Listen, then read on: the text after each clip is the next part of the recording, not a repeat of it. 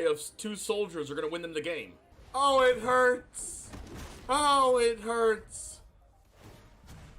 It hurts. I can't look. I can't look.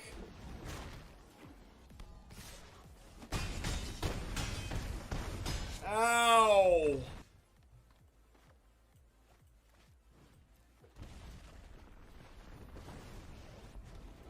Man, Valkmira's a problem. Nope. Oh no!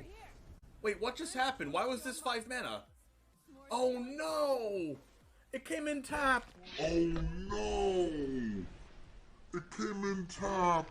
Oh my god! Did we do it? Yes! I attack! Holy shit! I attack! I attack! I attack! Everyone's clenching right now. No! Oh, he lost! He lost! I attacked! No! No! What? Oh, he lost! Oh no! Oh man! What? Riley, does your opponent ever make a play that doesn't seem to make sense on the surface, but then over time starts to kind of come together a little more? Yeah, this Aethergast's obviously going to do a good job of keeping Igor Kerim, you know, a little more alive, but there's a spell pierce, alright, sure. Pay for it, I guess. Easy deal. Okay, I still have enough mana to pay for the spell pierce. What are you doing, man? I mean, yeah, sure, you're getting the prowess triggers, but like, what's the plan here? Oh. There it is. A the mystical third dispute as well. Functional. Yeah, functional spell pierce enough to get in for Xaxes.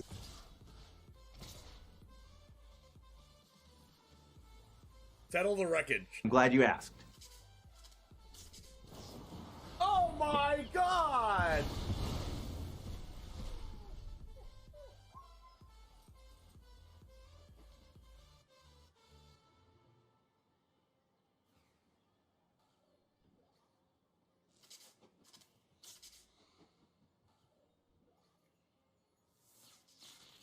A 100-card historic brawl. Settle the wreckage in hand after I called it. Riley, here we go. Nothing ventured, nothing gained here. Seasoned Pyromancer can let you ditch your hand in this case to draw 2 cards. And we need exactly 2. We need Bone Crusher Giant and an untapped red source. Need the Bone Crusher Giant with Stomp, which stops the 9 lives from preventing damage, and we need the red source to cast the Stomp, Dennis. And wouldn't you know There it is! Look at that! I've always maintained, Dennis, I've always maintained that Magic is a very skill-testing game indeed, and Charizard James is showing us just how skill-based this game is, ripping the actual perfect 2 off the top here, and is going to win the game on the spot because of it. Yo, what's up, Titan Smash? Oh no!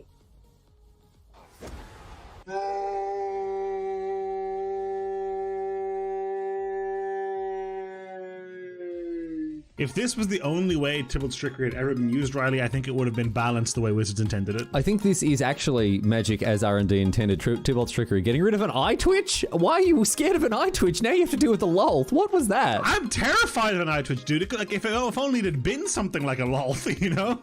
Raise the alarm. We found their win con. We didn't know what it was, and now we know. I've now found their win con. I don't like it. You fool didn't play around Triple Tithe. Listen. My opponent had Sky Tether main deck and then boarded out of all the bad cards and boarded in good cards like Memory Lapse and Teferi. How am I supposed to win if I know that? Their tempo play of 2 soldiers are going to win them the game. Oh, it hurts. Oh, it hurts. It hurts. I can't look. I can't look.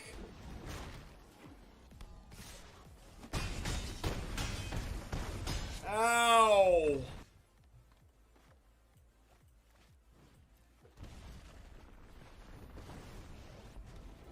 Man, Valkmira's a problem. Nope. Oh no! Wait, what just happened? Why was this 5 mana? Oh no! It came in tap! Oh no! It came in tap. Oh my god! Did we do it? Yes! I attack! Holy shit! I attack! attack! I attack! Everyone's clenching right now. No! Oh, he lost! He lost! I attacked! No! No! What? Oh, he lost! Oh, no! Oh, man! What? Riley, does your opponent ever make a play that doesn't seem to make sense on the surface, but then over time starts to kind of come together a little more? Yeah, this Aethergust's obviously going to do a good job of keeping Igor Kerim, a little more alive, but there's a spell pierce, alright, sure. Pay for it, I Hey, guess. easy deal. Okay, I still have enough mana to pay for this spell pierce. What are you doing, man? I mean, yeah, sure, you get the prowess triggers, but like, what's the plan here? Oh, There it is. A The mystical third dispute as well. Functional, yeah, functional spell pierce enough to get in for Xaxes.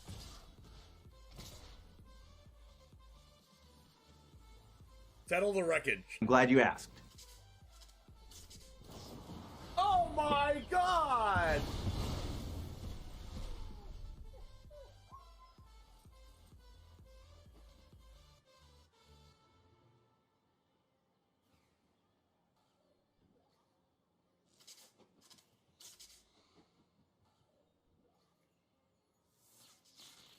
A 100-card historic brawl.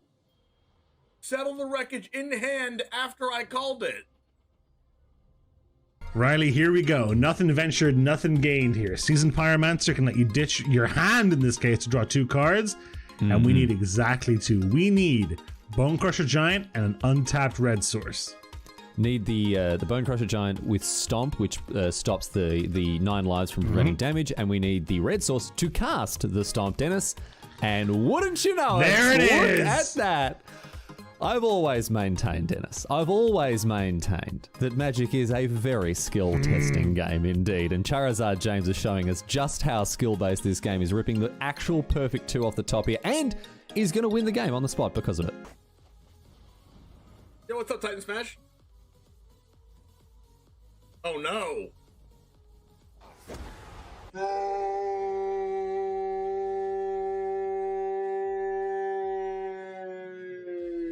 If this was the only way Tybalt's Trickery had ever been used, Riley, I think it would have been balanced the way Wizards intended it. I think this is actually Magic as R&D intended. Tybalt's Trickery. Getting rid of an eye twitch? Why are you scared of an eye twitch? Now you have to deal with the lolth. What was that? I'm terrified of an eye twitch, dude. Like, if only it had been something like a lolth, you know? Raise the alarm! We found their win con. We didn't know what it was, and now we know. I've now found their win con. I don't like it. You fool didn't play around Triple Tithe. Listen. My opponent had Sky Tether main deck and then boarded out of all the bad cards and boarded in good cards like Memory Lapse and Teferi. How am I supposed to win if I know that? Their tempo play of 2 soldiers are going to win them the game. Oh, it hurts. Oh, it hurts. It hurts. I can't look. I can't look.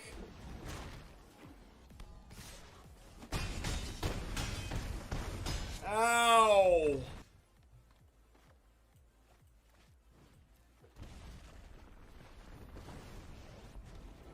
Man, Valkmir is a problem. Nope. Oh no! Wait, what just happened? Why was this 5 mana? Oh no! It came in tapped. Oh no! It came in tapped. Oh my god! Did we do it? Yes! I attack! Holy shit! I attack! I attack! I attack! Everyone's clenching right now. No! Oh, he lost! He lost! I attacked! No! No! What? Oh, he lost! Oh no! Oh man! What?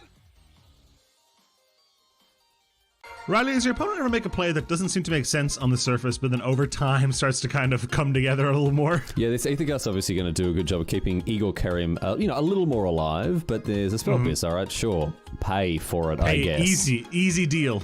Okay, I still have enough mana to pay for this spell pierce. What are you doing, man? I mean, yeah, sure, you get the prowess triggers, but like, what's the plan here? Oh, There it is. A The mystical dispute third as well. Functional. Yeah, functional spell pierce enough to get in for Xaxes.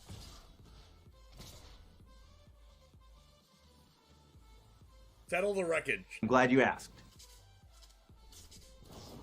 Oh my god!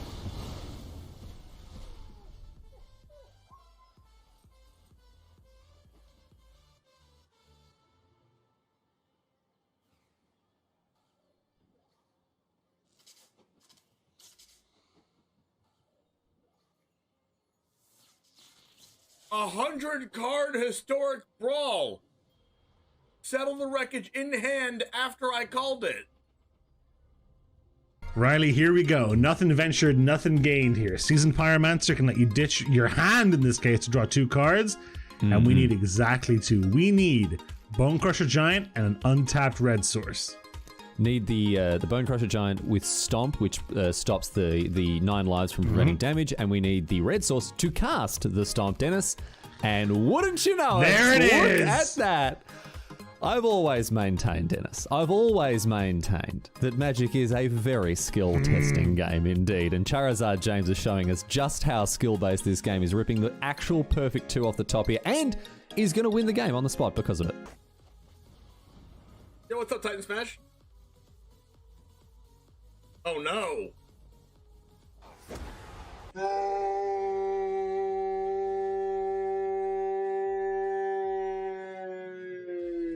If this was the only way Tybalt's Trickery had ever been used, Riley, I think it would have been balanced the way Wizards intended it. I think this is actually Magic as R&D intended. Tybalt's Trickery. Getting rid of an eye twitch? Why are you scared of an eye twitch? Now you have to deal with the lolth. What was that? I'm terrified of an eye twitch, dude. Like, if only it had been something like a lolth, you know? Raise the alarm. We found their win con. We didn't know what it was, and now we know. I've now found their win con. I don't like it. You fool didn't play around Triple Tithe. Listen. My opponent had Sky Tether main deck and then boarded out of all the bad cards and boarded in good cards like Memory Lapse and Teferi. How am I supposed to win if I know that? Their tempo play of 2 soldiers are going to win them the game. Oh, it hurts. Oh, it hurts. It hurts. I can't look. I can't look.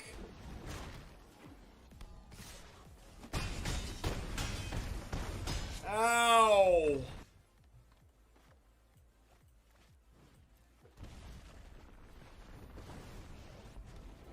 Man, Valkmir is a problem. Nope. Oh no!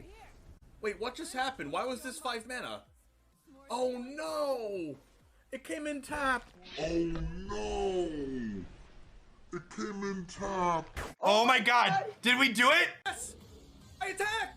Holy shit! I attack! I attack! I attack! Everyone's clenching right now. No! Oh, he lost! He lost! I attacked! No! No! What? Oh, he lost! Oh no! Oh man! What? Riley, does your opponent ever make a play that doesn't seem to make sense on the surface, but then over time? What's up, Goose Gang? Brand new emote. Also, if you weren't here yesterday, obviously you weren't because I was off. We have 2 brand new emotes.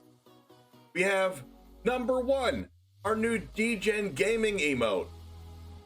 I want to see it in chat. The DG, the silver D, and the red G. I want to see our DGen Gaming emote. There we go, Adam. Now, for number 2. Every single time we make Xaxes or someone makes Xaxes against us, I want to see our new Xaxes emote in chat. Okay? I'm a man of the people, as you know. Okay? So I do what chat wants. The other day, 2-3 days ago, someone in chat said, hey, we should have an Xaxes emote. And now we have one. Look at that. Look at that. I give the people what they want. Now, I know that Worlds is today, so we're going to be catching up with that and doing a co-stream for Worlds. What is it, top 4 today? But before that, we're going to be playing some Grixis turns because I like playing that deck. We're just going to chill out for a minute. By minute, I mean an hour or two until World starts. Unless it's not today and I'm mistaken. So let's play some Magic.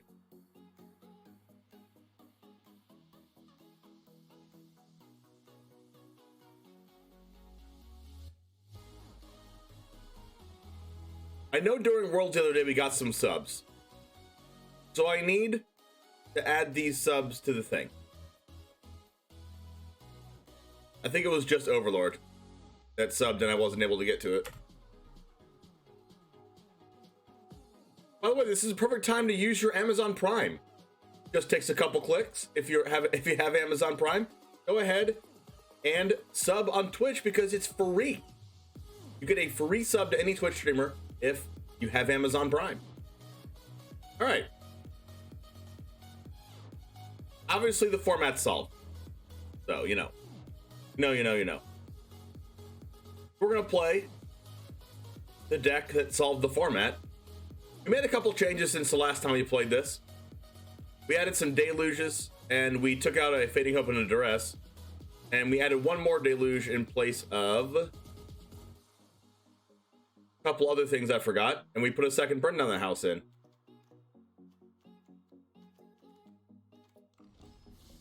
Let's play. Also, if you haven't checked out my newest YouTube video, you definitely should because this 9 aggro deck was super good. But today, Riley was first in chat. Already said hi to Adam. What's up, Riley? Nuno, what is up? Christmas, you were, what, 3rd or 4th in chat? Fabio, what's up? Jake. Tommy. Heek Jim. Ag Jim, I should say. Zach, what's up? If I was a man of the people, I'd even out that beard. No, that'd be a man of the person, okay? A man of the people. More than one person. Where's my blue mana? Am I playing Rakdos Grixis? I'll get there, right? I have lands and spells. I'll get there.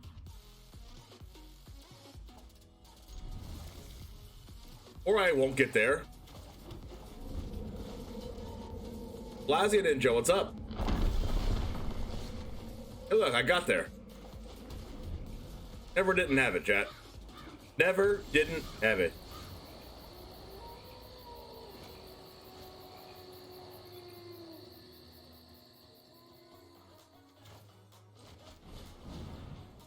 I would play Celestis there, but, you know, I wanted to kind of look for a one-mana interaction. Like, I wanted like a Duress or a Fading Hope there.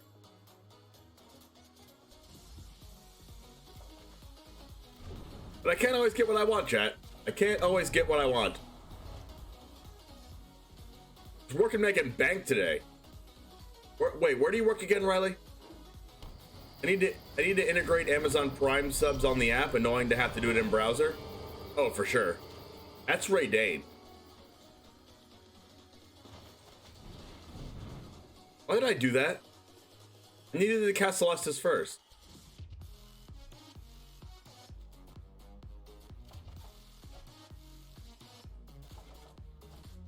Actually, I don't think it mattered. It's a good day. Football all day, making chili. All right, and now watching James make mostly sweet plays. Yes, that is actually super accurate. Mostly sweet. Just like that one song by that one band. What's the one song by the one band? Did Jamie make the emotes or did you commission them? I commissioned it. I commissioned every emote. But except for my bits emote, which was made by someone in chat. That person was you, Zach? I remember now. Ray needs to calm down, chat.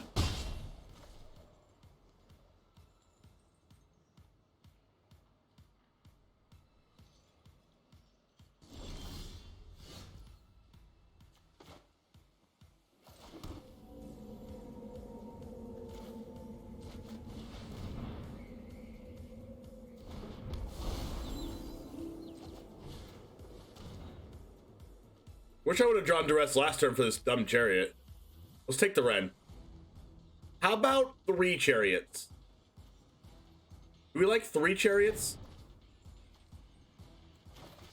Or what do we think of 3 chariots?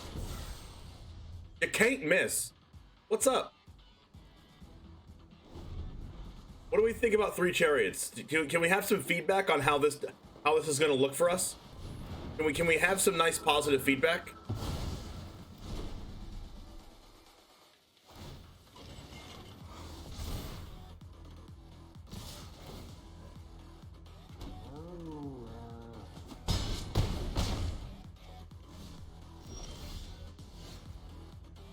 Scoop.gg. It'd be great if there wasn't a Ray Dane there.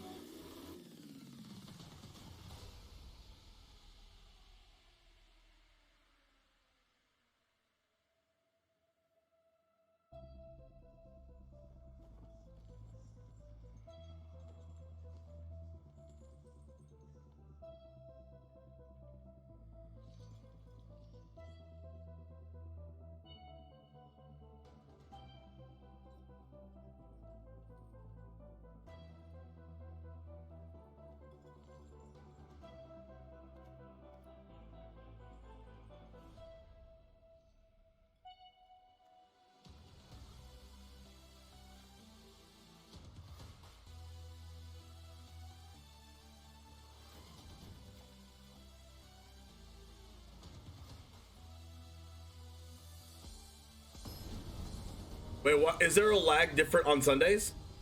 Chuck Norris doesn't die after Warlock class, but Scourge of the Skyclave combo. Chuck Norris doesn't die from the Reaper, chat.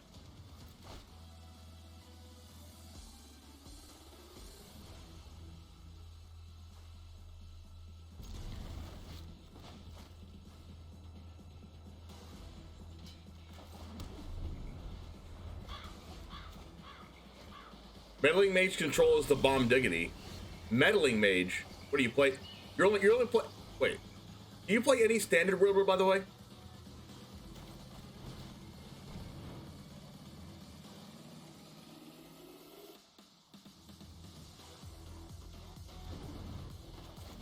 I love Chuck Norris jokes, so do I.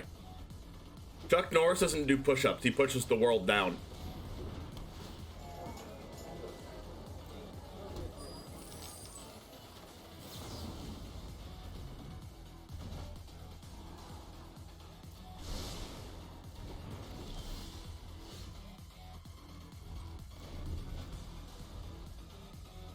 When you cast Allrun's Epiphany on Chuck, he takes extra turns. That's funny.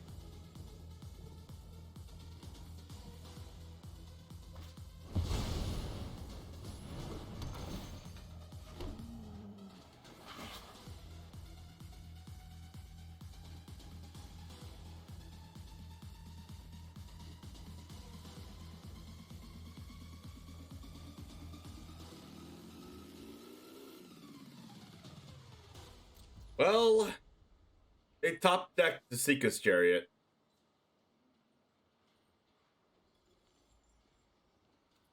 That's not good for us. We don't even have red mana. Speaking of red mana, never didn't have it, chat.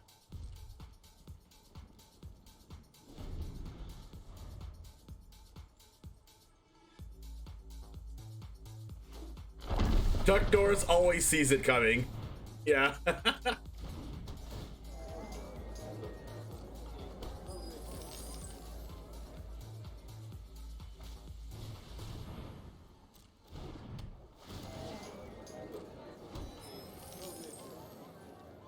This is unfortunate for us.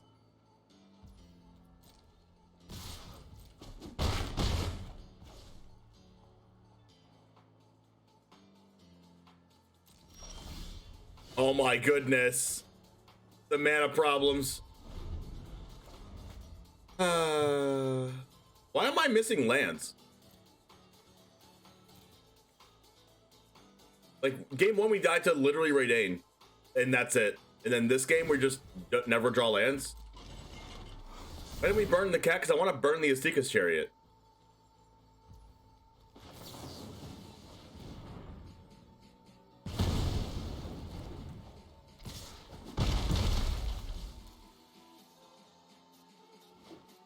Your champion ended up at 9th? When did, oh my goodness. Where did, Seth Manfield end up?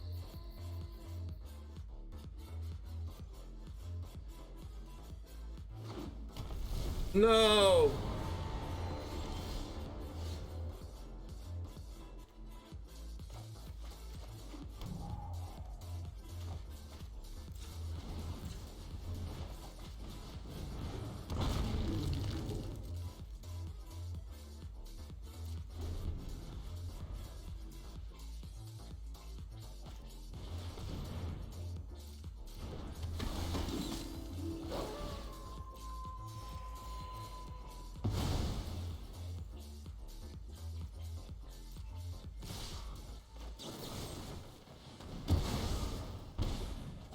Just dead last. Oh yeah, Arne was last, right?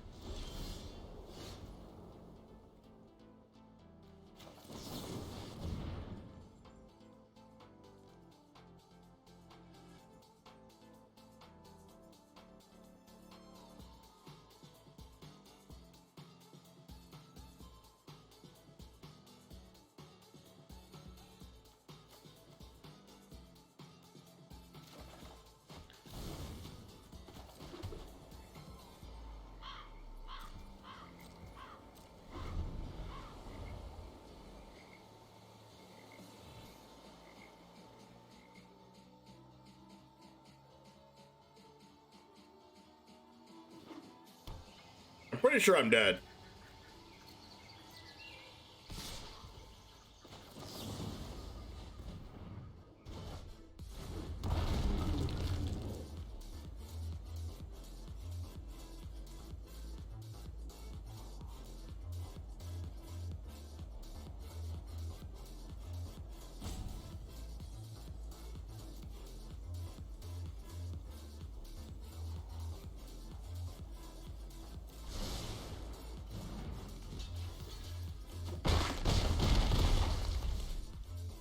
You copied it to your can't craft deck list. Does anyone else have a deck list of just stuff they can't craft? That's funny.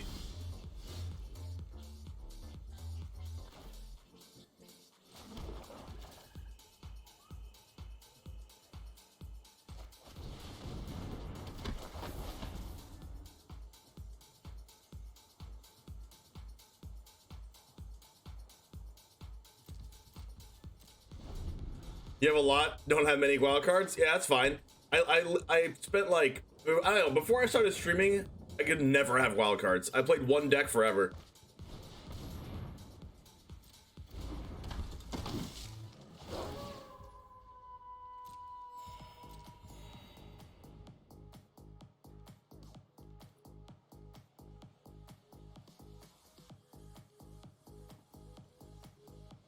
Oh, I'm at 2, aren't I? I'm dead.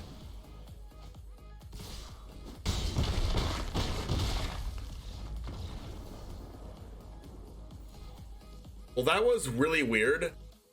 Weird combination of me losing and never drawing anything playable. Well, I drew playable things, just not in time.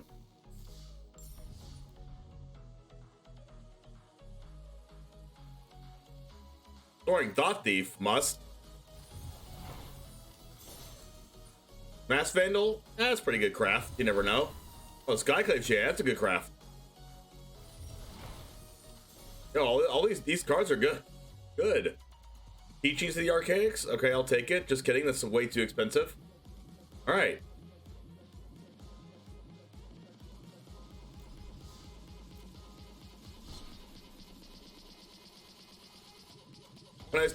When I started streaming, I started opening packs because, you know, I kind of have to, you know? And then that's when I got cards.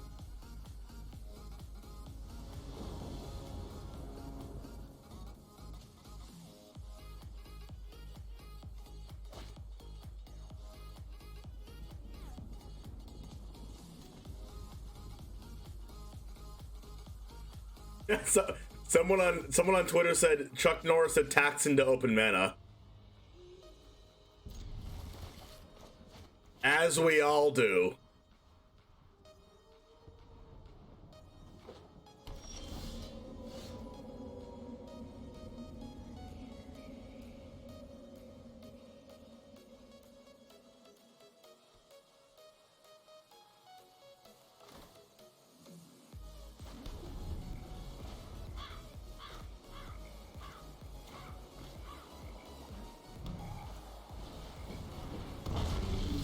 Didn't get the Diet Mountain Lightning Zombie?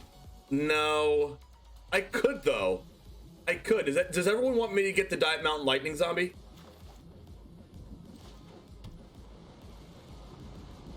Oh my gosh, this dumb thing's a dragon. Why do I have Power Word Killed in my deck? Why is this a card in my deck?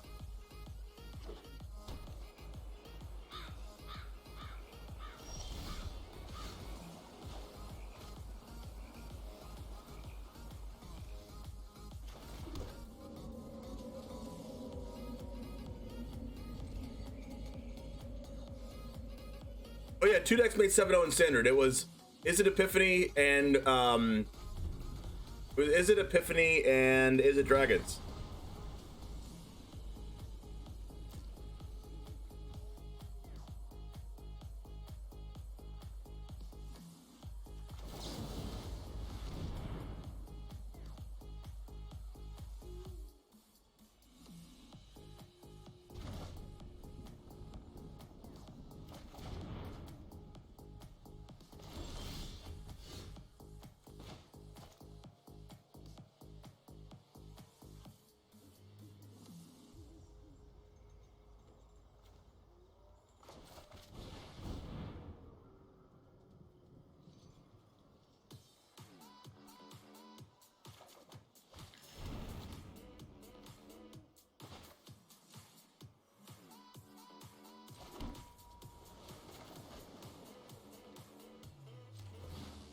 This is a Grixis mirror match.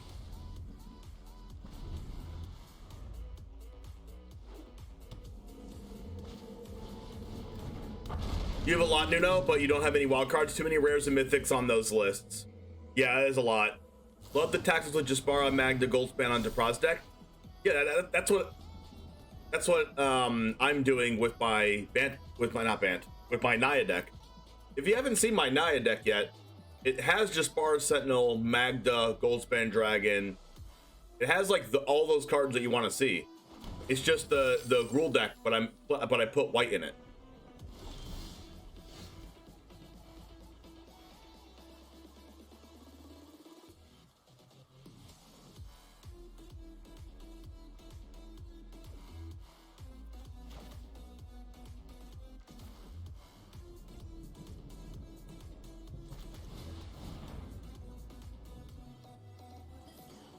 When is the anthology supposed to hit?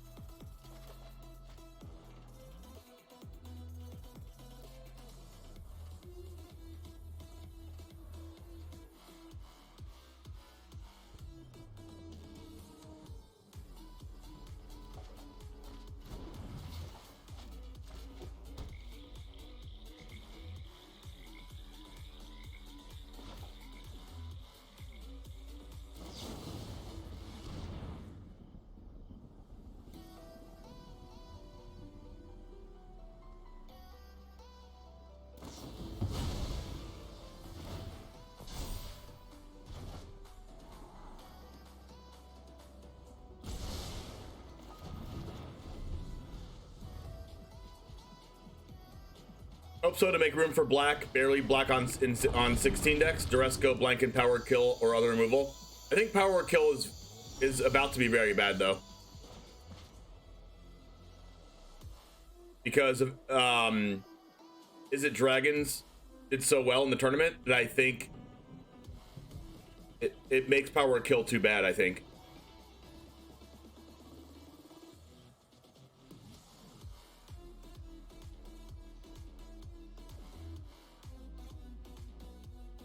Just play Historic, less things to craft. I mean, that's true, but some people don't want to play Historic, though.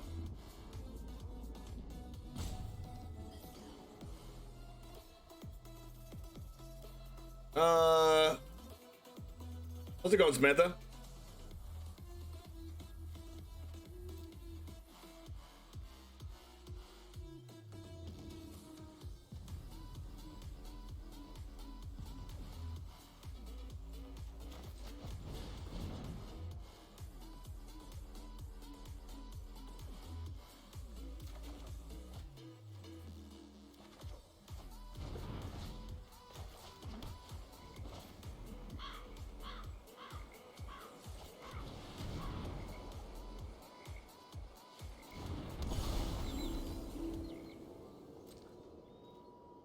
Hopefully they don't cast Alrund's Epiphany and evolve the egg.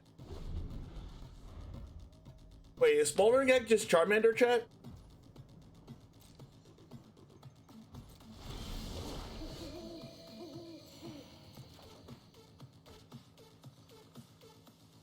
I think Power Kill is just actually terrible here.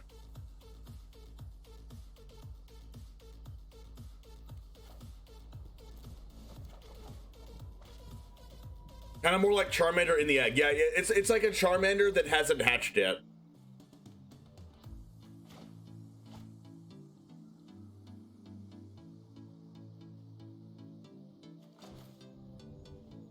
And then then it just hard evolves into Charizard. They're like rare candies. It rare candies itself, doesn't it?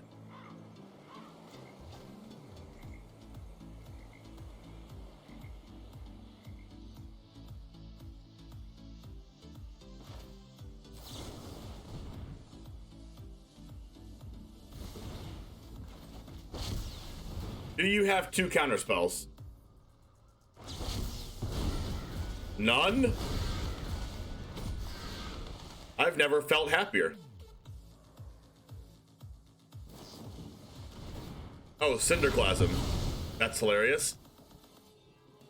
They think that's my only win condition.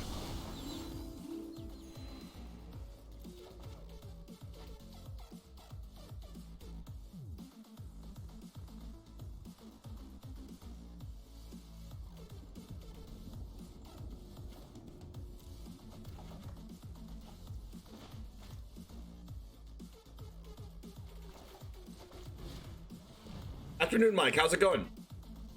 Yeah, this is pretty good for us. Gotta go to Charlie Lane first? We would hope so.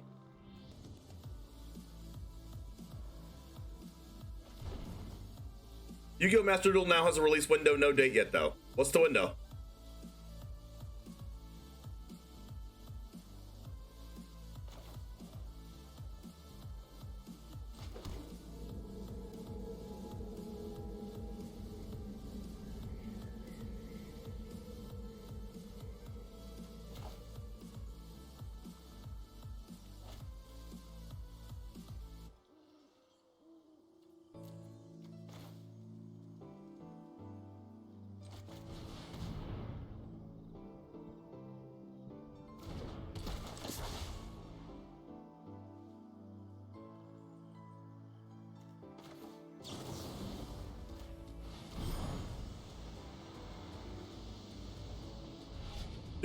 This is just so insane.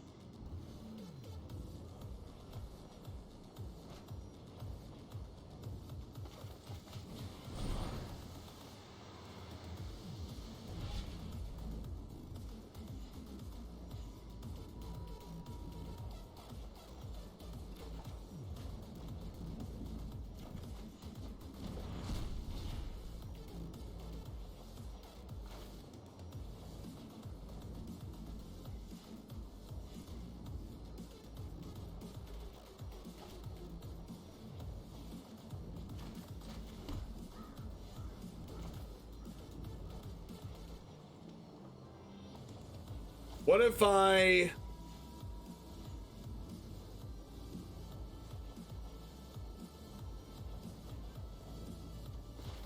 just do this? No, I'm gonna iteration that. I'm just gonna divide by 0, I think.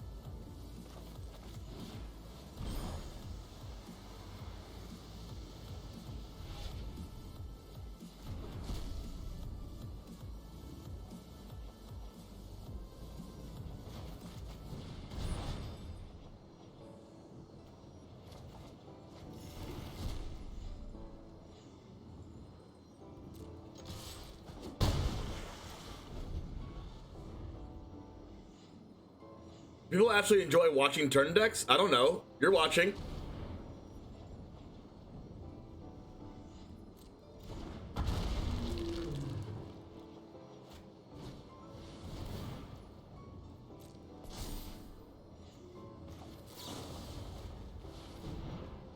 Oh yeah, Jeskai's the worst.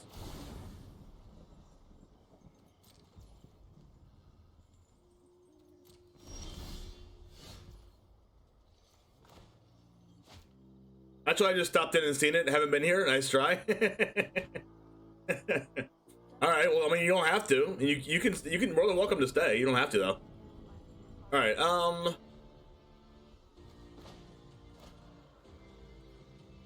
guess we're just gonna try to find another epiphany. I guess.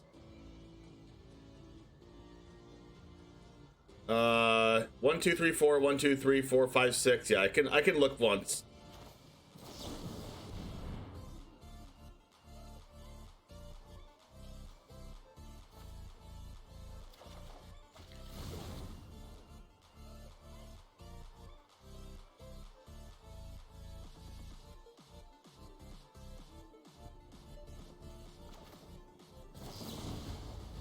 Yo, fuck mister, how's it going?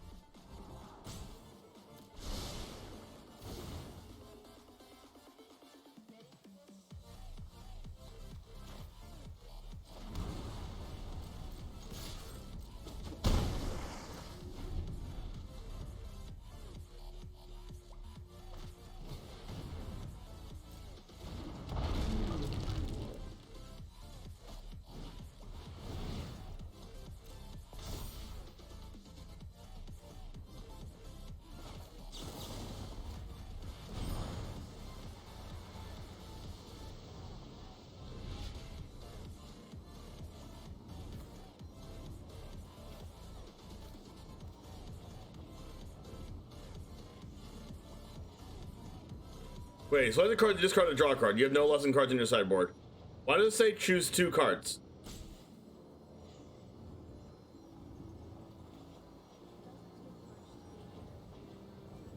Wait, why am I submitting 2 cards? Okay, there we go.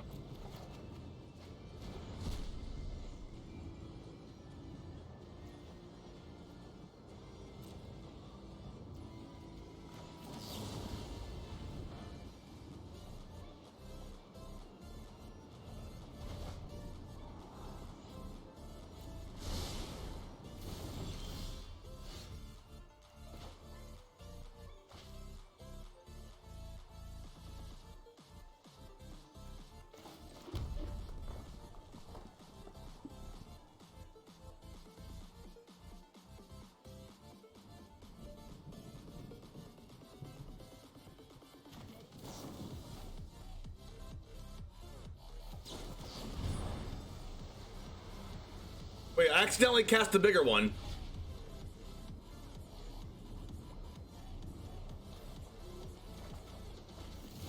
What the heck?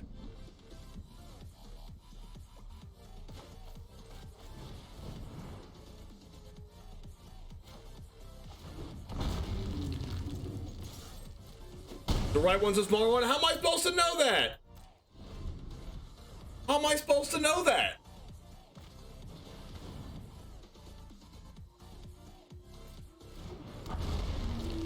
I thought I picked the right one.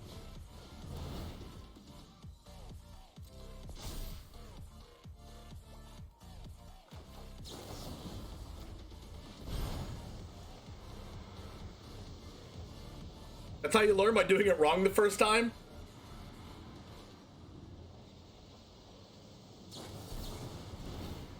Where? My card can't be countered? Oh my gosh! Lear, baby!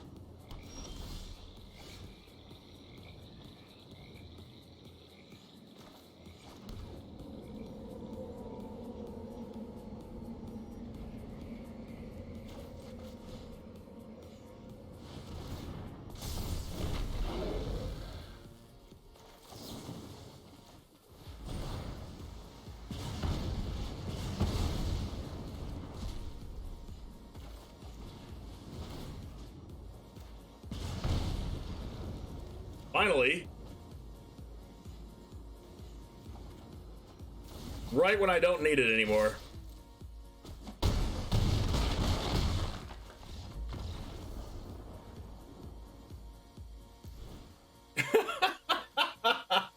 What? That's... I just played every spell twice.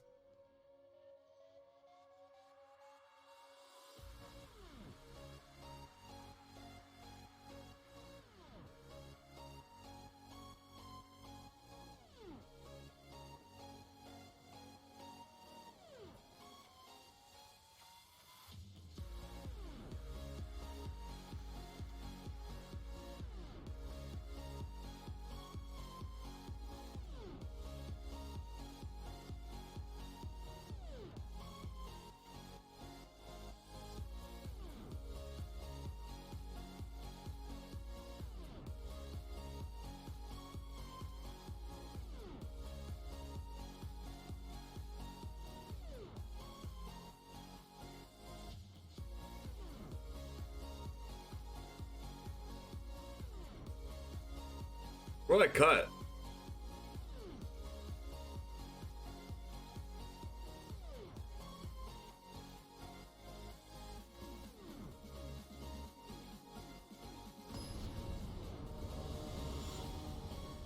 Oh, the warning should be in red? That's fair. Much as I like the non-epiphany deck in Team or Treasures win worlds, I think Yuda's deck is best positioned in the top 4. Yeah, I think... I liked them all. I kind of wish that Benfield would have done better.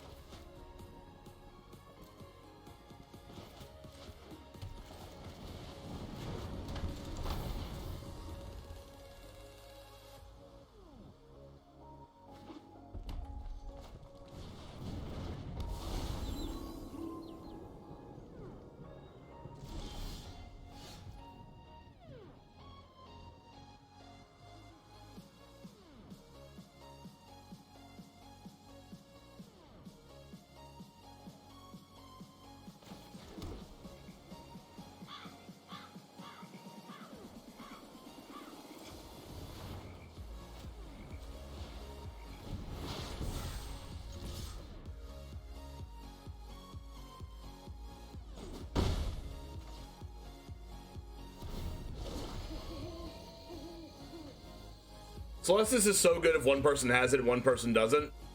I mean, even if both people have it.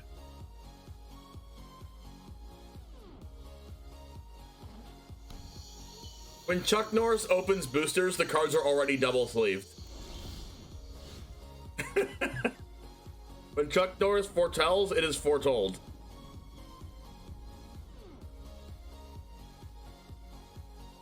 Chuck Norris doesn't look at his draft picks until he plays his first land.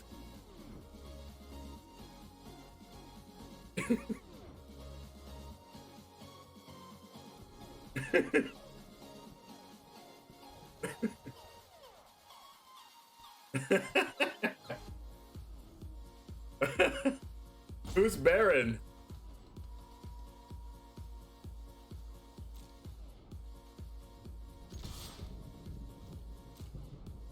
Is Chuck Norris code for Yuta? Something like that.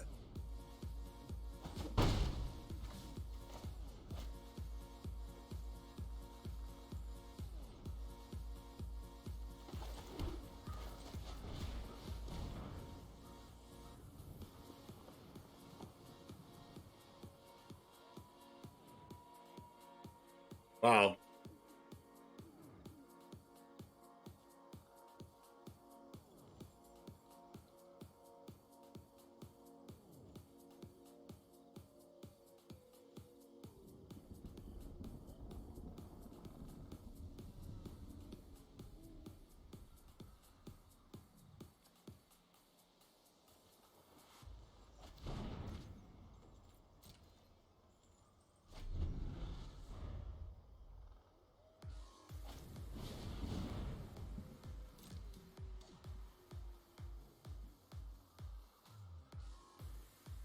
If it was all runs and one iteration, I might have taken an iteration.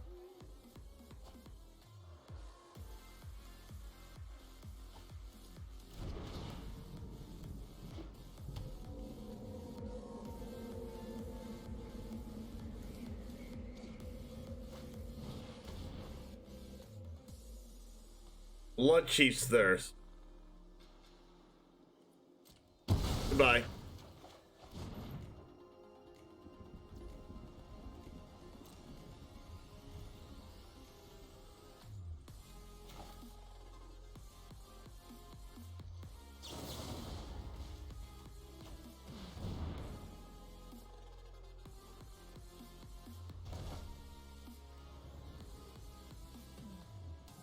I just get mascot, right? I have enough lands already?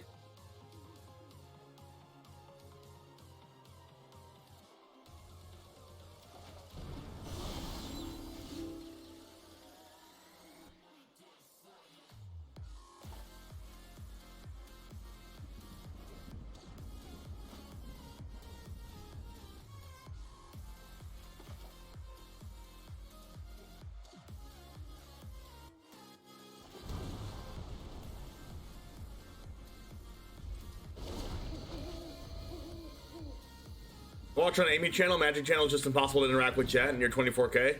True.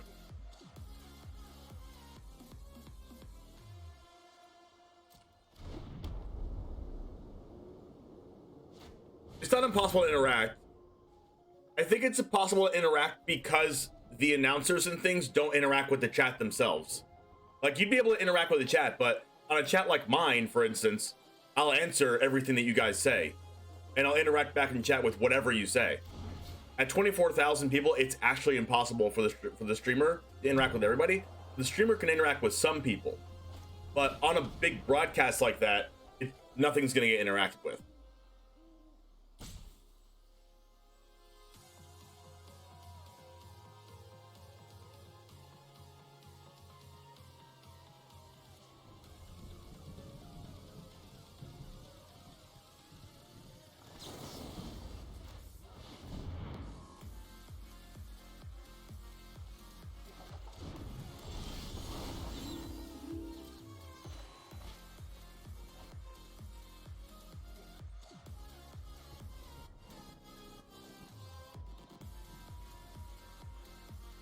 What kind of question is that, chatters?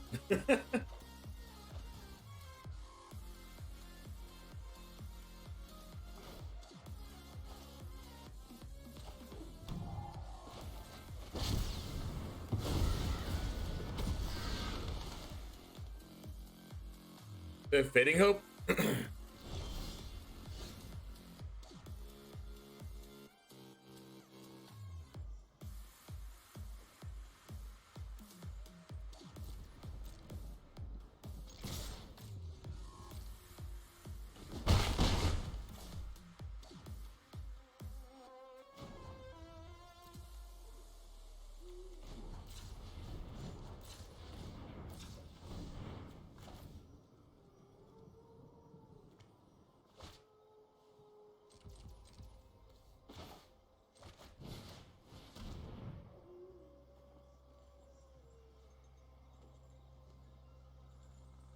I do have Fading Hope.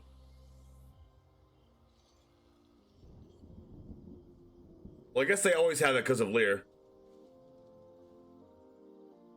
Chat will catch you.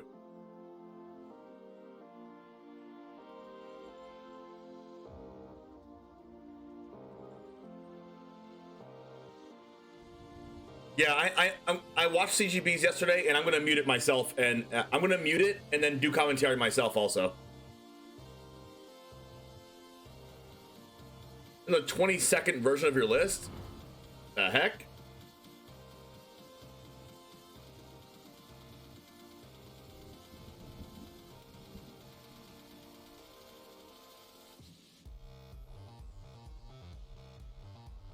I mean, nothing can be countered.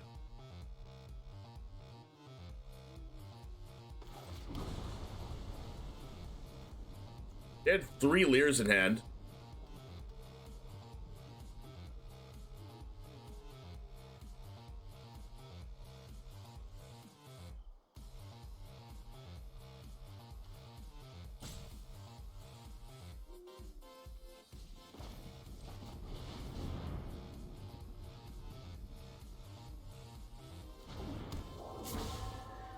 I guess they're gonna Fading Hope my Geist, and then I have to Fading Hope my Geist back.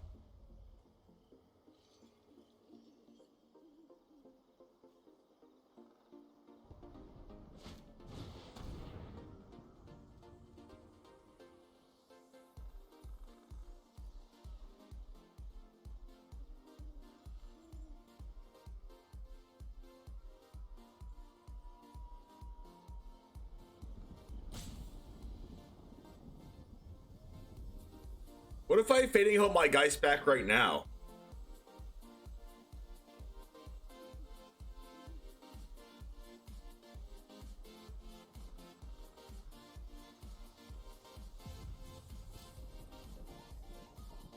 I refuse to put my Dimir deck right now because I imagine ladder is all turns.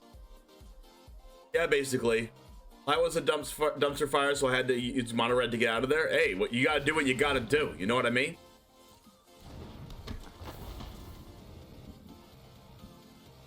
Lear is probably going to put us in the dust.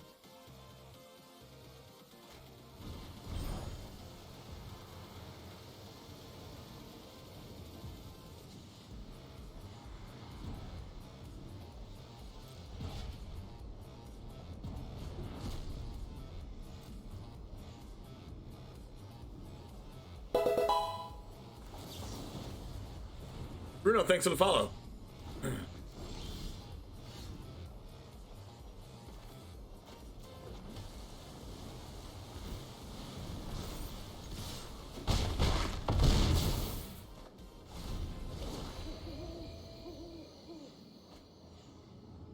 It's kind of weird when mono red's not in the format, right? So it's like, what about mono red is that bad? It has nothing.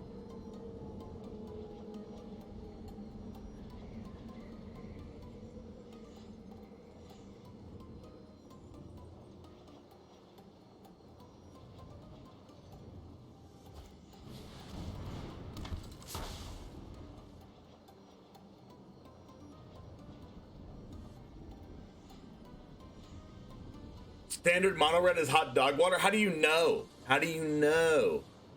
What would they have? They have what? Adversary. Oh, I guess they have really bad one drops like a Coom Hellhound, right? Wait, we just got Falcon Wreath, whatever it's called. The 1 mana 2/1 red vampire. I drink it daily. Trust me.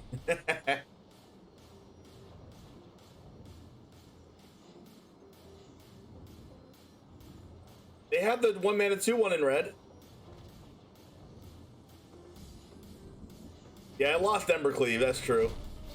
Losing Anax was a big deal too.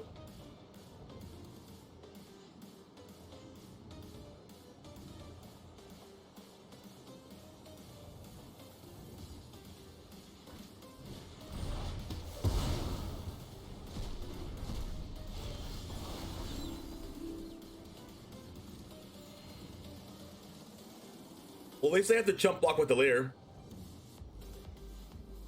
They lost Torbrand too.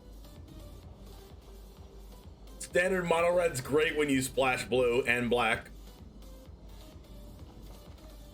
Gotta stop drawing lands.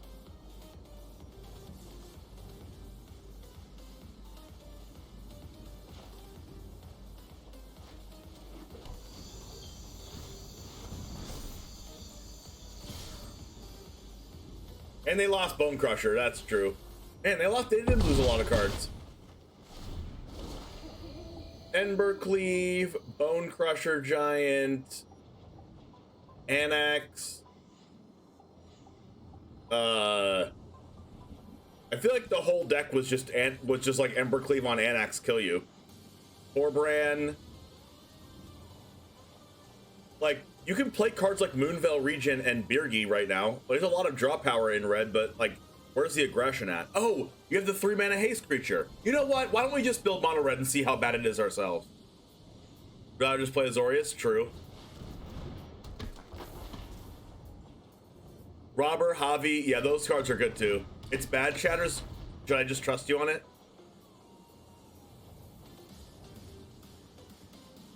If I draw like a 2-mana Answer to Hermit, I should be okay, because I have to keep blocking with the freaking Leer. They keep gaining life. That's so annoying. They gain 2 life per turn cycle. This is gonna go Night again, because we're not gonna cast a spell. We've drawn 3 lands in a row.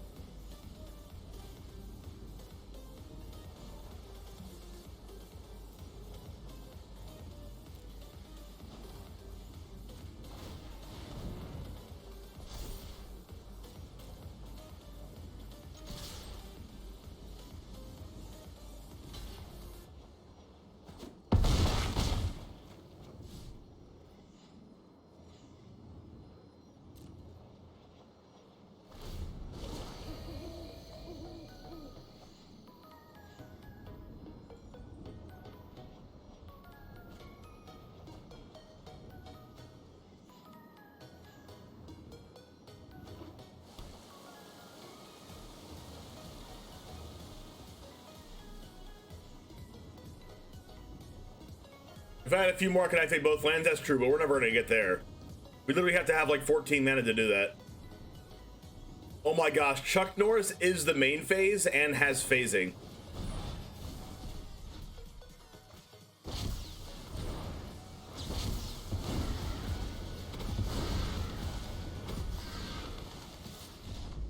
That's an awful way to lose. Draw 3 lands in a row when we were ahead.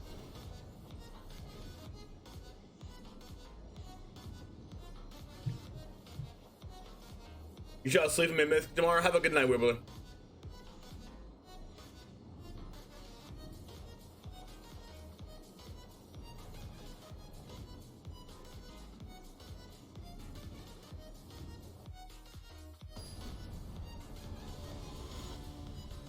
When does World start, by the way?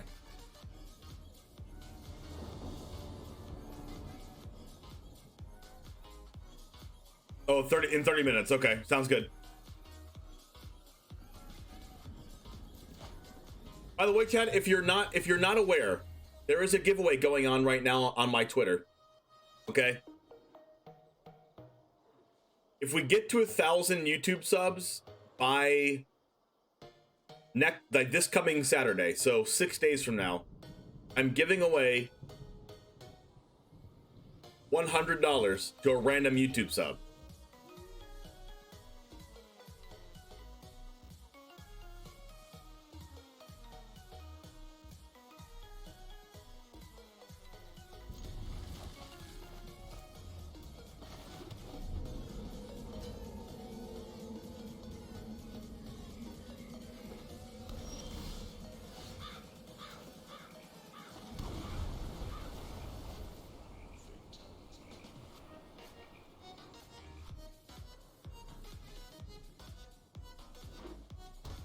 It's on my Twitter. It's the pinned tweet on my Twitter.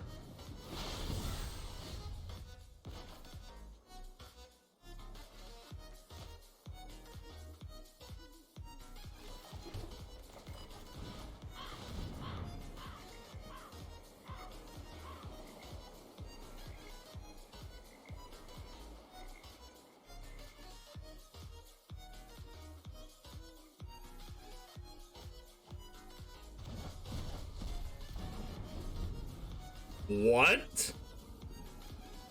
Yo, Mind Rot OP. Also exiled the Malevolent Hermit.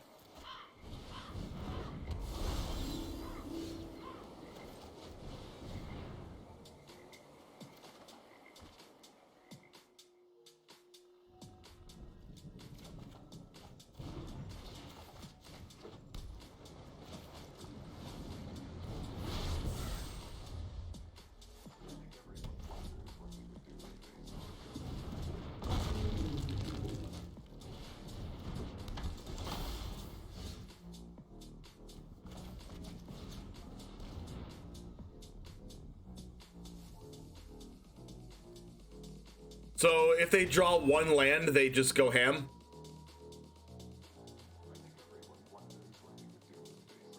Kind of unfortunate.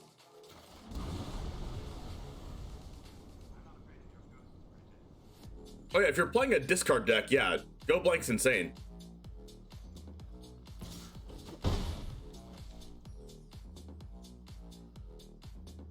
Unless that's Demon Bolt, another copy or something. Perk of keeping an all lands hand, Duress is unplayable against us. Oh!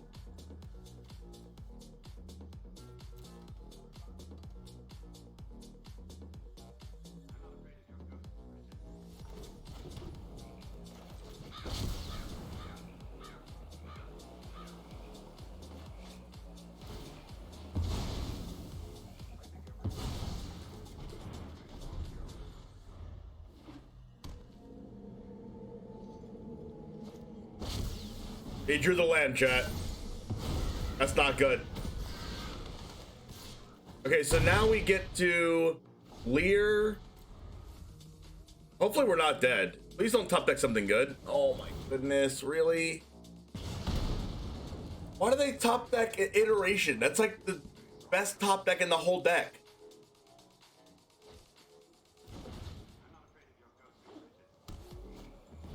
Oh my gosh, really? Why don't we Lear and Duress? They had no hand. The last card that you saw there wasn't actually in their hand, it was foretold.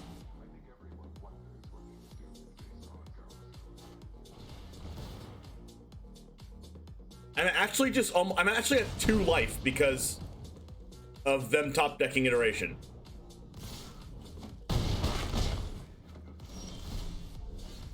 And I don't have an answer to Ashmouth Dragon now. Wow. Are you kidding me?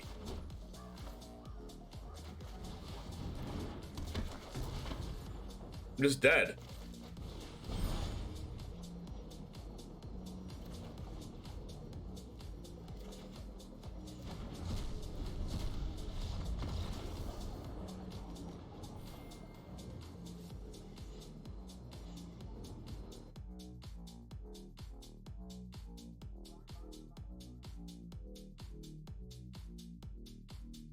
The egg is really good, chat. I want to play more eggs, but like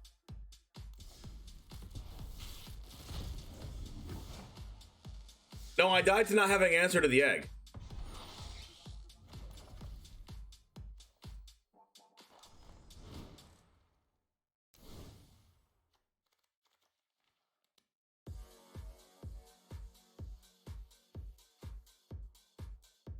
Like we had Infernal, like post Cyborg, we had Infernal Grasp, Fading Hopes, Divide by Zeros, and that's it.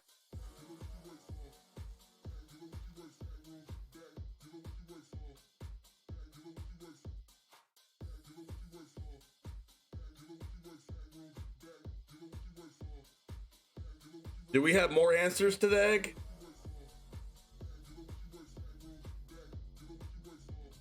What's better, Rebuke or Demon Bolt?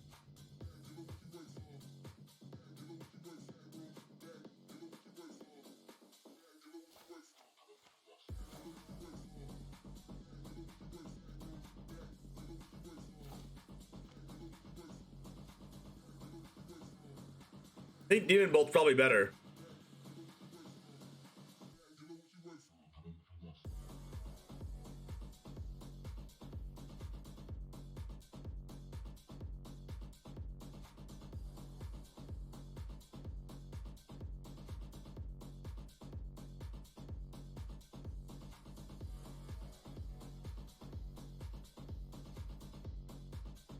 Yeah, it kills Goldspan Dragon, it kills the egg. It kills, like, Lear. It kills, Old Ghost Troll. Kills the Seeker's Chariot. Yeah, this card's actually just, like, really good right now.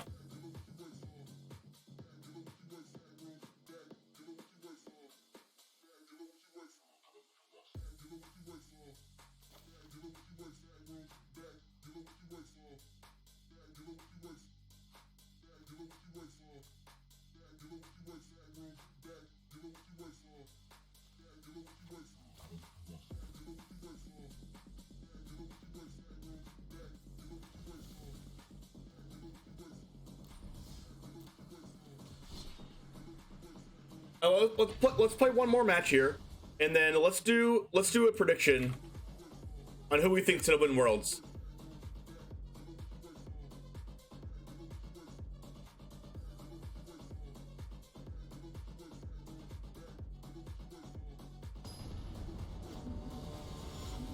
We have Merkel, Debra, Grasky, or Takahashi. So is it Dragons? Is it Epiphany?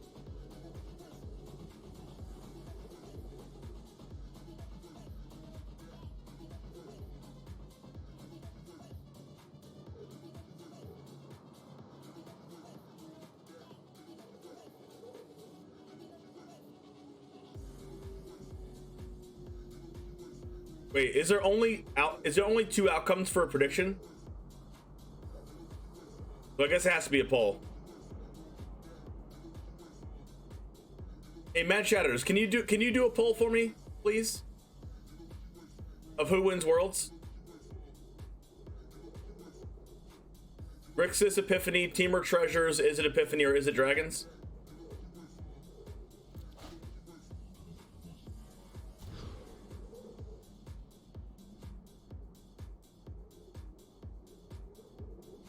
It's just the slash poll enter.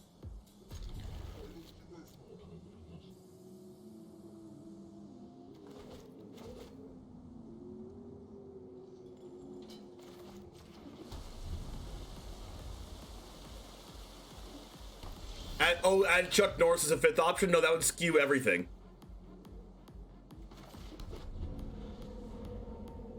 Because then Chuck Norris would take all the other people off the poll, and you could do it, but it will only show Chuck Norris to the entire chat.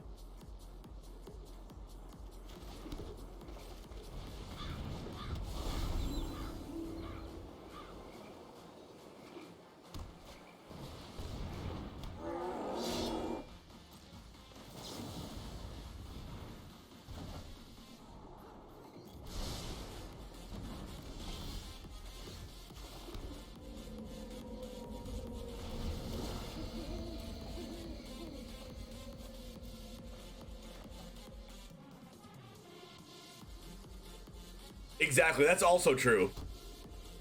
Bold prediction, Cotton.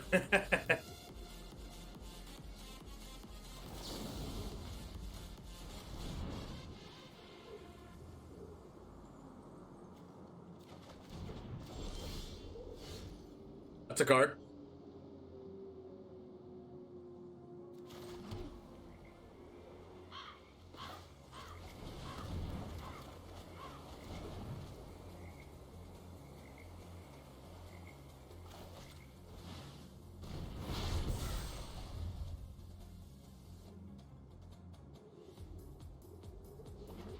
That kind of seems unfair.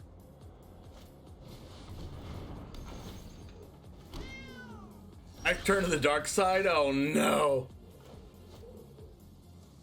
I haven't turned to the dark side. You've turned to the dark side.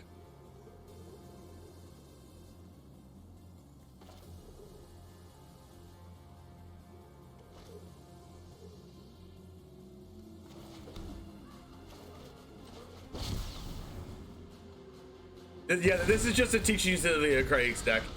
Yeah, didn't you just see us draw 3? Hello? What kind of deck do you think this is?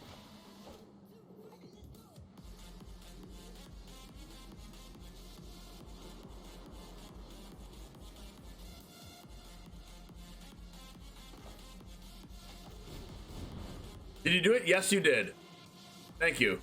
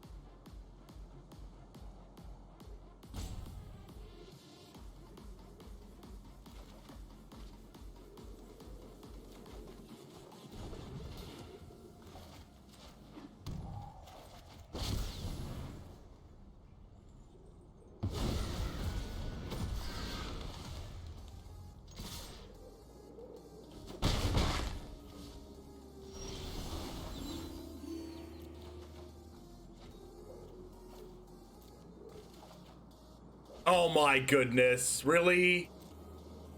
We are the bad guys. We are the bad guys. We are so terrible. Taking all the turns in a row. Oh no. That was so unfortunate for our opponent.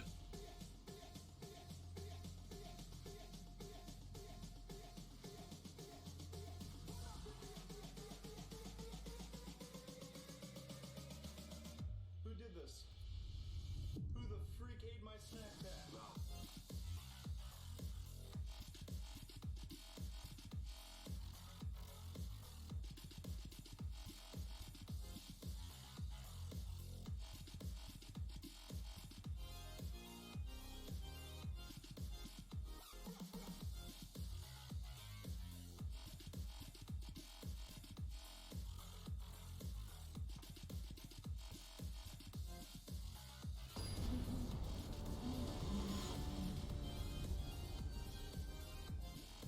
You should have roped? No way, Goblin.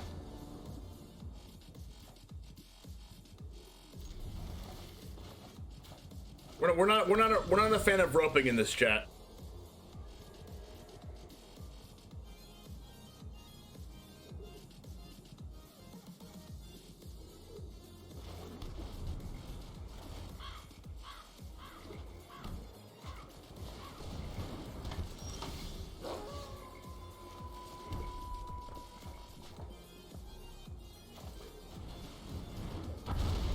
If you rope out, you should get a penalty. you go down like a percentage of extra rank points.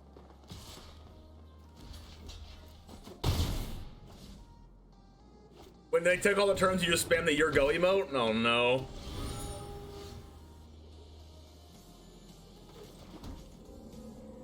Oh my gosh, Demon Bolt into Memory Deluge is growing the egg. It's actually insane.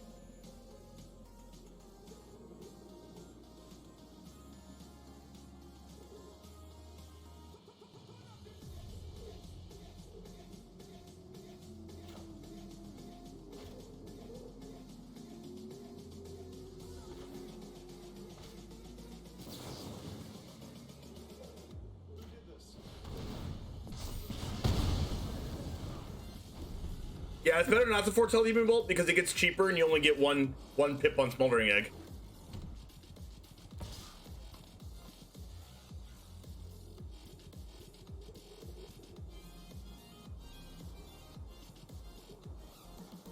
If they pump, that means I get a turn. So, sure.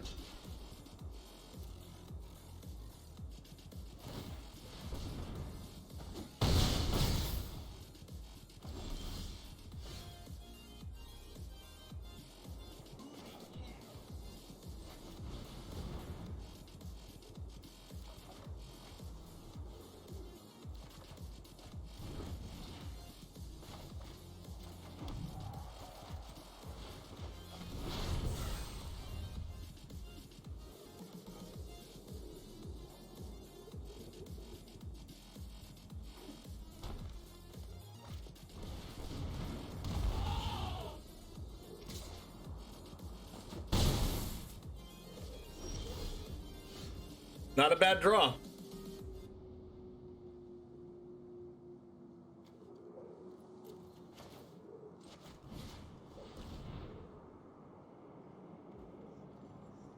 Take their snakeskin. Or their Tangle Trap. I wasn't expecting to take a Tangle Trap with duress. But you know, it's an option that I could take, and you know, I think I'm just gonna take the Tangle Trap there.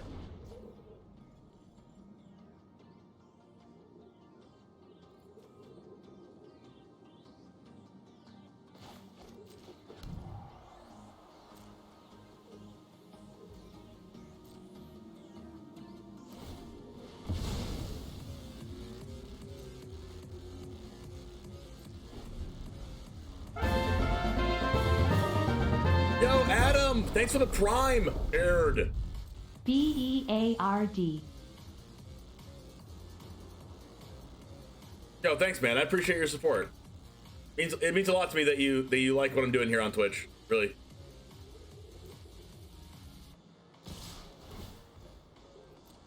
Those of you who don't know, Cat Air Gizmo is my friend IRL.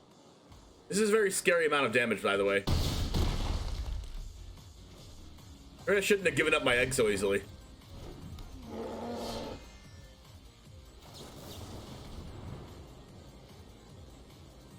Yes, it is. Yes, it is, Trashy.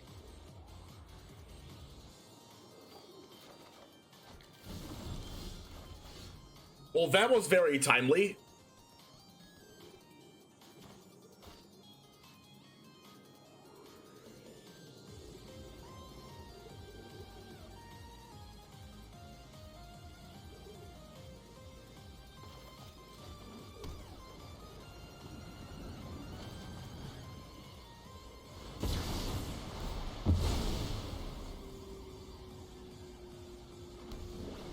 But unfortunately, they get to hit me with a 4-4.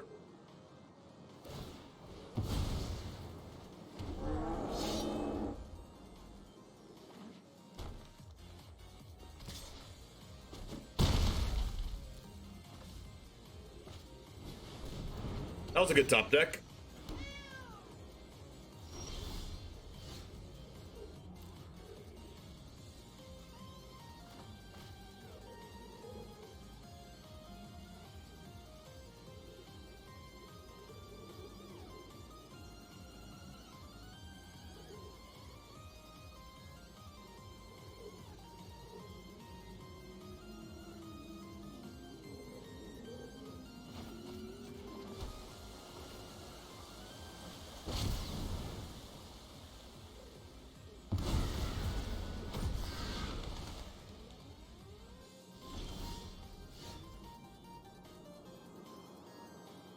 So I can 1, 2, 3, 4, 5, and I have 3 mana left over.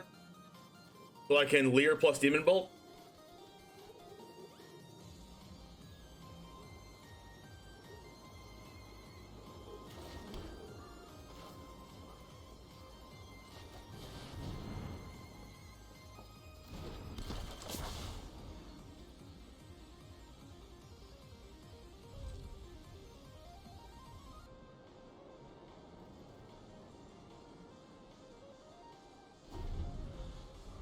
Yo, what's up, Lauren?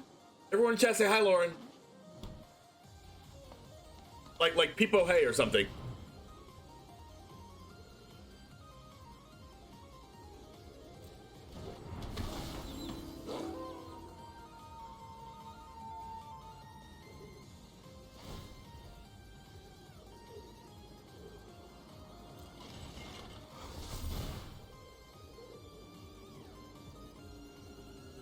I think I care more about the 4-4 than I do the Chariot, but let's go ahead and just kill the Chariot.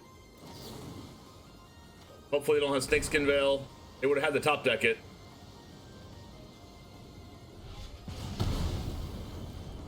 Alright, then we can just go like this to survive at 1.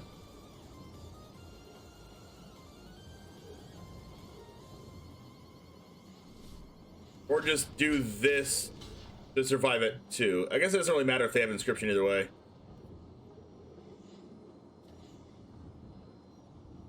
So if we die either way from inscription, I don't want to risk them killing my Leer.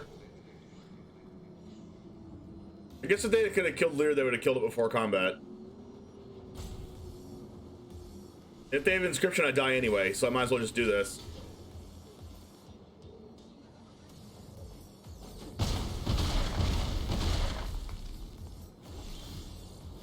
Okay, second Leer makes me happy about this.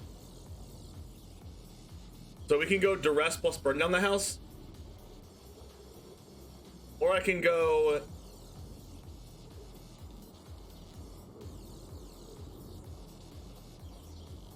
Go like Duress plus Burn Down the House. I can go Duress Celestis Burn Down the House.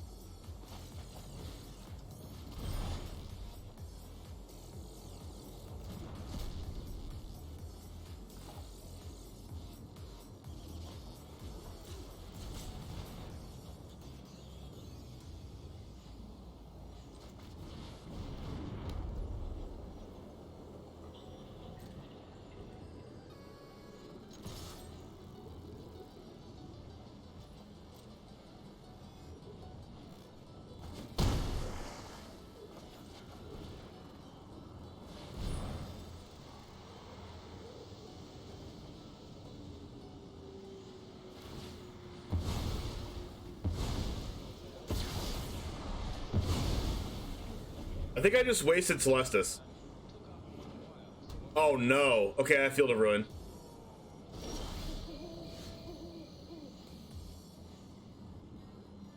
I can go Leer into Iteration.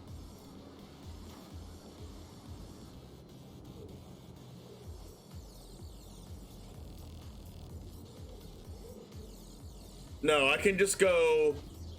I have to hold up Field of Ruin regardless. Alright, don't spam, please.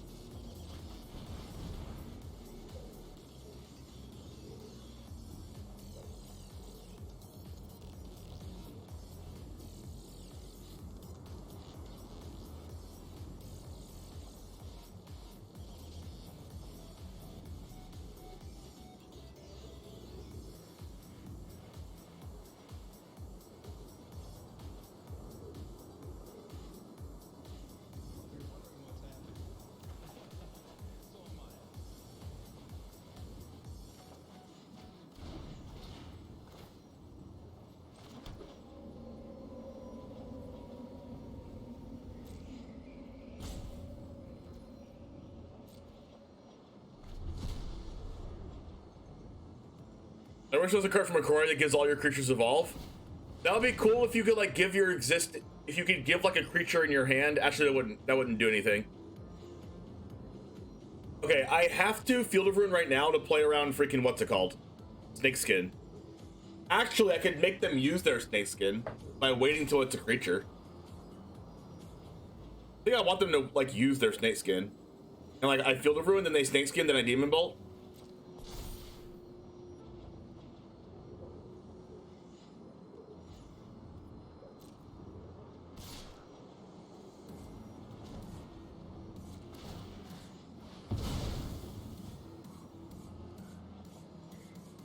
They drew it. No, I didn't draw it. I had hope for a second.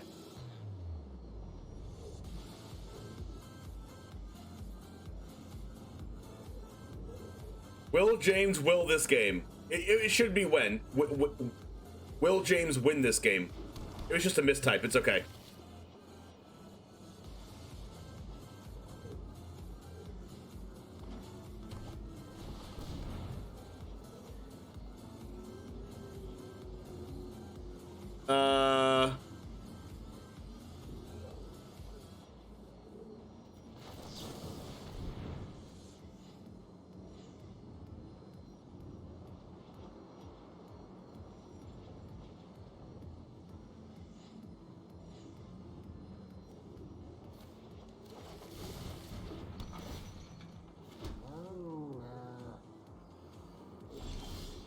That was a good draw.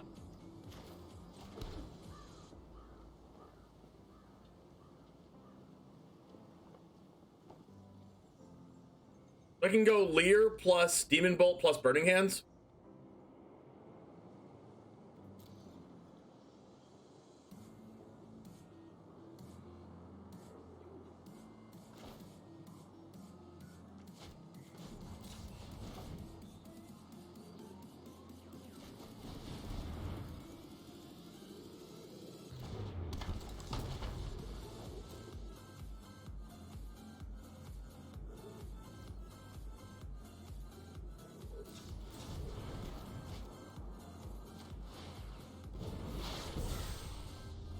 And you do polls where people win points too? Yeah, slash prediction, and then press enter.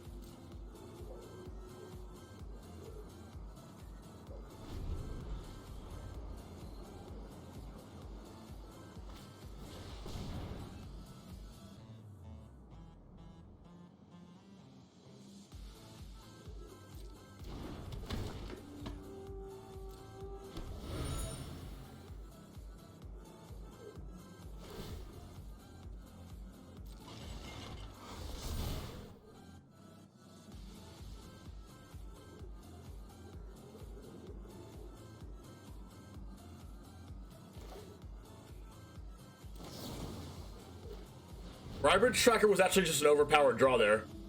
It gives them an extra draw, and it actually made their Chariot tap that and not any of their tutus.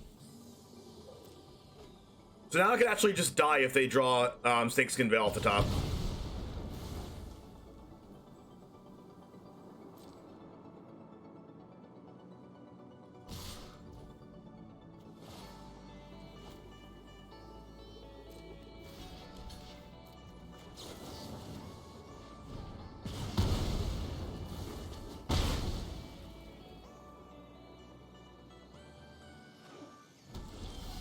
Just a land.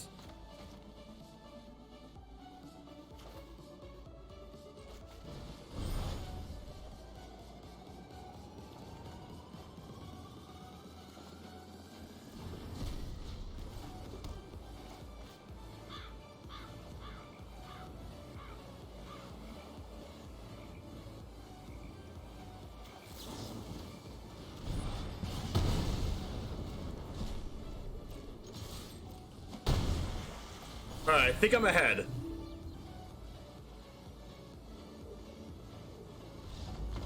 Oh my gosh. Lear! King Lear!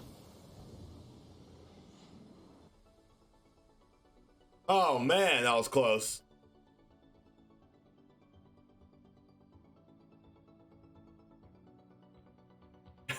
Chuck Norris understands how banding works.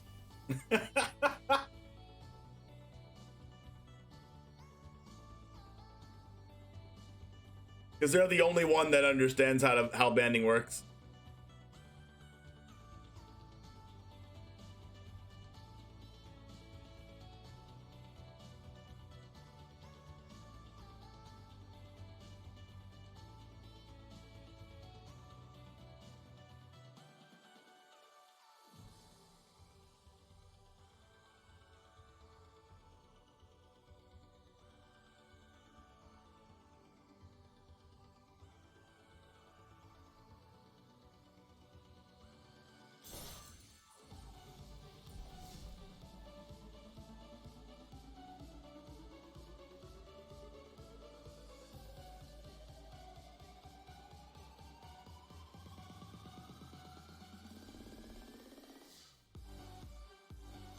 You get to storm the festival. Andre had a good speech, very humble.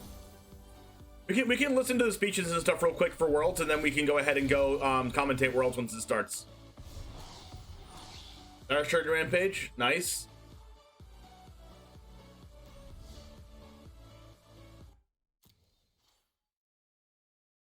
All right, let's go ahead and watch it.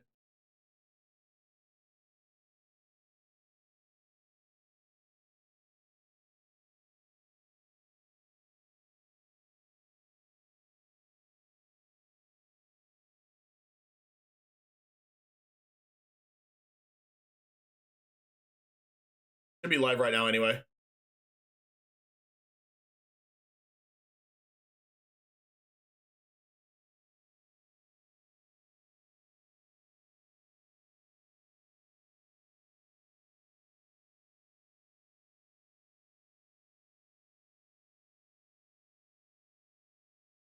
Against Utah and maybe slightly positive against Jean Emmanuel. So not the best situation, but to be honest, just super happy to be here, and I can't wait to play the matches.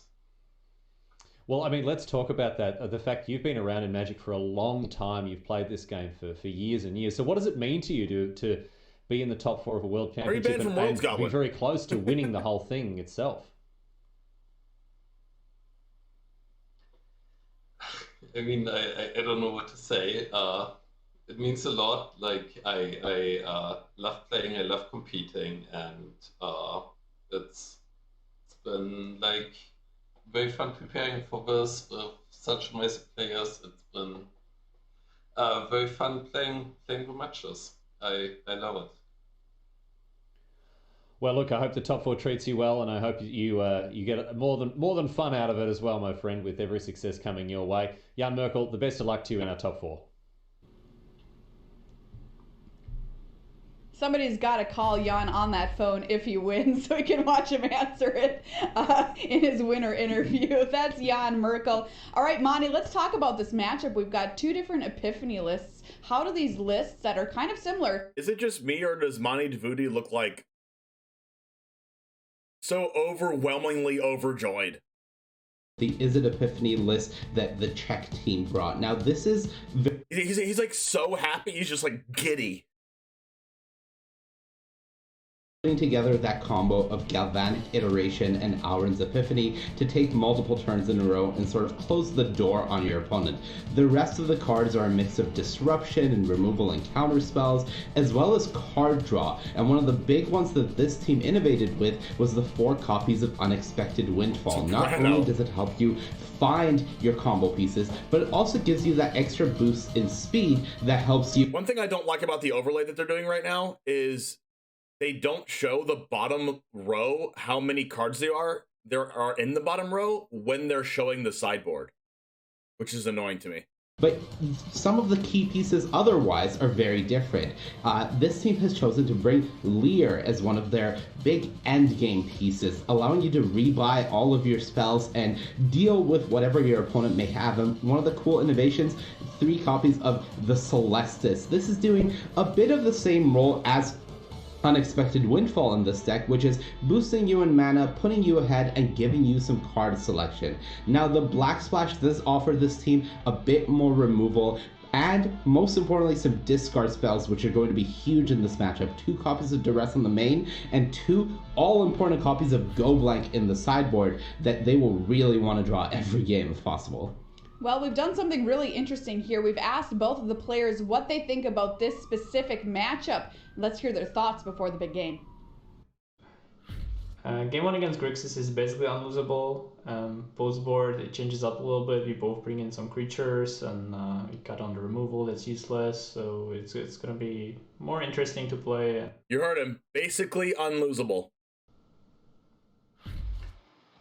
Against Andres. For copy spell list, I do not think I have a chance in game 1.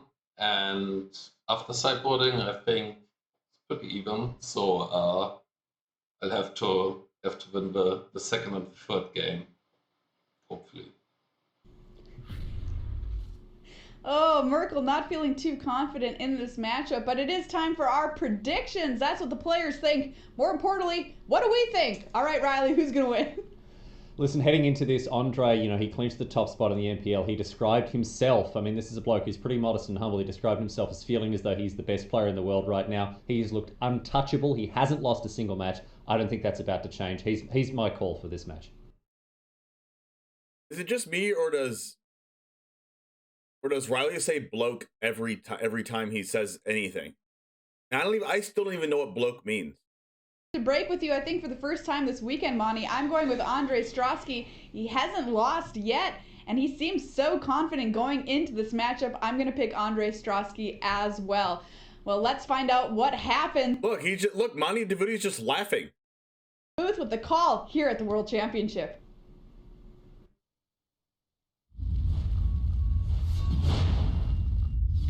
Thank you very much, Maria. Welcome to the upper semifinals of the Magic World Championship. Ailey Loney alongside Cedric Phillips. Wait, is that a beard that has a shaved mustache? Wait, is that a thing that people do? Looking forward to Andre Strosky refuses to lose. We'll see if that run finally comes to its end. But he has been dominant this entire time, and that's a crazy thing to say when we're talking about the World Championship tournament here. But it's true. He's been dominant from start to not finished just yet. Not finished yet. All right, let's change up the overlay a little bit, because we need to not show some things.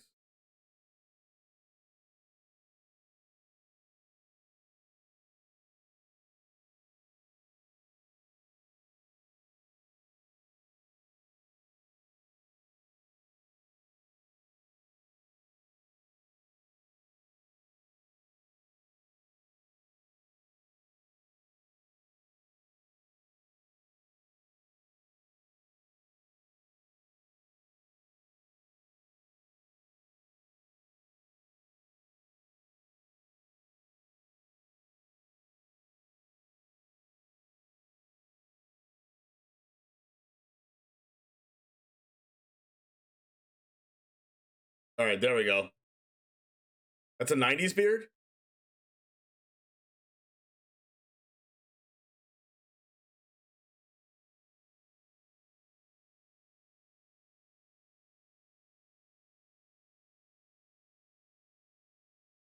All right. Like if I'm in Andre's spot, all I'm looking for is like an epiphany. Oh my gosh, wait. Turn 4 burn down the house is actually like one of the ways that Merkel can win this game. Like Andre Strosky might be actually forced to just use Demon Bolts on the 1/1s, which is hilarious. And then the Smoldering Egg, the one copy of in Merkel's deck, gets to come down, Prismatic Command, Lear. Like, there's no current answer. Like, if Merkel just doesn't play Lear until Strasky uses like both, like has to use both Demon Bolts, then like Lear could win the game. Unexpected Windfall is going to discard one of these lands and try to draw Epiphany or whatever. Like, I still think Strasky's ahead in this matchup. But like, if Merkel's going to win game 1, this is how he has to do it. I mean, it's not a terrible way to win game 1, but like, it's just the way that you have to win it. It's kind of looking bad for Merkel, but like, it's looking above average, I think. Like, Hall of the Storm Giants is in play.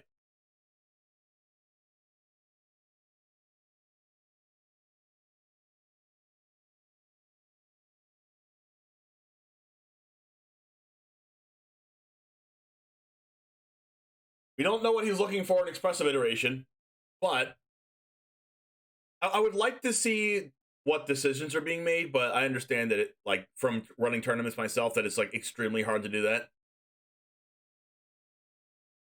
Like, you could like flip the cameras for a second when they're looking to see the decisions.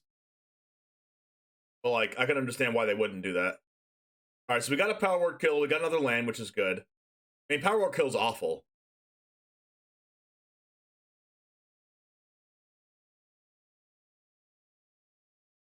Like, that means that was a really bad iteration, right? It was like double Power Kill land or something, forced to take Power Kill, or like 2 lands Power Kill.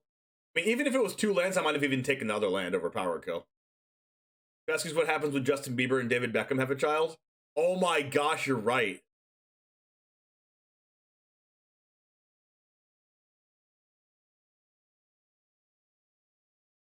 Wow. You're so right. If Merkel draws a second land here, it could actually be trouble for Andre in game 1, which is crazy. Well, not anymore. It's Joy Deception. So you could like Demon Bolt the Smoldering Egg and then Jawari Disruption the Alrund's Epiphany if a land is drawn. Oh my gosh, the untapped land was drawn and it's a black source. Does Merkel get murked by Jawari Disruption?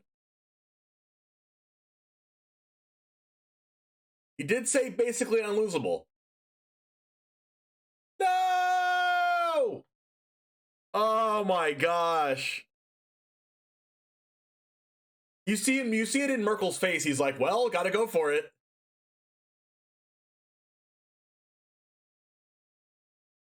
You have to Jawari Disruption this. Let's see Merkel's face.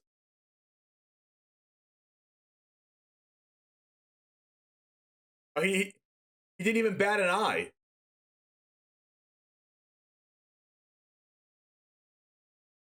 He's just like, yep, expected.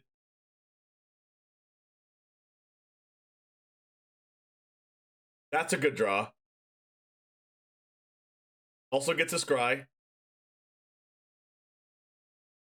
I think if I'm Strasky, I know that Demon Bolt can't answer the Hall of the Storm Giants, so I might want to hold up Fading Hope for Hall of the Storm Giants. That would be, if you're paying for the ward, that's 4 mana. I don't know.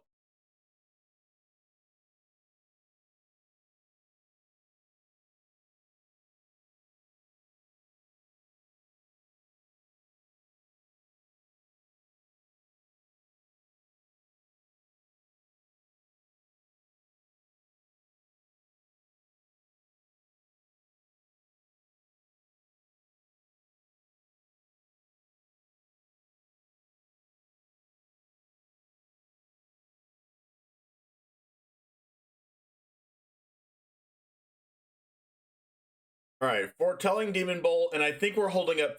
I think he's actually doing what I said, right? I think he's holding up Fading Hope for Hall of the Storm Giants.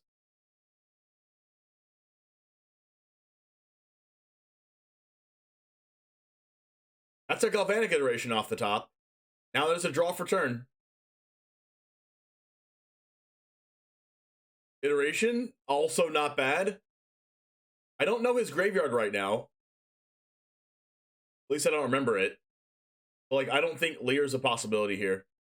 I think the only way to win this matchup is just by killing Strasky before he can get things going on. Like, the problem with this, though, is Fading Hope's going to bounce the land.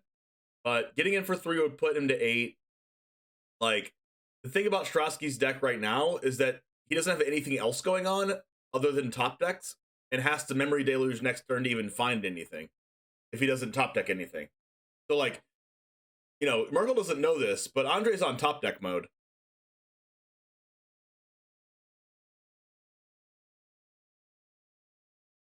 Yes, he could have done a lot of other plays, but when you're in Strasky's position right now, Strasky knows how Merkel's going to win the game and how Strasky's going to lose the game, right? Strasky's going to lose the game by getting beat down, okay? So all Strasky has to do is, if it's unlosable, right? If he's already ahead in the matchup, all he has to do is just try not to die and eventually win.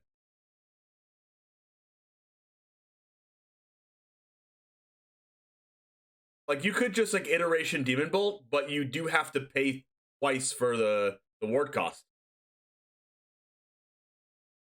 I'm pretty sure. Well, I don't even think that works.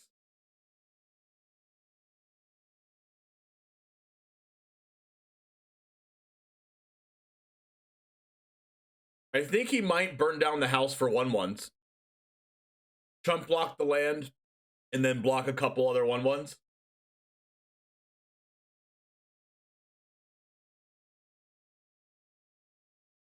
What if he Galvanic iterations burn down the house?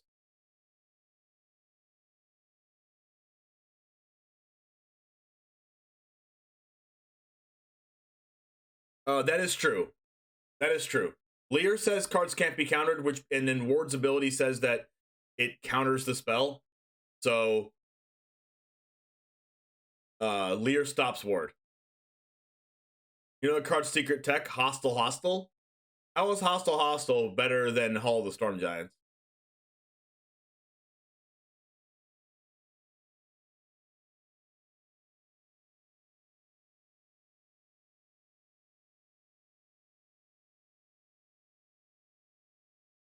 He was thinking about that iteration.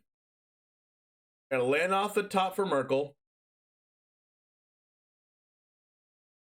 Now Merkel has to find a way to kill him through these 1/1s. I guess we're just trading them. Because if we trade them, that opens the way for Hall of the Storm Giants to get back in. He's going to have 3 mana left over from Lear. Strasky goes to 5.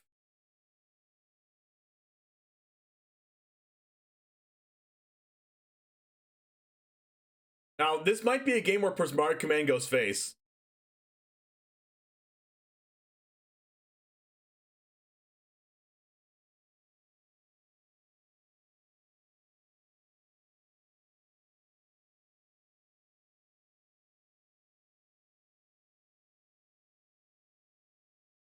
I'm surprised not to see Merkel do anything there.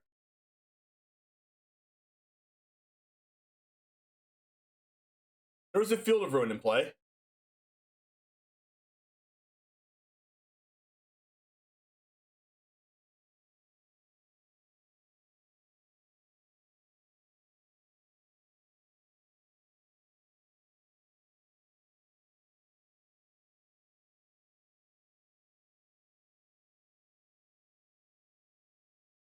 All right, I wonder what Merkel's thinking about right now. Like, I think is it Andre Strasky's turn or Merkel's turn? I can't tell right now.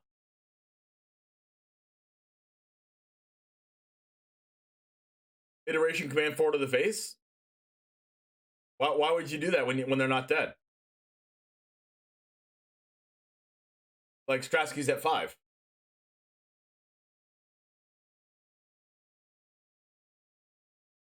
I mean, you could do that. It's not necessarily bad. Man does loot. You're not wrong. Like, you could go Galvanic Iteration. You could go Galvanic Iteration plus Command. Oh, we're going to see... Oh, yeah, like, this works. I guess Merkel's just like, I'm going to go for it and hope they don't have it. But this is a good play. Galvanic into Prismatic Command. Which is 6 damage, technically. We know that Stratsky has Divide by 0. But you know, Merkel has to just hope he doesn't have it. Because at this point, Merkel already said before this started that Merkel knows that game 1's basically impossible. And just to be in this position in the first place, with Stratsky not already taking extra turns, like, Merkel just has to kind of just play as greedy as possible and go for it.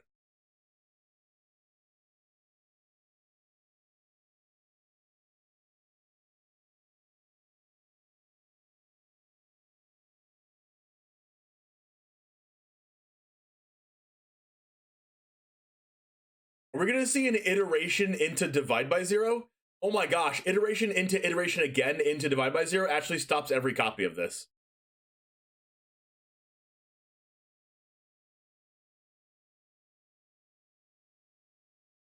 Oh, gonna take the 2.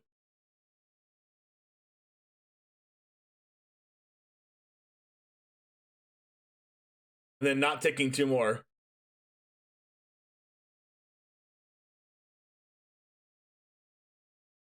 Bouncing Celestis. Bouncing permanence is actually smart, so that he gets... Okay, he didn't get Teachings of the Archaics. 1 life. Wait. Leer into uncounterable Prismatic Command wins the game. Wait. Oh my gosh.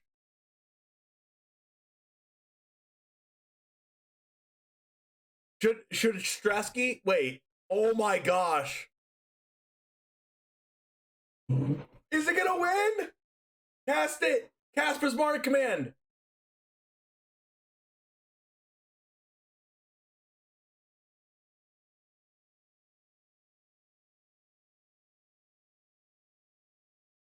Oh my gosh, Stratsky's face right now. Cast Prismatic Command! No! I guess he's planning on doing it in instant speed. Oh my gosh, he went to main phase 2 to see for stop, to check for stops.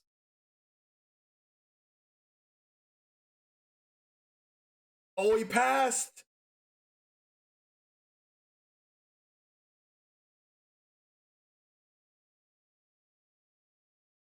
Oh, he's doing it in upkeep. Do it. Uncounterable.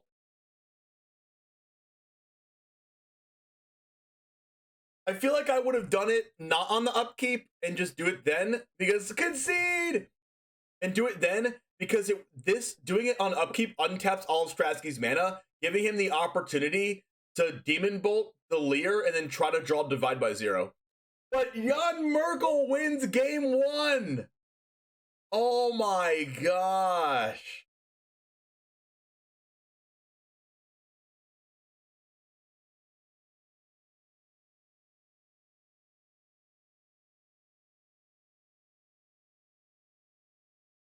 Unlosable.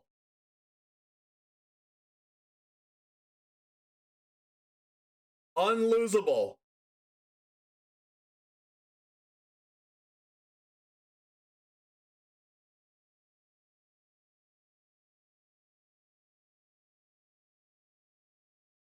I can't enlarge the stream? Oh, yes, I can.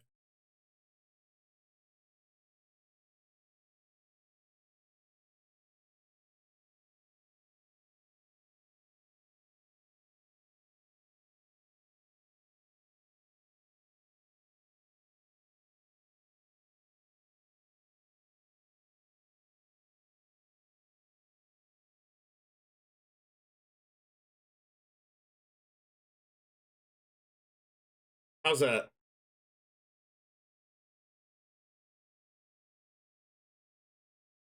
That's better?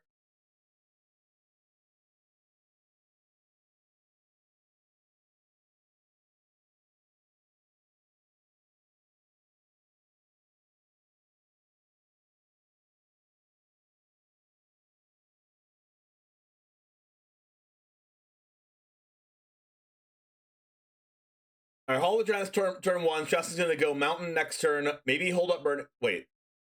Burning Hands is in the deck still?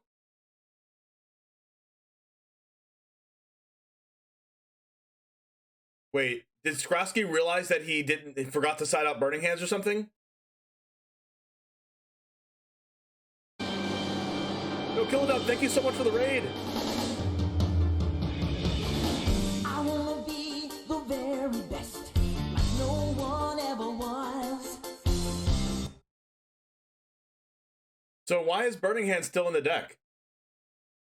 Maybe to have an answer to. Oh, you know what? It's to have an answer to the old man. Go blank. Destroy Disruption. There's no land though. Top deck's a land, but it's not a red source, so Unexpected Windfall cannot be activated. Yes, change my name, Mojo Rogue. Exclamation point name in chat.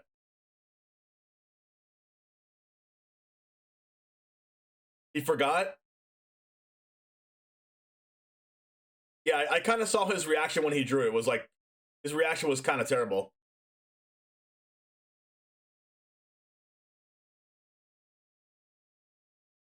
He probably brought one in or two in or whatever just to stop the 2-1 that counter stuff. I forgot the name off the top of my head. I forget names of cards all the time.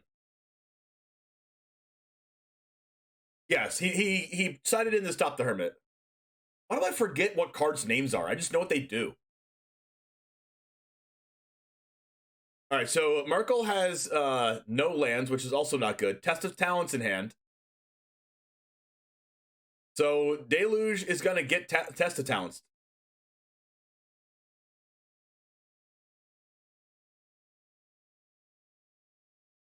You two don't feel bad? All right, real Killer Dev.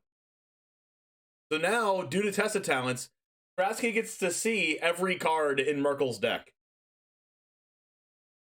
All right, sounds good, Killdub. Killdub is going to be playing in my next Stream League tournament. If you haven't known this yet, the next Stream League event is going to be November 21st at 11 a.m. Eastern. It's usually around a 7-hour event. I'm going to be hosting that with Jim Davis on this channel on November 21st.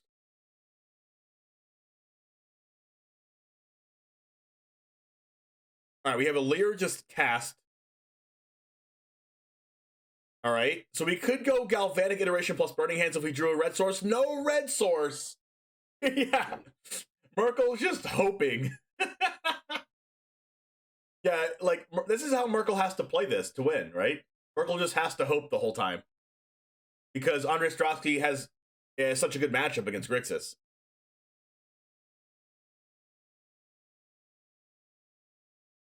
You'll try in top 16 this time? I know you'll do it. Used to play Hermit with Plow Under and Weather Seed Tree Folk.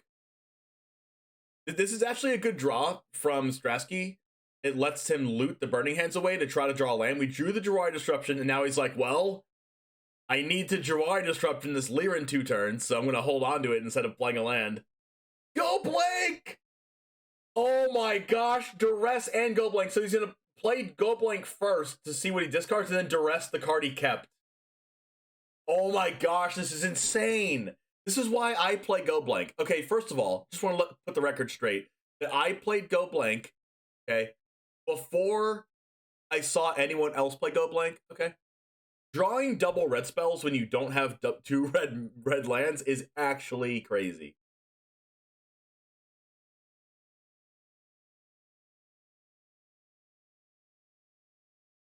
Drew a land, which is very powerful. All right. Going Duress first. I don't know, I guess if it was me, I think I would have Go Blanked first.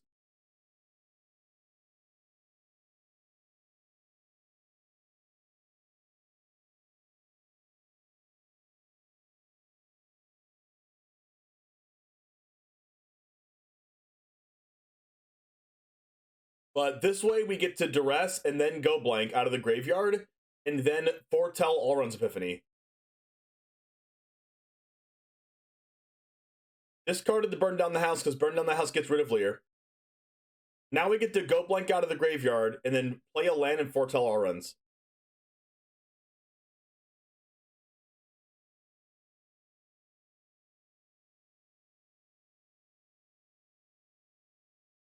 That's true, but that doesn't really matter.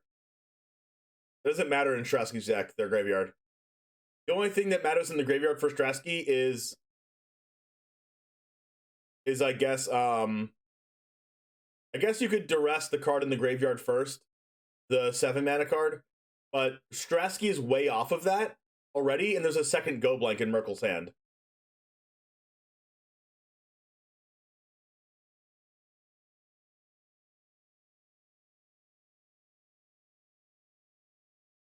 Red Source? Top deck Red Source! Oh my gosh. But he can't use Windfall, and then it's gonna get duressed out of his hand. Epiphany! Oh my gosh, is Merkel gonna win this matchup? And there's another Epiphany. Iteration?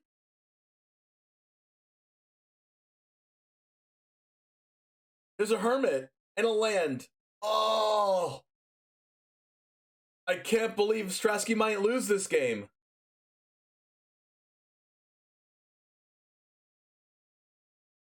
Oh my gosh, duress the Windfall? Oh my gosh, Andre Strasky's super top decking. Oh my gosh, Lear is on the board. Go. Field of Ruin. That's not gonna do it. 3, 4, 5, 6, 7. That's game!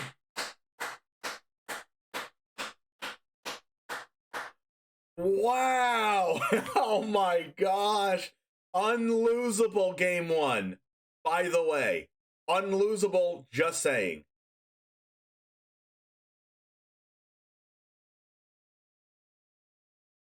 Just saying. And Merkel getting it done, and again, a matchup that both players felt game 1 not particularly good. Things do change after sideboards, though. Discard spells very powerful, and for Mr. Blade Splicer himself, Jan Merkel, well done. I mean, he's been playing some great Magic this year, and obviously I'll say the exact same thing about Strasky. These two players have been excellent this year. Merkel, maybe the lesser known of the two in a weird way. One approach were very early on in his career, but a really, really nice run for him and a great start to his 3rd day of competition. Definitely. Strasky said game 1 was unlosable, and then lost game 1. Veggie Wagon, thanks for the raid. Let's go! I wanna be the very best, like no one ever was. Thanks for the raid, my friend. How was your stream? How was your stream?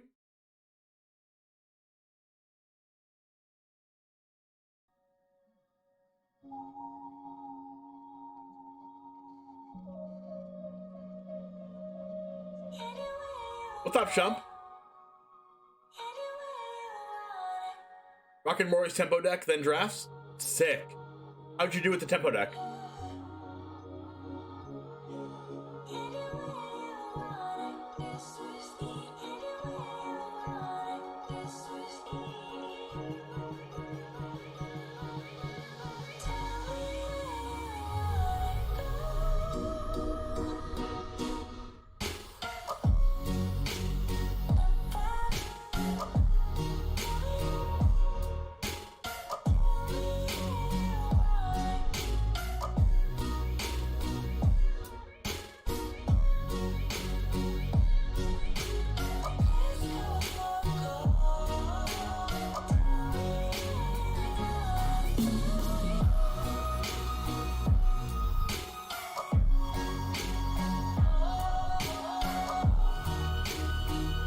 Is this best of 3 matches? Yes. You haven't lost with it at all. Until today's stream where I only lost. I'm digging this music, by the way. Oh no. So you're like, I'm done losing, let's draft. And then lose and draft? Please tell me you won in draft. Please tell me you won in draft. Just tell me that. That's all I want to know. Just tell me that. Don't tell me anything else. Sure. Sure. Something like that. I wish I would have thought about Demon Bolt in this format earlier. Demon Bolt is really good. Like, it kills Chariot and Old Growth Scroll, which are really hard cards usually for red decks to deal with. Plus, it's 1 mana when you foretell it, and your opponents don't know whether it's Demon Bolt or All Runs Epiphany. It kills a lot of very important things, like kills the egg, it kills the Seeker's Chariot and Old Growth Troll, like I said before. It kills Adeline, which has 4 toughness and mono white. It kills Goldspan Dragon. So many things.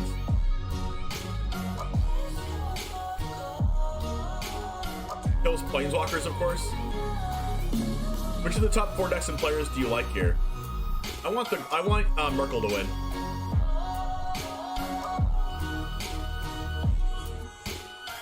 Just because he's playing the Grixis deck, and I like that deck the best out of these ones.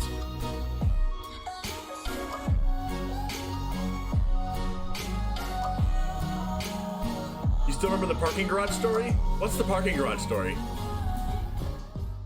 Welcome back to coverage of World Championship 27. Jan Merkel advancing, winning that unwinnable game 1. Incredible stuff. I went out to eat and lost my car. Oh my gosh, I remember that. With Riley about the big win. Let's take a look. I didn't even remember that. How do you remember that, Adam?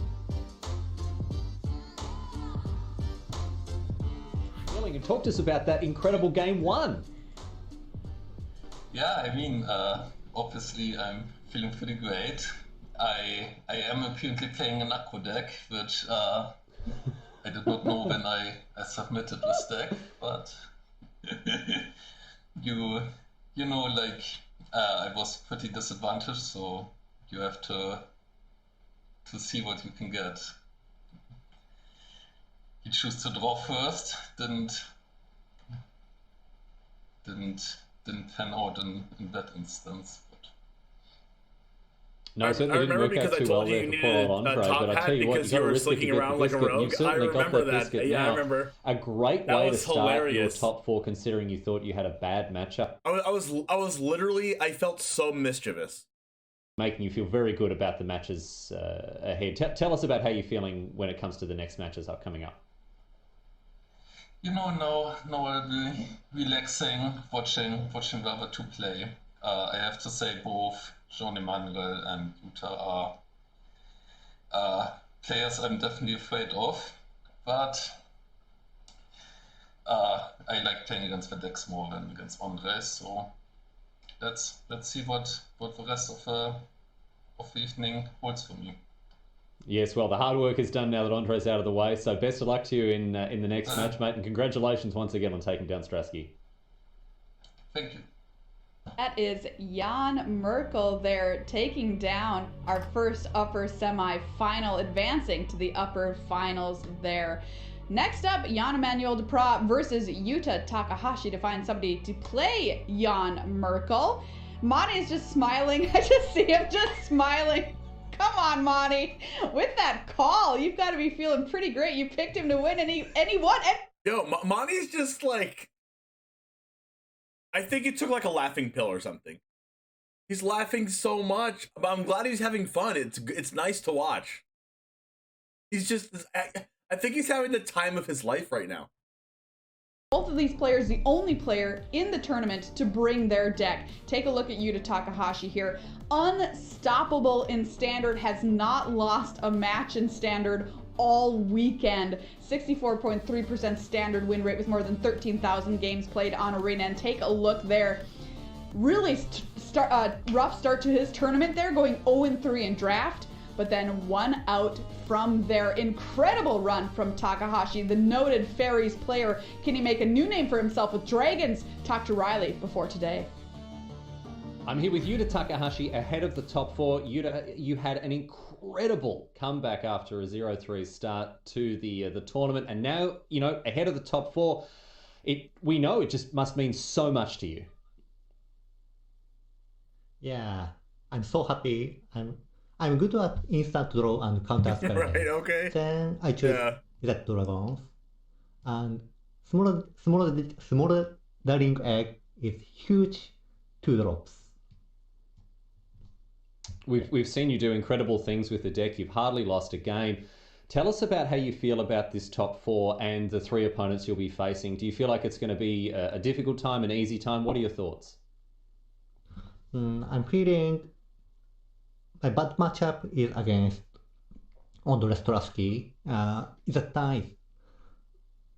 Maybe. See, all of these players are like, my worst matchup is it turns. My worst matchup is it turns. He says this. Merkel says this. If that's just everyone's bad matchup, then why not just play as it turns? I don't know. Maybe because Grixis has a better matchup against Mono Green than Is It Turns does. Maybe because Is It Dragons has a better matchup against Mono Green than Is It Turns does. But all I know for sure is that both of them don't want to play against Is It Turns. Who just got his beta Black Lotus in the mail today. Congratulations on upgrading some of your power, buddy. We'll see if we can put a title to you as well. The opponent, Jean-Emmanuel Depras, 66.8% standard win rate. No stranger, of course, to being in the top 4 of any tournament. What an incredible player, but wants that individual title. Doesn't have one in a top tier tournament like this yet. Take a look at his results. Tough start for draft for Jean-Emmanuel as well. A little bit of a rockier run here to the top 4 from him, but won his tiebreaker versus Pardee to put himself here into the top 4. Let's find out how he's feeling ahead of the top 4 because he talked to Riley earlier today.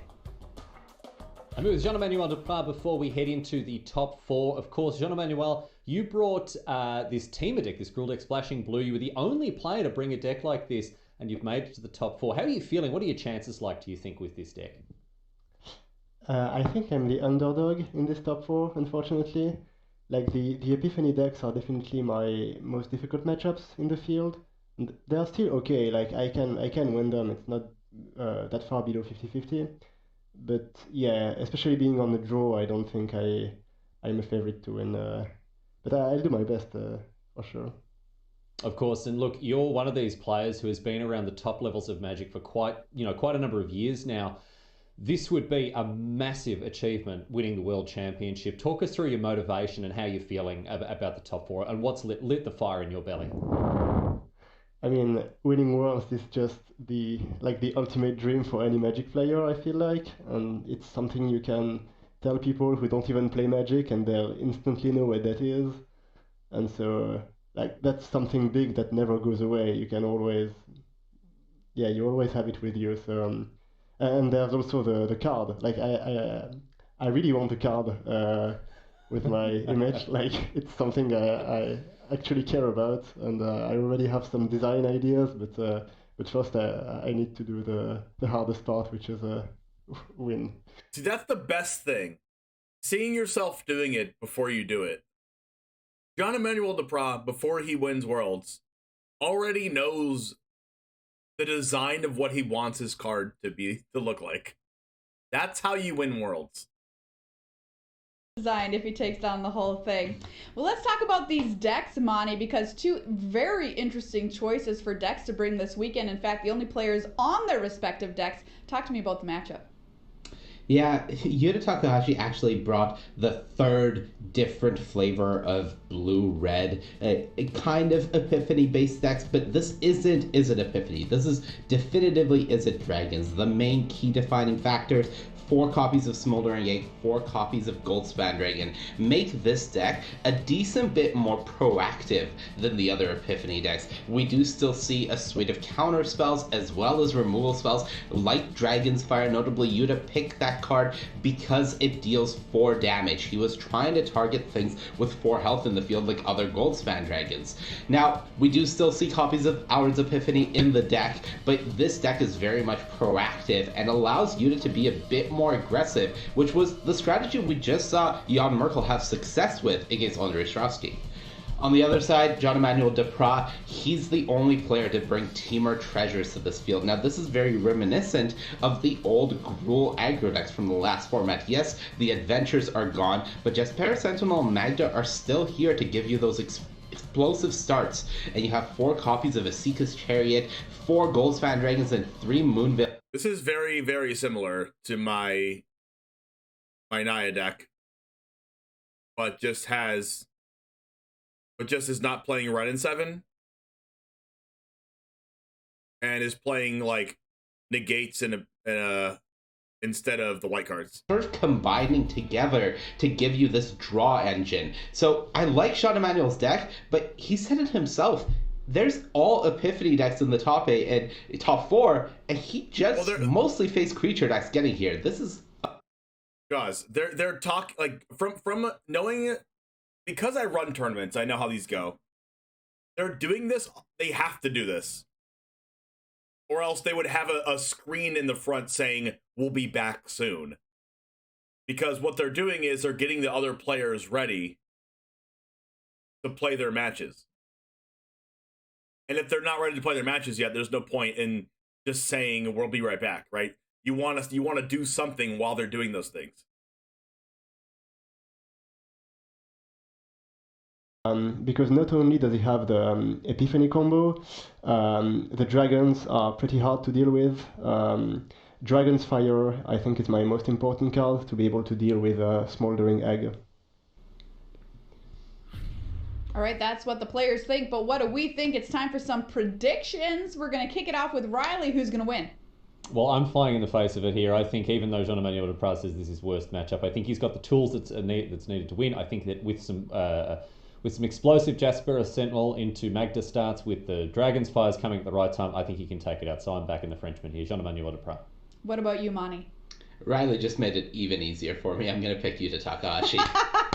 Have you two ever agreed on anything? Not just talking about matches, but come on. I'm sure we agreed about Andre all the time on day 1. Oh yeah, that's true. That is true. All right, I'm going to pick Yuta Takahashi here because, I mean, the guy has been unstoppable in Standard. Just a wrecking ball for everybody who's ever come across him so far in this tournament. We'll find out what happens, though, coming up after this brief break. Don't go anywhere. It's upper semifinal number 2. Who's going to take it down? We'll find out in just a couple of minutes here from World Championship 27. Curious to what's the delay between matches? The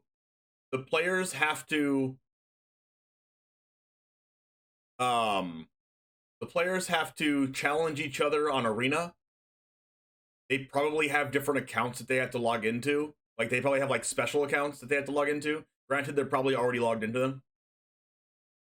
They probably have to, like, there's just things that have to go on. I don't know them. I wish I did know the things that have to go on, like, between matches. But there's different screens like you see here that they have to update. They have to update this screen. They have to update every single screen that says 2-0, 1-0, who won, move everything in the bracket. This doesn't all happen by itself. This is not coded to work automatically. There's someone that's actually putting the text on these screens between the matches. It doesn't just happen. So while you're doing those things, you need to be able to get all the things ready for the next round and every screen updated and all those kind of things. It's not as easy as it looks to us. It only looks easy to us because they're doing a good job at it.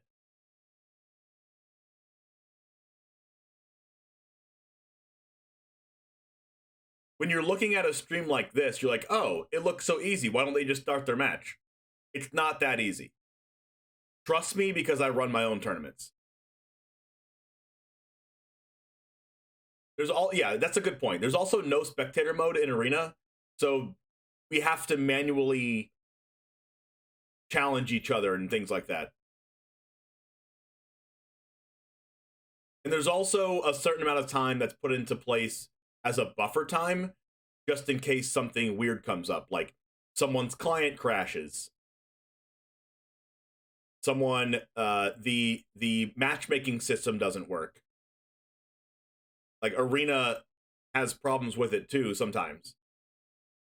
Like, I know that there's certain times that I remember Seth Manfield was playing in our Stream League one time, and we just couldn't share his match at all because for some reason he was not able to share his screen in our system. We just couldn't share his match. Well, what if he was in the top 4 and we had to share his match? Now we have to figure out what the problem is on the fly and help and find a way to share his match on the fly.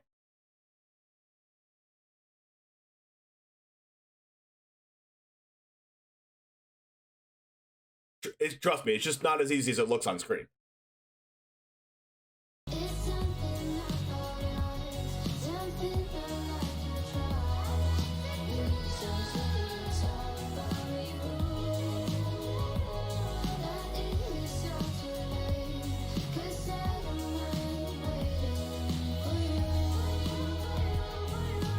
All right, hey Nuno, can we do a prediction for the next match? John Emmanuel Duprat and Yuta Takahashi.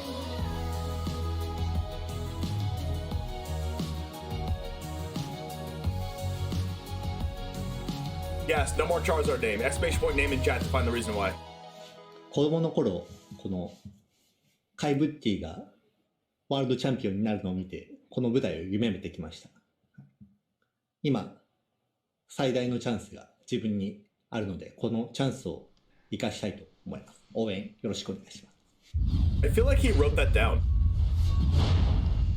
And welcome back to coverage here of the World Championship. Marshall Sutcliffe with Paul Cheon. And as you saw, this means a lot to the players. We've seen that come up multiple times throughout the course of our weekend as we head into semifinal number 2 here. Now, down in the feature, Paul, we've got Jean-Emmanuel Duprat on Teamer Treasures, and he is going to be facing that man right there, Yuta Takahashi with Is It Dragons. Yuta, completely unstoppable in Standard, has yet to drop a match. That's right, he went 0-3 yesterday in the booster draft portion, putting himself in a horrible position for top 4 and rattled off 7 wins in a row.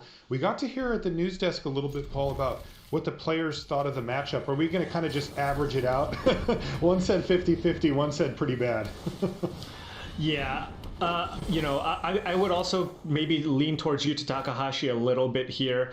Yuta was talking about, if John Emmanuel does get those really, really quick starts with Jaspera Sentinel into Magda into Dragon, those are really tough to beat. But outside of that, he feels pretty decent in the matchup. But now look at John Emmanuel's hand.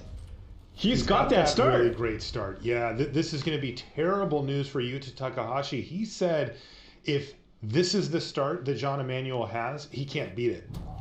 And while I put the prediction up, we're gonna listen into them real quick. That was gigantic, and this is Yuta understanding this matchup, and just the way that you lose is with the start where he goes turn 2 Magda. Oftentimes, if you're on the play, turn 2 against an aggressive strategy, you just run out Smoldering Egg, right? You go, all right, I'm gonna go Smoldering Egg and then I'll have Disruption for it. Whatever you have to follow up. He did have a Divide by 0 too, but he realizes how backbreaking it would be if Jean-Manuel did have that start, and now he's set up pretty well here. I mean, he's not going to be able to turbo flip his egg, but he's got answers for the next couple of things that Jean-Emmanuel can deploy.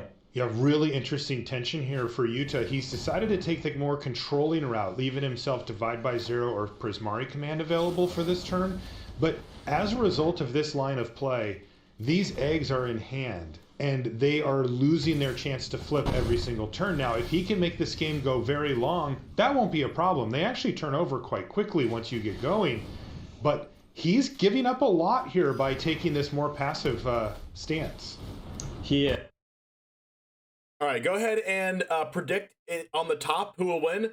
John Emmanuel Duprat playing Teamer, or Yuta Takahashi playing Is It Dragons. Make sure to predict with your channel points if you're the gambling type. We're going to go ahead and commentate this match as they are playing it. To answer Dark Legion Mage's question, who do you want to win and who do you think would win this game? I want Teamer to win. Who do I think will win? I think Teamer will also win. The pressure that the Teamer deck can put on the board, I don't think Takahashi's deck is prepared to deal with. Their deck is prepared to deal with it a little bit more than I would say the just pure Epiphany deck. But because Epiphany kind of warps the meta into playing more cards that are good against Epiphany, like Memory Deluge, you have time to cast that card if you're not playing against an aggro deck, right? Because you're playing against Epiphany, you just do it on their end step. But because you're playing cards like that, you make your matchups a little worse against decks that are playing, just Bar Sentinel, Innkeeper, Ranger class, have a couple creature lands in play, Moonveil Regent in hand. You have to, there's not as many answers to those cards, So I think with that said, I think DePraz has the upper hand here.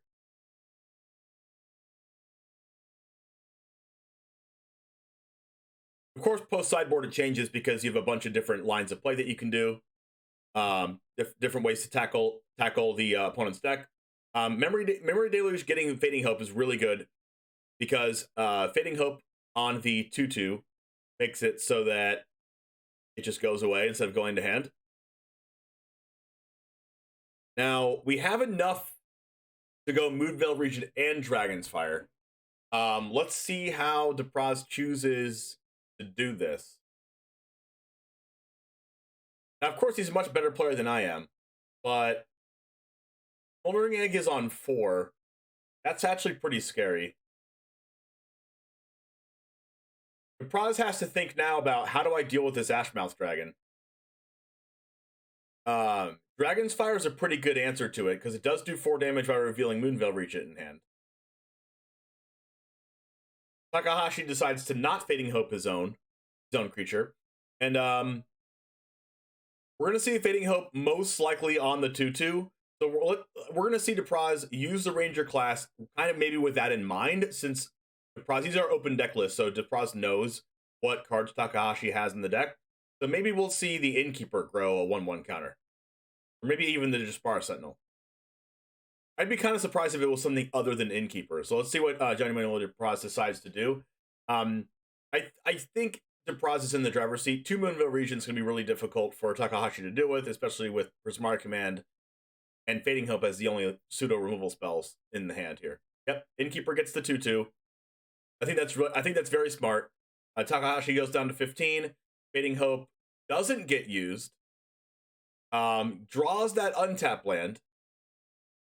Now, I think he's planning on attack with Goldspan Dragon here, putting it DePraz to 17. We have the ability to Prismari Command, 2/2, and Fading Hope, or cast Smoldering Egg and just hold up the Fading Hope.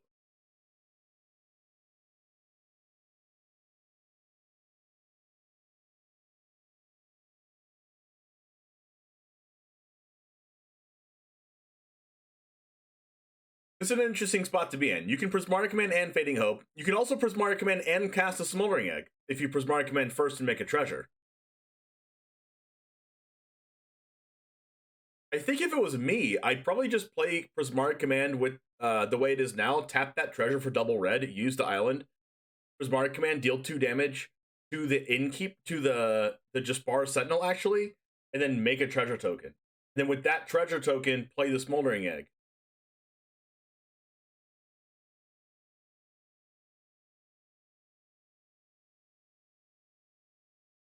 We're going to see Takahashi... Wow, this is a big thinking point. There's like 3 different lines of play we can do here. Takahashi here going deep in the tank. Decides to finally cast that Smoldering Egg.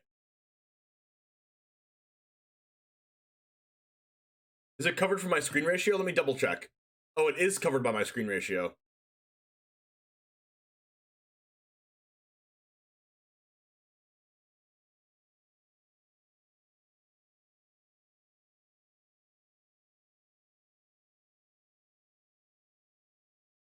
That's a lot better.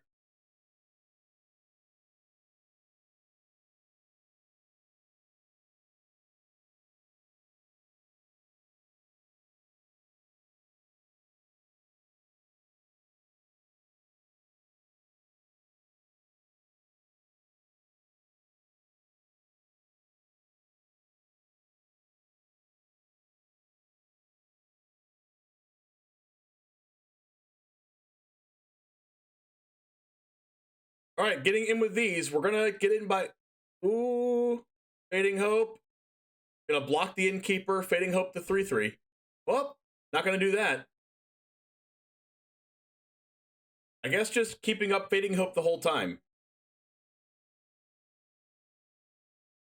Okay, I guess we might Fading Hope the Moonveil Regent now.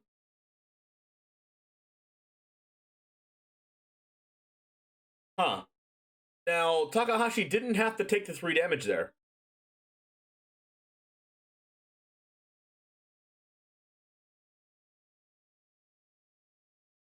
Takahashi's most likely thinking about his next turn. There's 6 mana available. Now, if an untapped land is drawn, that would be ideal. For 7 lands available. Now it doesn't really matter. Actually, 7 lands available could be still fine, because you can Memory Deluge, and then Prismaric Command, make a treasure token, and then Fading Hope as well, anyways. Maybe trying to Prismaric Command in his own upkeep. Besides to draw a card, there's the untapped land.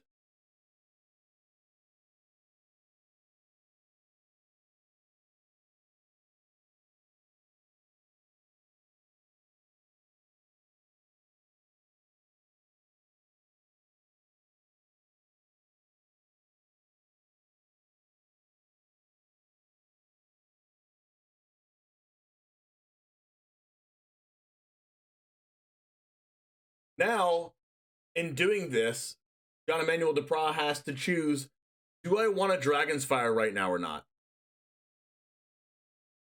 But Takahashi is putting John Emmanuel in a position that if John Emmanuel doesn't Dragon's Fire right now, he just can't at all for the rest of the turn.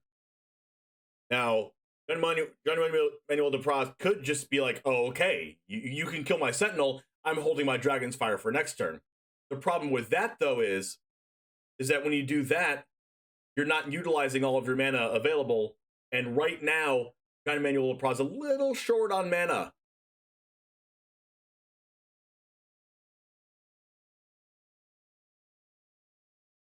The other thing is, if Jaspara's Sentinel is used for mana, it taps the Moonveil Regent, which lets the Goldspan Dragon get in for a lot of damage this turn. I think I actually like not using Dragon's Fire there.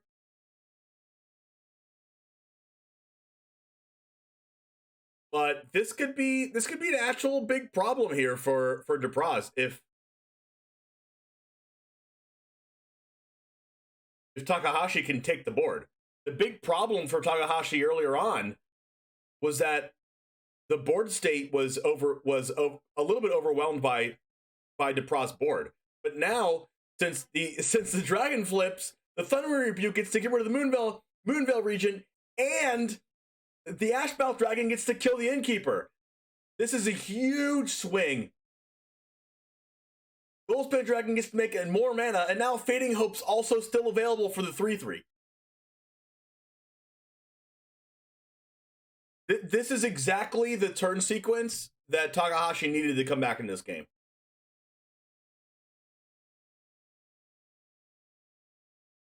You can see the perplexity on Duprat's face right now. 5 mana available. Now, whether or not the Dragon's Fire was correct last turn, I don't know whether it was or not. But I think if Duprat knew what Takahashi was planning on doing there, in that explosion of a turn, I think he might have just killed the Goldspan Dragon there.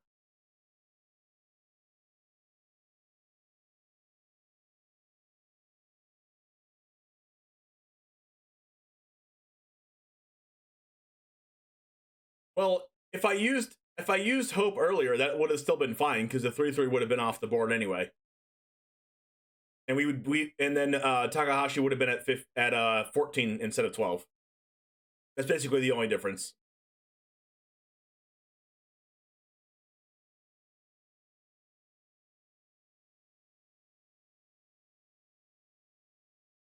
All right, we see Goldspan Dragon here. Now, Fading Hope could be used on the Goldspan, but if that happens, then the 2 mana gets to be used for Dragon's Fire, and then Ashmouth Dragon dies.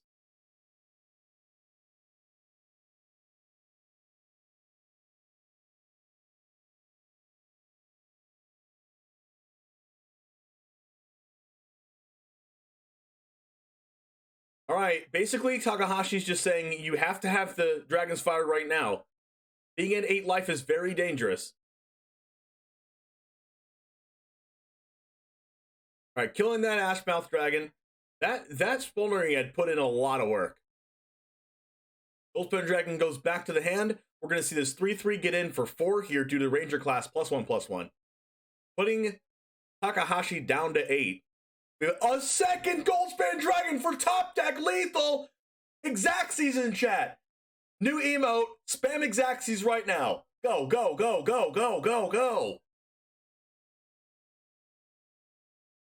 Wow.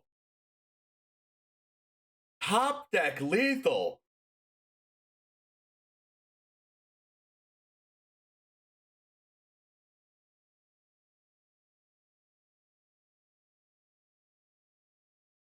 Man, imagine the top deck.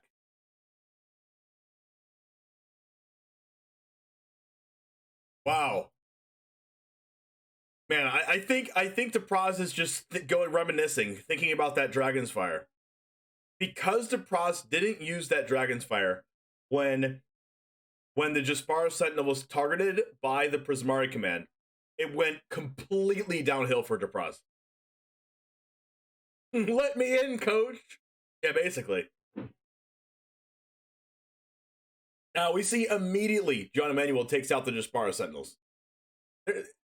And also, let's see.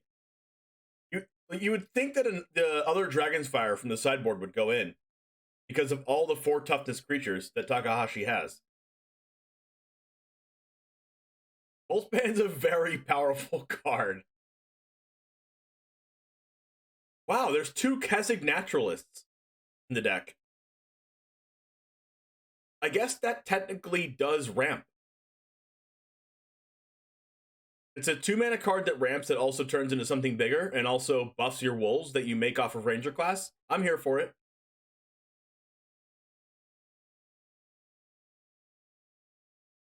And those Kessig Naturals came out of the sideboard. I guess he brings them in against all the dragons and Izzet matchups.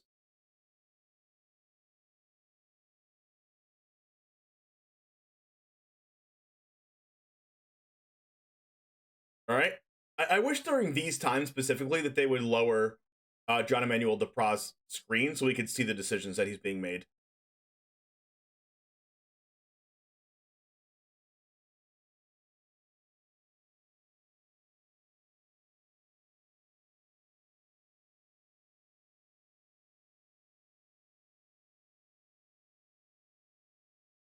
Yes, it flips into a 3/3 if you pass with counter up. Yeah.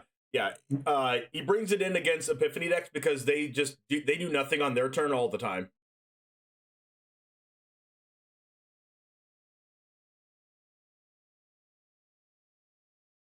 All right, so we see this hand being kept here because it does a really good job at killing Smoldering on turn 2 with the Goldspan Dragon in hand with Dragon's Fire, and it also has a really powerful clock on turn 3 and 4. This combination of Reckless Stormseeker and a Seeker's Chariot is very, very powerful.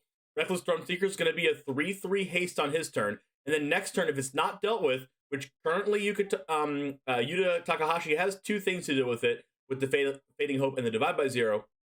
But if Takahashi had no interaction, that would be a really, really hasty Seeker's Chariot.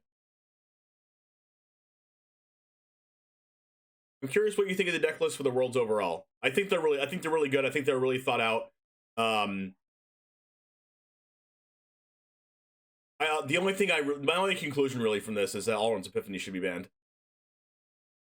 All right, a Seeker's Chariot comes down here.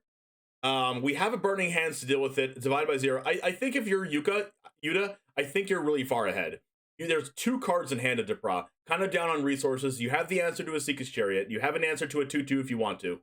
You have an answer to Goldspan Dragon for a turn. It's just gonna be the answer of can you draw certain answers and certain things to progress your game state while and hope to not die from this Goldspan Dragon. Yeah, you can bounce it from the Fading Hope.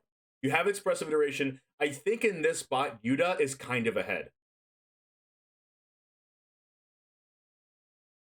I don't think the tournament's bad. I mean, can you explain? Can you explain Godless Mac?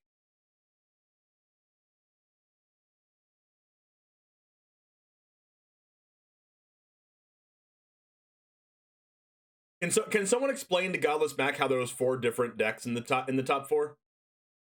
Like, yeah, there are technically all play Alden's Epiphany, which you can make the argument that part is boring and no variety. But every single deck uses it differently, like way differently.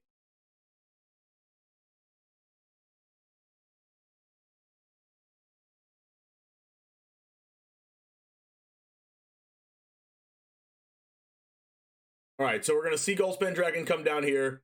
John Emmanuel Duprat is giving us a please don't have the answer.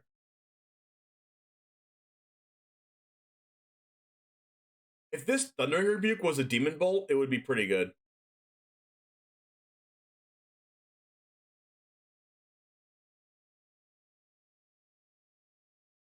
Are we going to see Fading Hope or Burning Hands? Nope. We're going to see an attack all here. Goldspan Dragon's going to make 2 mana. Fading Hope comes down on the 2/2. Shadow Soul Splashing on the top, doesn't want that one. I think if you're Yuta, you're kind of just looking for a proactive play here to try to come back in the game.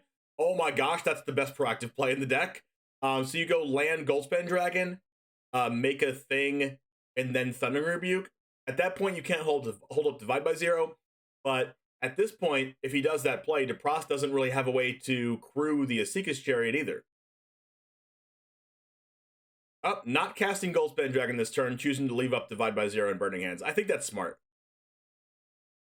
Maybe going for the Goldspan Dragon there was a little bit greedy.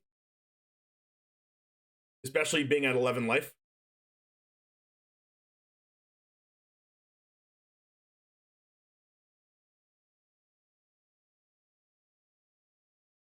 Is in 3 of the top 4 all-runs decks. Yes. Which is the reason why I think all-runs Epiphany should be banned.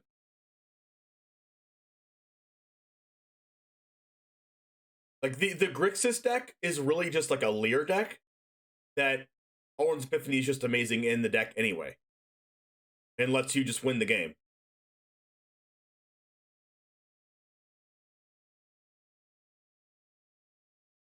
And then the only real, only Epiphany deck is Andre Strasky's is an Epiphany deck. The only, devoted Epiphany deck. Like I said, even though that 3 decks are playing Epiphany, they all play so differently. Do you think anything else need to be banned as well if Epiphany goes? Absolutely not.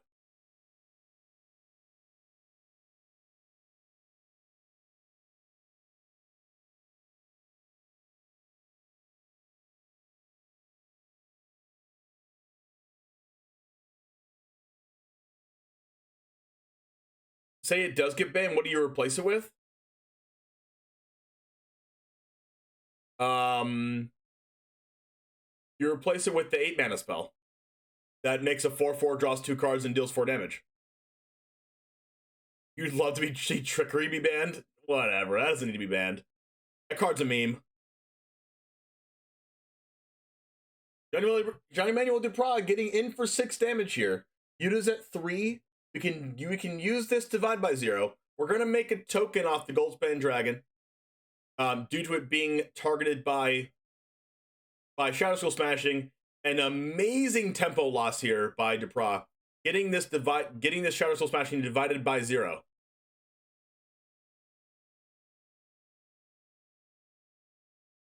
It turns. Oh my gosh! Divide by 0, the old Goldspan.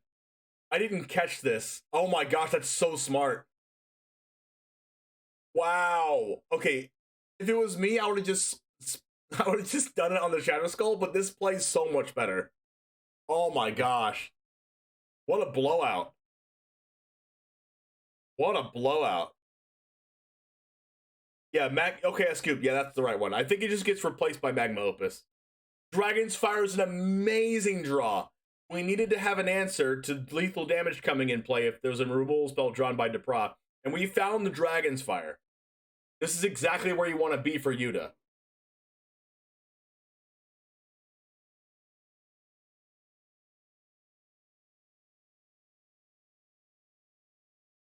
We're 1 mana off of doing everything, I think. Yep, we're 1 mana off from doing everything. We have 8 mana after Goldspan comes down.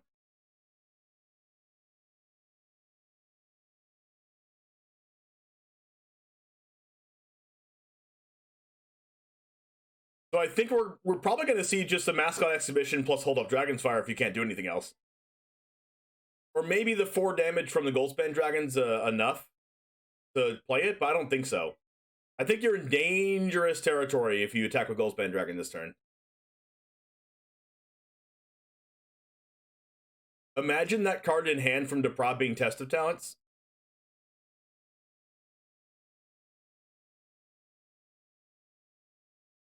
Top deck Kessig Naturalist. Not the card you want to top deck on turn 7 of the game.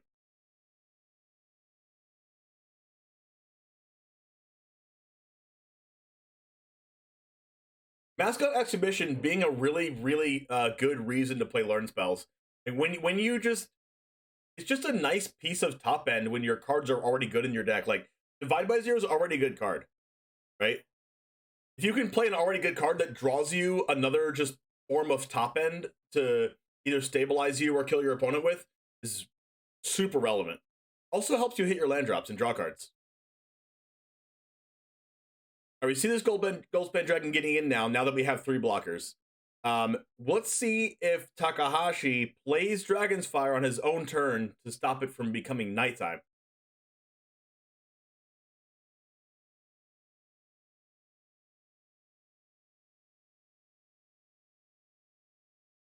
You'd have thought about attacking with the 2-1, but realized it didn't really change the clock much. Actually, didn't change the clock at all.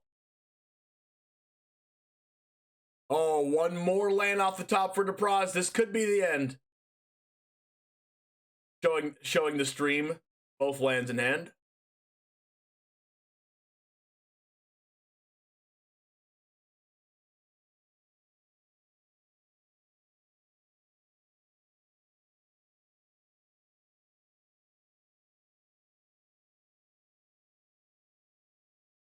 This is looking pretty downhill for Depraz. You can kind of see his demeanor here.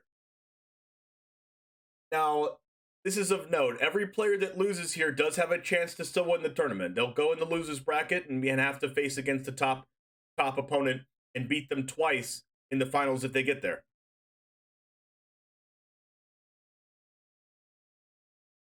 Yuta is on a tear with this standard deck. Getting in with Hall of Storm Giants, I mean, I'm pretty sure he can just do everything with how much mana he has. Do this here, we can attack with this, we can play the Smoldering Egg, and then Dragon's Fire.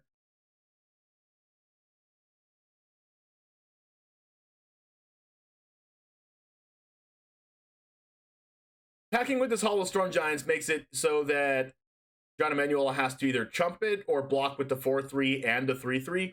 If that's the case, they can kill the Hall of Storm Giants, but there's a backup Hall of the Storm Giants.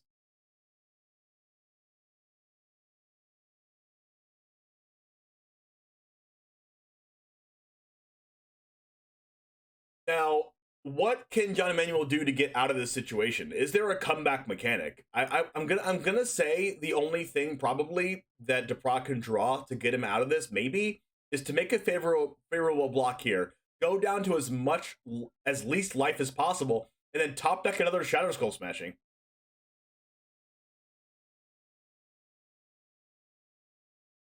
And at that point, the Shadow Skull Smashing can get rid of both flyers and hope that that's enough. You see a negate, that's not going to be enough. There's already lethal damage on board. And Yuta Takahashi is going to end up winning this match once again. We see the good game by Depraz, good game back from Yuta, and Yuta is ecstatic.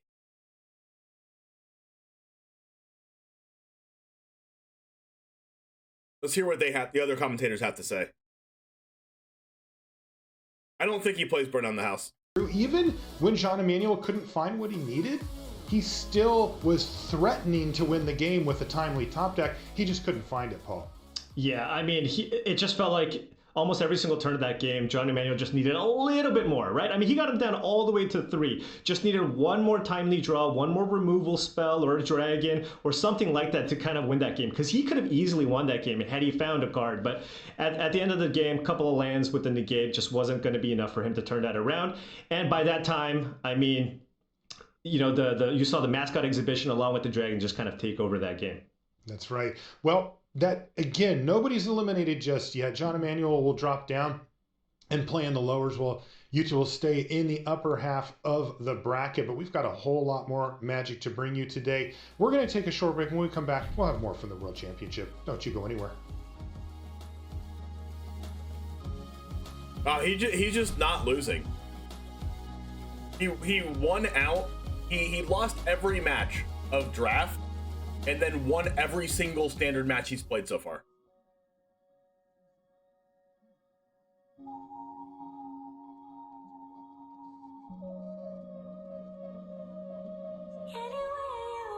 By the way, I've always said that Negate was better than Disdainful Stroke in this format, and look at how many Negates versus Disdainful Strokes there are in the finals.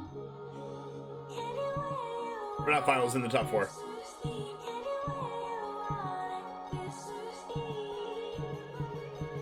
Curious, is doing drafting in Worlds matter, or what's my opinion? I think drafting in Worlds matters.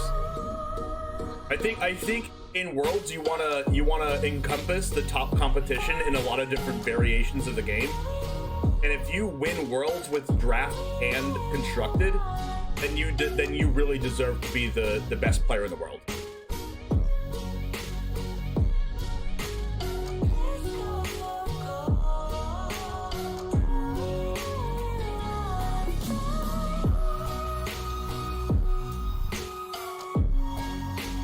This Grixis Epiphany deck looks really close to mine. Even though this doesn't play Divide by Zero. It plays Prismarius Command, a Blood Chief's Thirst, a 1 less Duress, Thunderclasm main deck, and then 2 Galvanic Iterations and a Cathartic Fire. Like, a lot of these cards are the same, of course, but like just the ratios are kind of different. What if a player wins one of them but loses the other? This is a good example. Yuta Takahashi. Playing the Is It Dragons deck, lost all 3 matches of draft, but then just happened to win every single match in Standard that he played in the toughest competition in the world, and went 7-0 day 1 and already won his top 4 match.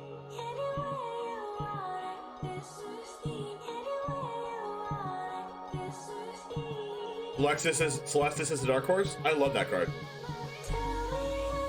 I'm playing 2 of it right now in my Grixis deck.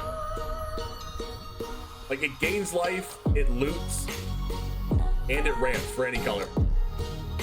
For 3 mana.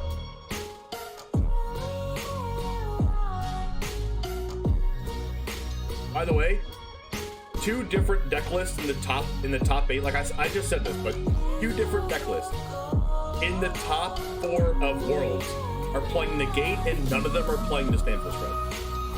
I've been told by people that you have to play Disdainful Stroke, and I've said that Negate's better. Dissipate is good against different cards like Memory Deluge.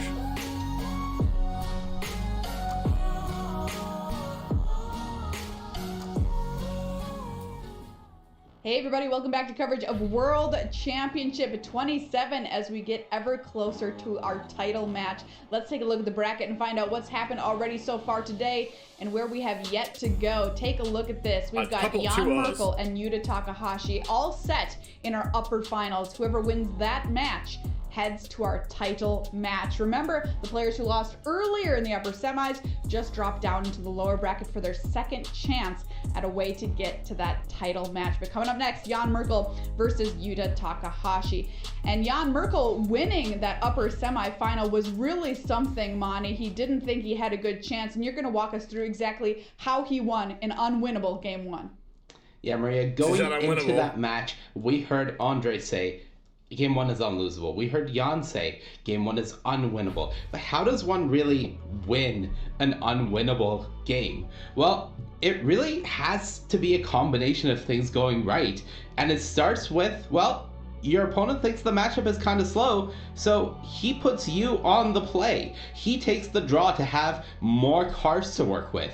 And Jan capitalizes. He has Celestis on turn 3 on the play. That's the first step. Now, Andre here, he's already on the back foot because he's behind on mana. Turn 3, he's casting Expressive Iteration to kind of fix his draw. But there's a really important one-of in Jan Merkel's hand, and that is Burn Down the House. Burn Down the House, a singleton in this deck, but it's so powerful at putting on pressure against opponents who aren't really doing anything. So Jan, well, he sees a window. This game is already unwinnable. He may as well go for it. Let's make some devils. Let's just start attacking face. 3 hasty 1/1s. And Andre, he's got a handful of interaction, but he doesn't really want to use them on these devils. He needs to save a Demon Bolt for a Leer. Jan has damage backup, and he's going to be able to win the unwinnable game 1 just off of a few things going right for him.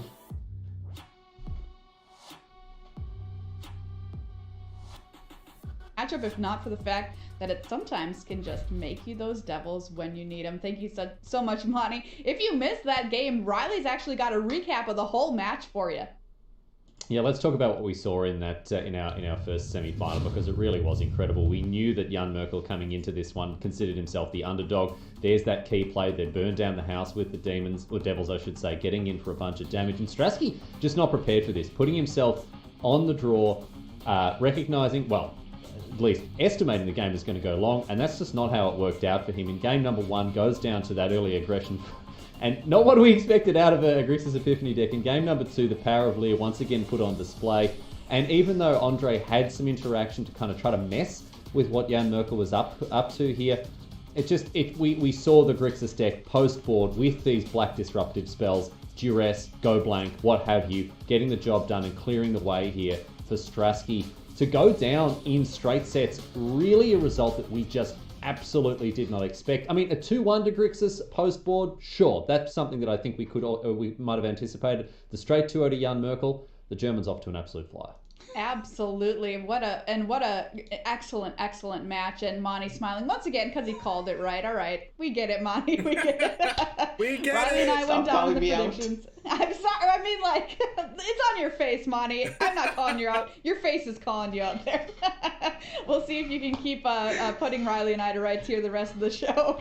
But that was a good call by you. Well, coming up, we've got the upper finals on the way here.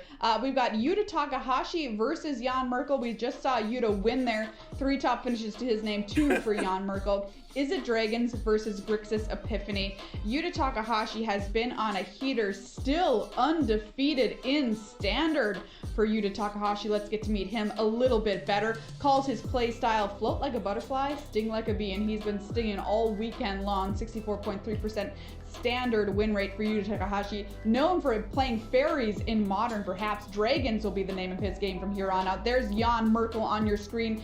73.7 Standard win percentage.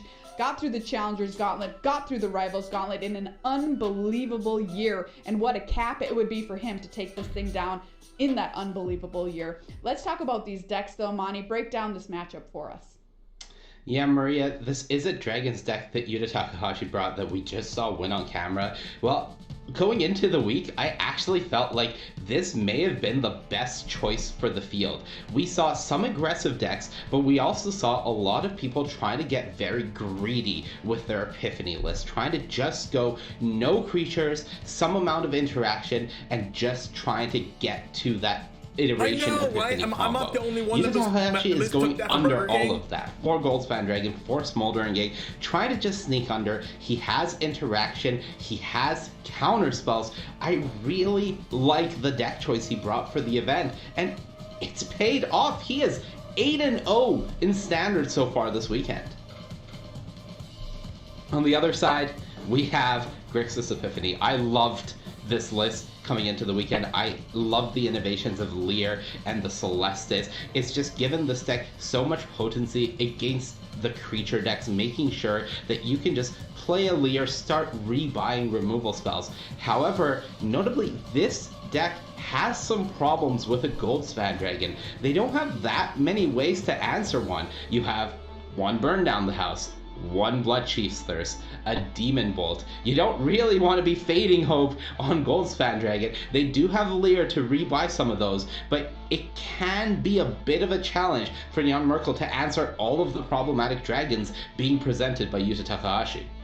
And that's a look at the matchup from Monty's perspective. Let's hear from the players themselves. We asked them specifically about this matchup. Here's what they had to say.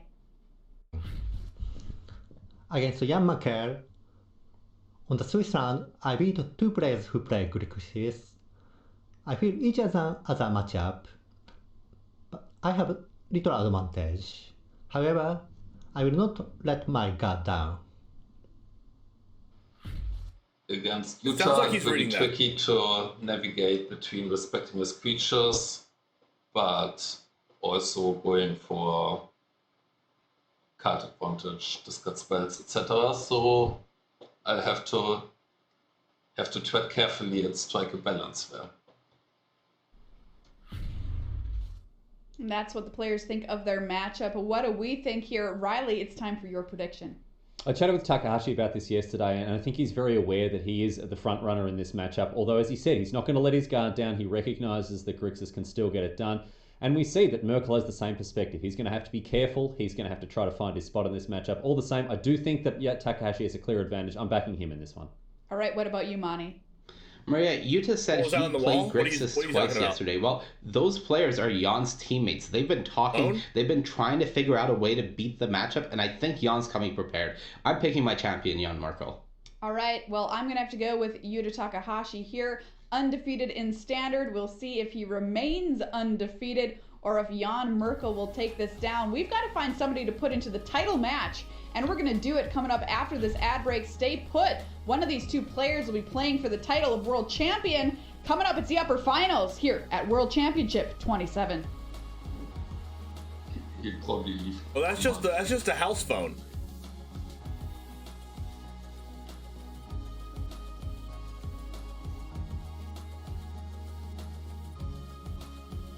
The day I won the Pro Tour in 2006, I came to the draft. I had no expectations of anything.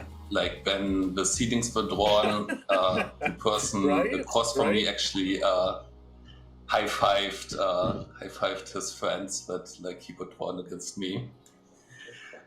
Wow, Standard player playing Modern Horizons 2? Wow.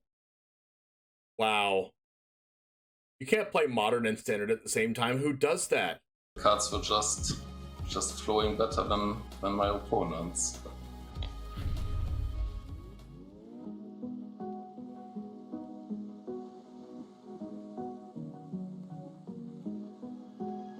Like, house phones still exist. Like, that's probably an older house. Where does he live, in Germany? Yeah. You would definitely see those in older houses.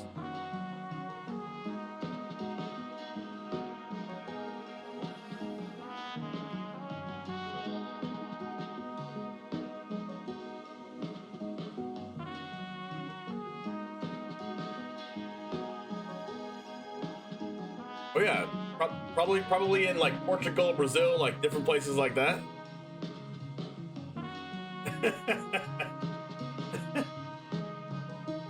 There's to play 4 different formats. Yeah, you can only play 1 format at a time. Yeah, exactly.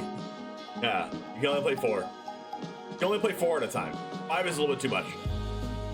5 would tip it over. Like, I think for me, I could play casually in a bunch of different formats, but like, I can't play competitively in like more than 2 formats at a time.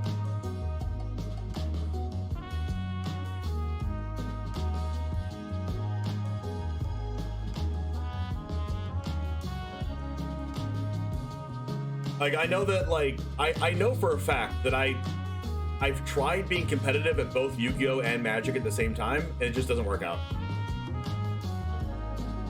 Like, I can be kind of competitive in both of them, but I can't actually be very, very, very good in both at the same time.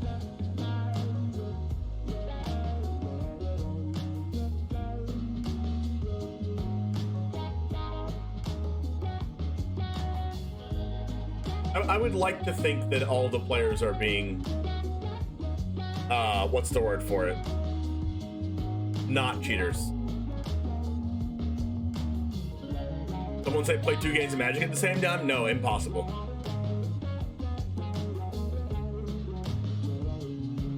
Charizard, players play a Magic sub-game using their libraries as their decks. Each player who doesn't win the sub-game loses half their life, rounded up.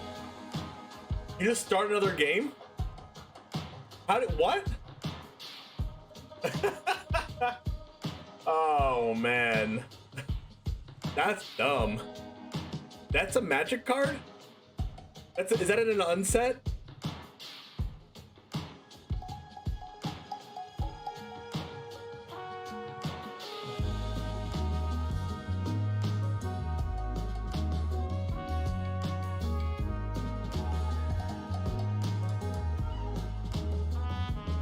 Arabian Nights? Wait, so you can actually play that in like super old formats? Can you play that in Vintage? I haven't interacted much with Yuta Takahashi personally, but I do know that he was my Fairies rival, right? People would be like, oh, Paul is the best Fairies player. And then someone would be like, no, Yuta Takahashi is. And it'd be like, no, he's not, it's me. And that's most of my interactions with him have been through other people comparing us as Fairies players. Welcome back to the upper final of the Magic World Championship. Ailey Loney alongside Cedric Phillips. And you know what? If Yuta takes the whole thing down, maybe we can make him King of the Dragons, Cedric, because he seems unstoppable right now. King of the Dragons, perhaps. Look, this deck that he has chosen to bring here was kind of a known quantity coming into the format with the rotation. Kind of disappointed a little bit in results early on. But clearly he stuck with it, and he has found something that has worked for him, because he is still undefeated in Constructed, is Yuta Takahashi. It's just banned in most formats? But Jan Merkel, who has handed Korstrowski his first This guy loss, played 8 hours sleep, 8 hours study, analyze MPG, and the rest, besides sleep and eat. For sure. It could well be. Is he the Giant Slayer here this weekend? Yes! And can he get another clean 2-0? Because that's all we've seen thus far in the top 4. Just 2-0s aplenty. So let's take a look at the opening hands. What do you think would win and want to win for this game? I want Grixis to win. Who do I think's gonna win? I think Yuta's gonna win. I think there's not enough interaction in Merkel's deck to deal with all the dragons. Plus, especially knowing that Merkel has Cinderclasm in his deck in game 1 and Power Word Kill in the deck in game 1, I think that puts Merkel too far behind. Waiting for server. Okay.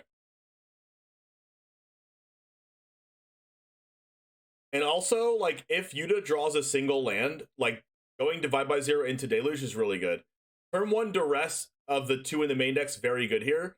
Maybe getting rid of the Divide by Zero. But as you can see in Merkel's hand, Merkel doesn't have an answer at all to Smoldering Egg outside of turn 5 burn down the house. Iteration was a fantastic draw.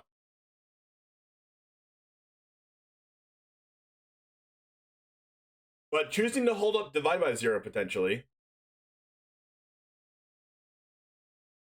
Interesting. I wonder what Yuta thinks that Merkel can play this turn that they would want to Divide by Zero.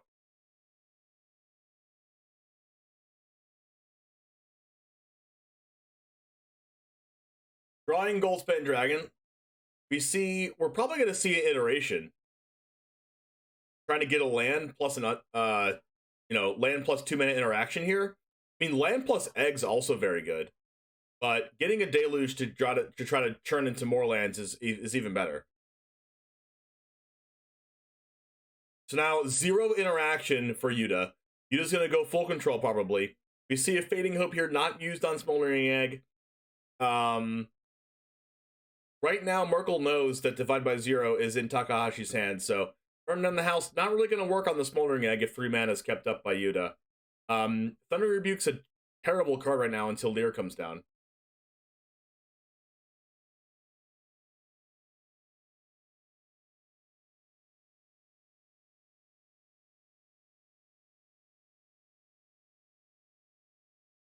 By this land, we're just going to go for the Burn Down the House here.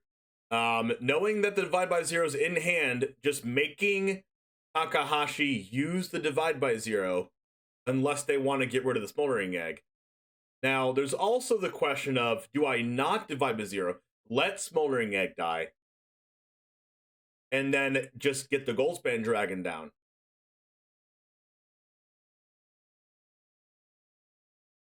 And here we go. Here's more interaction and also some more aggression.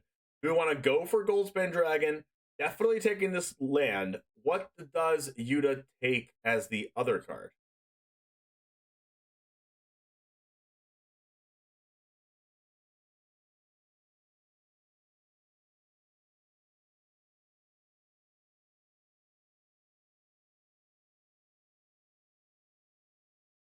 Taking the Goldspan Dragon, draws another one. 3 Goldspan Dragons in hand for Yuta. Now, this is why I said Yuta has the upper hand here. Currently, there's no answer to these Goldspan Dragons for Jan Merkel. Does he have to just play Lear and then hope it survives and then next turn burn down the house in the graveyard? It looks like he's going for this line of play. We see this Duress. It's a good use of Lear this turn anyways. This Duress might get rid of the Thundering Rebuke, leaving Divide by Zero as the only answer to Lear. Whereas next turn, Yuta Takahashi could just play Goldspan Dragon, attack with both of them, deal 8 damage, and then hold up Divide by Zero to bounce Lear back to hand. 2 Memory Deluges in the graveyard, back up Goldspan Dragon after the next one comes down.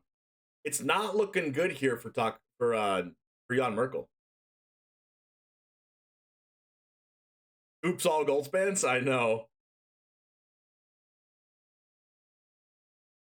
I feel like if I'm in the position of Jan Merkel here, I think I just take the Thundering Rebuke and just make them Divide by Zero the Lear back to hand. It's like, you don't want to get your Lear just Thundering Rebuke, right? Plus, Divide by Zero works against a lot more things. We see Merkel take the Divide by Zero here. Land drop drawn.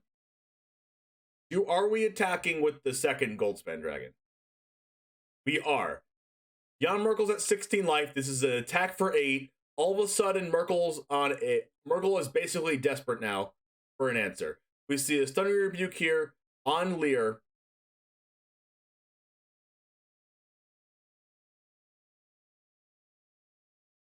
Now, an answer has to be found right now for Goldspan Dragon.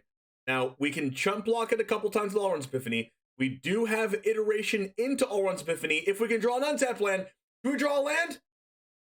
We drew an untapped land. Now we can go iteration into Allrun's Epiphany. Now we're taking 2 extra turns. What's going to happen here?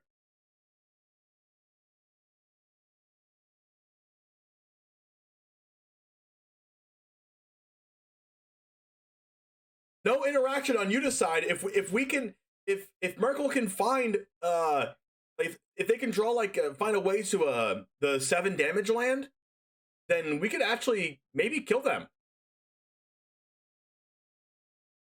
Expressive iteration off the top. This is the card we needed to try to find another Epiphany. If Merkel finds another Epiphany, didn't find another one. Wow. You saw the look on Merkel's face. You saw the look on Merkel's face. Kind of disappointed.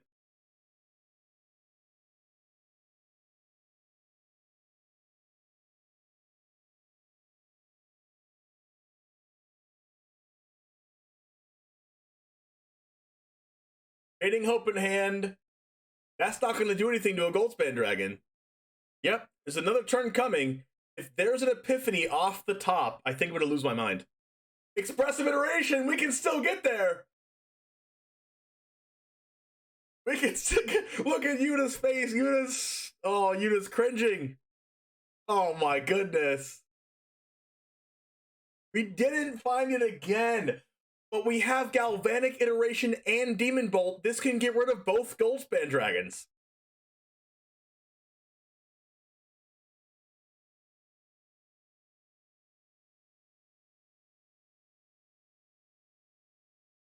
Are we seeing just like the biggest comeback ever here?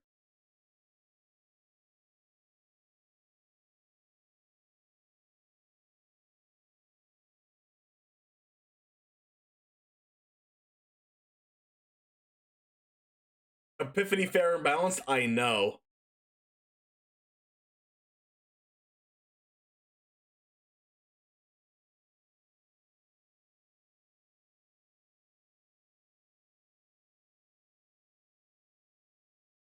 Command for 2, swing for 6? He's at 12. The command for 2 is not going to matter here.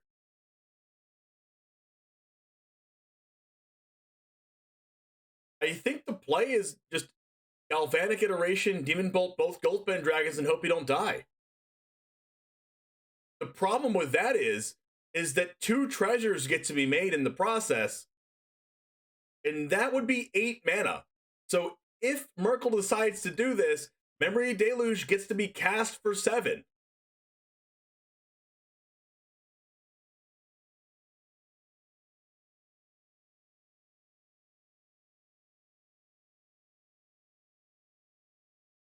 So maybe the play here is to actually not kill both Goldspan Dragons, but to only kill one of them?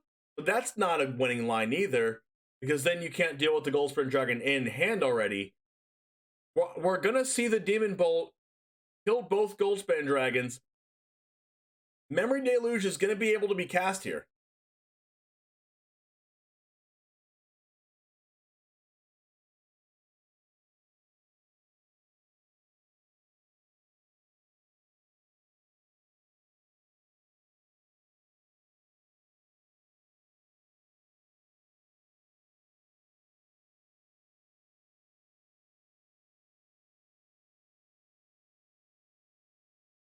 If we can find a Fading Hope, no Fading Hope in there, because Fading Hope could have bounced the Goldspan Dragon. Now, we have all interactive spells that don't really do anything right now. We might just take a land and another Deluge or Expressive Iteration.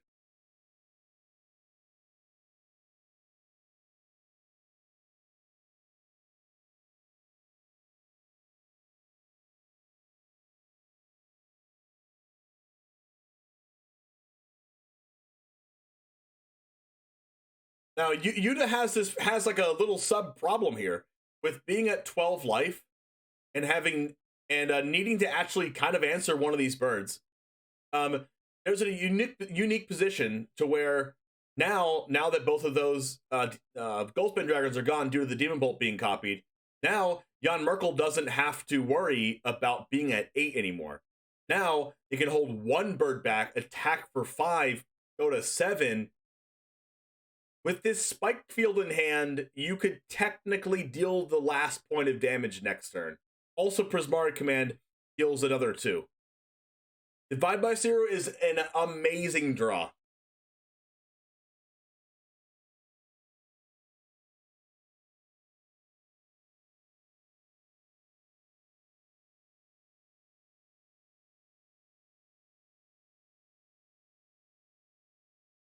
And that demon bolt Galvanic Iteration play was really good. Demon Bolt being able to deal with 4 toughness creatures in red is very powerful in this specific meta. The Goldspan Dragon comes down. It's probably going to attack. There's a Divide by 0. Divide by 0 notably cannot deal with tokens, since tokens have a mana value of 0. You know, something math. You can't divide by 0.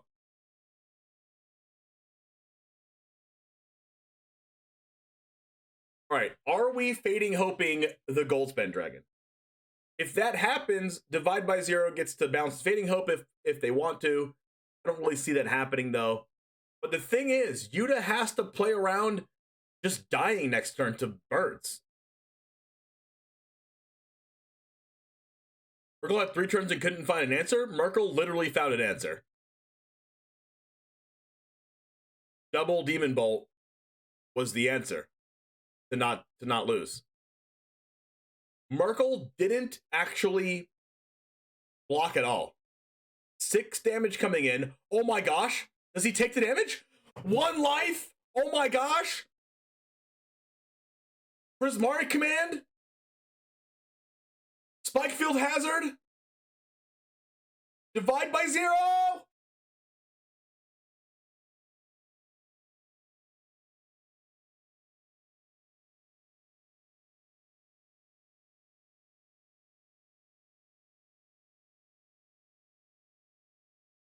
Clench! Clench! Oh! Oh, just took the damage. Oh, no.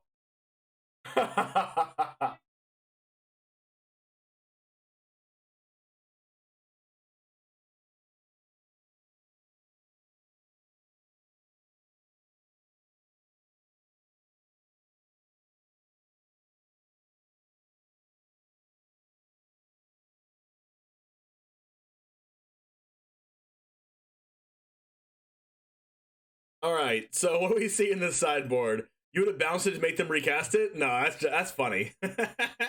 Oops them.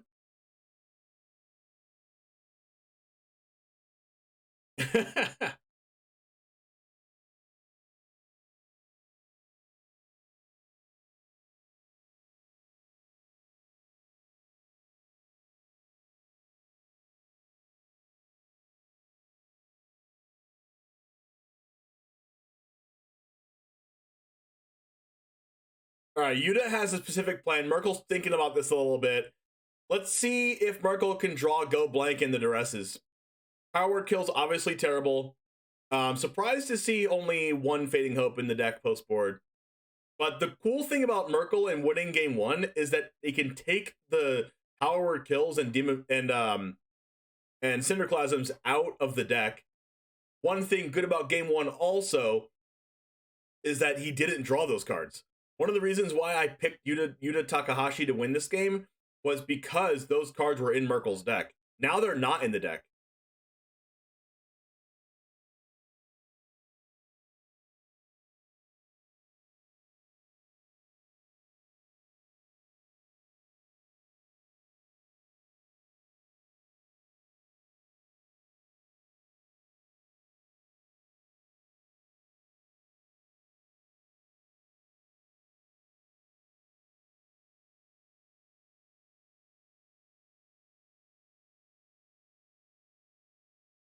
All right, we see Frostboil Snarl here come down, try to hold up something. Now, we go Iteration next turn, play a land, and then Deluge the following turn, Goldspin Dragon the turn after that. Really good curve here. Really good proactive game plan from Yuta Takahashi. Now, turn 2 Malevolent Hermit is going to get met by no answer here. So let's see, no answer drawn here. No land gets played. We see this Shadow Soul Smashing for 1. Very smart play, putting Malevolent Hermit in the graveyard.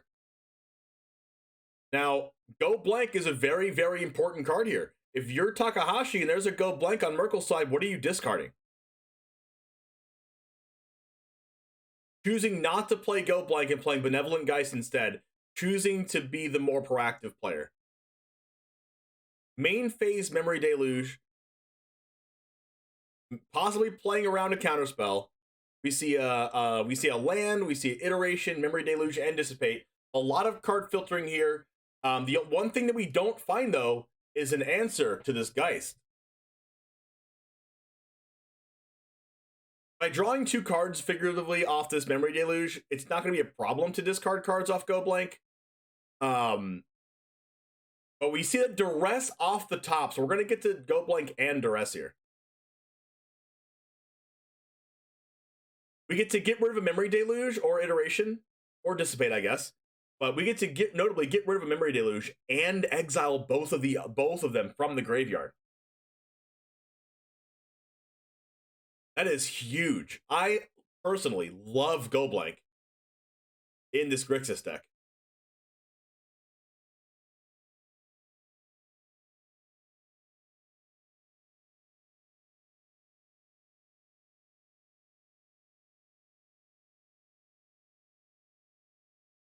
Wow, that was huge. Now, what Yuta can do here, draws another Memory Deluge for turn, which is actually amazing. We have this Goldspan Dragon going to put Merkle to 16. Did a land, or not a land, some mana.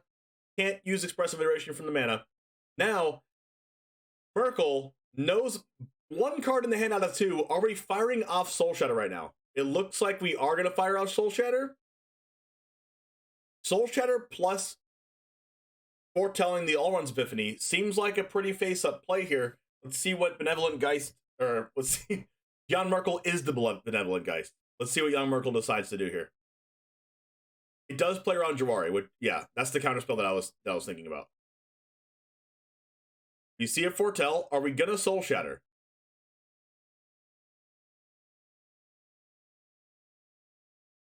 Soul Shatter on upkeep.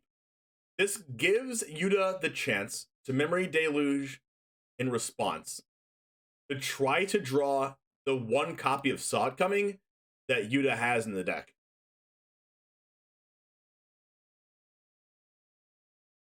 Which is the reason why Benevolent Geist is on the board. So Soul Shatter actually can't be countered.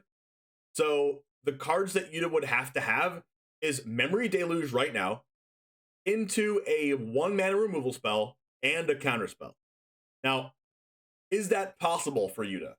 Yuta has to Memory Deluge right now, using every red mana, and then he has to find one copy of Fading Hope and Test of Talents to stop that play.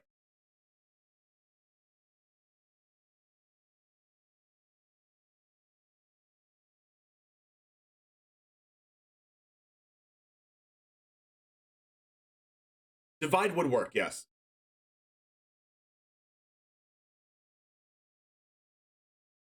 So now we're going to see this being played on red. Potential for Malevolent Hermit to come down. Prismatic Command dealing with the Benevolent Geist. Making a treasure, and then Malevolent Hermit can be played, and then a treasure being left over to use Malevolent Hermit's ability. Now, I think that was a very, very solid turn. That turn was really good. The problem here is that 1 mana left over makes Spikefield Hazard a little bit worse. The one thing that Yuta has going for him as well, other than that, is this catch-up mechanic in that top-decked Memory Deluge from 2 turns ago.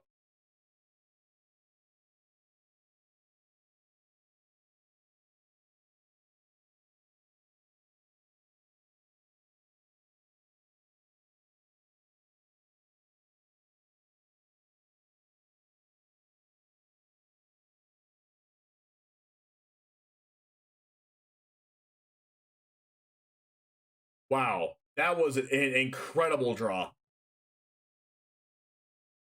Now, not only does Yuta get to get some more card draw, but Smoldering Egg is the exact card that Yuta Takahashi wants right now. Either that or Goldspan Dragon. See, Jawari's Disruption here. Land. Wow, this is just so good for Yuta here. Now, Jan Merkel has to top deck an untapped land to play around Jawari Disruption. Wow! Top decks the untapped land, plays around the Jawari Disruption. Oh my goodness. Holy crap. Now, let's see if Jan can out the Smoldering Egg. Draws Expressive Iteration off the top. Oh my gosh, the amount of top deck Expressive Iterations in this match is crazy.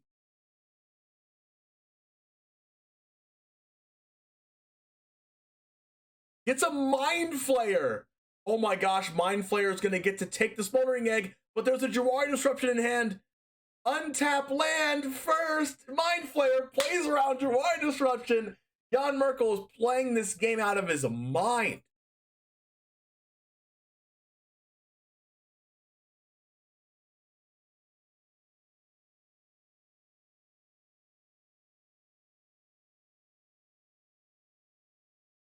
Wow. That's a top deck. That's what is that, like the 4th top deck expressive iteration? That's 2 removal spells and another iteration. Let's see what happens here. Maybe add Dragon's Fire to hand. Put Spikefield Hazard back in the deck. Expressive iteration gets exiled. Dragon's Fire the Mind Flayer, which would give us back the Smoldering Egg. And then we'll still be able to expressive iteration, put 2 counters on Smoldering Egg, and then hold up Jawari Disruption again. Both of these players are playing extremely well. As you would expect, being in the finals of the tournament.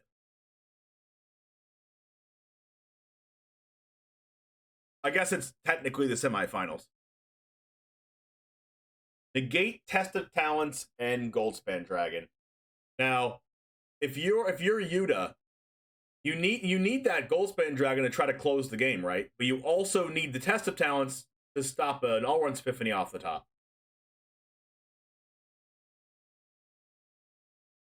Exiles the Goldspan Dragon, saying, I no longer need that.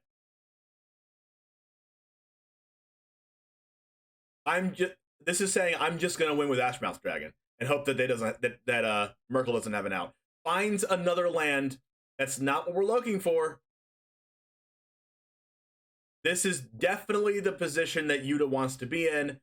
Using that Memory Deluge out of the graveyard to grow the egg into Ashmouth Dragon, hold up Test of Talents.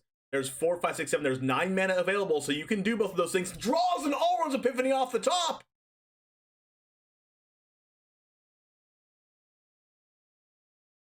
Are you serious right now? Are you kidding me right now? And instantly scoops the game. You have to be kidding me. Are you serious?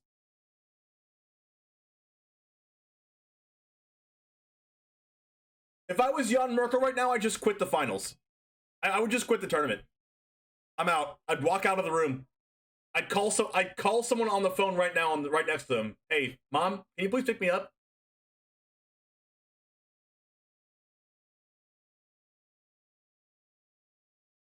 Yeah, does he have phone a friend? That's why the phone's there next to him, right? Like Jan Merkel's just using a lifeline?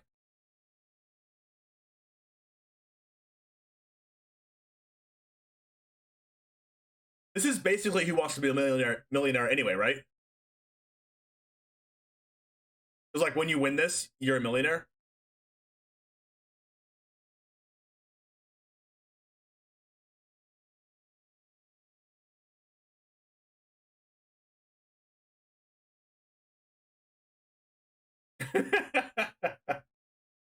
It's 100k or less, but you get the hype points. You get the hype points. You get the bragging rights. You get like huge deals, right? Who wants to be a 250k heir? Exactly. They pay out in gems. Wait, what? Are you serious, Bergerb? Am I saying he shouldn't have scooped? No, I don't know where you got that from. You do get your own card, that's fair. If you're Merkel right now, we have Duress, we have turn 2, play a land pass. Unless there's an Epiphany drawn for turn or something that you need to foretell. Iteration next turn to try to get out of this land flood here. Takes the expressive iteration from Yuta. Now Yuta's thinking about, do I play this Melvin Hermit? Do I just like foretell the Sod coming? Do I hold up something? I think Yuta's thinking about, I think the thought process in Yuta's hand, and I could be wrong, of course, but Yuta wants Merkel to think that Yuta has Jawari Disruption, so that he could Jawari Disruption the go blank if he happens to draw that. But thinking the better of it, decides to foretell saw it coming instead, and noted that it wasn't really worth it. Iteration gets all runs Epiphany to the hand, land, and with that top deck Duress gets to Duress again, possibly taking Divide by 0. Oh, you said he should have quit the tourney? No, I was like, if I was Jan, I would have quit. Obviously, I wouldn't have quit. Sometimes you can't take what I say literally.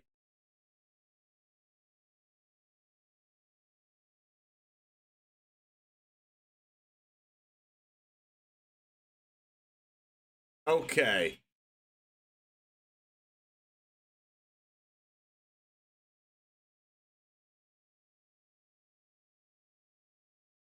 Malevolent Hermit gets to use its ability, special ability.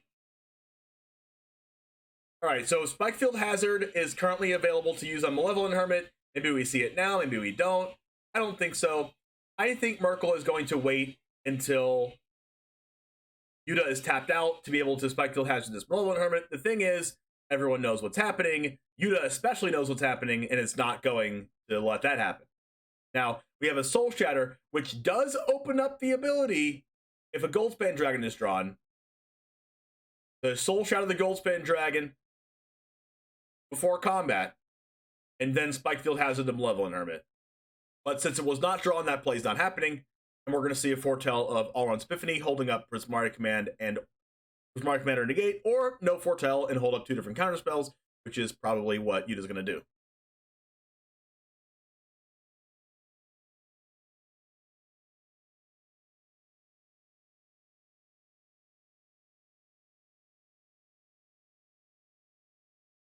Those worlds actually pay out on gems. Alright, so Yuta decides to foretell Arms Epiphany, holding up Saw It Coming, Negate, or Prismatic Command, but not both.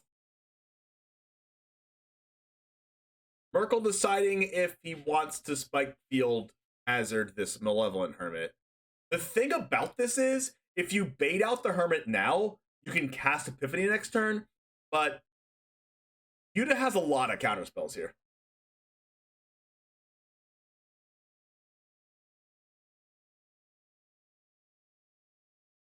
Aiden Exposure? Oh no. The worst. There's no way that Merkel goes for it, right? Merkel's flooding out a little bit, doesn't like what he sees. Maybe he decides to go for it because he doesn't have that Hall of the Storm Giants. Sometimes you just have to go for it. Negate comes down. Hapaland. Temple of Tilt. Temple of Tilt. They're playing an experience.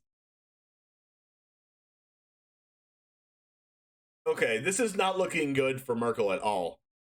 There's an All-Runs Epiphany, flooding out a lot, drawn lands for the past 3 turns. Soul Shadow is the only card in hand. If you're Merkel, I think you have to say, how do I lose this game? And more importantly, how do I win this game? If you attack with Hall of the Storm Giants here, and there's an All-Runs Epiphany that comes that you probably know is foretold since there's 2 different foretold cards, you now have to attack through the birds.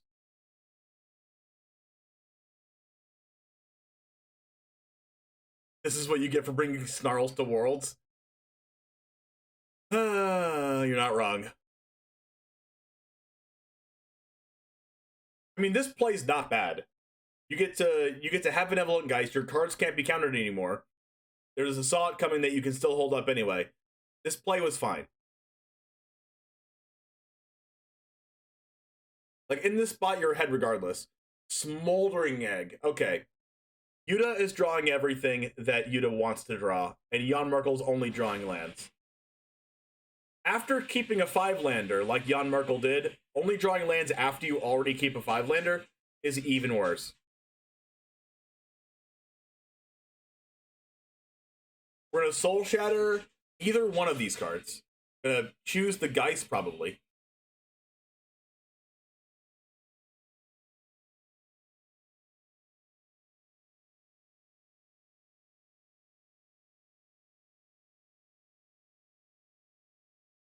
I think Snarls are better than Temples.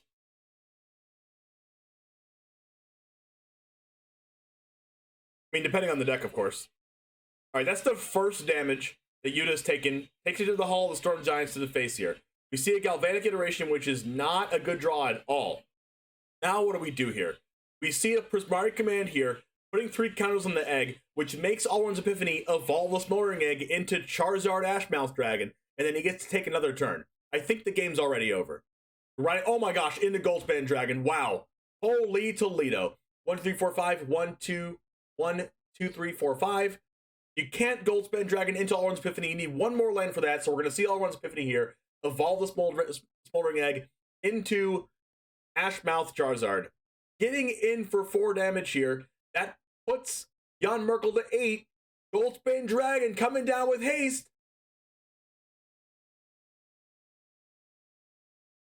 And that is 10 damage. Jan Merkel goes down to Yuta Takahashi, as I foretold before the match ever started.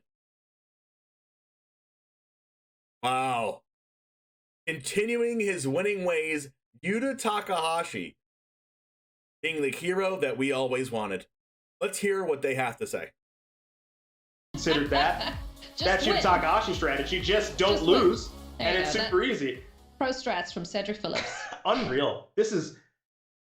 I can't believe that, like, Strasky's start was easily the story of the tournament. And then Takahashi said, hold my beverage. Yeah, hold my beverage. Hold my adult beverage, yes. Yeah, because I've got a plan. Which is how about a 0-3 start into never losing again. Hold my adult Unbelievable. With a deck that, again, coming into this tournament, we kind of knew was a thing, but wasn't really performing particularly well in the online tournaments in any meaningful way. Is It Dragons wasn't a thing that people were really talking about. Alien, take a look at our player notes. Everyone's like, yeah, Mono Green, prepared for that. Epiphany, prepared for that. But not really, you know, the Is It Dragons deck. And here we are. He is so close. So close to winning this. I can't wait for that match, but we still have to find him an opponent, friends. So when we come back, we are going to be back at the desk with Maria. So don't go anywhere. Still plenty of magic to happen. Gosh, who would be deathly afraid of Yuka Takahashi if they're sitting in front of you at like a local table? How old was Julian Nuitgen of the Netherlands when he won the World Championship in 2005? I'm going to say 15 because that sounds outlandish.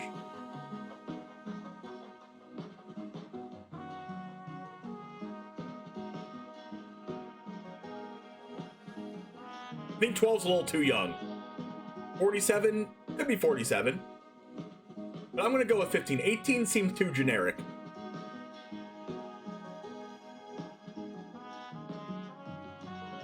I'm going to go with 15. Let's go! 15, still the record for the youngest Magic World Champion. I promise you I did not know that.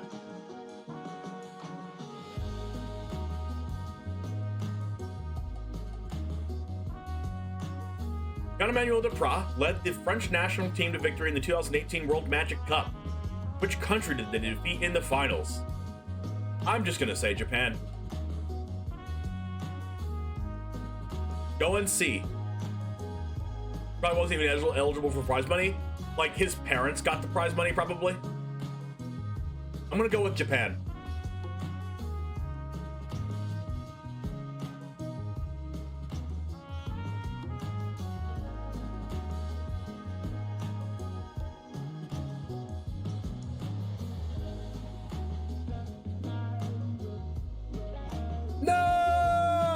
Israel, featuring Yuval Zuckerman, Amit Etgar, and two-time world champion Jahar Shenhar. I didn't know Jahar Shenhar came from Israel. Curious, or if you won Worlds, what would you do with the prize money? Good question. How much is it again? 100K? Or is it 250K? In Innistrad Midnight Hunt, Shady Traveler has Daybound and what other keyword? Shady Traveler? Daybound? And I'm gonna say, what's Truffle Hunt? I have no idea. Is 250K? I would buy packs.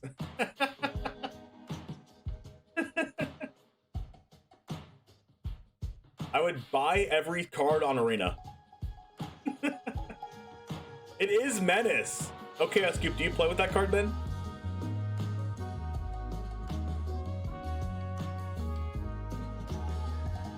$250 isn't enough for a retirement plan for somebody, is it? No, you probably need like $1 million for that. Maybe 500K? Hey everybody, welcome back to coverage of World Championship 27. We have our first finalist in Yuta Takahashi. Let's take a look at our bracket here, see what the morning's been up to as we head to the lower bracket for the afternoon. There you see him, Yuta Takahashi on In the Dragons, waiting in the title match. But like I said, we've got to find him an opponent. Andre Strosky and Jean-Emmanuel Duprat have to play to see who will play Jan Merkel. I won $250,000. I just invested. Like the easiest answer.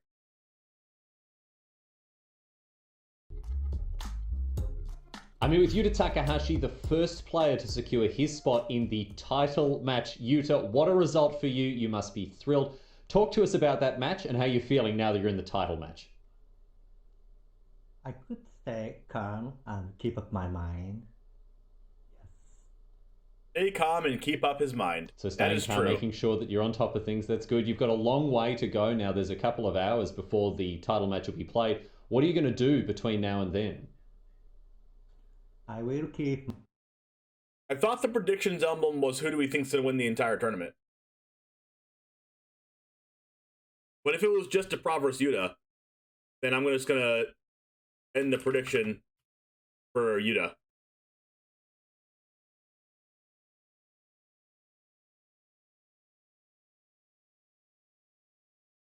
Oh, that was the poll, true.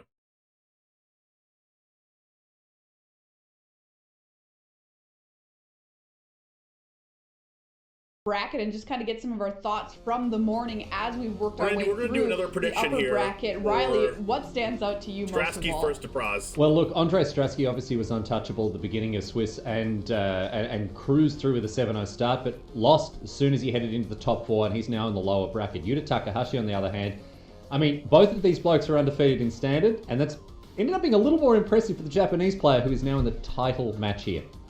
Merkel and Duprat have had to kind of scrap for their positions in the top four and throughout the Swiss as well. So they're kind of in the middle of these two players in that respect. But look, there's still a lot of magic left to play, Maria, and from here, I mean, anything could happen. Mani, for you, what's the standout moment here in our uppers? Maria, I think it's just seeing Izzet Dragons in the title match is almost validation, I think, for Yuta Takahashi. It really looked to me like, looking at the field, he had brought the best deck choice. He was really ready for what everyone else had brought, and it's not often, because Magic is a game of many factors and variants and anything can go wrong at any point. It's not often that you see somebody bring the best deck and go the distance, and for Yuta Takahashi to fulfill that is just incredible to see. Yeah, it's been some amazing stuff this morning, and now we're heading to our lower bracket, and this is where we start eliminating people from the top four. So let's take a look at our next head-to-head feature match here in the lowers. Andre Strosky versus Jean-Emmanuel Duprat, both lost in the upper semis, dropped down here to the lowers. Four top finishes for Strosky, 3 for Jean-Emmanuel. Let's take a closer look at Andre Strosky here, 63.6% standard win percentage, part of the Czech team testing house that brings innovative brews. Check it out. Here's his road to the top four here. Doing so well through the entire tournament, completely undefeated. Got in before anybody else, and then lost here on day number 3 right away. Probably wasn't expecting that. Next player we're going to talk about is Jean-Emmanuel Duprat. His opponent coming up here. Remember, this is an elimination match, so a lot on the line for these players. There's Jean-Emmanuel Duprat. Check out those arena games played. Almost 26,000. Unbelievable there. Took France to a World Magic Cup victory in 2018, but wants that individual title. Jean-Emmanuel Duprat's road to the top four a little bit rougher than somebody like Strosky, who just won out. He had to fight a little bit harder and in fact had to win a tiebreaker match to get here over Sam Pardee. So that's a look at the players, but what about their decks? Mani, very interested in how this plays out. Yeah, absolutely. I think this Izzet Epiphany list that we've seen in Andre's hand has looked really impressive, just because he did pick up a loss in that upper bracket. I don't think it's really going to affect anything. And this deck is prepared to deal with creatures. So now Andre is really happy about the matchup he has. He has 3 copies of Burn Down the House. He has those Demon Bolts. He has those Divide by Zeros for interaction. But most importantly, he has those unexpected windfalls to just go fast. So I think Andre is feeling really good about some of the individual card choices. Make sure to predict what channel points if you're the gambling type. Who do you think is going to win? Andre Strasky playing Is It Epiphany? On the other hand, Johnny Manuel with his Team of Treasures deck, he also really came prepared to kind of go over top of and beat the other creature decks. He was looking for a Field of Green. He got a lot of green matchups to make it here, where those Dragon Spires really got to shine, and he was able to just go faster than them. But this deck from Andre just feels like it's going to be a really big hurdle. He's beat it before. He beat Stan Cifka on the exact same list in the Swiss, but now it's best 2 out of 3 matches. So it's not just that John Emmanuel needs his deck to cooperate once, he needs it to cooperate twice. 2 matches, 4 games it has to go right. Yeah, that's a lot absolutely. To ask for. a lot to ask for indeed. Here, best 2 out of 3 matches in the lowers. If you don't see the prediction, make sure to refresh. Let's talk to the players now and find out their thoughts on this specific matchup. We asked them about it yesterday. Okay, so starting first against the Press should be a huge advantage for me. The matchup is pretty play draw dependent. Whoever gets first on the board usually gets the win. My matchup against Andre's deck is pretty tough. It's mostly about speed, because I can't really interact with what he's doing. I only have a few counter spells, so I really need a fast draw and to punch through his interaction. We've seen Demir Xanathar list going around. No, I have not. Not anything with Xanathar. Let's find out what we think here. It's time for some predictions. Feel free to From the news desk, Riley, who are you going with? Link me one. I haven't said anyone else. Whenever it's been Strasky, I've backed him, and I'm going to back him here again against Duprat. All right, Strasky for Riley. Monty, what about you? I'm basically the same as Riley. Been backing Andre all weekend. I'll pick Andre Strasky. Yeah, I've got to go with Andre Strasky too. His deck seems really scary if I'm in Jean-Emmanuel's seat. And I'm a creature player, so I know how it feels, buddy. All right, well, we'll see who can take down this match coming up here. It is the lower semis. It's an elimination match. Whoever loses is out of the tournament. Whoever wins gets another life. Stay tuned. More from World Championship 27 coming up. Watch as the blowout happens. Prediction is now over. Which of these Innistrad Midnight Hunt cards has the most mana symbols and its mana cost? Brennan 7, Lieza, those are both 5. Sigarda, that's 4. Unnatural Growth.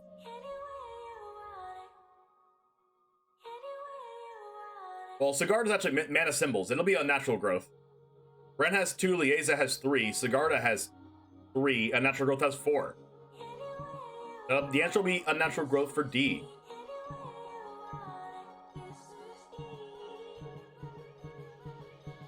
What about you? Who do you think will win and want to win for the coming match? I want the Gruul deck to win. The Gruul splashing blue deck to win, but I really do think that Is It Dragons is going to win.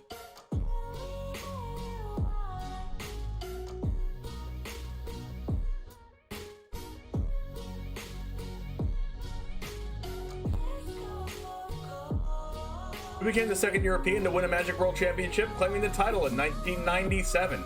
Sven Gertsen of Denmark, Nikolai Wiebel of Sweden, Janusz Kuhn of Germany, or Jakob Slemer of the Czech Republic? I have no idea. I'm gonna say what anyone else says and just say A, Sven Gertsen of Denmark, because it sounds better.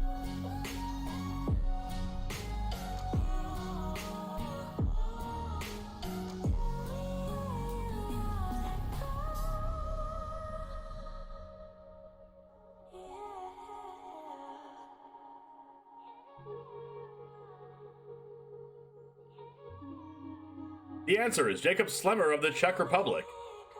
Of course I was wrong. I know nothing about 1997 Magic the Gathering.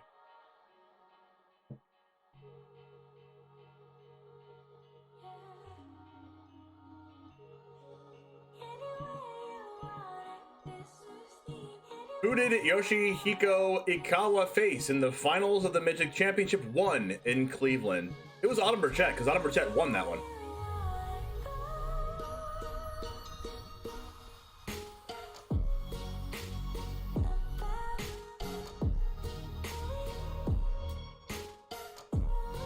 I'm pretty sure. Could be wrong. I think Autumn Burchett won that one.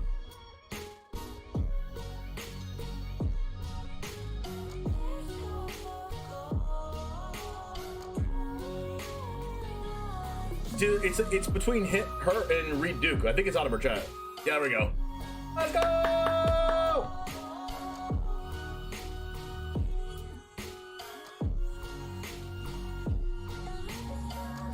3 Lear and 3 Xanathar? That seems like a lot. Oh, Elliot Dragon was playing it.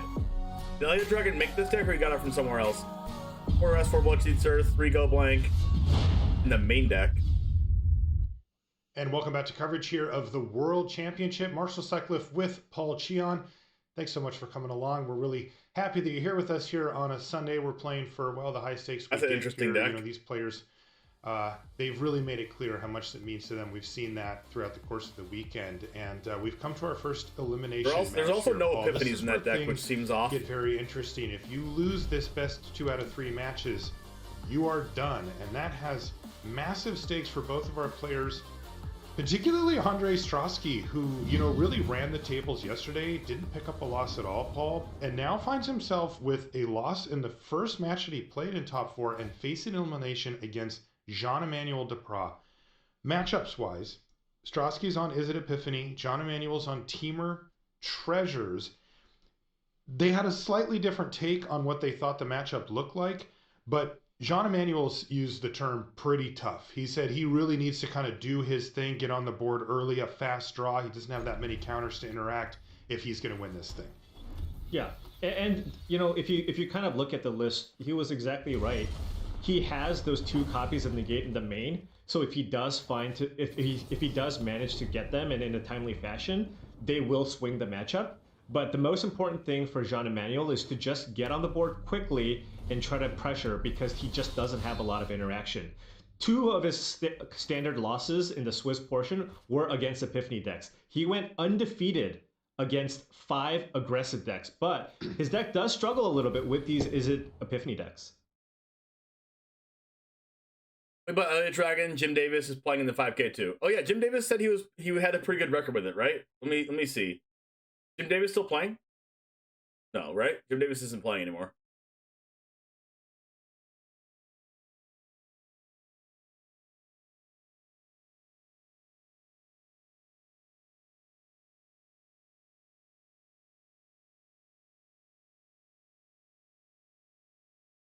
All right, Seeker's Chariot coming down on turn 3.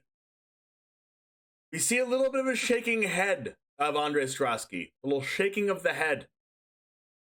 We have an untapped land so that we can cast Unexpected Windfall or Memory Deluge.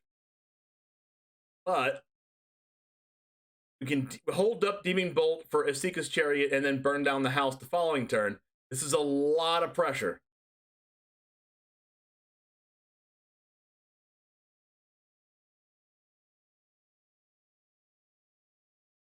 We're gonna see a pass turn here. Demon Bolt's gonna come down and hit that chariot, and then the next turn, Andre Strosky's planning on playing this Field of Ruin and then using Burn Down the House to clean up everything else. Now, Jean-Emmanuel Depras is probably aware of this and maybe doesn't play a Moonveil Region or Goldspan Dragon this turn.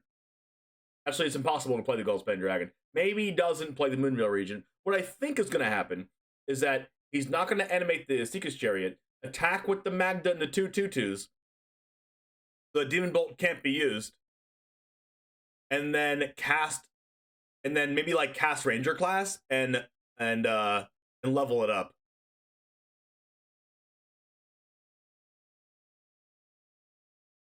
So you said you like Esika's Chariot. That's what Emmanuel Depras is saying. Burn the House notably doesn't get rid of any artifacts. Lasting, thank you for the sub. The resub, Hello, that is. my good friend. How are you today? I am doing amazing. Catching up with the top 4 of Worlds. Yep. So it seems like Johnny Manuel is doing the same thing that I was saying. Let's see if Ranger class comes down or not. Yep. Look at that. I could play Worlds, right? I could play in Worlds.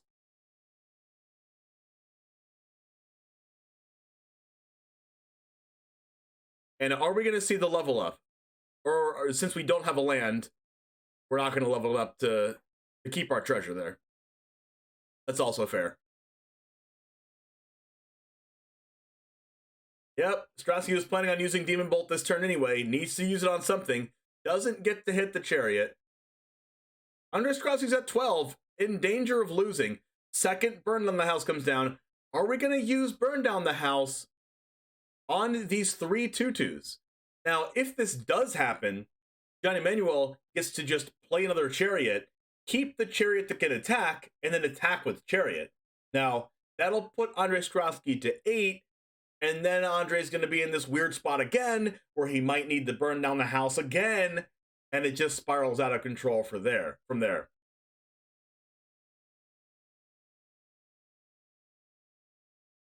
Foretold Demon Bolt or a good card? Are you saying Demon Bolt's not a good card? Thank you for the advice the other day. Kicked me out of my funk. Much love. Hey, let's go. You love to hear it. Not going to use Burn Down the House. Maybe just expecting to use Unexpected Windfall. Making those 2 treasures and discarding a card to draw 2 and using Divide by 0 in the same turn. We drew a land on Depras' side. I can tell you that Depras' probably happy about that. The look of concern on John Emmanuel's face.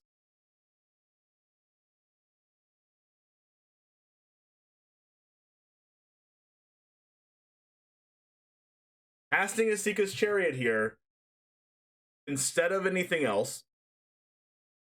I think Johnny Manuel Depras kind of knows that there's Burn Down the House in Andre's hand. Just wants to put some more things on the board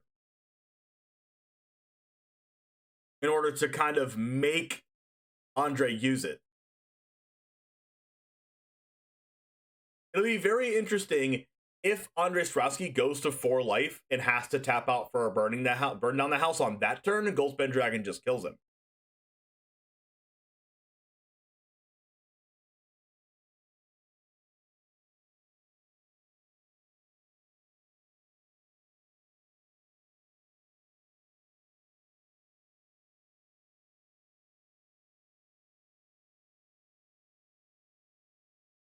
Wow, Strasky deep in the tank figuring out what to do here. There's a couple lines of play. There's just Divide by 0. There's Memory Deluge and not care about it. There's Unexpected Windfall. Discard a Galvanic Iteration. Make 2 and Divide by 0. Make 2 treasures and Divide by 0. Or just do nothing. Fine too. We're gonna tap those 2. Divide by 0 as Asika's Chariot on the stack. This is a big attack here. Taking 6 damage is a lot of damage.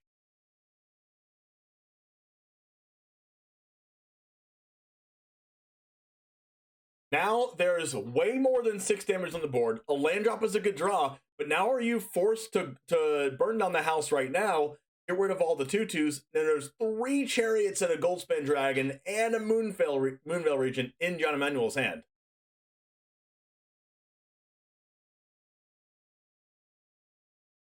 All right, I think this is exactly what Depras wanted to do. Now Depras gets to Goldspan Dragon, put Andre to 2 life, and cast Jaspara Sentinel. Is that enough? Or are we supposed to just Asika's Chariot right now, make 2 2/2s, and keep Andre Strasky at 6?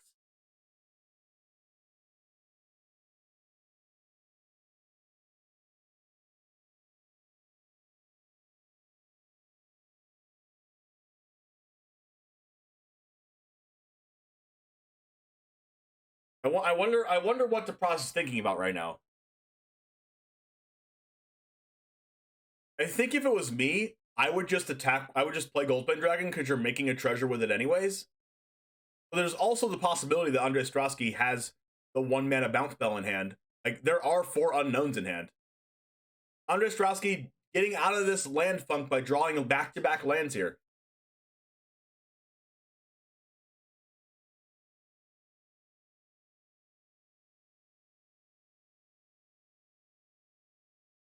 Now, this environmental sciences gains life. It gains 2 life. So this is a pretty good spot to start to gain some life out of range here. The problem is that now you're kind of forced to burn down the house again. There's another sneaky option here. Andre could just play the mountain and pass, holding up Unexpected Windfall and Deluge. But it also holds up Hall of the Storm Giants to block the Seeker's Chariot.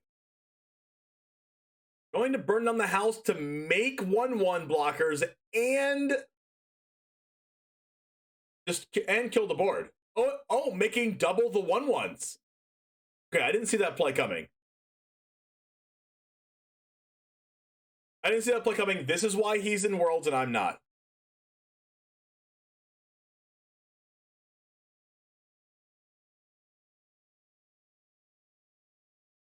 But Andre recognized the fact that burning down the house was not going to win in the game. Because if the Chariot's on the board, all they have to do is play the Moonveil region or second the Seeker's Chariot, and then animate the Chariot and attack. No amount of sweeping the board is going to help Andre here in this game. The OG Lust, thanks for the follow. Could have double Unexpected, but that wouldn't have given him the amount of devils needed, right? Now it makes John Emanuel, like, this is a good thing that Andre Strasky is thinking about. How do I lose this game? And losing the game is going to be by just getting in points of damage. Making the devils is a good way to not lose, because you know that you have the late game win already. The good thing about John Emanuel is John Emanuel has played a game that forces Andre's hand that doesn't use a lot of cards, right? John Emanuel has 5 cards left in hand. Now this Ghostbane Dragon comes in, puts Andre Strasky to 2. Now, thinking about to last turn, there wasn't a Goldspan Dragon being played, or else Andre Strasky would already be at 2. Now, it would have forced out the burn down the house, but then you could play Moonveil region or second the Seeker's Chariot and deal the last points of damage. Now, if that play sequence would have happened, Andre Strasky would have done a different play, of course. But it will be interesting to see how this game went if Goldspan Dragon was cast the previous turn.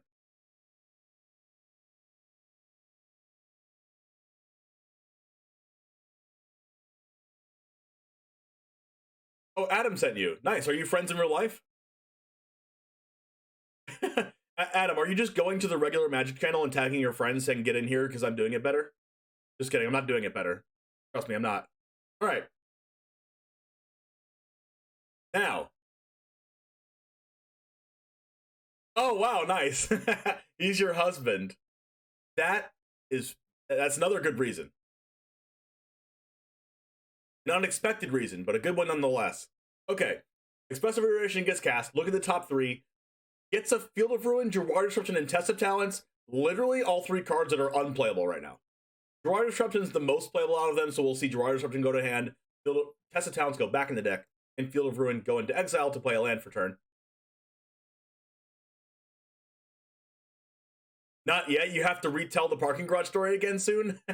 You can watch one of my Twitch VODs for that. You can actually listen to it while I was saying it.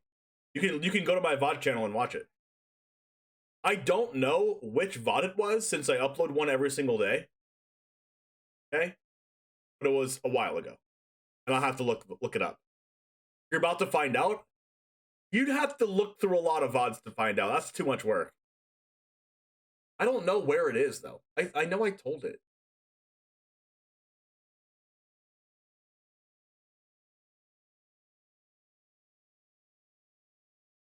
Unexpected Windfall's going to discard the Environmental Sciences. Well, discard Test of Talents. Okay, so Jawar Destruction wasn't added in hand and draws another one. And the concede! Wow, Johnny Manuel DePraz gets under Andre Strasky. Please, Johnny Manuel DePraz, please win this game for me. Win this game for me, if not for anyone else. We don't know each other, but just pretend that casual streamers here watching you play in top 4 of Worlds and just wants you to win. Just keep me in mind.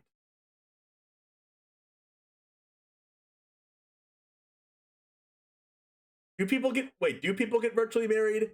I mean, I think they do. It would surprise me if it never happened.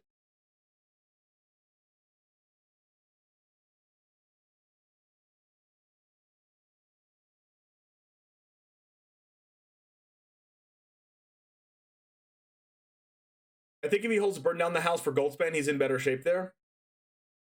Maybe he just couldn't afford to lose to the chariots that he already knew about. If you have a decision where it's like, do you play around a card they could have, or do I kill the card that I already know about? You should always, for the most part, always kill the card that you know about, because you don't really know if there's a Goldspan Dragon in Johnny Manuel DePra's hand. So, but you do know that you can die from Chariot. So at that point, you should just play around not dying from the Chariot that you already know about. There's always a chance that DePra just doesn't have the Goldspan.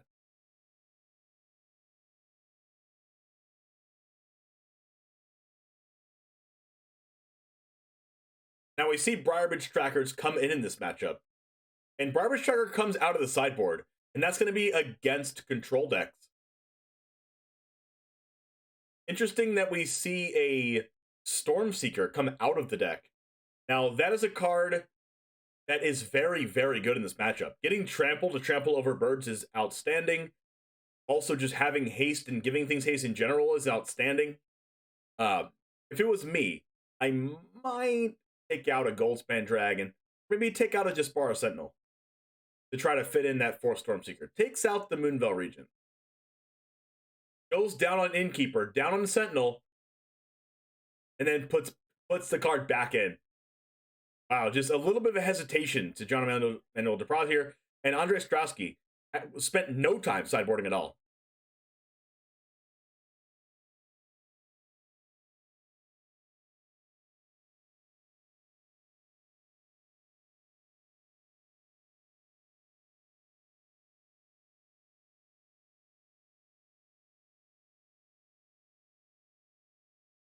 All right. One thing that Andre Strowski needs to do is draw lands. There's an expressive iteration, so we're going to see a mountain here on turn 2. Now, Demon Bolt gets foretold, or Alrund's Epiphany. Alrund's Epiphany does get foretold here. Next turn, we can go iteration into Fading Hope, potentially. Prosperous Innkeeper comes down, leaving the availability to cast Jaspara Sentinel and Briarbridge Tracker next turn. More importantly, maybe even cast Jaspara Sentinel and hold up the Disdainful Stroke. Probably don't need to do that yet, so we might just see a Briarbridge Tracker come down and hold up the 2 mana to draw a card, which is a lot more likely. Demon Bolt is going to probably be held, try to answer a Moonveil Regent, a Goldspan Dragon, or a Seeka's Chariot. And we might see that be foretold here using the Field of Ruin and Jawari and not use Expressive Iteration. But you could also see Fading Hope be held up as well. Or, Andre Strowski could just not do anything and hold up either Fading Hope or Demon Bolt. 2 different options to play here. We're going to play that Field of Ruin, a little bit of thinking. We're going to we're looking at foretelling the Demon Bolt, I think, and doing that line of play that I was talking about, and doing that, plus holding up that Demon Bolt for a potential Moonveil region that could come out on turn 3 here from John Emanuel. Now, the play I was thinking about here is we have the availability to hold Disdainful Stroke. Probably don't even need to, though, because it's only turn 4 of the game. Now, at this point, one thing that Johnny Manuel did say when he was talking about how to beat Andre Strowski in this matchup, he did say he would need to be aggressive. So, does that mean that Johnny Manuel slams the Briarbridge Tracker here and goes along with his own game plan, or does he switch the game plan?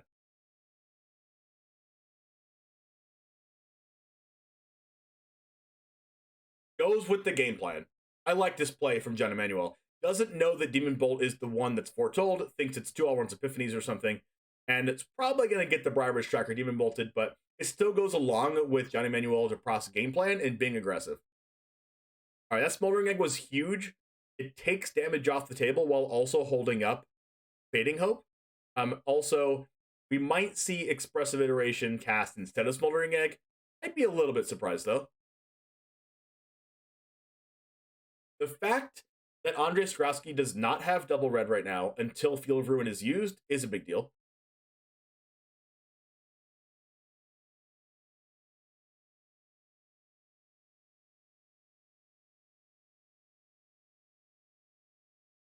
It looks like Andre Strasky's taking a little bit of a peek of Gianni Emanuele Lepra's deck and seeing what line of play he needs to take here.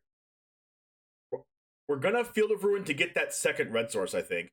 Field of Ruin would get a red source, and then playing a land would let Smoldering Egg come down on that turn, but he wouldn't be able to cast Fading Hope in the same turn. So I think this play is going to be reserved for next turn. Reckless Stormseeker is a powerful draw. There is a Fading Hope in hand. Andre Strasky's going to get to scry. Now, this is the point in the game where you have to think, do I want to hold up Disdainful Stroke? I think you don't have to on turn 5, especially if you don't play into Burn Down the House.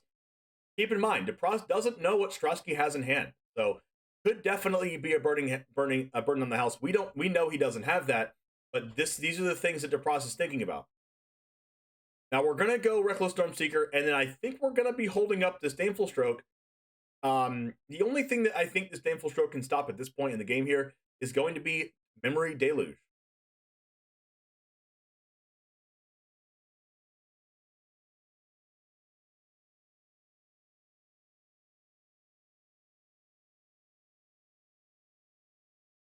Does John Emmanuel Depras decide to cast Despara Sentinel and keep Disdainful Stroke from being cast?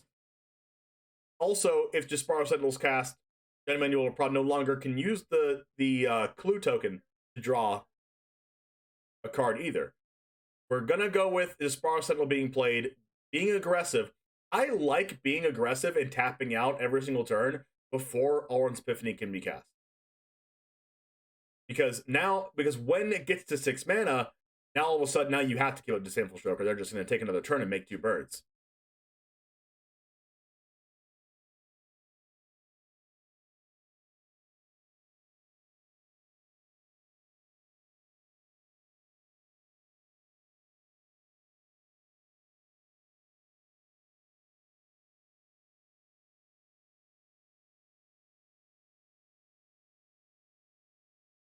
Mana is perfect. I know, right? All right. Does Gianni Emanuele Depras... I didn't catch this before, but does he play a basic island? One thing that this does here is actually give Gianni Emanuele Depras the ability to hold up Disdainful Stroke or draw a card. Disdainful Stroke's not going to be used this turn, that is, but still. They're going to get the opportunity to draw a card here because Andre Strasky had to get that red source, the second red source, to draw a red spell eventually off the Espressive Iteration. Problem that he was having before is that Espressive Iteration, if it's used and you don't have another red source, if you draw a red spell, you can't cast it in the same turn, which is definitely on Andre Strasky's mind here. Now, when you look at Gianni Emanuel's turn, drawing a land is not ideal. It chose not to draw off the clue at end step. Uses mana this turn to draw a card right now. Draws Magda, which is not bad. That is actually a pretty good draw. You can play a land, play the Magda, and still hold up Disdainful Stroke. Now, the problem here is going to be Smoldering Egg is going to get a chance to flip once Alrund's Epiphany is cast, regardless of whether Disdainful Stroke's used on it or not. So we're going to see an Ashmouth Dragon regardless, I think.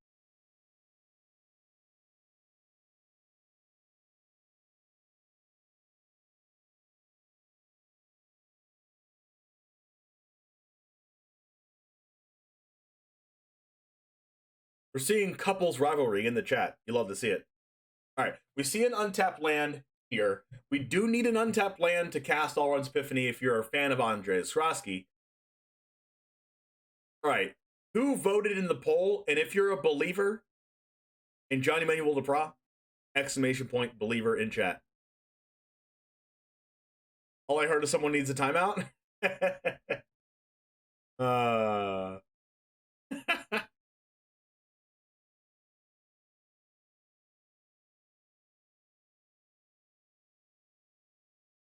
All right, here we go. Alrund's Epiphany.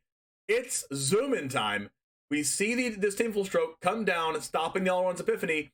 But we do see the Charmander egg evolve into Ashmouth Dragon here. Keeping those back, do we have an answer?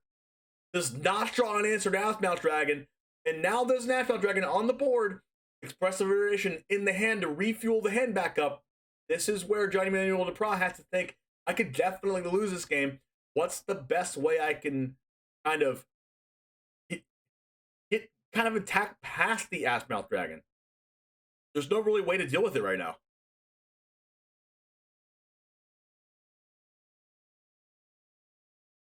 You see a Shadow Skull smashing on that.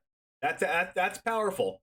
That is powerful. It means that you have to take a turn off of doing anything, though. A turn off of actually putting power and toughness on the board, which is fine. Ashmouth Dragon is in a very powerful card. We see 3 cards that aren't lands, which is not what Andre wants to see.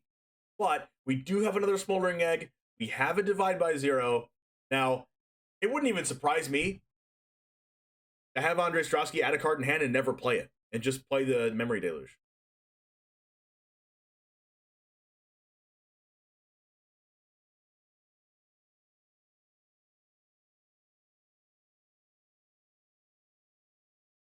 Now, when you're thinking about these cards, I think you take the Divide by Zero here because you do not want to get slammed in the face by this Reckless Stormseeker. One thing you don't want to do in Andre Ostrowski's case here is take a bunch of life.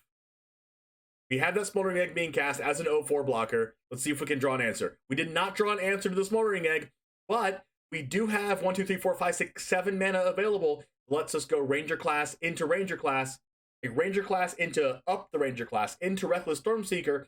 Reckless Stormseeker can target itself, giving itself haste, putting a 1/1 counter on it from the Ranger class and actually attack through the Smoldering Egg with 4 power. Let's see if he chooses to do that or chooses to do something else.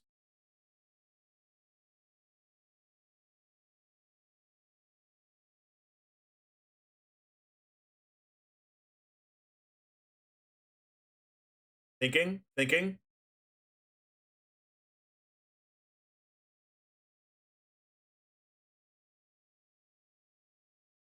Chooses to go Reckless Stormseeker here. Yep. Let's see if Ranger class comes down and goes to level 2 to give this Reckless Stormseeker the ability to have 4 power.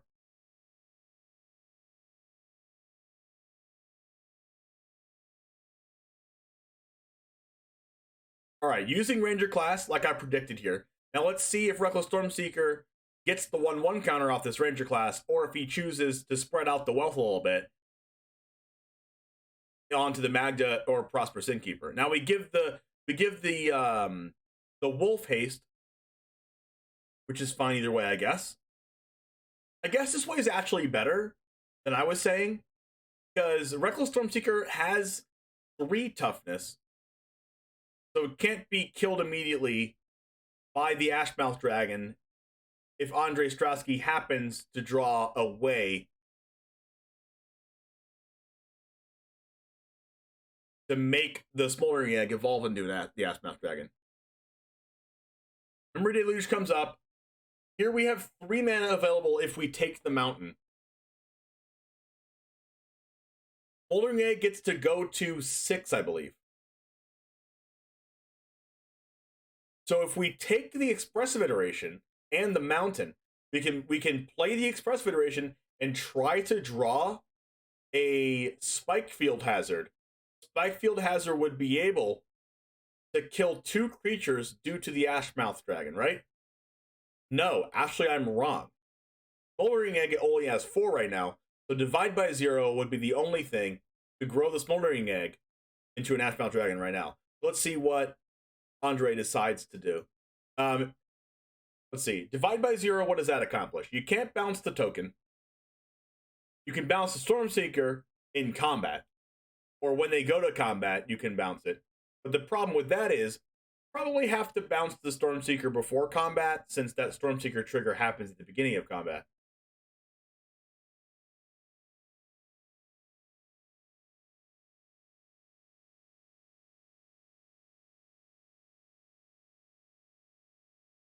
Drawing a land off the top from John Emmanuel DePra isn't exactly what you want to see, but Ranger class can still go to 4 and find some creatures off the top to play. One of the cool things about this deck, John Emmanuel DePra, is that it doesn't only play the aggro game, it also plays the long game as well. With multiple copies of Ranger class in the deck, you can really kind of grind out your opponents. It's going to be difficult to grind out Andre Strasky in this game, though, because of all the memory deluges and expressive iterations. Divide by 0. Definitely not going to play as long of a game as Andre can, but they can play cards long enough to deal enough damage.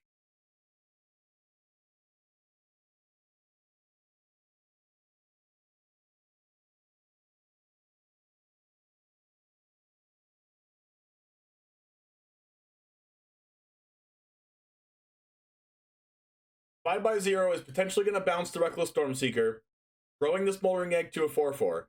Now, Ranger class is going to get to buff the 3/3 and something else in order to be able to attack through the Ashmouth Dragon.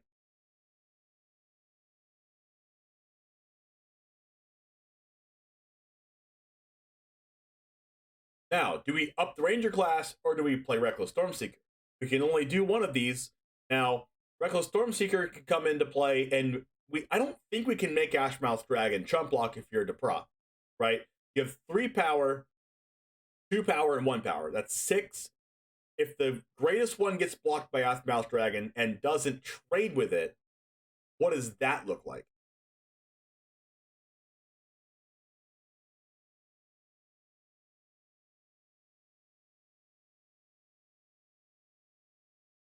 Reckless Stormseeker comes into play. Does it give the 2/2 haste, or does it give the Magda an extra power to get that 1/1 +1/+1 on it to try to make Andre not block the Magda, so that the second treasure off the Magda tapping gives the ability for Johnny Manuel to use the other Ranger class that he just played to level up again. Gives the Wolf the 1 power and haste.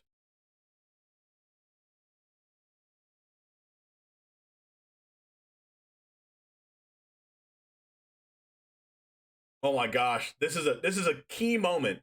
This is probably the most important spot of John Emmanuel's tournament.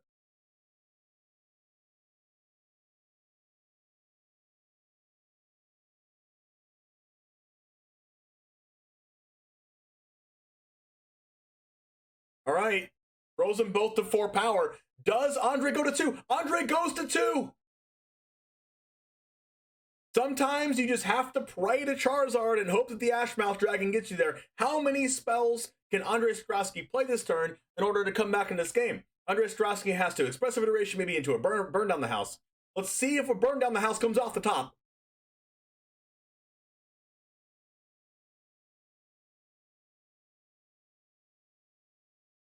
The problem with Divide by 0 is that it can't deal with the tokens, and very smart by Depra to very smart by Depra to put only the counters on the tokens so they can't get bounced.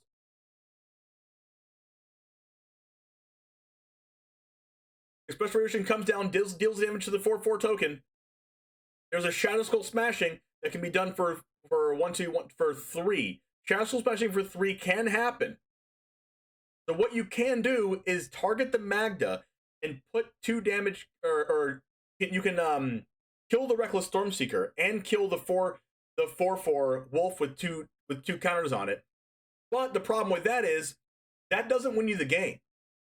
That still loses you the game. So you can't do that.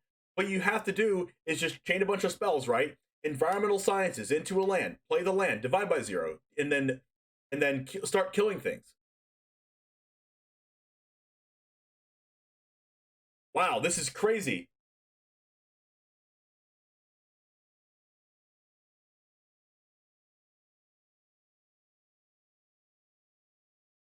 Now you do this. Now all you have to do is you can Shadow Soul Smashing and kill the Innkeeper and the Magda, but that doesn't get you there either. You can Shadow Soul Smashing for 2. Oh no, does he know he lost?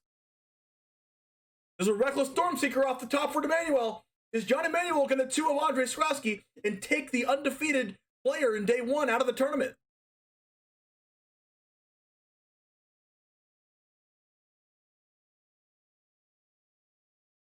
Second Stormseeker comes down. The look on Andre's face.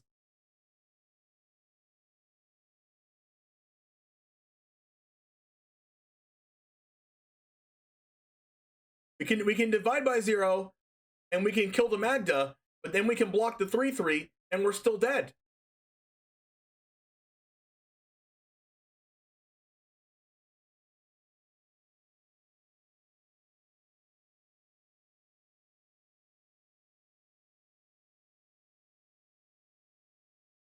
Could this be the end to Andre Strosky's tournament?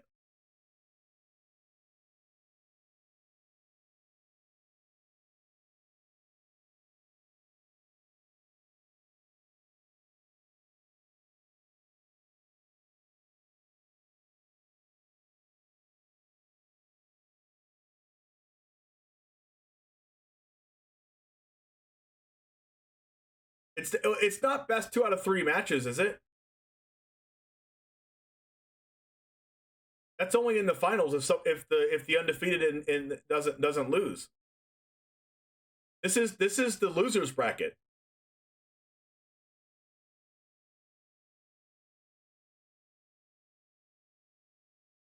Oh, am I? Oh, so they have to play another match. Even the whole lower is best 2 out of 3. Really?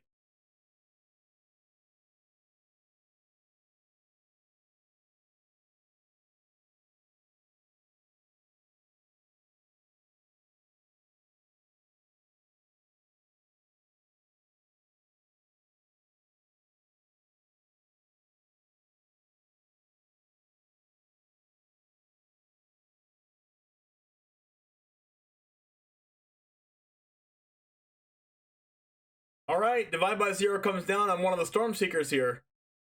We're going to block another one, and then we're going to take 6.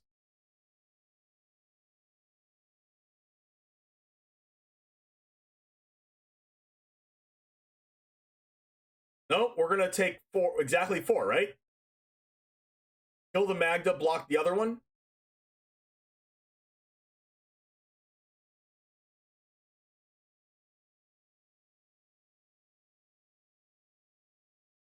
John Emanuel's like, it has to have oh my goodness! Chooses to draw a card! Whoa! Hold on! Oh my gosh! Oh my gosh! No, my goodness! Chooses to draw a card instead of learning! Draws! Oh my gosh! Oh my, draws the Spike Field Hazard, kills it, blocks it, 3/3, goes to 3! Are you serious?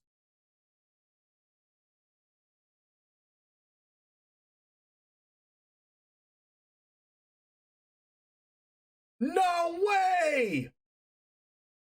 Oh my gosh!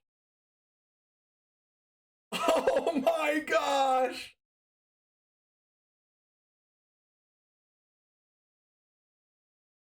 Memory Deluge, Athmouth Dragon, kill the Innkeeper, live at 3!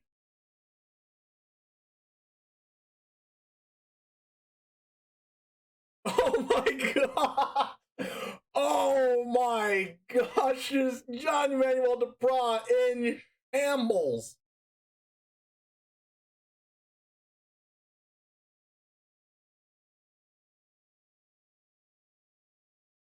Oh my goodness. I agree with Dazen that if he just goes for the epiphany that 2 blockers are made, you no longer need to do that, to have that insane play. The insane play is what brought Andre Skrosky back from losing, because he didn't do that.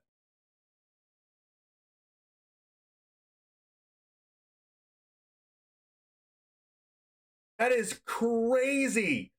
He tapped in a way that let him draw the 1 Spikefield Hazard. Oh my, the amount of foresight to see that line of play is crazy.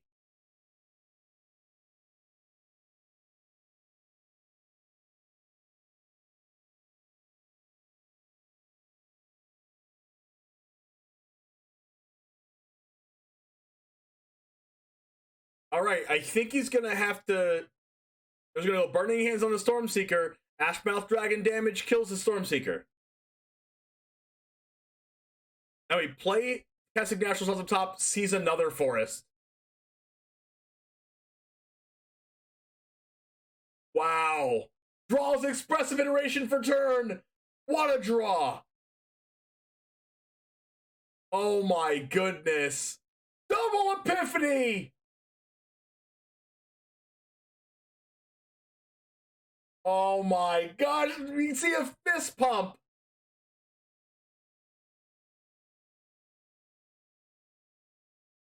Holy crap. Oh, that might have been the best play I've ever seen.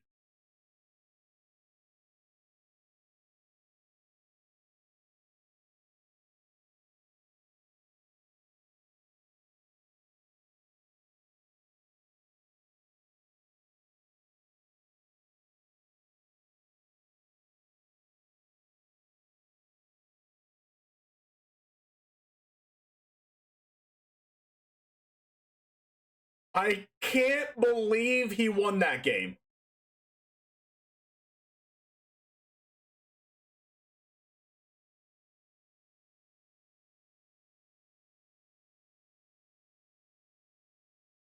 I don't even think Andrei Skrosky believed he could win that game. Andrei Skrosky's like, I'm the luckiest player alive.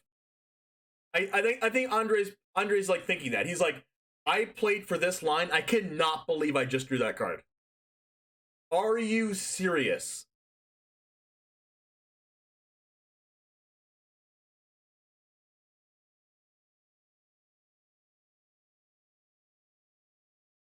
I mean, you don't get this far in the tournament without a smidge of luck. Okay, there's a little bit of luck that goes into it. But if you weren't thinking about that from Andrei Skrosky's side at all, you would just scoop the game.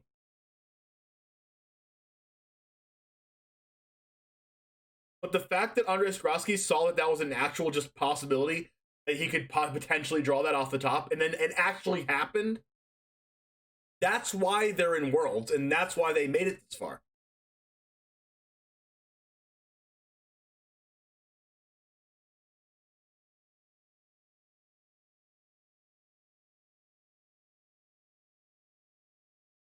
We see a little bit of a pause there, realizing that if John Emanuel played a green source on turn 1 instead of the Shadow Skull smashing, the Den of the Bugbear would come into play untapped and cast Ranger class. Now, let's see if the Den of the Bugbear coming in tapped will be a problem here. John Emanuel giving a little bit of a smile here.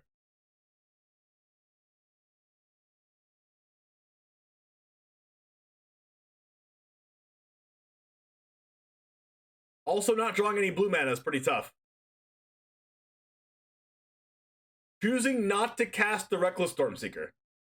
Wow. Draws the red mana off the top for Skrosky. Wow. Skrosky's feeling it. Wow. Skrosky drew the red source off the top.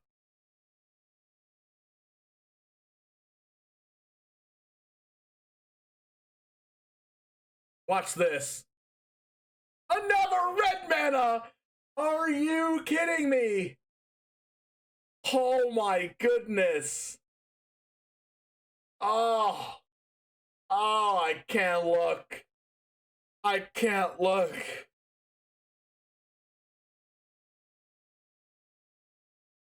Wow.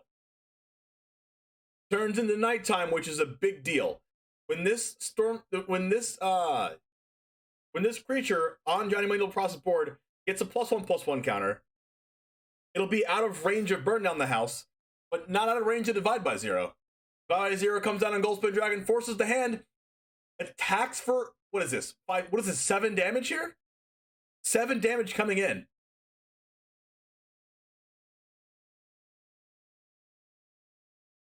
Draws another untapped land. Wow, Andrei Skrosky's drawing out of his mind here. That's a 2-lane hand, top decking lands every turn.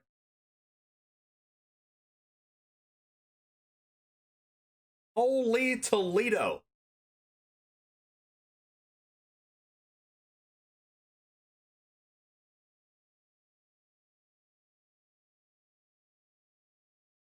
If Andre ends up winning this game, that turn is going to be the best play I've ever seen in my life. It's just already the best play I've ever seen in my life.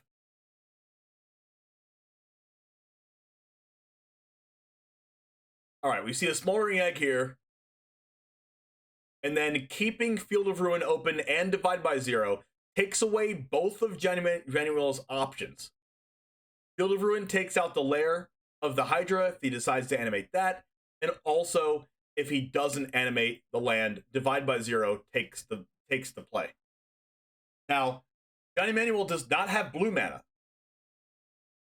Divide by Zero main phase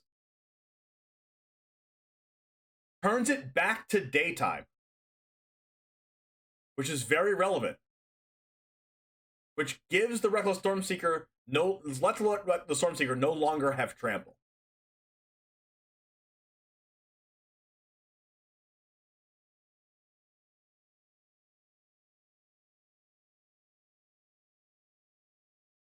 Goldspan Dragon comes down. That's going to be a 5/5. And then Goldspan Dragon's going to make a treasure, letting Johnny Manuel negate something. Now, when Burn Down the House can kill the Goldspan Dragon, but can it kill it through negate?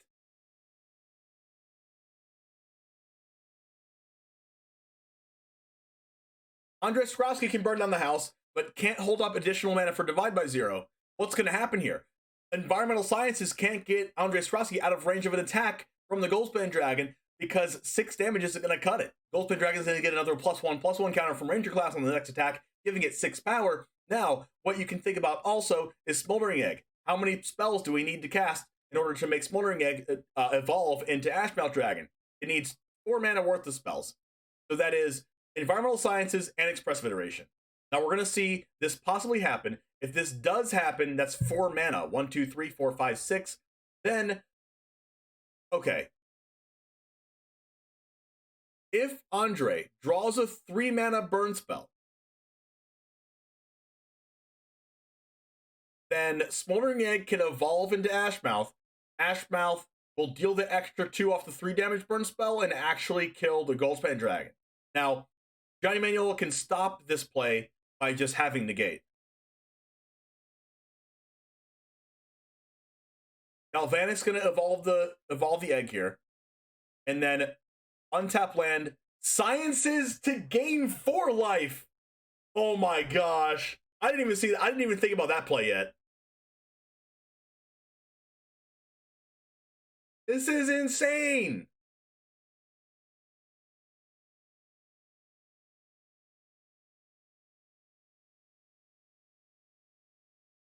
That means that Andre will go to 8, have a blocker for Goldspan Dragon and Reckless Stormseeker. So, I mean, Johnny Manuel could have to negate this Environmental Sciences.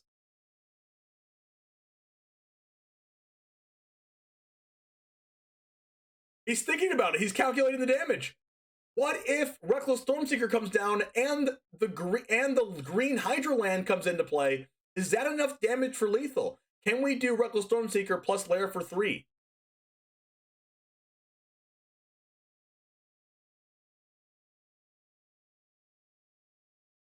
It appeared more than once. I didn't see that play yesterday.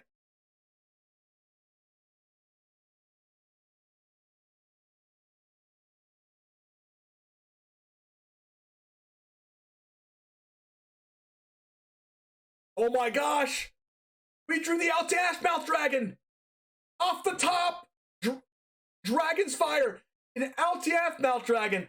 Oh my goodness! Off the top! Wow! Johnny Manuel Pro wins the match. That was absolutely incredible. This is the best match I've seen today.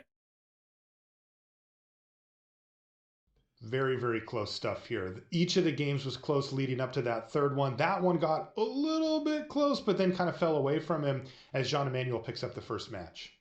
Yeah, I mean, you can just see just how hard everything in that Gruul deck hits, right? Even if John Emmanuel doesn't do a lot of things early, out of nowhere, you just start playing Dragons and Reckless Stormseekers. And if Strasky can't match him card for card, he just falls too far behind and he is in a lot of trouble. Now, kudos to Depra for shaking off that unbelievable top deck from Strasky to take that to a third game, but a lot more Magic here still to be played. That's right, and we're going to bring you that magic. We've got the next match. I don't know if Andre's eliminated. Lower semifinal coming up right after these messages.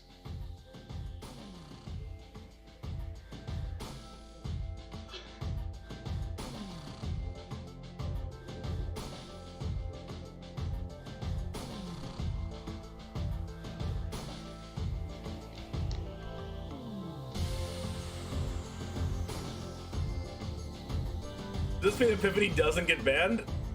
I think Yeah, it's still I going to think get the banned. biggest achievement is probably winning the MPL. I think it's definitely hardest because you get to play against the best players in the world and you play a lot of rounds against the best players in the world. Like you can win a PT and play against not the best players in the world. You know, you can get lucky with your pairings, but here you just can't hide. You're just gonna play Paulo 5 times a year. You're gonna play Seth. You're gonna play Nassif, Huey, Reed. You know, everyone, all the good players. So I think winning the MPL is at the top for me.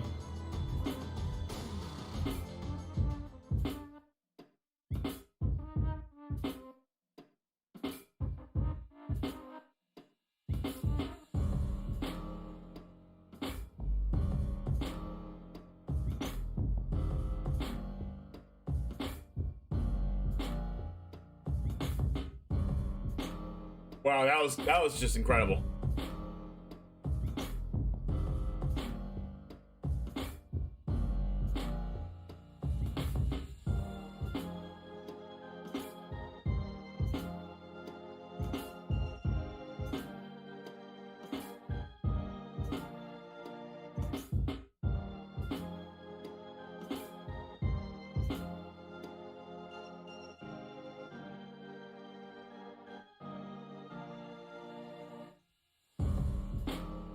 Does anyone play fantasy football, by the way?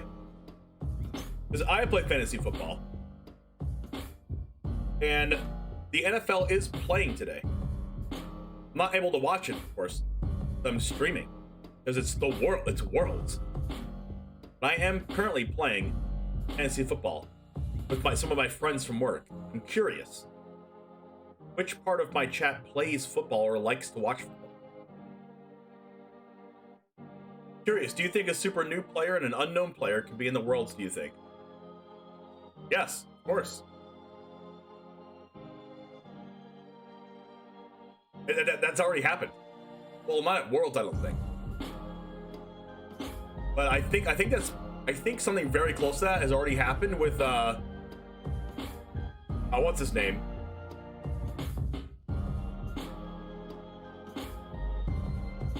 Who am I thinking of? The person that basically just like made the MPL off of just playing on Arena, like the Arena like league events or whatever. So Jean-Emmanuel Deprat is actually a player that I've gotten to watch more than I've gotten to sort of interact with personally. I think a lot of his rise was on streamed events, and I just admire a lot of the passion that you see that he plays with an intense focus. Someone that get injured, true. And then if he's able to win or makes a mistake, you can sort of feel the excitement and the rush of victory, the disappointment of making a mistake. So this is a player that I think plays with a lot of passion and intensity. So a player I enjoy watching. Sitting across the table, maybe slightly less enjoyable because he's a really strong player, but certainly a player to watch. And welcome back to coverage here of the World Championship. Marshall Sutcliffe with Paul Cheon. And boy, if you're just tuning in, you missed a real match, that last one. But we're still going here. We're heading into match number 2 with Jean-Emmanuel Deprat and Andre Strosky.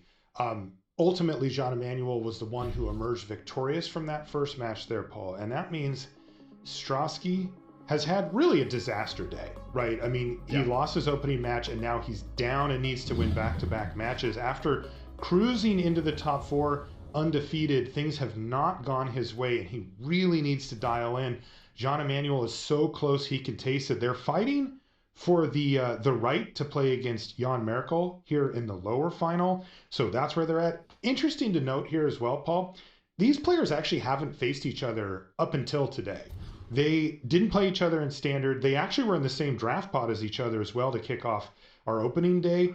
But Strosky emerged 3-0, Deprat a somewhat disappointing 1-2 for him, and they didn't play against each other there either. All right, we have a new prediction. New prediction, will Deprat or Strasky win this one? You may predict right now. It should be on the screen. If it's not there, you should refresh the page and it'll come back. Make sure to gamble with your channel points if you're the gambling type. All right, we have in John Emmanuel Deprat's hand, we have Negate, Dragon's Fire, Shadow Skull Smashing, Goldspan Dragon, and Ranger class. In Strasky, we have Fading Hope, Drawer Disruption, Divide by 0, 2 Alwyn's Epiphanies, and 2 Unexpected Windfalls. Unexpected Mulligan out of Strasky with only 1 land in hand. Now, we have a land that we kept, putting Test of Talents back, Memory Deluge, Galvanic Iteration, Riverglide Pathway, an Island, and a Hall of the Storm Giants. Andre Strasky mulliganing to 5 is a pretty big deal. We see Andre Strasky mulliganing his hand, or Deprat's mulliganing his hand as well, not drawing as aggressive of a hand that he would like to. Now, we see this hand probably being kept with a Jaspara Sentinel and a Forest on turn 1 into turn 2 Magda, turn 3 Moonveil Regent. Probably putting back one of these Dragon's Fires if we're John Emmanuel Deprat.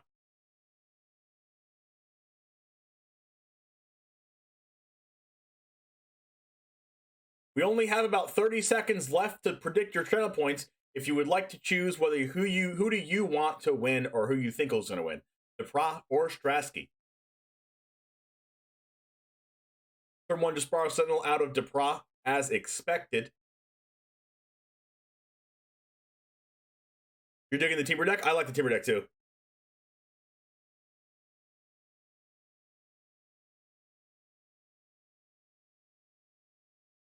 All right. Now, drawing the Prosperous Innkeeper makes me wonder, do we play the Innkeeper or play the Magda? You know that Andre Strasky plays Spikefield Hazard, which makes the Innkeeper a little bit more enticing. John Emmanuel Deprat doing a little sneaky thing here, playing the second Forest over playing the Mountain to kind of make Strasky think, does Deprat not have a Mountain?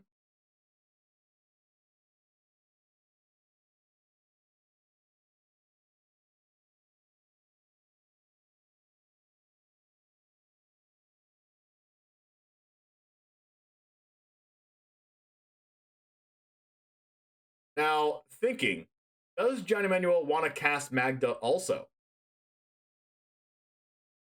The answer is yes. Casting Magda and Prosperous Innkeeper this turn, really putting the pressure on Andre Strasky to find an answer, doesn't find an answer. Now, we're going to see a land and pass, and John Emmanuel Deprat is going to get to attack with everything and also cast the Moonveil Regent. Now, we do see Negate being drawn. Does that mean that Moonveil Regent doesn't get cast? If I'm Deprat, I think I attack with Magda and the Innkeeper. Actually, you can't attack with both of them, right? Attack with the Innkeeper. Use Jaspara Sentinel, tapping the Magda for mana, getting that treasure. Oh, yeah, you don't have to attack with the Innkeeper. Yeah, you can attack with that, right? You can just use the Innkeeper for mana to cast the Moonveil Regent. Playing Moonveil, saying, hey, Andre Strasky, if you have something, now's your time to play it. Draws Alwyn's Epiphany, that's not an answer. Moonveil Regent is on the board. Now we have power on the board for Deprat and a counterspell. Now, at this point, you just ship it, right? You just attack with everything. There's nothing that Andre Strasky can do. Moonveil Regent's going to get in. Magda's going to make a treasure. Innkeeper's going to get in. And Jaspara Sentinel's going to get in as well, making an additional treasure. Now we have 5 mana on Deprat's side. We can cast Jaspara Sentinel and use that treasure to cast Negate as well. Now, something that John Emmanuel Deprat has to think about is, can I survive a burn down the house? The answer is yes. We have Negate in hand. Also, when Negate does counter the next spell played, Moonveil Regent gets to draw an additional card.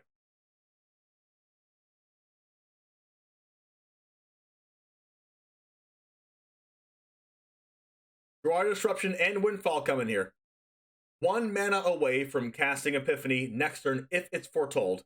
Now, are we going to foretell Alwyn's Epiphany and play Unexpected Windfall? Probably not. Unexpected Windfall can make 2 treasures, which does give Andre Strasky the ability to cast Alwyn's Epiphany next turn. Now, there is a Draw Disruption in hand. Could matter, but with all the treasures going on, I don't think it's going to matter. Listen, the last time that we thought Strasky was dead, Strasky indeed was not dead. So I'm definitely going to give Strasky the benefit of the doubt. Now, this is definitely going to get countered. I think. Yep, gets countered with that negate. Moonville Region gets a draw card. It's a Prosperous Innkeeper. Draws an additional card. Isika's Chariot off the top. Now, this makes Burn Down the House not a viable option. If you play the Chariot, attacking with everything, down to one life remaining. And the concede in game one is so fast. Pra really put the pressure on, had exactly enough mana to be used, had that negate back up, the one of two negates in the deck, counters the comeback spell from Andre Strasky, and puts him to one with no way out. Wow, that was a really, really fast game.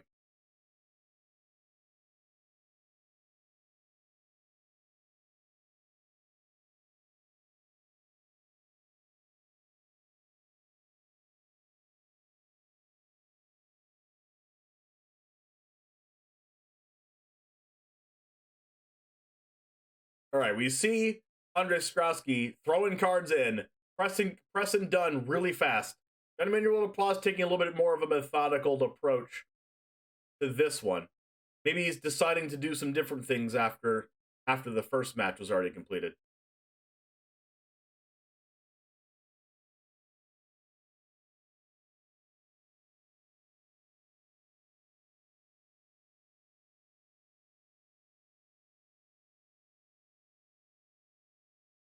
Still thinking here.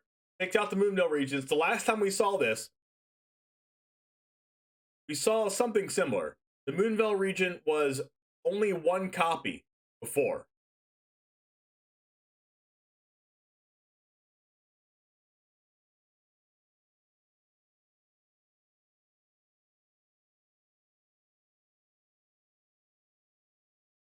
Taking all the Sentinels out, taking out a Dragon's Fire, taking out a Moonville Regent, putting in one Tangle Trap.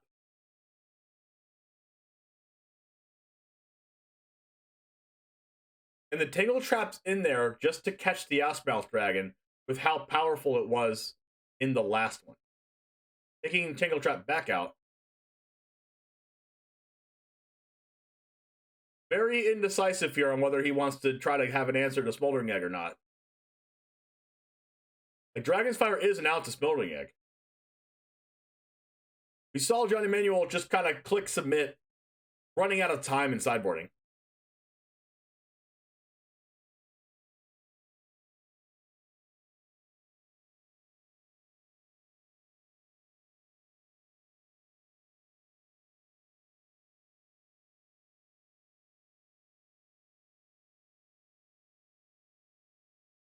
All right, pretty good hand on Strasky's side. Being able to Expressive Iteration next turn, then Memory Deluge the following turn, then Burn the House the next turn.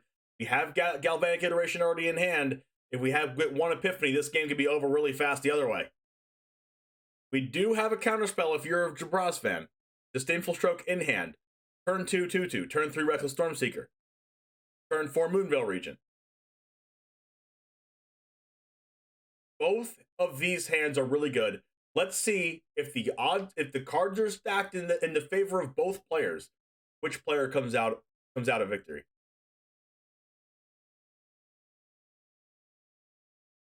All right, play this land. Now we get in, right? Stormseeker is that +1/+1 counter. Attack for 5 goes down to 15.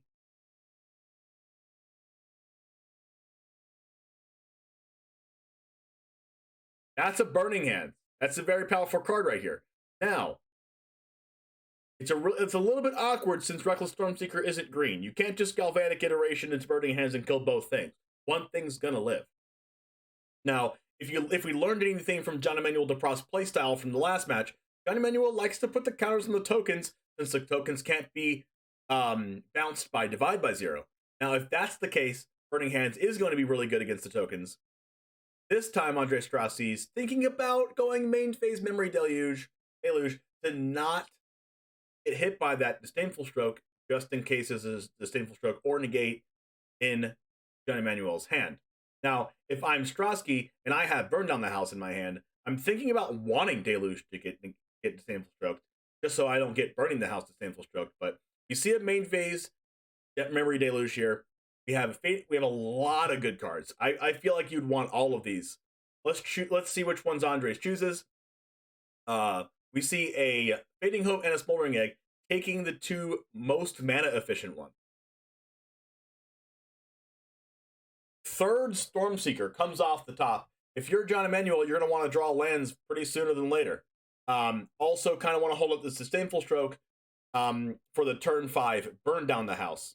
Now, what are the ways that we can hold up Disdainful Stroke if we are a DePraz fan? We have that Prosperous Innkeeper sitting in hand. We can go Innkeeper plus play an untapped land and still hold up that Disdainful Stroke. That means we cannot cast Stormseeker in the same turn. Now, John Emanuel DePraz also has to think about, what if I do cast Stormseeker? What if I go Innkeeper into Stormseeker? What if I go Stormseeker plus play a land pass? What happens then? If you go Stormseeker, you get 2 triggers, right?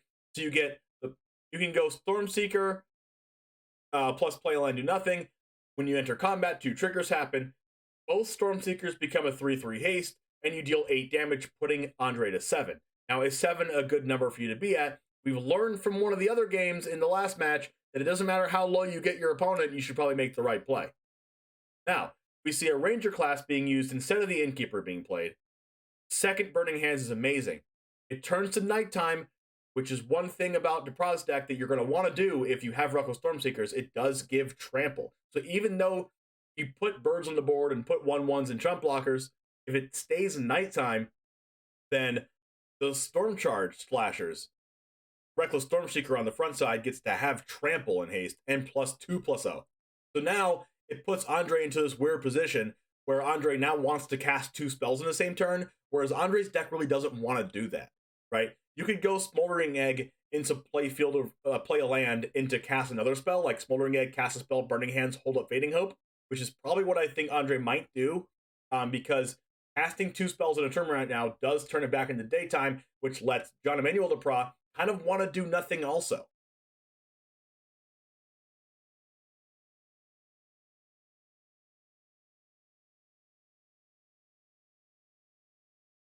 All right. Notably, Andre does not turn it into daytime, which means it's still nighttime. And we have Burning Hands and Fading Hope up here. So if you're Andre, you're like, this is great. I'm in a good spot. A little scary that the Storm Charge slashers get trample. We're going to possibly see a second Stormseeker come down here. All right. There we go. We see we'll sigh and look up in frustration here for second Stormseeker.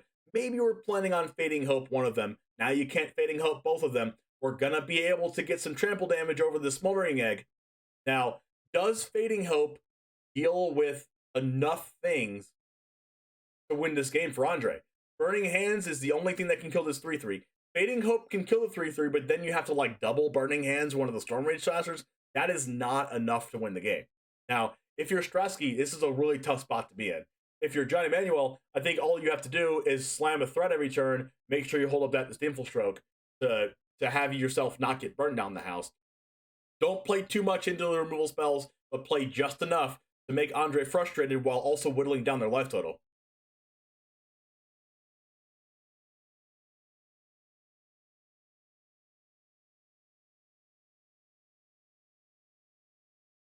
Stormwatch Slasher gets to go on one goes on the other. 5/4 trample's a huge deal. Now, the Ranger class is already on level 2, so that's going to make the 3/3 into a 4/4. Smoldering Egg is not a good block. Galvanic Iteration Fading Hope is what it looks like here on Andre's side.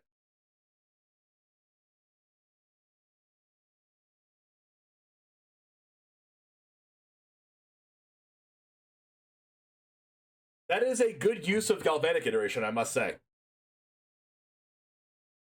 Oh my gosh, Andre's frustrated. We're gonna see 2 cards get bounced here, but Andre might be frustrated if there's a negate on the other side. We know it's Disdainful Stroke. which, you know, by the way, I think negate's better than Disdainful Stroke in almost every situation, but, you know, that's just me. These people are in worlds and I'm not. If you had negate here, you could stop one of the Fading Hopes. I mean, even if you did have just negate and not Disdainful Stroke, I think I'd still wouldn't play negate on this Fading Hope. Let the Storm Rage Slasher get bounced. And then have the negate for a Burn Down the House. Now, we see Andre putting Burn Down the House back on the bottom. Smoldering Egg is on the battlefield still, did not block with it, goes to 4. There's another Burn Down the House in the hand already, so that doesn't really matter. We see a land drawn for turn. Now, Smoldering Egg with a 4 damage spell gets the ability to evolve into the Ashmouth Dragon. Let's see if Burn Down the House makes 3 Devils. I don't expect Burn Down the House to actually be played, though. Galvanic Iteration plus Burning Hands will give Smoldering Egg 8 counters, which does flip it, and that is 5 mana. We're going to have 6 mana in total with Andre Skrasky this turn. If that play is done, it's probably going to be played on the John Emmanuel Depraz turn, in that case, to try to stop the Storm Rage Slashers from trampling through Andre's life total.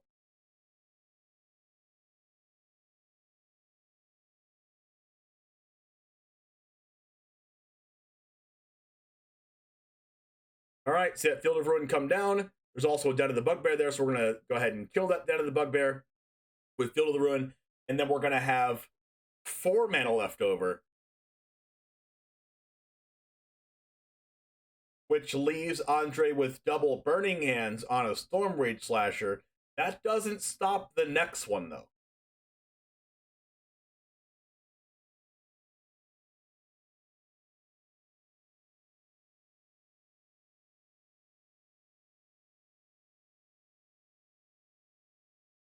And this does turn it into daytime. So now Reckless Stormseeker does not get +2/+0 and trample. Since it is daytime, that was a big land draw. We have a lot of spells in hand that we want to cast. That's 6 mana available after the land is played. And now we'll see if Moonveil Region comes down plus Disdainful Stroke, or something else happens here. Casting 1 Stormseeker. Does the next one happen? Are we going to see this, or are we going to see Innkeeper come down to try to use this Disdainful Stroke?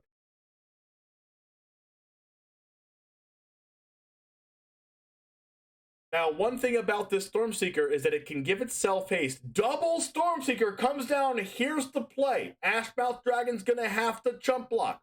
Burn Down the House might have to be used on the next turn. Now, does Andre top deck Alrund's Epiphany?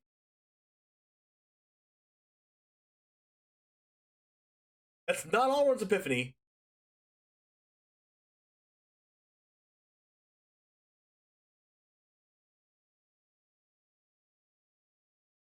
John Emmanuel Depraz decides to put all the cards on the table. We're not holding up the Disdainful Stroke. We're not doing anything. We are going to put as much pressure on them as possible.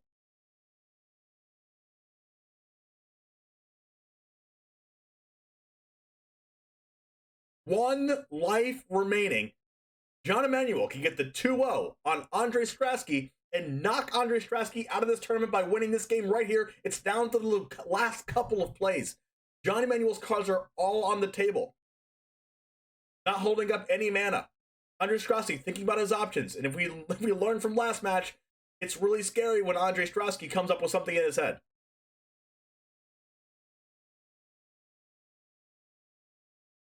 All right, deals the 5 damage. That's it. Nothing happening. Do we top deck something? Did not top deck a Goldspan Dragon. This is not the end of the game yet. Now, we can go Moonveil Regent plus Disdainful Stroke, so we're still in a fine spot. 2 mana left over. What does Andre Skrasky draw? Still not casting Disdainful Stroke. But, notably, this does put 1 damage on the table. If Andre Skrasky doesn't find a way to block or kill this 1/1, the process is going to win. Galvanic Iteration, Unexpected Windfall, discard this Dwar Disruption. We're going to make 4 treasure tokens. Drawing 4 cards. We drew Epiphany. We didn't draw a removal spell. That's it. Andre Skrasky falls to John Emmanuel Depraz and wins. John Emmanuel Depraz, congratulations for winning into loser's bracket, and you move on and knock Andrei Skrosky out of the tournament after going completely undefeated in day one. Yeah, absolutely. And now I'm not going to trust the pro anymore. Every time we ask him about his matchup, he always just thinks he's a dog, but then he just convincingly wins all of his games. So, the one game he lost, right, the one game he lost, Strosky needed to have an extremely fortunate top deck to get there. So, I mean, I'm starting to just like the pro's chances more and more as we keep watching the deck play out. I really, really kind of like the way that his deck can kind of transform after sideboard to really fit whatever matchup he plays against. Yeah, he told us before the tournament, he said, I don't know why other people aren't playing these cards. Like, these cards are still very, very good, and he is proving it. Every time he shows up, he is advancing through, and we say goodbye to Andrei Strosky. We're going to have more coverage from the World Championship after this break.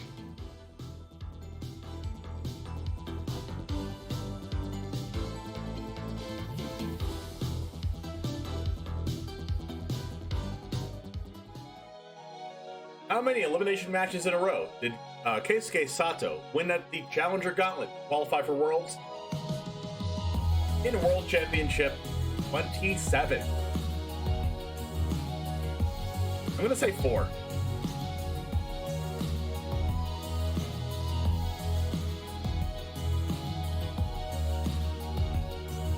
And that's a complete guess.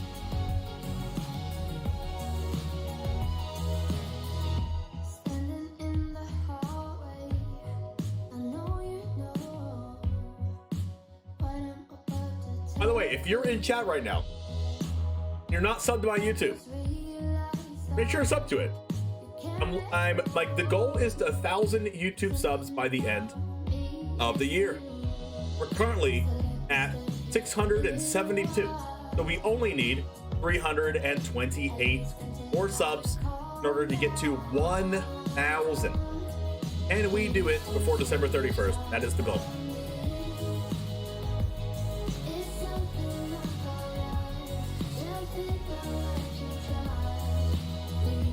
Which Charles Dickens character might be said to have been hungry for more?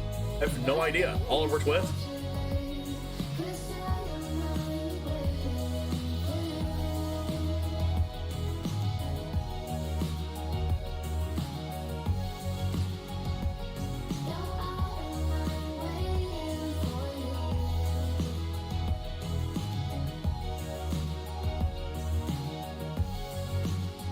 Let's go! I'm just a good guesser, Chad. I'm just a good guesser. I'm gonna use Resham. I'll be right back.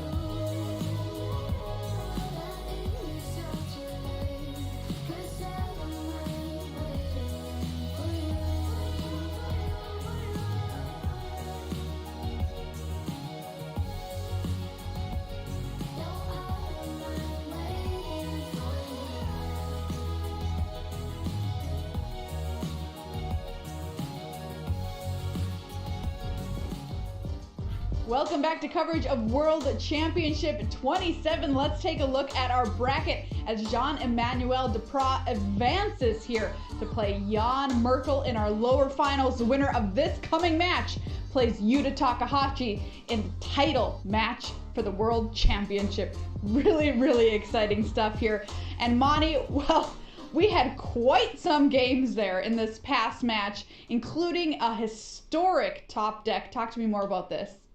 Yeah, Maria, quite some games is right. And I just want to take another look at this clip that we're about to watch. Now, when we come in, Andrei Strosky is down a game, has his back against the wall, and it really looks like he's going to be struggling here. And As we start the clip, John Emanuel has been doing the math. He has just drawn a second Reckless Stormseeker, and this on board is lethal through a piece of interaction with the Ashmouth Dragon trigger. You see Andre thinking about it, our casters think he's dead, everyone thinks he's dead, and then Paul sees it. And you know, we're pretty sure Andre has already seen it, but we hear, but there's an out. What if he goes divide by 0, and you don't have to learn a lesson out of your sideboard? What if you discard a card? You have 1 mana left over. What if you find Fading Hope? What if you find Spikefield Hazard? And you see Andre doing the math. He's looked at his graveyard. There's 1 Fading Hope, 2 Spikefield Hazard left in the deck. So he leaves up a single mountain. He casts the divide by 0. The only way he survives is a Spikefield Hazard, and right there, he draws the Spikefield Hazard. And right at this moment, if we just stop, you see Jean-Emmanuel Depraz's face. You see Andre is just off camera, head in hands. Because of this card, the Spikefield Hazard, everything just stops right there. And it's just this moment of just breath catching. And as we see how the rest of this plays out, combat continues, and Andre knows he's alive. Jean-Emmanuel knows the game is not over. There's an Ashmouth Dragon in play. And when the dust settles, all that's left is an Ashmouth Dragon, and Andre Strosky is alive. It's these moments under pressure where the best in the world play to their outs. Andre identified that out, he played to it, and if he had won this match as he went on to win that game, this moment could have been one of the greatest moments in Magic history. Lightning Helix, Cruel Ultimatum, could have been Spikefield Hazard. I mean, Monty, regardless, it was still incredible to watch, and there is nothing like that feeling when you play to your out, and especially your single out, and then you get it. I mean, truly, that's one of the reasons that's one of the things you live for when you're playing Magic the Gathering. What an awesome, awesome thing. So excited that we were here to be able to see it live today. Well, what we're going to do now is actually take ourselves back to the beginning of the tournament when we had draft, which was so exciting because it's been such a long time since we've played draft at the highest level, and the first time here on Arena, and kind of talk about what happened and how that shaped the tournament from there. These were the draft archetypes we were looking out for when our players went to draft. We had 2 pods, of course. Let's take a look at our first pod here that we had. We followed Paulo Vitor Damaderosa and his draft. We saw every pick from every pack, and this is indeed how the pod ended up, what colors the players ended up in, and the records for the players. Paulo from this pod ended up going 2-1, playing a black-white deck, but you see Andre Strosky down there with 3-0. He was the person to take down this pod, and indeed the rest of that day of the tournament went undefeated that day and the next. Let's take a look at his white-black deck that he ended up here, Monty. Yeah, Maria, Black-White was the archetype I was the most excited to see in draft. It's been my favorite and one of the most powerful in my experience. And we all thought Andre had a bit of a mediocre deck. Even he thought he had a bit of a mediocre deck.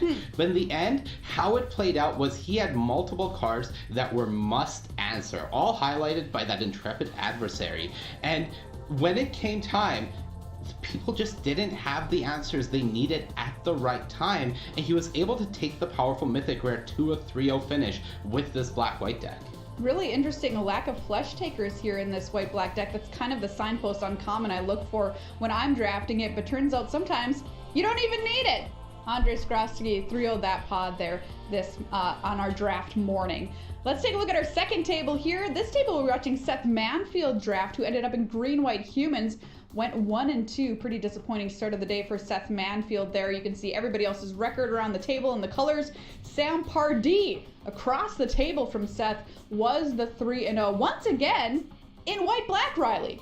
Yeah, that's right, but he wasn't fighting someone else for these cards at the table like Andre Strasky was. Andre Strasky was fighting PV. The reason we didn't see any flesh takers in that deck is because PV scooped him up. But here, Pardee had a really just rock-solid white-black deck that was able to rip apart everything that his opponents were doing there.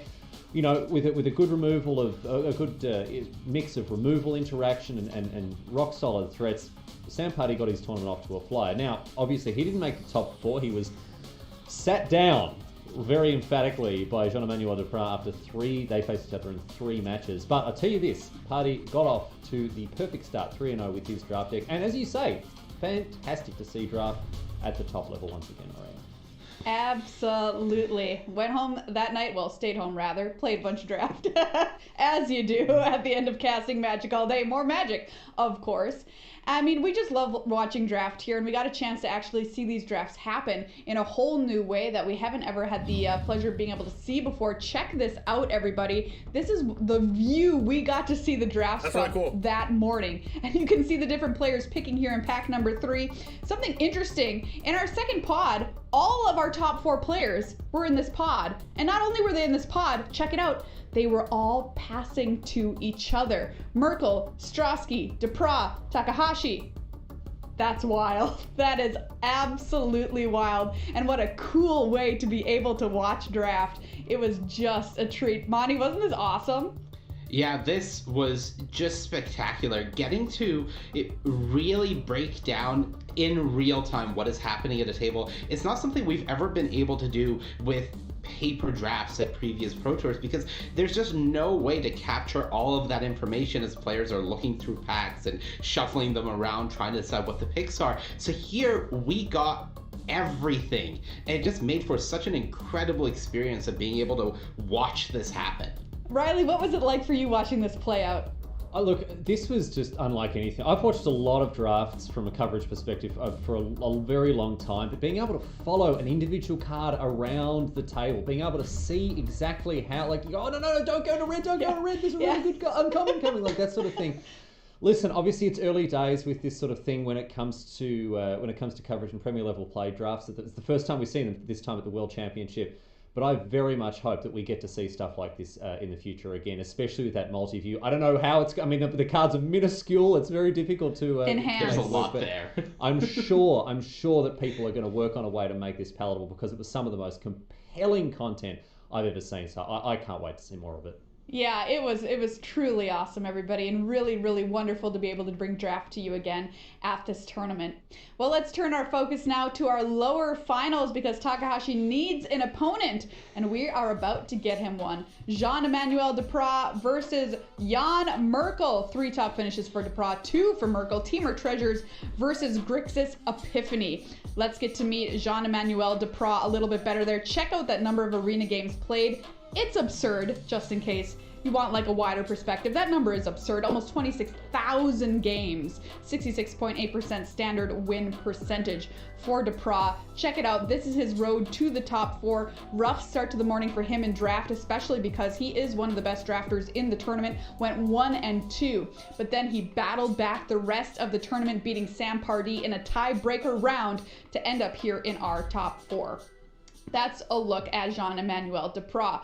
But let's take a look at his opponent, because Jan Merkel is somebody we've had our eyes on for a long time throughout this season. He worked his way through the Challenger Gauntlet, not easy. Worked his way to winning the Rivals Gauntlet, extremely difficult, having only 1 spot to offer. Here it is, the World Championship, 73.7% standard win rate. Take a look at his road to the top 4 as well, beating Matt Sperling in that tiebreaker round on Grixis Epiphany to make it here to our top 4. That's a look at the players. Now let's talk about the decks. Teamer Treasures, Grixis Epiphany. You know, a lot of times we've said, oh, Jean-Emmanuel Duprat doesn't seem favored, but then he just wins anyway. What do you think of this, Monty? Maria, I keep underestimating Duprat's deck.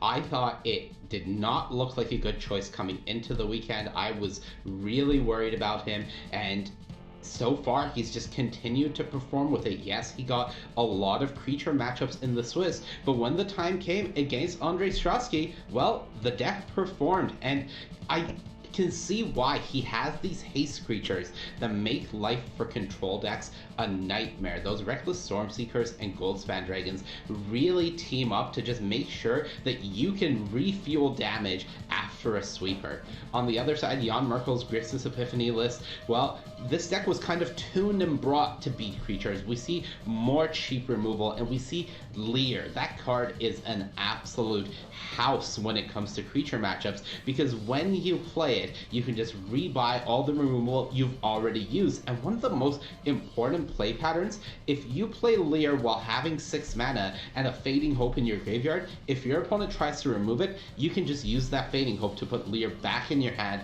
and do it again the next turn. There's going to be a lot of focus on Lear when it comes to this matchup for Jan Merkel. All right, that's a look at the decks, but what do the players themselves think about this exact matchup? Well, you don't have to wonder, because we asked them. Let's listen in. So I faced the Grixis deck twice in the rounds, and I lost both. But I think that it's a close matchup. It's very centered around Lear, Disciple of the Drowned. If I can get this out of the board, I like my chances, but I really need to. Against Jean-Emmanuel, I will be all about trying to establish a Lear play who should be enough to dominate. If I can get to that state, we'll have to see. That's the players' thoughts on this matchup, but what do we think? Who's going to win? I turn first to Riley.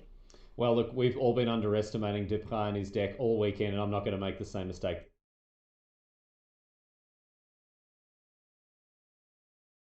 If you also want to vote on or predict who will win, Dipra on Teamer Treasures or Merkel on Grixis Epiphany, you can predict with your channel points right now. If you don't see it on the top of the chat, you can refresh the page. If you'd like to predict who will win.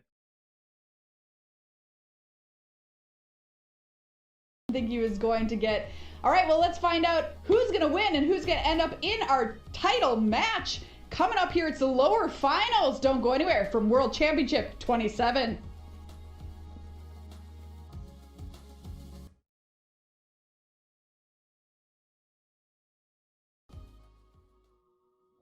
What about you? Who you think will win it, or and who you want to win? I think Merkel will win, and I want Dipra to win. Top 8 of the 1998 Magic World Champion featured how many American players? I have no idea. I'm gonna say 8.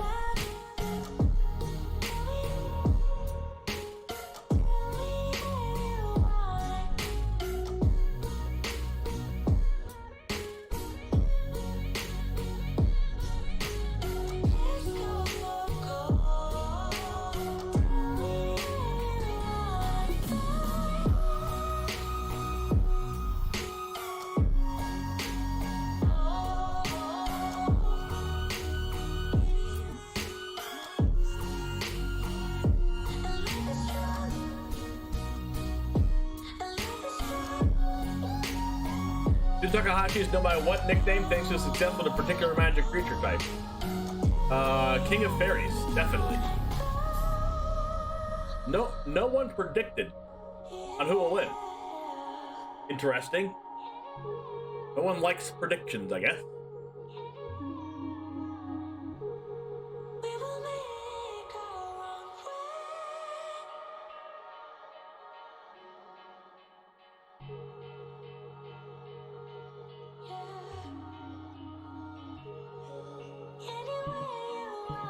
You don't want to jinx it.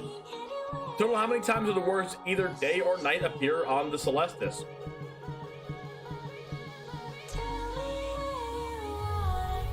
I'm going to say C, 4.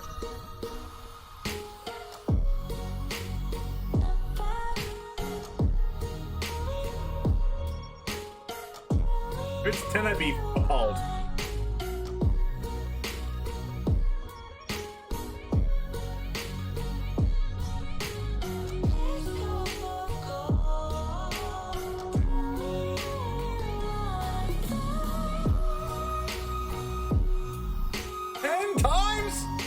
What?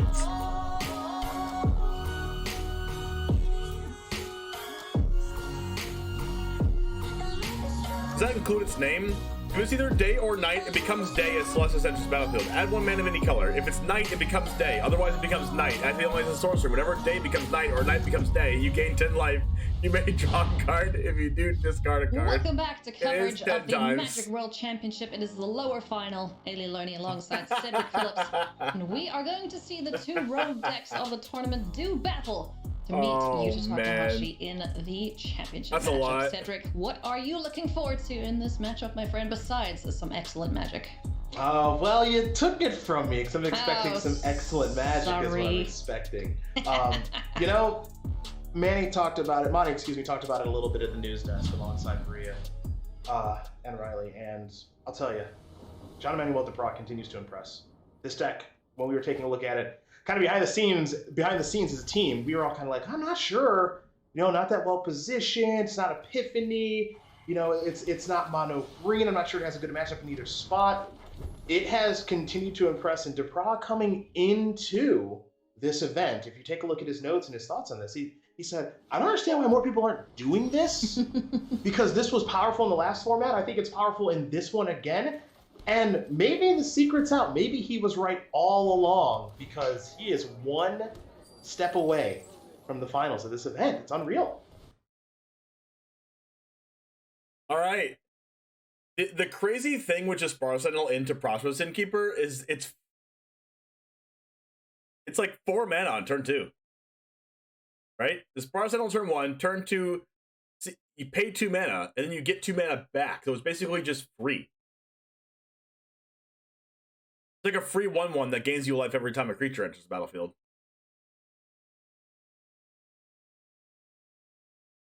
Like the Burning Tree Emissary of Standard.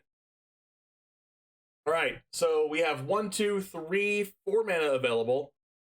Up that Ranger class. I mean, we can up Ranger class, or we can... I don't think we're going to need Dragon's Fire yet. If at all. Well, Dragon's Fire is going to come up against... it's good to draw, because it's good to kill Lear with.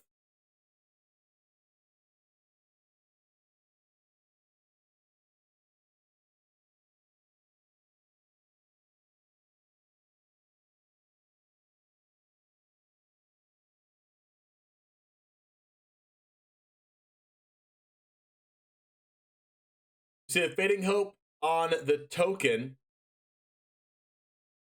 There's Jawari Disruption in hand, Memory Deluge, and Demon Bolt, which is a very good hand if you are Merkle. You can go Haunted Ridge, Demon Bolt the creature, and then next turn untap blue source Memory Deluge.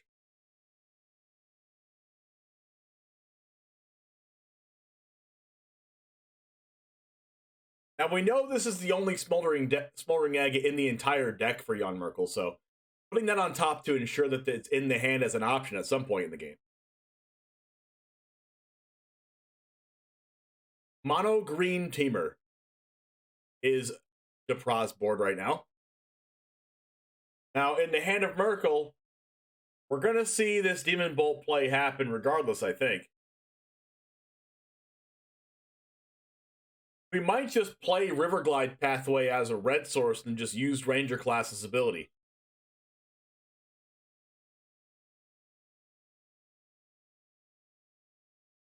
Yep, that's what we see here.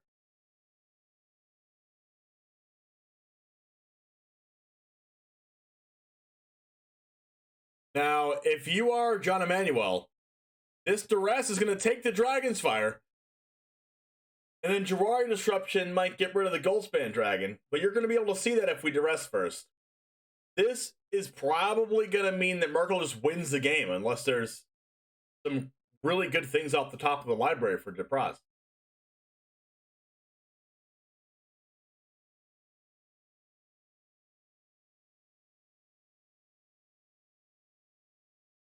Like, he's really not really incentivized to use Duress. There was no Sika's Chariot played last turn, so that's not in hand.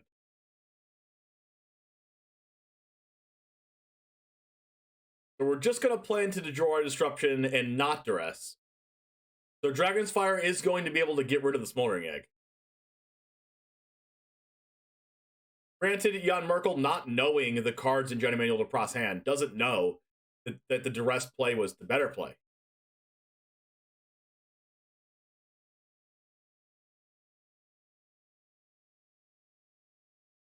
But you never know. Moonvale region could be cast right now, and Gerard Disruption could come down.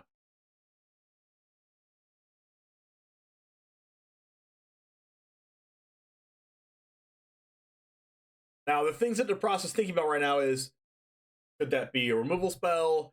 Could that just be a power word kill? Is it a grasp? What could that be? The options are going through Depras' head right now. What could that card be? Now when Depras says, oh, what can that card be? What punishes me the most? It looks like Depras was like, you know what? I think Gerard Disruption punishes me the most. I'm not going to cast anything.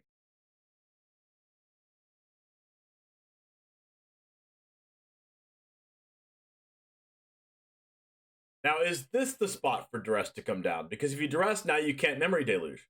Now, Jan Merkel's going to want 5 mana anyway, so this Gerard Disruption is probably going to come down.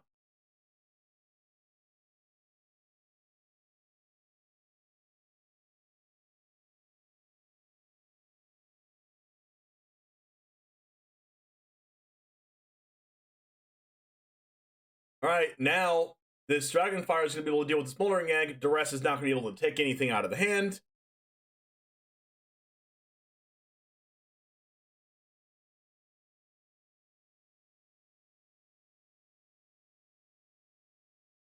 And then he's going to look at his Gerard Disruption and say, well, I guess I can't use it.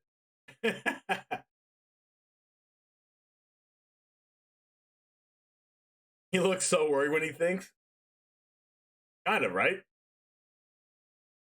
Now, it doesn't really matter what John Emmanuel Depras casts, unless it's Goldspan Dragon here. I think John Emmanuel can, with the amount of cards that he has in hand, just use the board he has currently and continually put counters on it.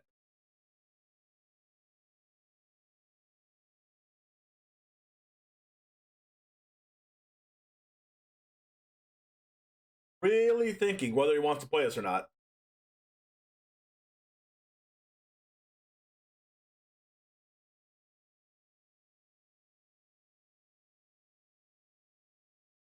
Yep, deciding to play it.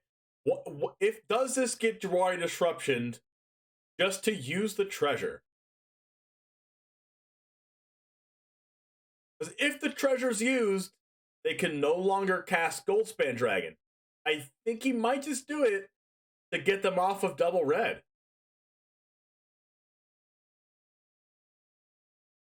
Thing is, Jan Merkel knows the hand, knows that there's a double red spell in Goldspan Dragon. Does it seem worth it here? Granted, they could just cast Moonvale region and it won't matter anyway.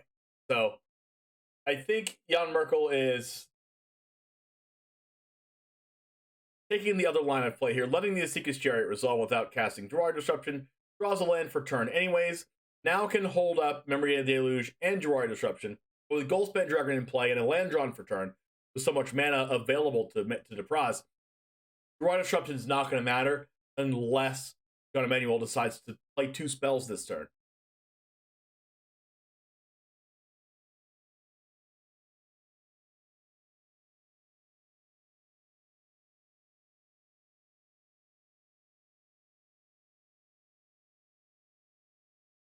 All right, this is going to be 3 mana available for Depras here. If an attack comes with Goldspan Dragon, that'll be 5 mana left over, which means that Moonvale Regent can still be cast to Gerard Disruption. Now, John Emmanuel Depras thinking to himself, if I make this attack here, what really punishes me? What could Merkel have that makes attacking with any of these cards bad? Besides that, the answer to that is nothing. Probably in the experience that I've seen with Depras, buffs the token. But knowing that Merkel doesn't play Divide by Zero might choose to buff the Innkeeper.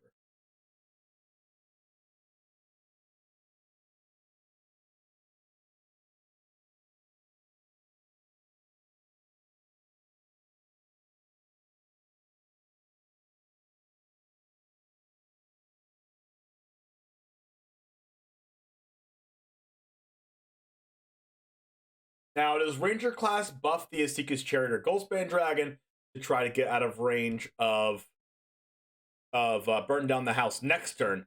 Kind of looks like it. Memory Deluge is used here in response to the Ranger class target. What do we find here? We could find a power word kill to be able to deal with the Asika's Chariot now. We could find a grasp to try to deal with this Goldspan Dragon. We found a Cinderclasm, which is not quite what we're looking for. Prismari Command, too expensive. Cinderclasm would have to be kicked, which requires double red and a colorless. Going to 1 life, Moonveil Regent comes down. Moonveil Regent will be able to kill Jan Merkel if everything doesn't die in one fell sweep. Boy, we need 1 card next for turn, and that is a sweeper, and then Johnny Manuel Duprat still has Lair of the Hydra ready to attack afterwards.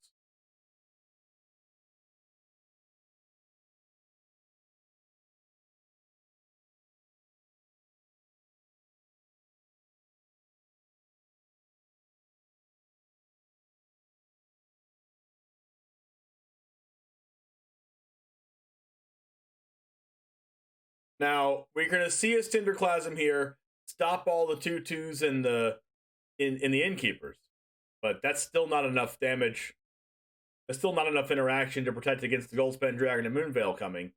Actually, yeah, that's not enough damage to... Yeah, they dread to Goldspan Dragon, right? Prismari Command deals 2 damage to Moonveil Regent. Cinderclasm kills everything. Moonveil Regent dies, it does a damage. Duprat figuring this out, knowing that there's probably no way for him to lose with this attack, and decides to attack with everything. Now, what is the card that Merkel has in hand? He's lifting it up out of his hand. It's Prismari Command. After deliberation of what could possibly get him out of this, he realizes the answer to that is nothing, and John Emmanuel Duprat wins game 1 against Jan Merkel. Going into game 2, we usually see him side in a couple more copies of Reckless Stormseeker, bring in the Kessig Natural, so try to be a little bit more aggressive and up the count of creature density. We see we see 1 Sentinel go out. All 4 Sentinels went out against Andre Strasky, keeping Sentinels in this matchup.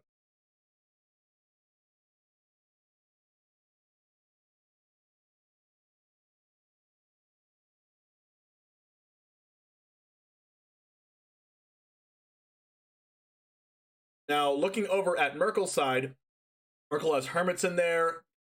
Merkel took out 1 copy of Alrund's Epiphany. Mind Flayers coming in from the sideboard. You're keeping that Soul Shatter, Demon Bolt, and Prismari Command in. At Galvanic Iteration, 1 copy of that goes out. We don't see the Go Blanks come in just yet. We probably won't see them come in. Cyclone Summoner. I wonder if that card comes in. There's 3 copies of that in the sideboard. Does that come in to try to reset all the tokens?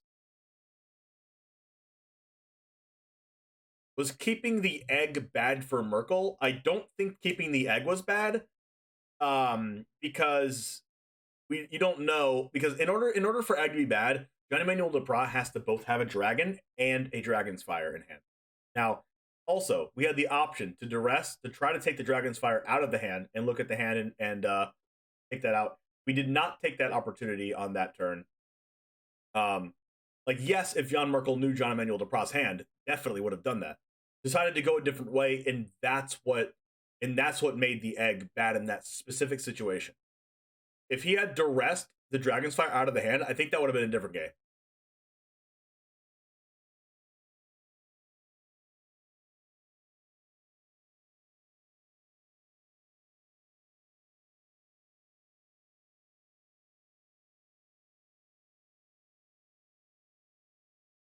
This is an amazing hand for Johnny Manuel. You have a turn 2 play in Ranger class. You have all of your colors. You have Dragon's Fires to get rid of the early threats. And then you have a turn 4 Asika's Chariot. All you need in this hand is to draw a single land and draw maybe 1 creature, and you're good. Decides to mulligan. Mulligan for a turn 1 play, I'm guessing. Turn 1 just borrow Sentinel. Turn 2 Ranger class. Turn 3 Reckless Stormseeker is a better hand. I don't know if I would have taken that risk. But, you know, he's in the lower bracket finals, and I'm not.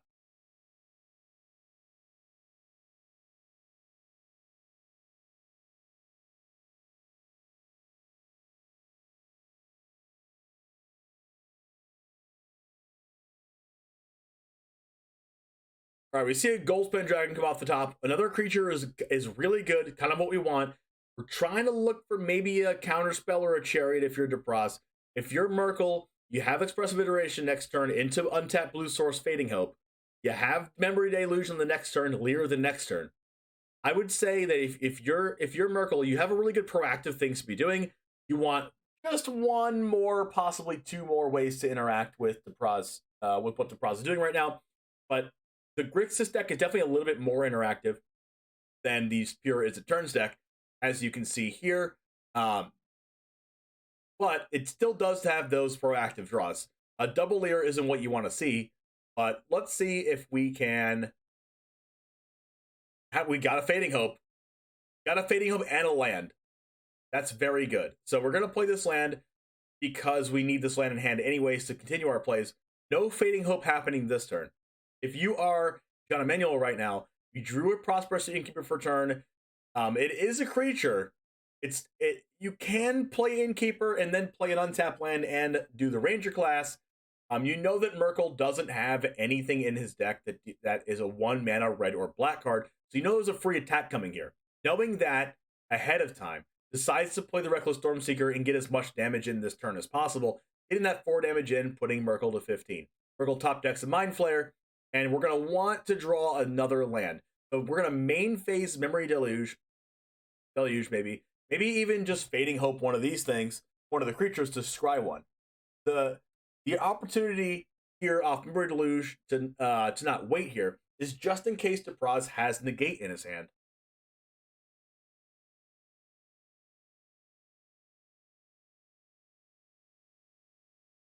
So Merkle really going through the permutations here.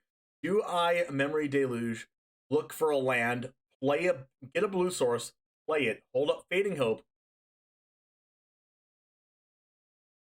Except Merkle had to play this land this turn anyways, so he doesn't have a land drop.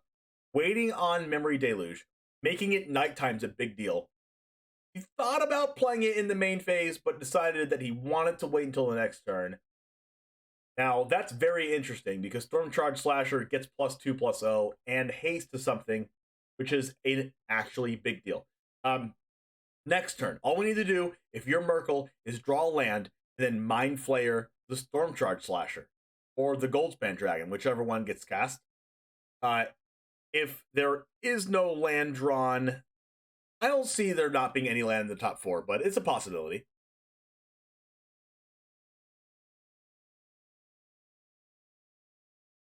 So I guess this turn we're not going to go with Memory Deluge to get the land. I think he's thinking about Galvanic plus Fading Hope.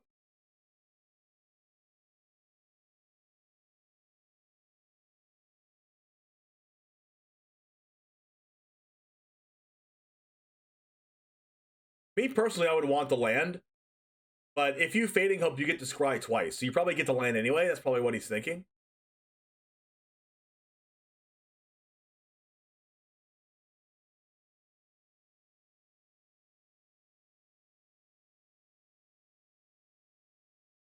All right, so now we get to do this. Go ahead and Galvanic Iteration. Go ahead and Fading Hope. We do get 2 scries off of this, which is a big deal. We go Stormcharge Slasher, put that back in hand. Put Jaspara Sentinel back in hand as well. Reset you a little bit. Don't take any damage. This is where John Merkle wants to be in this game.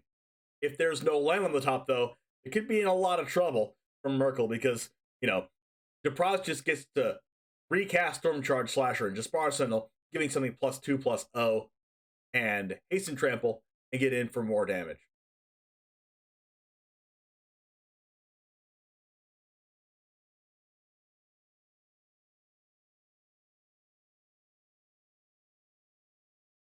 All right, that was a scry to the bottom, I believe. Not a land. Let's see if this one gets a land. That one is a scry to the bottom. That was a Memory Deluge on the top as well. 2 lands not being played in a row here. Let's see if Jan Merkle gets a land off the top to cast Mind Flayer. potentially taking his Process Stormkeeper, or just playing a Leer. Didn't top deck the land. Wow, that was actually a huge missed land. That is the third card in a row that's not a land. Memory Deluging as a last-ditch effort to try to draw a land. Gonna draw one, but most likely it's 2 lands, which is very good. It's what you want to see. If Jan Merkel can not take a huge hit this turn, which he's going to, because there's a Goldspan Dragon being cast, also Reckless Stormseeker potentially being cast as well, did not do that. Disbar Sentinel could have tapped the Innkeeper and used the 2 mana from the treasure tokens from Goldspan to cast Reckless Stormseeker, but Raz probably playing around a potential sweeper. And just keeping Stormseeker in hand is also very good as well. Even you need to force Merkel to deal with this board, and then Stormseeker will come afterwards. Also, the Prize doesn't really want to turn it into nighttime again, or daytime, right? By casting 2 spells in a turn. Probably wants to keep it nighttime for that Reckless Stormseeker.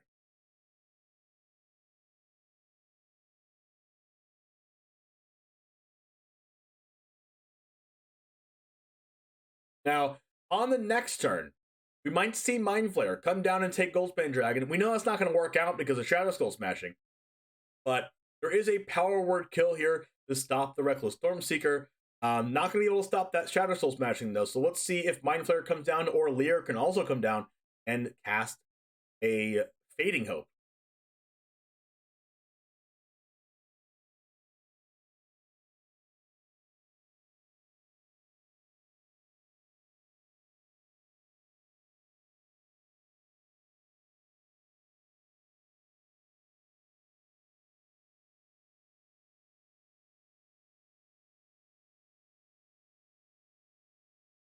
Leer can get smashed too, but it's better than Mind Flayer getting Shadow Skull Smashing. If Mind Flayer gets Shadow Skull Smashing, they get back the Goldspan Dragon, and it has haste.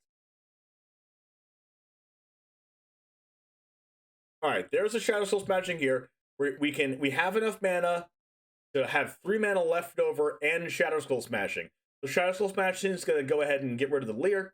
In response, Merkel will most likely Fading Hope the Goldspan Dragon to take as least damage as possible, making another treasure, and then Depra gets to cast Reckless Stormseeker, and it is nighttime, making it that 3, 4, 5, 6, 7, 8 damage for lethal. If Fading Hope is cast on Goldspan Dragon in response to Shadow Skull Smashing.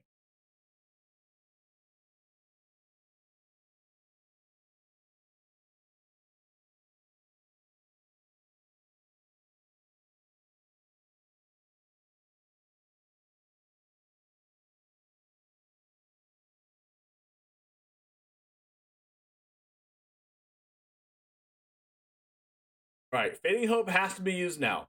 Fading Hope used on the Goldspan Dragon can still mean Stormseeker. Still, it is nighttime. Stormseeker still gets to kill them.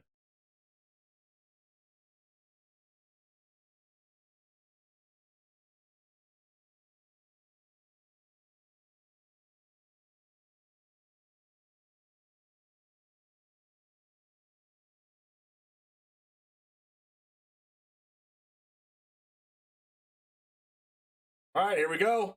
Shadow Soul Smashing gets to do that damage to Leer. Casting Reckless Stormseeker or just Goldspan Dragon again is fine too. 4, 5, 6, 7, and the 1 counter off of Ranger class will finish this game and win the first match for John Emmanuel Depra, 2-0ing John Merkel really quickly. And can I get some exacties in chat?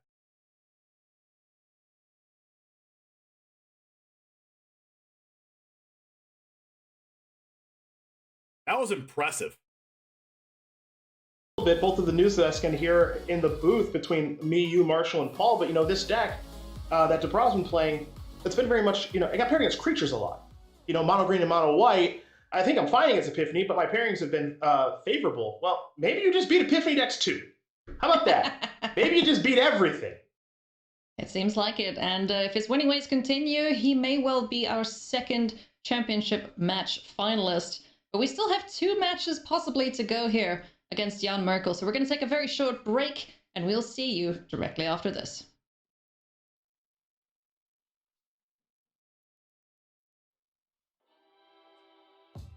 Jan is also part of our testing team, and I think he's a beast.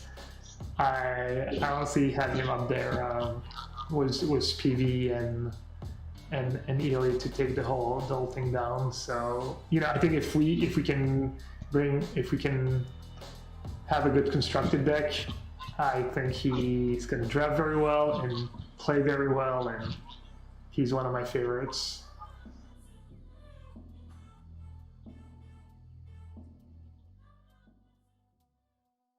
What card did Makihito Mihara need to reach 9 mana during the top 8 of the 2006 Magic World Championship in Paris? Was it Blasphemous Act, Infernal Spawn of Evil, Dragonstorm, or Theogen of Life's Web? I think it was Dragonstorm, wasn't it? I think I remember watching that on YouTube.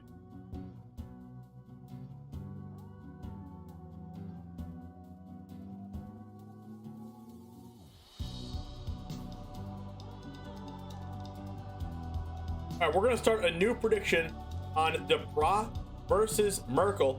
We have 5 minutes to predict. If you are the gambling type, predict Teamer Treasures versus Grixis Epiphany.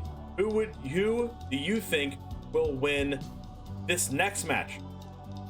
Well, the answer was Dragonstorm. Jan Merkel won Pro Tour Kobe in 2006, defeating which Brazilian in the final? Paulo Vitor Dama Rosa, Willie Edel, Iago Saporito, or Carlos Romao? I have no idea what this one is, but I'm going to say Paulo Vitor Dama Rosa because it's the one that I know the most.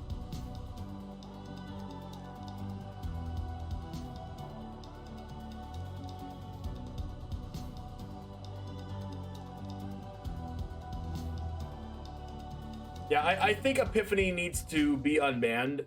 I mean, Epiphany needs to be banned because it opens up the possibility for like mid-range decks to be played.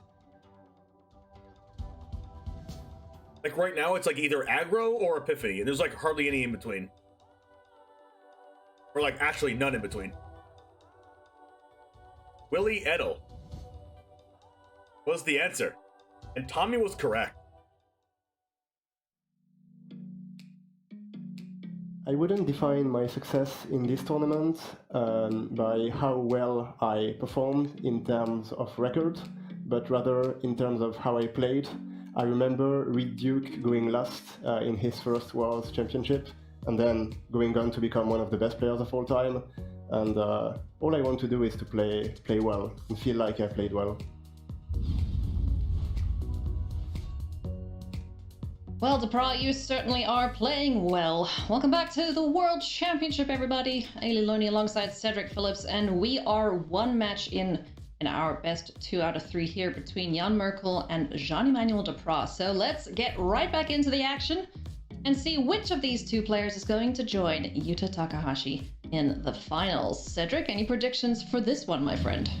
Well, Jean-Emmanuel Duprat, I am having a hard time saying no to this deck. I really am. It continues to perform admirably right now for him. And I say that knowing that we have not seen the top end of his draws yet. Well, when the 5-drop has haste and it's Goldspan Dragon, it's an aggro deck. Milo Green plays Ren and 7 in the sideboard most of the time, if not main deck.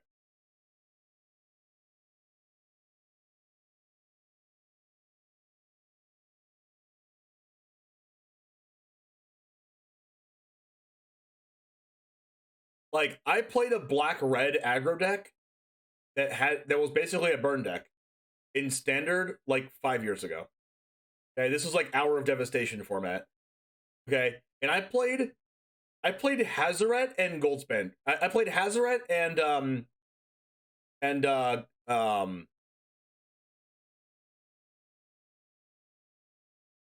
what is that freaking dragon's name?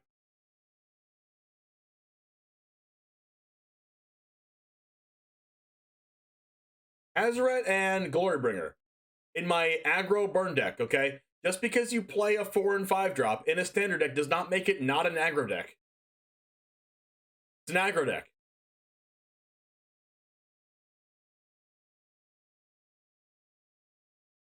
Like, mono green is an aggro deck.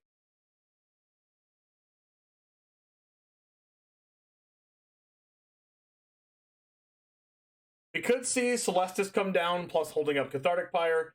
It looks like we're just gonna Cinderclasm, right?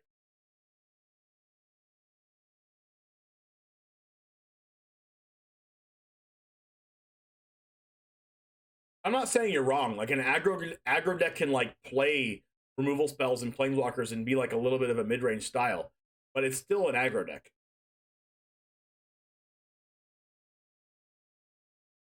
What defines aggro? An aggro deck means obviously that you're trying to be aggressive and kill your opponent as fast as possible. But mid-range decks also try to do that against other control decks. The difference between an aggro deck and a mid-range deck is that aggro decks can't take a control deck role against the mirrors.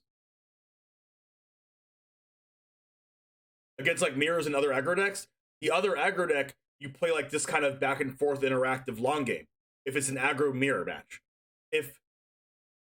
But you still try to kill your opponent. With a mid-range deck, you just play a control deck against other aggro decks. Like, that distinguishment is a little bit, like, fuzzy a little bit, but if you're not trying to go over the top of another aggro deck, then you're not a mid-range deck. You're just another aggro deck. But both mid-range decks and aggro decks try to kill the control deck before they can stabilize, obviously.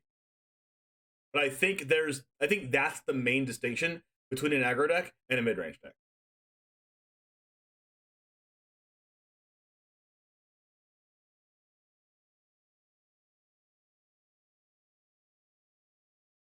If your control deck has, like, eye twitch and stuff in it, then it's a mid-range deck.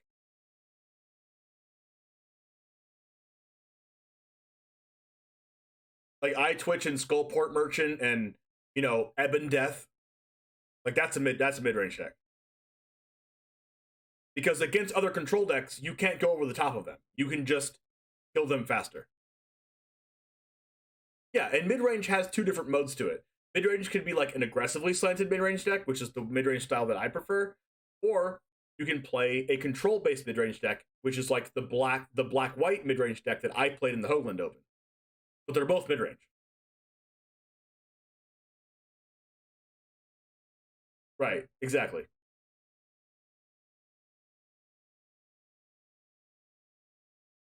All right, so we see Goldspan Dragon here come into play here on turn 5. Lair of the Hydra set up, ready to go. Shadow Skull Smashing in hand. We have an All-Runs Epiphany. Can't be cast yet. 1 mana off. 2 Celestis in play. Celestis is a very important card in matchups like this. Gaining life over the course of a bunch of turns is very important. Also filtering through cards that you don't want to draw. Namely, excess lands or removal spells that don't end up working out. Now, mainly just lands, though, or over-the-top spells that you don't quite need yet. This Memory Deluge gets a Smoldering Egg, or a Fading Hope, and or another copy of a land. You might need this land to block their Lair of the Hydra, so I wouldn't be surprised if they took Hall of Storm Giants, as they just did. We have Fading Hope in hand, which lets us use Fading Hope off this treasure to kind of stave off the damage here a little bit. But you do have to use the treasure, which you see Jan Merkel kind of gives a little bit of a dang it kind of thing. Because if you have to use the Fading Hope, there's not enough mana to use All-Runs Epiphany.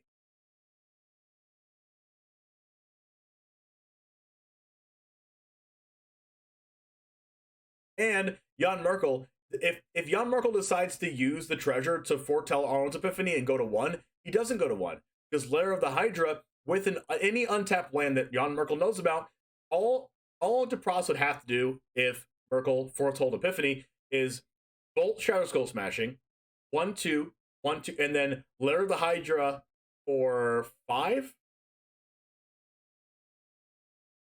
Yeah, Lair of the Hydra for 5, and that would be exactly 10. So that is not an option that Jan Merkel has on the table. Cannot foretell Epiphany.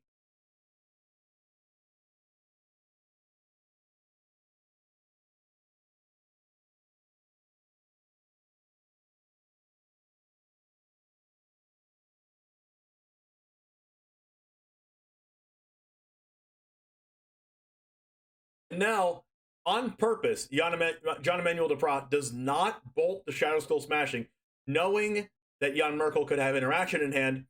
If Fading Hope bounces Goldspan Dragon, it leaves a treasure, which means that Duprat can still attack with Lair of the Hydra and Prosperous Innkeeper and still cast Jaspara Sentinel off the treasure.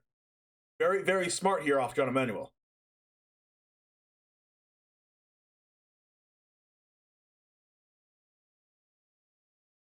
Foretelling Epiphany wouldn't save any mana, but it would let Merkel have more options on the next turn, rather than just casting Epiphany.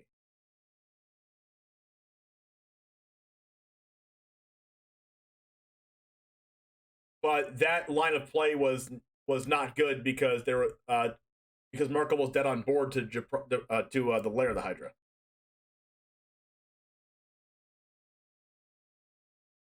You see Orange Epiphany come down here. Drawing Spikefield Hazard could be relevant against Prosperous Innkeeper. I think the Celestis needs to come down, but the Memory Deluge could be the card that brings Merkel back in this game.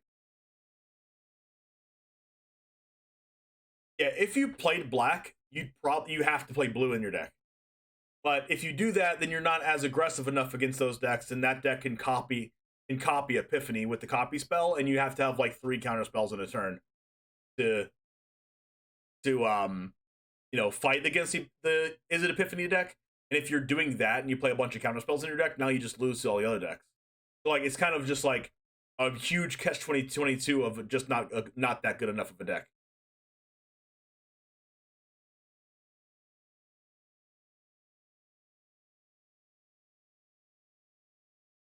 Like Esper does have like a good mana base. There's the blue-white duel, and then there's the blue-black duel. So like that's an actually good mana base. So like you could make an Esper deck work, but you'd have to make it like Esper mid-range. And if you're playing a mid-range deck, you might as well just either make it blue-white, black-white, or black-blue.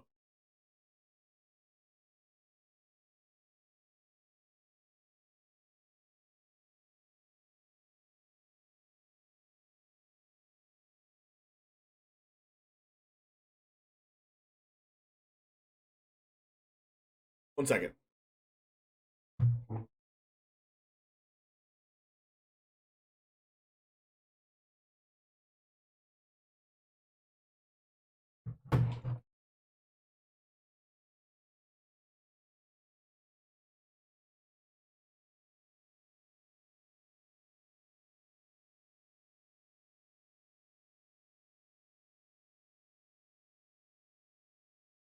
That's why Epiphany needs to go. It opens up a ton of other decks to be competitive. I agree. All right, 4 life for Merkel. Goldspan Dragon is in hand. Moonveil Region off the top. Now, Shadow Skull Smashing can deal with both birds. That would only put Merkel to 2. And there is a Leer and a Fading Hope ready to take over the game if the prod doesn't kill this turn. Now, Goldspan Dragon is a spicy play. You can go ahead and go Goldspan Dragon. You can attack with Goldspan Dragon. Oh, going to attack with everything here. I was thinking for a split moment that you could attack with just the Goldspan Dragon. And then it gets chump blocked by one of the 1/1s. And then you can Shadow Skull Smashing using the Sentinel tapping the Innkeeper, Shadow Skull Smashing the other 1/1, and save the Prosperous Innkeeper from dying to a bird. But that's probably worse than just using Shadow Skull Smashing on Leer. The problem with this is Shadow Skull Smashing is not going to get rid of Leer, because Leer is going to go ahead and cast the graveyard, then Leer can Fading Hope itself back to the hand.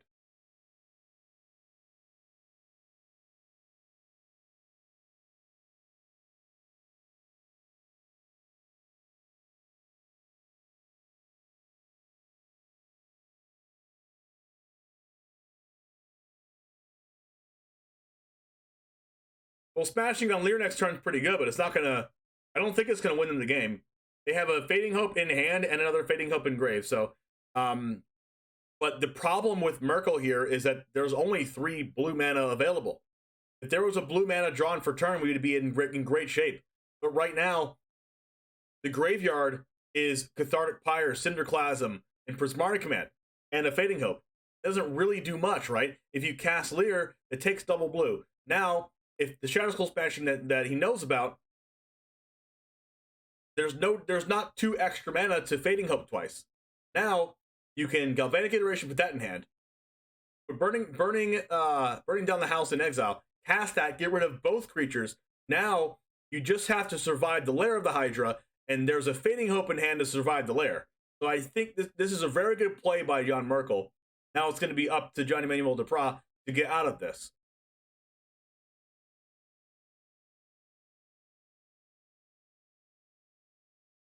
If we got Celestis down early, we'd be in better shape. That is true. There also wasn't very much time to do that.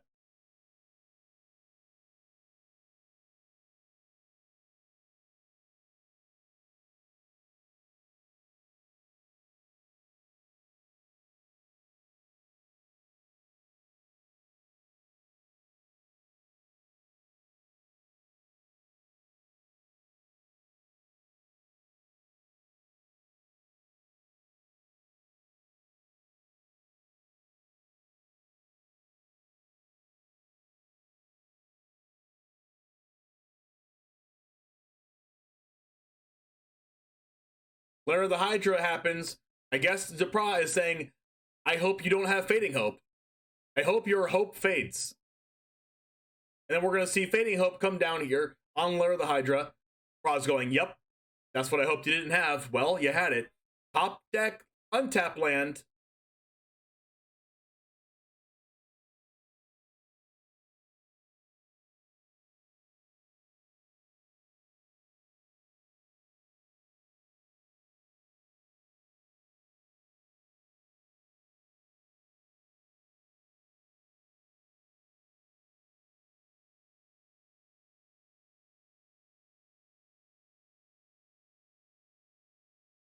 Duress here takes a Shadow Soul Smashing or Ranger class. And then we have Prismari Command. We can Iteration and Fading Hope. This is where Leer starts controlling the game and just completely taking over. Celestis can happen now. Fading Hope off the Celestis mana.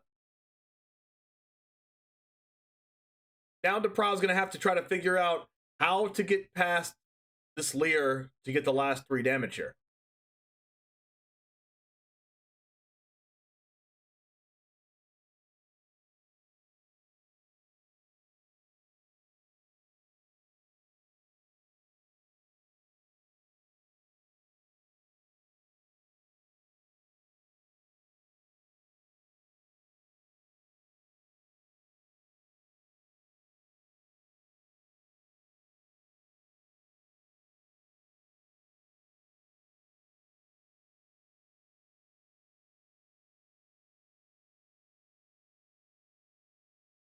All right, well, that happened. Now, Ranger class, Goldspan Dragon, Moonveil Regent in hand. I don't think John's ever going to have anything stuck on the board again, to be honest. And now, basically, the world is Jan Merkel's oyster here. Whatever you want to do, you can do. We have Epiphany here. We have an untapped land. We're going to cast Epiphany. We're going to attack them. We're going to make 2 birds, and the game's basically already over.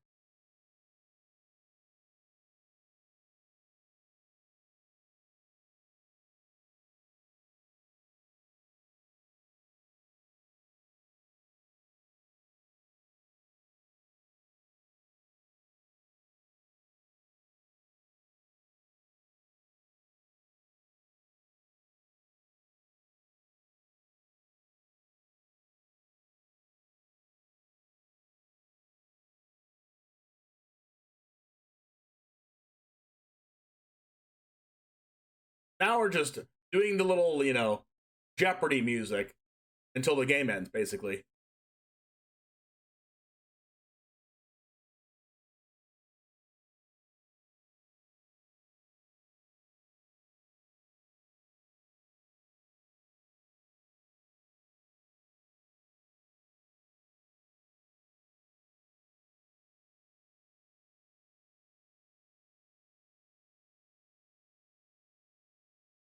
Making some devils, attacking for 6 damage here. Keeping some 2 things up. 1, 2, 3, 4. Having 5 mana open for a possible Demon Bolt plus Fading Hope. We can go Cinderclasm, Kicked plus Fading Hope, Cathartic Pyre plus Prismari Command. A lot of different things to do here. I don't think there's a way for John Emanuel to get out of this.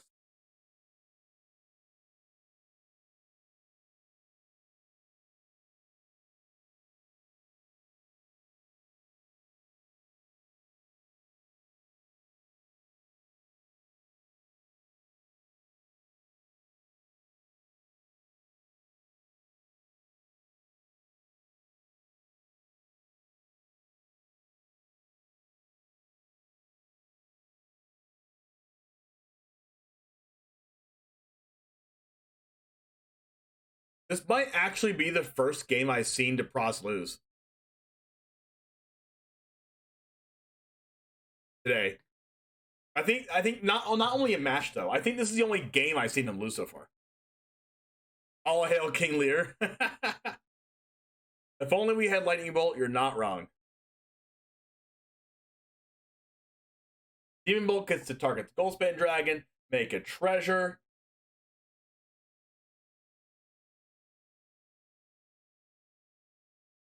Going to Dragon's Fire. Oh, he thought he was in main phase.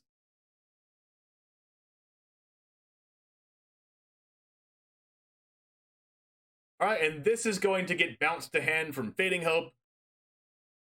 I mean, there is another Leer in hand though, so it doesn't really matter. He might just let this go. You see John Emanuel DePros just accidentally tapping all the mana there. Igneous Inspiration. It does learn.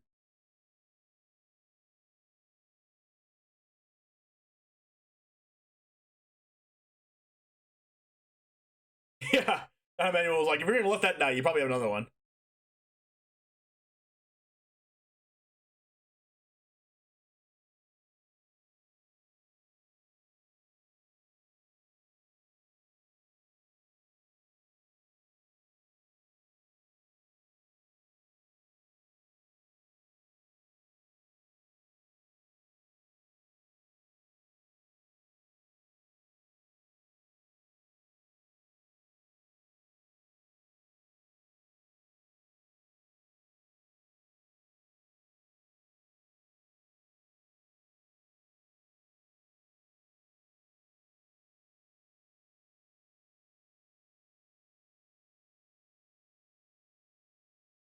Yep, the writing was on the wall for a while. Now Jan Merkel gets to win game one here. John Emanuel DePros has to win 2 games in a row in order to solidify the win here in this round and put himself into the lower bracket finals. Now, if Jan Merkel wins, we will go to a game 3, where the winner of that game will go to the lower bracket final.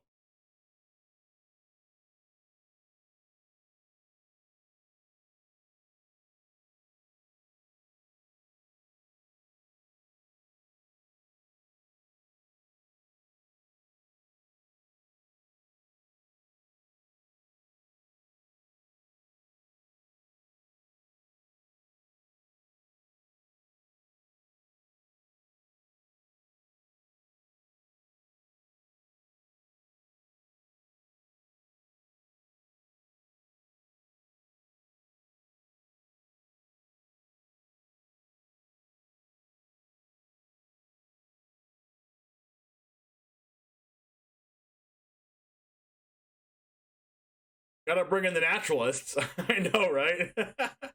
If DePros goes to the final, he's gonna be tired. Oh, I know for sure. What time is it over there in France? It's like 10 o'clock at night in France right now.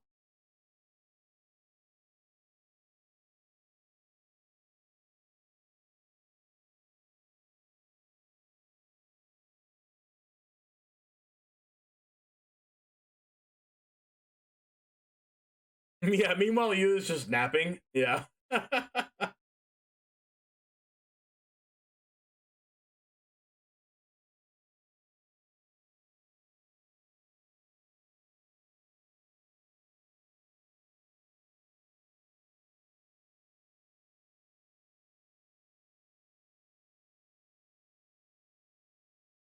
It's 10:53 in France.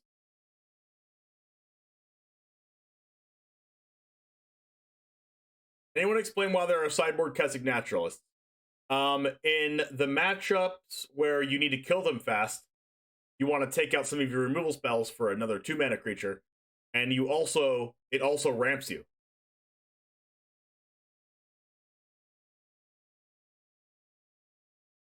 The other finalist is resting for a while or playing casual game, just not too cold. That's true. So, like, this Kessig Naturalist here, you're like, yeah, it's going to get killed by Cathartic Pyre. But Reckless Stormseeker or Briarbridge Tracker gets to come down next turn, and then there won't be an answer to that. It's just a matter of, like, being more threat dense, and Kessig Naturalist ramps to 4 mana anyway. Cast like Chariot or Moonveil Regent ahead of schedule.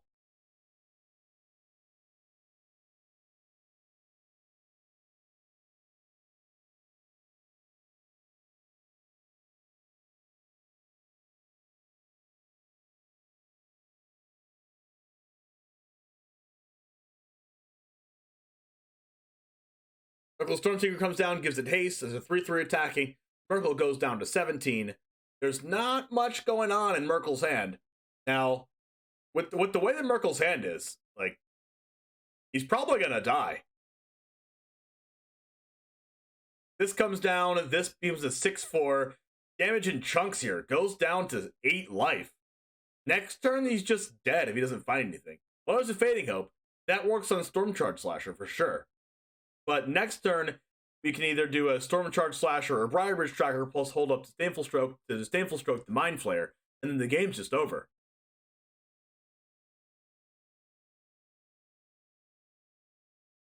Yeah, John Spot's really good here.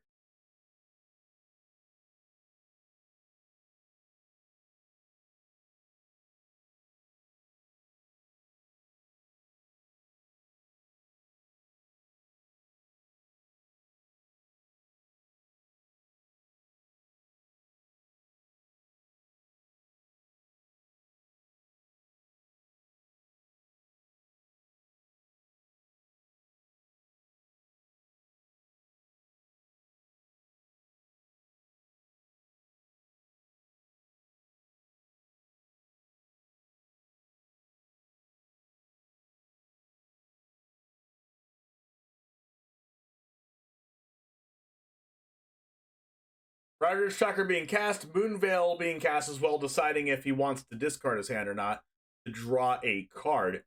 Disdainful Stroke seems like a really good card to have in hand right now. Now, Fading Hope could come down in response. Maybe.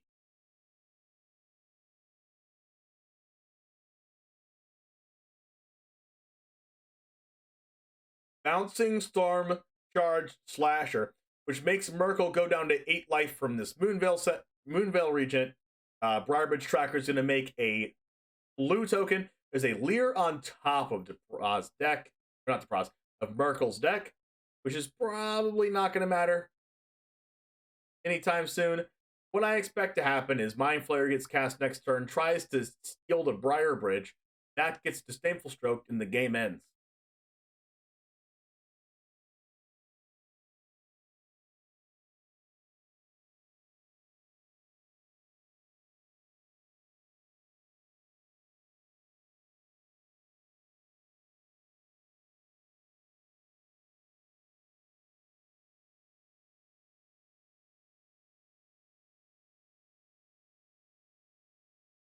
Yeah, Stormseeker's so good. Yep, that's exactly what happened. Now, moving on to the sideboards.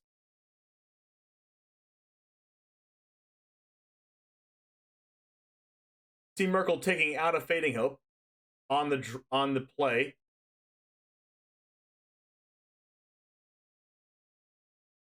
I believe he put back an All-Run's Epiphany.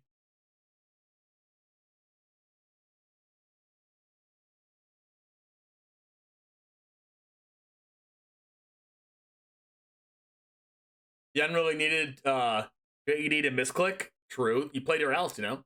Play to your outs.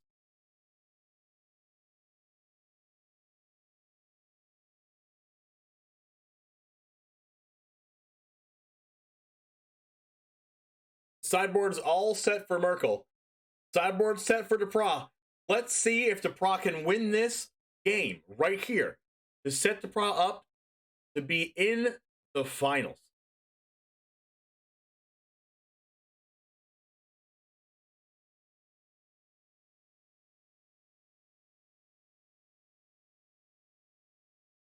Pretty good hand from Depra here. Maybe, like, knowing Depra, he mulligans pretty aggressively. So maybe we mulligan here to try and find something else. Depra really wants a Stormseeker, really wants this counterspell as well. Merkel's hand is pretty good. We have every color besides red, but we don't need red right now. 3 lands and Gerard Disruption is pretty nice because you can hold up Gerard Disruption on turn 2 if you draw another land. I think if I'm Merkel, I keep this. Yep, Merkel kept, and Depra mulliganed. Depra has a nice 3-drop in Reckless Stormseeker, goes ahead and keep this hand. 3, 4, 5 back to back to back for Depra. Now we're just gonna. I think Depra just has to hope that like the Reckless Stormseeker doesn't get immediately dealt with, because the way that Depra's hand is going right now, Merkel has a couple turns to set up things to interact with Depra.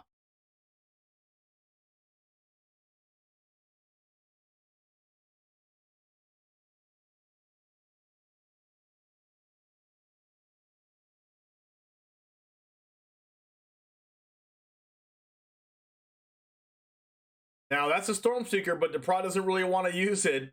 Doesn't really want to cast that because knowing that Gerard Disruption is in Merkel's deck, knowing Depra has had a history in this top 4 so far of just going for it. So let's see if Depra just goes for it here.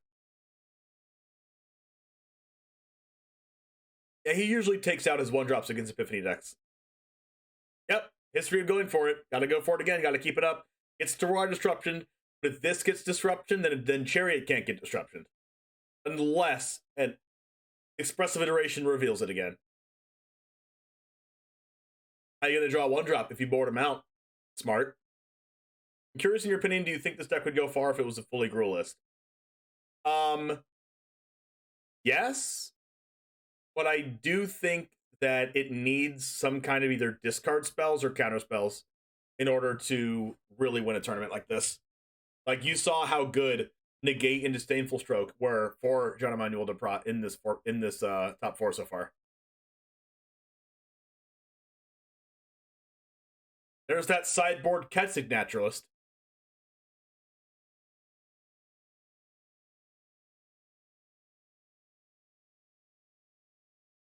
All right, if you're Merkel, what's going on here? If you're Merkel, I think you gotta go. I don't know. I don't even think Mind Flayer is very good right now.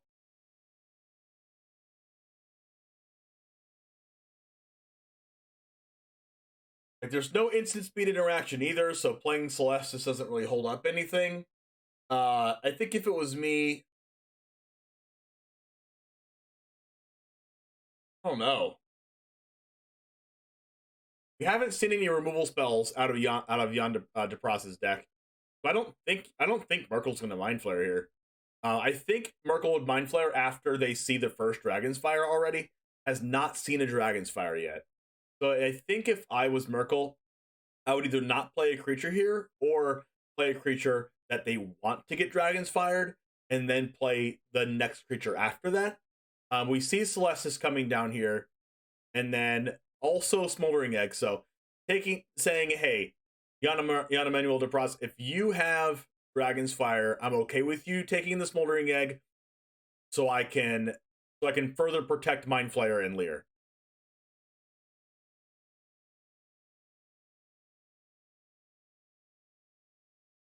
All right, here it is. 2/4 power creatures coming. Smoldering Egg might want to chunk block here. I don't think it will. Nope, going down to 12. Are we casting Prosperous Innkeeper, or are we holding up a potential Disdainful Stroke? Or Negate?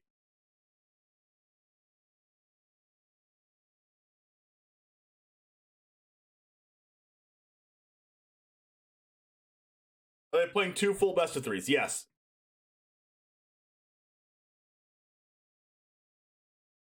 Depra is up a full best of 3. And this is game 3 of the second best of 3.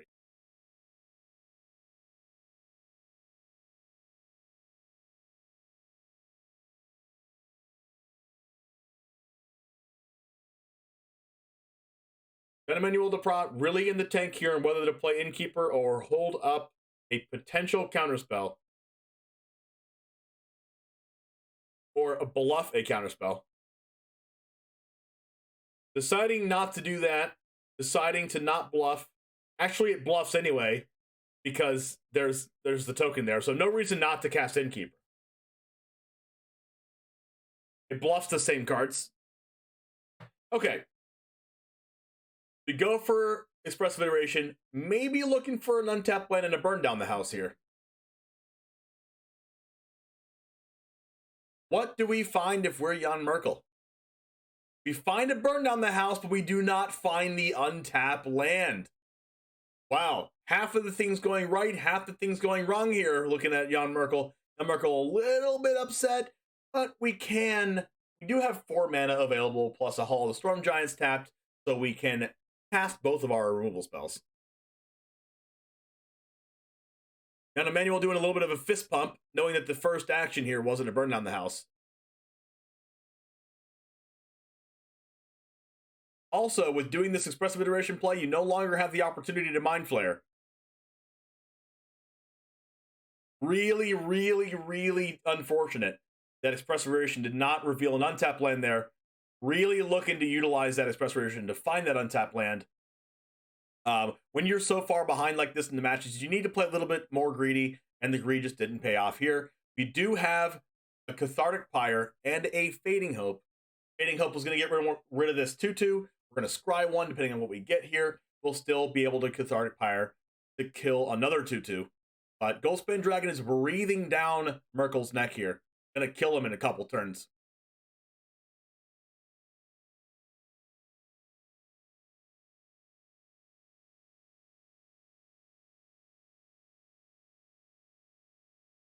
Reckless Stormseeker off the top is very, very good. Now, it is daytime, as you can see from the left side of Depra's board here. So, Reckless Stormseeker can get destroyed by Cathartic Pyre. This Cathartic Pyre will put Smoldering Egg to 5 counters, which would make any 2-mana spell off the top or from Lear, would make it evolve the egg. This is a very back and forth, really pivotal spot of the game right now.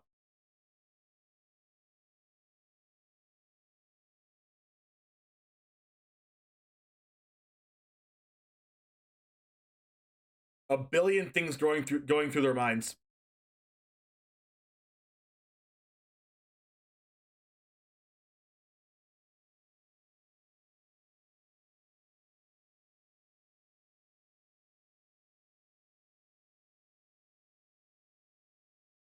Depra deep in the tank with the timeouts here. Depends on if Depra wants to consider holding something up. I don't think that'll be a problem since Goldspan Dragon can just attack. What Depra really wants here is just to draw one of these counter spells for one of these creatures that that Merkel is going to play. Merkel being at 12 with a Smoldering Egg in play means that 2 damage here is nullified. Celestis might even gain a life.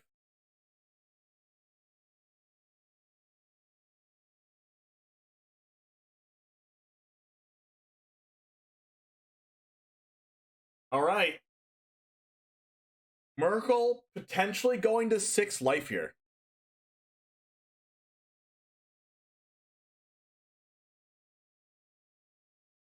All right. Merkel going to 7.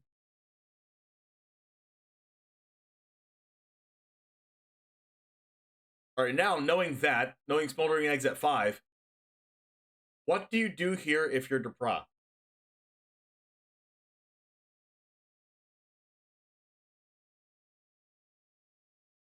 Cast Naturalist and pass. Untapped land draws for turn, gives 8 mana available for Jan Merkel. Maybe we start controlling the game again by going Lear. You can go Lear plus Expressive Iteration. That would grow the Smoldering Egg into a 4/4.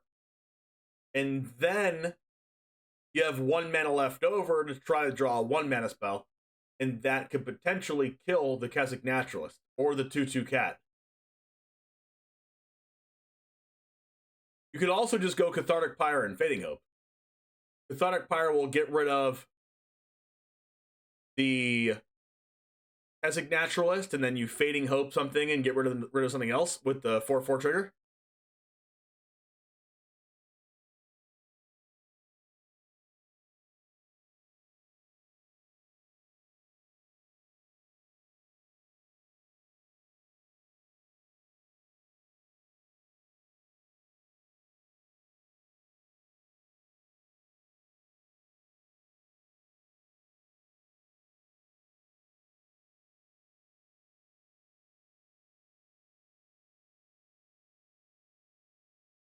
This is where Jan Merkel starts to take over the game. I think Depra has this one turn to try to kill through the Fading Hope, or else it's probably too late.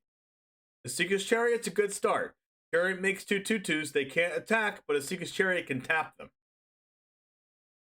Yeah, Pyre plus Hope is really good.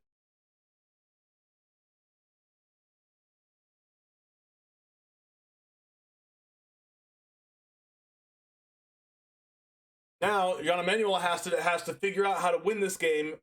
Maybe try to bait out the Fading Hope. I don't think there's an answer here. Because, like, at the start of combat, Goldspan Dragon can get Fading Hope, deal 2 damage to the cat. Chariot's not going to be able to do anything. So, like, you can't win this turn. He can't win this turn, and Lear doesn't. Like, you basically, if you're Depra, you have to make them have to block with Lear. And I mean chump block with Lear.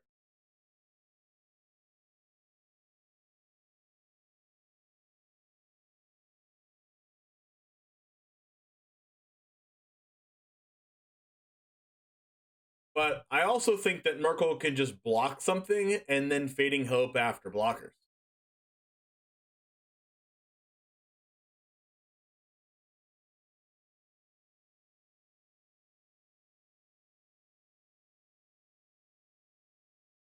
Now he's thinking about, how do I make this Fading Hope in Merkel's graveyard unable to do the thing that they want to do with it? How do I make it as worse for them as possible? Here we go. Holding this forest in hand to represent negate. If Depra had a negate, it would be insane. Stormseeker targeting the Asika's Chariot. Interesting.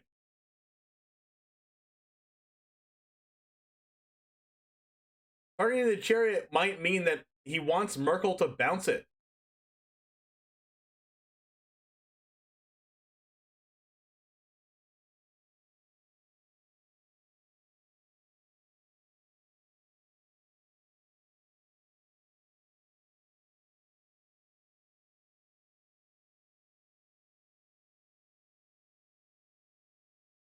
Nine minutes on the clock of Merkel.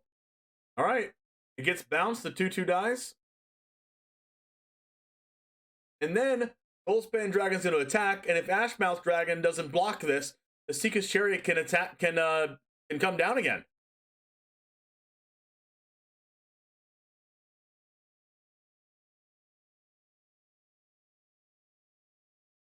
That is true, since Lear says spells can't be countered.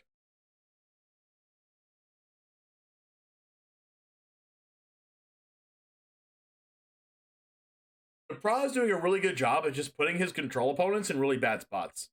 Like, buffing the Chariot there, yeah, you don't get your Reckless Stormseeker haste, or you don't give the 2/2s any extra power.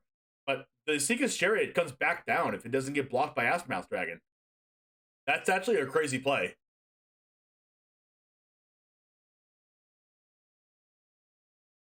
Wow. Look at that. Depra saying, Merkel, do you have it?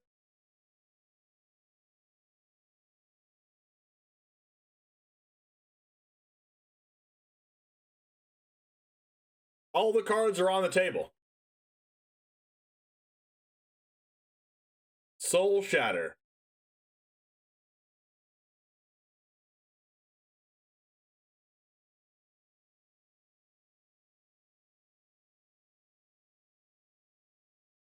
Soul Shatter is a good one. That gets rid of Goldspan Dragon.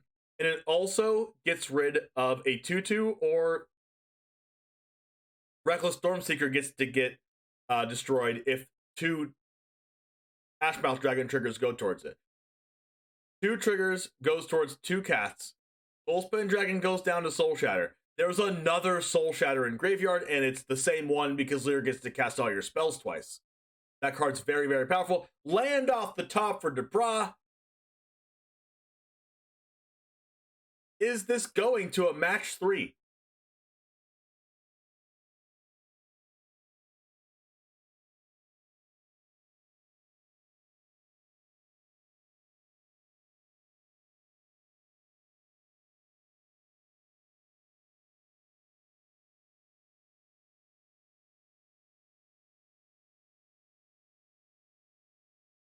All right, animate the chariot here. Now, all right, is Soul Shatter not getting used?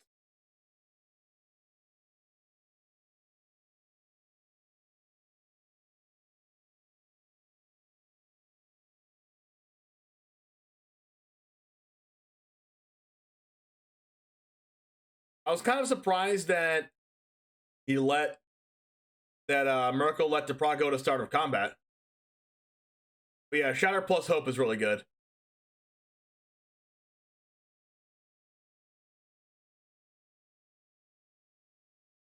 And that is it. That is match number 2. We move on to a third match. Congratulations, Jan Merkel, for winning this one. And we'll go to a third and final match to see who goes to the finals of Worlds 27. Let's hear what Eliloni and Cedric Phillips have to say. It's both sides, a lot of options. Broke my brain with 2 chariot thing. That's not even remotely possible. I don't know what happened there. But now that I've back into the Matrix, heck of a comeback from Merkel. Unbelievable. Like, unbelievable comeback with the Smoldering Egg. And really, his hand, not very good to open up the early stages of that game where Debra's hand was pretty darn good. So now, I know we're going to toss to a break here in a second. I got to take a breath and get ready for, somehow these guys got to play a third match? It's probably going to go 3 games, too. If you think our brain is fried, I think Yeah. the amount of things used in this matchup is just unbelievable. And we have one more match to go, my friends. We still don't have our second finalist yet. Yuji Takahashi is waiting to see if it's going to be Debra. Is it going to be Merkel? We'll find out after this.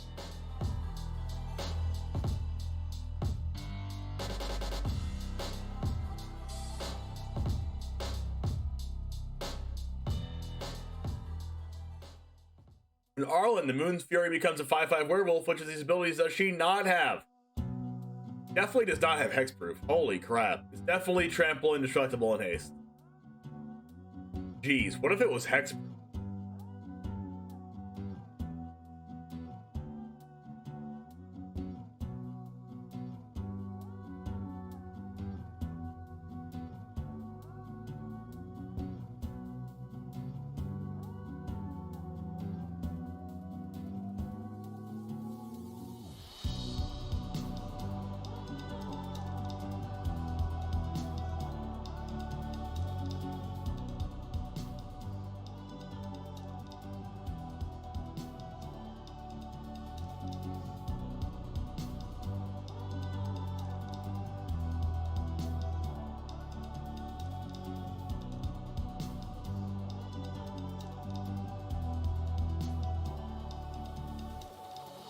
On home soil in Yokohama, 4 Japanese players reached the top 8 of the World Championship 2005. Who won? Tomohiro Kaji, Akira Asahara, Katsuhiro Mori, or Shuhei Nakamura? I have no idea, but I'm going to say Katsuhiro Mori because he is in the Worlds tournament this time.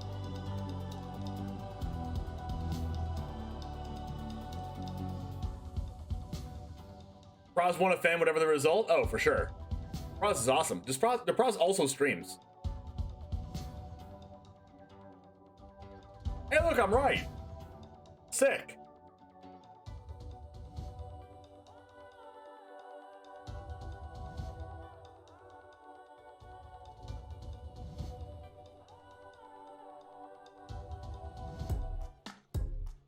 Hey everybody, welcome back to coverage of World Championship 27. Maria Bartholdi here at the virtual news desk. Let's take a look at our bracket because, yeah, we've got to have a third match here between Jan Merkel and Jean-Emmanuel Duprat, who have one match each. Yuta Takahashi waits there in the title match for an opponent. Who is it going to be? We're going to find out pretty soon. Monty Devuti and Riley Knight joining me here at the virtual news desk. Man, those first two matches, some incredible magic there. Monty, what stood out for you most of all? Maria, I'm like watching and barely watching at the same time. It's like the anxiety is just here and I'm not even playing in the match. Like my champion on the line just clinched that second match and oh my God. I know, it's nerve-wracking for sure. Riley, how about you? What's the standout moments? Well, I want to come back to what we were talking about before in terms of underestimating Duprat here, because this is a deck that I don't think any of us were high on. Like, we came in talking about this team, at least this gruel-splashing blue list, whatever you want to call it, and thinking, geez, I don't know, I don't think it's got the chops. None of us kind of thought that it was going to have a breakout performance like it is here, but it is shown that it's got what it takes to run with the big dogs. Having said that, Epiphany, I mean, Duprat identified Epiphany decks as his tough matchup. He said he wanted to prey on the other aggro decks. He did that in the Swiss. He can't do that at the top four. So will he be able to keep up the pressure? Will he be able to get those aggressive draws that we saw him get to victory in the last match there? I don't know. Duprat, he's got a great deck, but the power of Grixis is... It's so close, man. I can't wait to see how the third match goes. Monty, why do you think we were underestimating Duprat and his choice to bring Teamer Treasures this weekend? I think it just looked a little vulnerable. The games that we played, sort of getting a sense for the deck, all felt like we would do our things and then the other deck would answer the board because every deck was packing a ton of removal because they were prepared for mono green, and then the deck would just do nothing. But that just has not been the case. Obviously, Jean-Emmanuel Duprat, a much, much better player than any of us. So certainly, it's the little decisions, right? It's the minute decisions of how do I make the most of every resource I have. And I think that's been a big part of Jean-Emmanuel's success. Absolutely. We've seen it come down to those minute decisions so many times in these matchups. Just run blue to win, I know, right? The incredible skill of these players cannot be underestimated. Well, it is time for our third match between these two, the deciding match to find out who will go to our finals. Ailey and Cedric are here with the call. Thank you very much, Maria. Cedric, it is the final match between these two players. I'm pumped up. Let's jump straight in and see who is going to face Yuta Takahashi. Ooh, what do you think, friend? Who's going to get it? Do I have to pick? Do I have to? You don't have to, but I mean, if you pick right, you look smart. All right. Well, I've done a nice combination of looking smart and dumb during this match, but let's find a happy medium. Let's complete this prediction from before, and Merkel won the last one. Let's go ahead and do a next prediction on who's going to win, Jan Merkel or Jean-Emmanuel Duprat. You have 2 minutes to vote with your channel points. You may begin. If you can't see the poll, or if you can't see the prediction, you can refresh the page. Curious in your opinion about all the mono green listings for this year's Worlds, or why it did not go well, etc. Usually, open deck list formats favors the control players, and usually closed deck list formats like the latter is better with the aggro decks.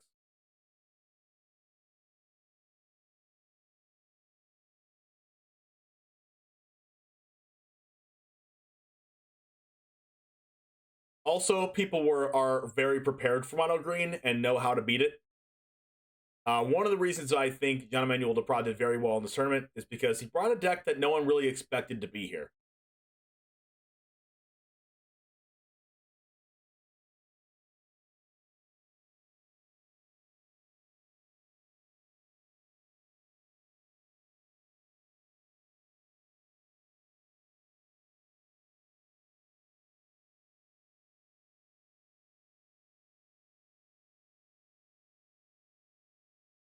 We see that duress on turn 1 hitting nothing, and then top decking your Shadow Skill Smashing feels bad, man. We see a Cinderclasm non-kick to kill that Magda, to make sure that we can't get up to 4 mana for Moonveil Regent, Now, we're just going to do this, play this Lair of the Hydra tapped, and pass the turn. Now, next, we have our land drop and Celestis. Very, very good curve here for Jan Merkel, off to a blazing start. We have this Bolt land, get in there with the Goldspan Dragon, and cast Prosperous Innkeeper after 5 damage is done, putting Merkel to 15. And let's see if Jan Emanuel decides to cast Prosperous Innkeeper here.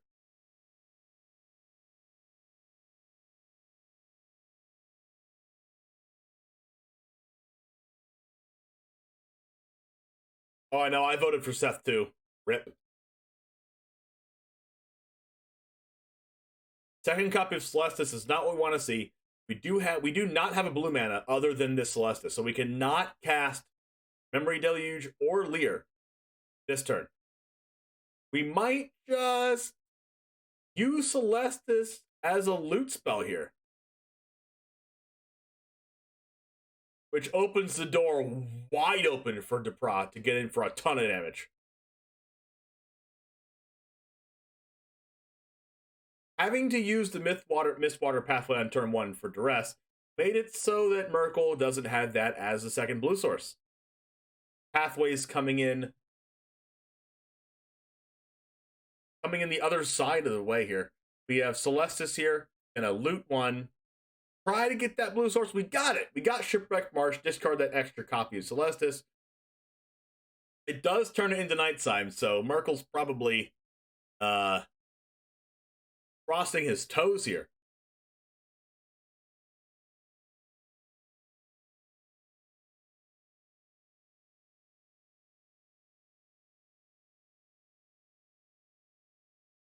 Here we go. Here's the Goldspan Dragon coming down.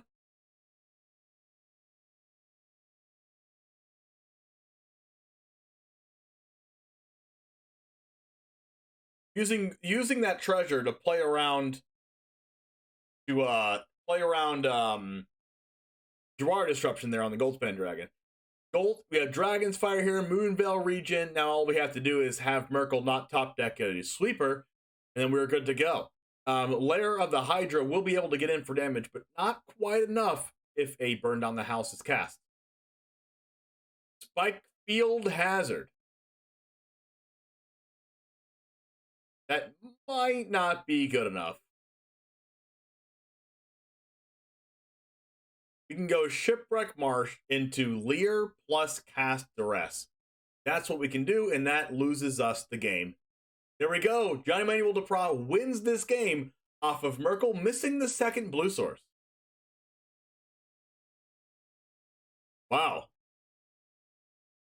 I did not expect Depra to win that game when Merkel had such a good start. That turn 1 Duress into turn 3 Celestis, turn 4 Memory Deluge, turn 5 Leer. But you can't cast Memory Deluge or Leer if you don't find a second blue. And Johnny Manuel Depra took that opportunity of Merkel stumbling on mana to make sure to put the maximum amount of pressure on Merkel and kill him before he found the second blue source.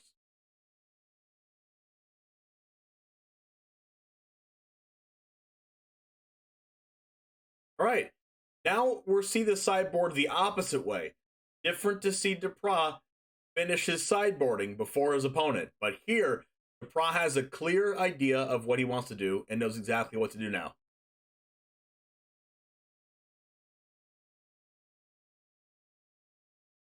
Five land hand for Merkel.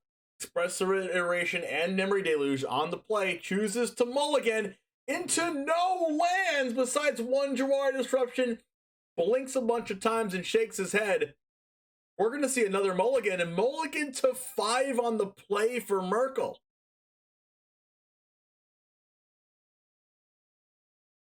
Now, we see Johnny Manuel Depra have his sideboard card in his hand as Signaturalist. Do we keep this hand?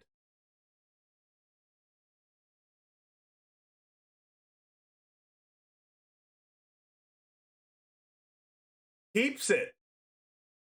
Wow. Depra has shown to mulligan hands like this. Chooses to keep it this time.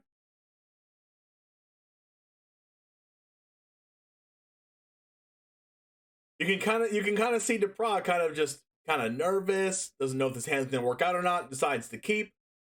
Returning 2 cards here for Merkel. What do we return? We have a Riverside Pathway and Gerard Disruption for our 2 lands, and we're going to need to draw a lot of lands to get into this game.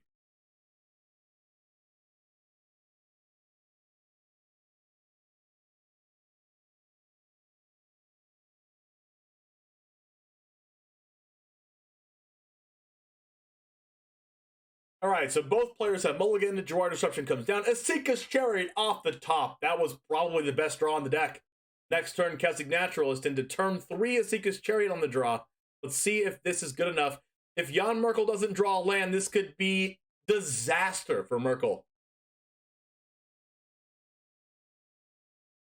Didn't draw a land! Oh no, this is the most disaster of, oh my goodness. Lord of the Ovenwald gets to, oh my goodness, gets to add a mana. It becomes a 3/3. It pumps all the wolves. Are we going to play Crag Crown Pathway into Asika's Chariot this turn? Is choosing to play on the draw ever a good option? 99% of the time, it's not a good option. Wow.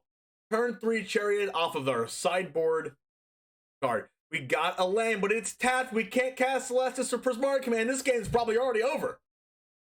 We have Disdainful Stroke. We can bolt. We can play Magda. We actually don't have the mana. Wait, we do actually.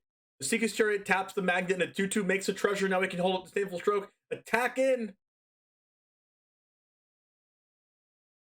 for 9 damage. Gets another mana. Make another 2/2, or do we make another treasure? Another 2/2 it is. Wow, this is how fast an unanswered Asika's Chariot can win the game.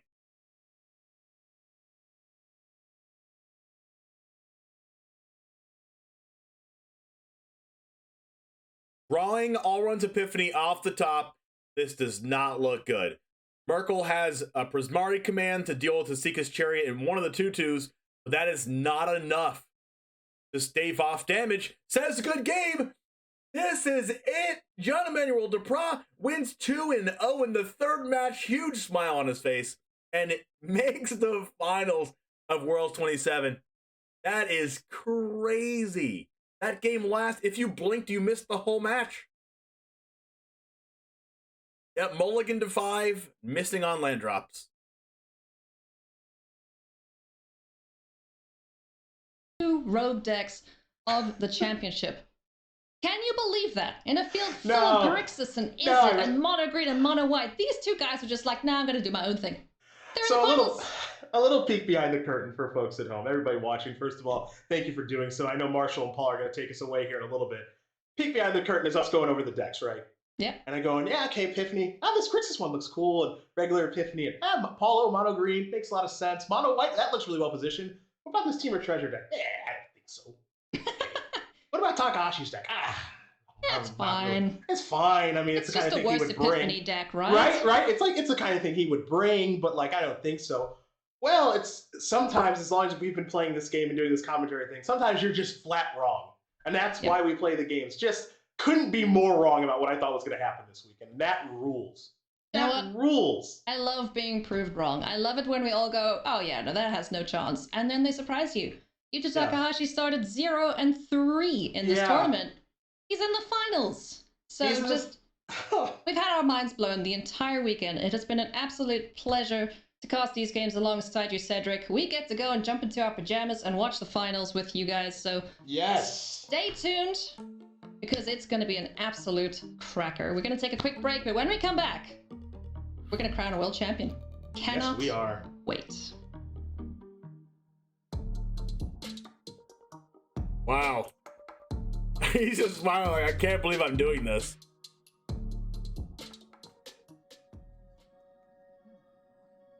All right, who's going to win? Jean-Emmanuel Duprat? Or Takahashi? Playing Izzet Dragons. Top play the 1998 Magic World Championship featured how many American players? I have no idea. I'm gonna say 5.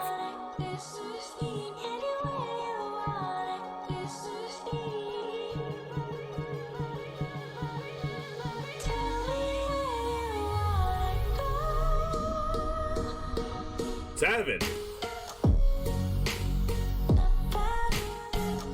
Now we have 2 minutes to predict with channel points who you think is going to win the finals of Worlds 27. Is it going to be DePraz on Teamwork Treasures or Takahashi on Is It Dragons? Ranked is as you would expect it annoying, so if you can't beat them, join them comes to mind. Making 4 epiphanies like throwing wildcards in the trash? No. I mean, it might get banned.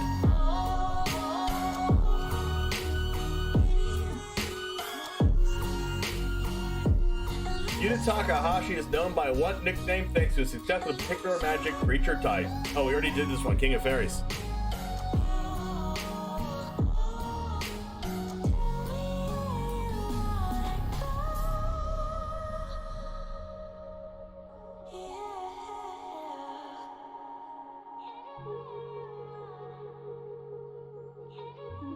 But don't they refund wildcards for ban cards? Yes, they do.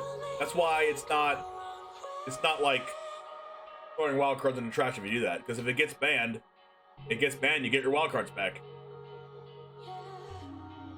Even if I had loads of wildcards, I would never spend a single on it. True. In total, how many times did the world either day or night appear on the Celestis? 10. 10.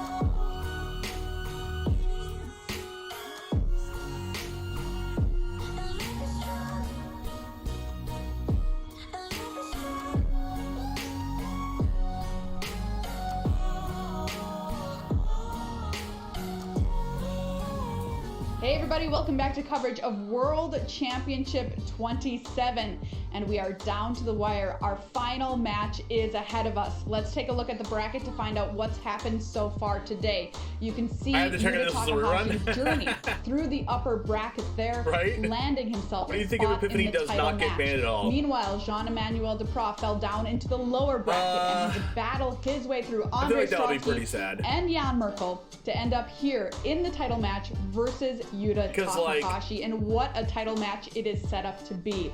But while our players... Because, yes, Andre Strowski was the only one in the finals playing Is It Epiphany, and yes, he didn't make the finals, and he lost in the semifinals. Well, that doesn't mean the deck's not the best deck, right? Just because one person makes it and loses doesn't mean it's not the best. Not only that, but it warps a lot of other decks. If you've noticed, in this top cut here, how many decks are playing black? Only one, and that's the Grixis Epiphany deck, and that's basically just Is It Epiphany splashing black. Black decks are not really a thing. White is not really a thing. Right? So a lot of the good mid-range pieces are in those colors, right? You have the Deadly Dispute, Shambling Gas things. You have the Skullport Merchant, Lolth, Blood on the Snow type things. Also Vanishing Verse, things like that. All of those cards in the format that make really good mid-range decks just aren't a thing at all. And that is just because Is It Epiphany is a deck and those decks lose to that deck. It just nullifies so many different archetypes from being playable. And also the play pattern of your opponent taking 2 extra turns in a row and then continuing to take all the turns for the rest of the game is just an awful play pattern. And I wish that wasn't in Standard. Or I wish it wasn't in any format. But I could understand if it was in Vintage or Commander. But in a regularly scheduled competitive format, being able to take all the turns is not a very fun thing to play against.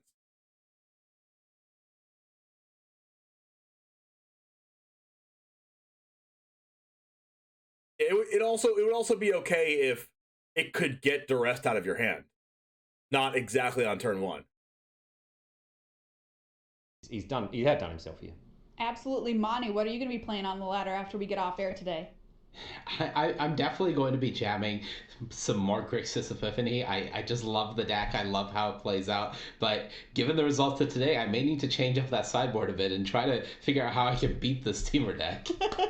That's a great point. Me, I'm going to stick with mono white. I love little mono white creatures, and we're going to see if we can get it done. Well, let's take a look at the world of social media ahead of our final match here, because of course the players have been busy tweeting, talking about what's been happening this weekend. I love to follow them and see what's on their mind as they head to the computer and type out their thoughts. And take a look here. Jean-Emmanuel Duprat himself, top 4 at MTG Worlds. My deck makes loads of treasures, but there's still one piece of gold missing. I love this tweet.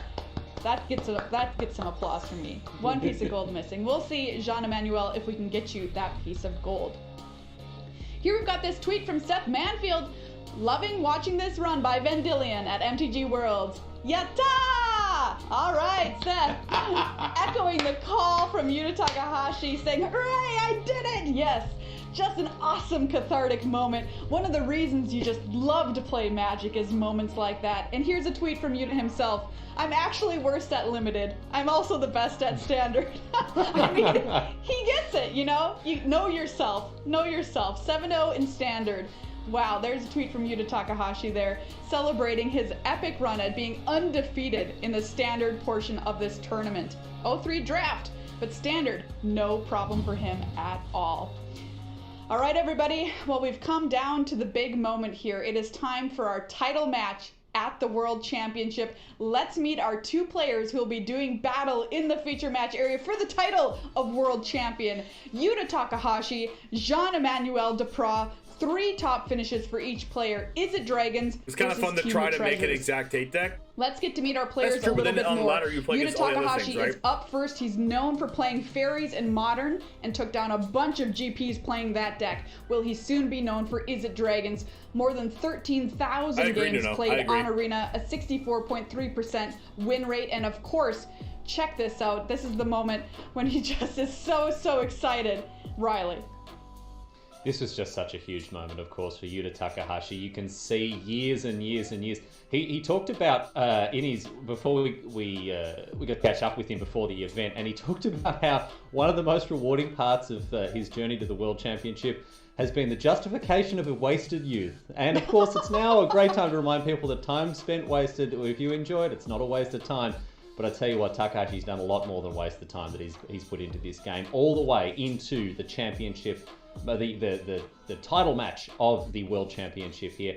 And the way he got there, of course, is by beating, first of all, Duprat in the upper semi-final, and now in the upper final, as we can see here, he beat out Jan Merkel, who went down to Duprat just moments ago. So Yuta Takahashi here, undefeated in Standard.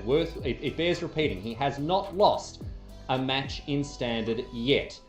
Will this trend continue? We've seen him dismantle his opponents with this Is It Dragons deck. He's talked about how he likes to play instant speed, counterspells, removal, interaction. He's only got one more match to go before he could be the next world champion. Absolutely incredible stuff. Undefeated in Standard in this tournament. Just an unbelievable achievement. Well, let's talk about the opponent here. Jean-Emmanuel Duprat, another player who brought his own rogue deck to the tournament. Check out that number of arena games played, more than 25,000, 66.8% standard win rate. And Jean-Emmanuel Duprat wants to win because he has lost twice in a major event finals. And he says, I don't want to do that a third time. I want to claim my individual title. And this is his chance to do so. Let's take a look at his highlights, Riley. He describes himself as patient but decisive. He likes to grind people out, but also stay flexible. He describes himself as a snake. And so if he can strike with the speed, the cunning and the ferocity of a snake today, he may very well be our next world champion. He beat out Andre Strasky in incredible circumstances in the lower semi-final, and we've just seen him beat Jan Merkel in the lower final there. So he's in good nick. He's in good form. His Swiss portion wasn't as emphatic in standard as his opponent, but this deck caught us all by surprise, and this team of treasures, as we're calling it, this gruel-splashing blue list, has really got a trick or two up its sleeve, as we have seen. This bloke, he's ready to go. You can tell that he wants it. He's already thought about the sort of, the trophy cabinet he's going to fill with that latest piece of gold, as he says. And you can just see the laser-like focus that he's brought to the games here as he took out Jan Merkel just moments ago, of course, in the lower final. And now he finds himself in the title match and just a hair's breadth away from a world championship. Absolutely. This is setting up to be a very, very exciting title match. Mani, walk us through these deck lists. How does this matchup play out, in your opinion? Yeah, Maria, this is the matchup of the one of decks, and we've seen it once before in that upper semifinals earlier today. Yuta Takahashi's Is It Dragons deck, he came ready for creatures. He brought 4 copies of Dragon's Fire, 2 copies of Thundering Rebuke. He wanted to be James able over to official interact channel because you got to get your 4 earnings up there. Toughness creatures. We've seen how that? important Goldspan Dragon and Asika's Chariot have been to Jean-Emmanuel Deprat's win plan, and Yuta Takahashi came to dismantle that. His dragons have looked so good all day, and honestly, the last time he went up in this matchup, watching on Twitch doesn't actually make me money. On the other watching side, on though, YouTube does. Jean-Emmanuel Deprat brought this I'm happy for everyone that's here. Every time I look at this, it just looks better and better when it plays out on camera, and it's not because Jean-Emmanuel is getting those top 1% Jespera Sentinel into Magda into just explode draws. That's not what's happening. It's all about these hasty creatures, the Reckless Stormseekers, the Goldspan Dragons, and mean? Just your creatures coming in and effectively gaining haste by crewing Asika's Chariot. It's so good at putting up resilient pressure, and it's just been so problematic for people throughout that lower bracket all day. All right, Mani, thank you so much for that look at the 2 deck lists. Well, the players here, of course, didn't know they were going to end up in the title match yesterday when we asked them about these matchups and what they thought about their chances. We asked them, let's go back in time and find out what they said back then. Against Deprat, I feel 50-50. If he draws perfectly, I don't have chance, but if he not, I have a bunch of removal spells. And it depends on which player plays Dragon fast. That's on focus. I think Yuta's Is It Dragons deck is my worst matchup of the 3, because not only does he have the Epiphany combo, the dragons are pretty hard to deal with. Dragon's Fire, I think, is my most important card to be able to deal with a Smoldering Egg. And that's what the players think about their matchup, but it's time for our final predictions here at the news desk. Riley, we're going to kick off things with you. Who do you think is going to take down this whole tournament? Well, look, I'm an Australian, and in Australia, we love an underdog story. Jean-Emmanuel Deprat, he thinks he is unfavoured in this matchup. He thinks it's a bad matchup, so I'm going to back him to the hill. Off you go, Jean-Emmanuel Deprat. Go and get some, my friend. You absolutely deserve it. All right, how about you, Mani? Maria, both these players are incredible. Regardless of who wins, the game of Magic as a whole is better off for having one of them as our world champion. I'm going to back Yuta Takahashi to finish that undefeated run and become a world champion. Beautifully said, Mani. Couldn't agree more. I love both of these players. They're both fantastic. In the end, though, I had to make a decision. I went with Yuta Takahashi just because of his undefeated run, just being so dominant here at this tournament. All right, well, those are our predictions. Everybody sit back, relax, and get ready. It is finals time here at World Championship 27, and this is going to be one heck of a matchup. Will it be the King of Fairies taking it all down, or will Jean-Emmanuel Deprat finally get that gold he's looking for? Stay put. More Magic coming up in just a second.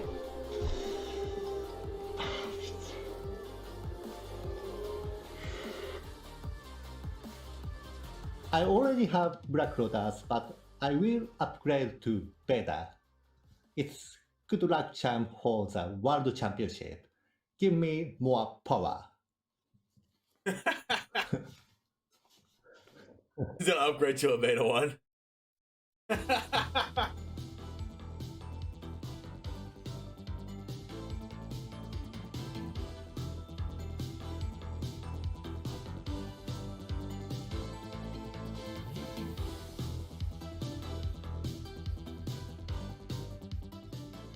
Grixis and Midnight Hunt. In which magic set did it first appear? I have no idea.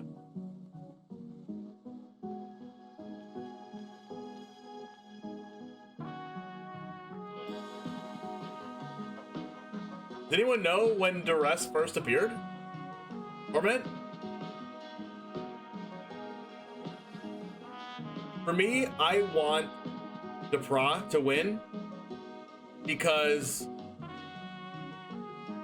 I want him to get a world championship.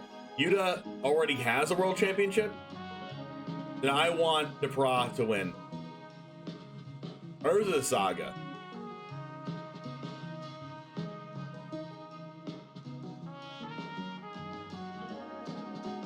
Also, we've been following so many of Depra's matches. Like, it would be so iconic and so crazy for Yuta to win after going undefeated, after losing the first 3 matches in draft. Like, either one of them has a great story. I think I just want Depra to win because he doesn't have one yet.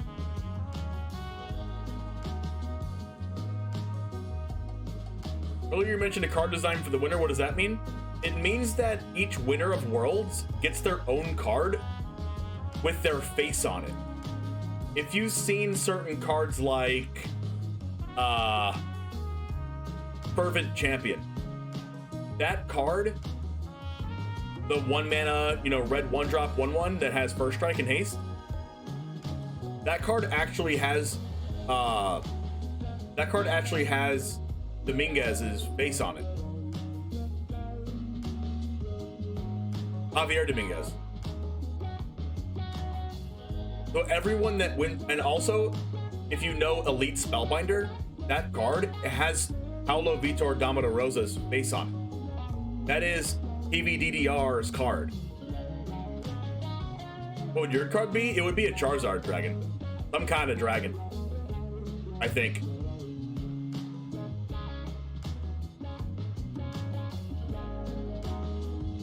Yeah, the card is for everyone. It'll be in a set, in a pack, like next year or something. How many matches has Noriyuki Mori played on Arena since beginning in 2019? I'm gonna say 15,000. Did you know that PVDDR wanted Elite Spellbinder to have Flash, and then Arena just said no? Or WotC, I should say, said no.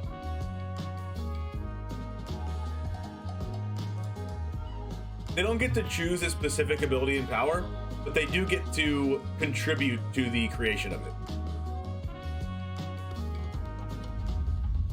My face on a dragon. And welcome back to coverage here of the World Championship. That's even scarier than a dragon. Paul Cheon, and it is our pleasure to bring you coverage of the title match. That's right, we are down to just 2 players, and one of them is going to walk away a world champion. You know, Paul, one of the big things that the players always hit on when we ask about what it means to them to be the world champion is getting on a magic card. That's got to be one of the coolest parts about this whole thing. Oh yeah, I mean, that's definitely one of the coolest parts of becoming the champion. We already have a pretty good history of some pretty incredible cards, right?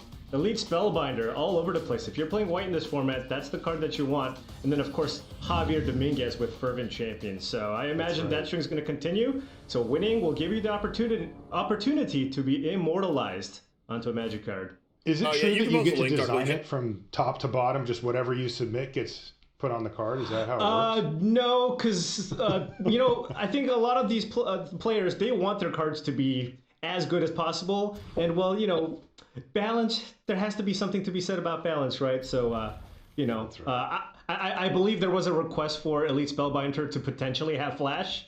Don't think that would have been good. So well. All right. Well, our players are just about ready. In the feature match area, playing for that and the title of world champion is Yuta Takahashi from Japan. Yuta has had an absolutely epic run in Standard. here at the World Championship after a disastrous 0-3 start. All right, let's go.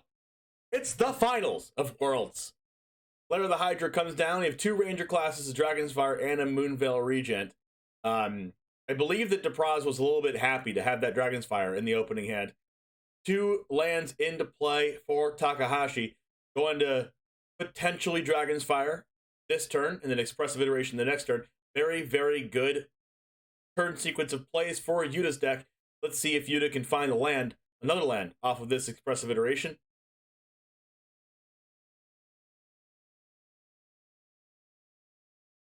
You find a Smoldering Egg. Does this tempt him enough to play it here?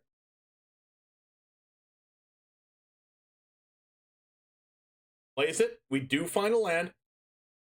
We might add both lands to hand, to be honest, since we already have a Deluge. It looks like we are adding both lands here. Shadow Soul Smashing is going to come into play tapped. Now the next turn is going to be turn 3. Ranger class probably coming down here, making another 2/2 and passing the turn. Next turn will be an important turn for Takahashi. Probably going land pass as far as the hand goes now, but maybe goes Smoldering Egg if a different spell is drawn. We will see. We shall see. Divide by 0 is drawn. This makes Memory Deluge next turn pretty good. Then next turn you can go Smoldering Egg plus Divide by 0 into a Goldspan Dragon. Very good curve here for Yuta. Playing off curve last turn for John Emanuel. 2 Dragonfires and a Moonveil Regent.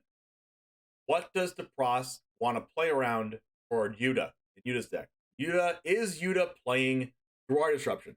Pretty sure Yuta's playing 3 copies of Jwari Disruption. We'll see if John Emanuel decides to play into it. Does not play into it. Wow. In the entire day today, John Emanuel has been jamming into Jwari Disruptions. This time, it would have worked out.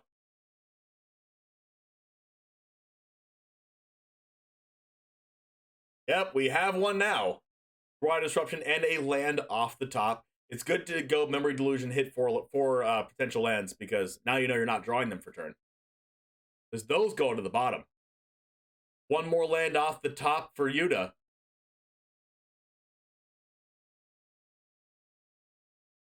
Now, is this a Smoldering Egg Divide by 0 turn?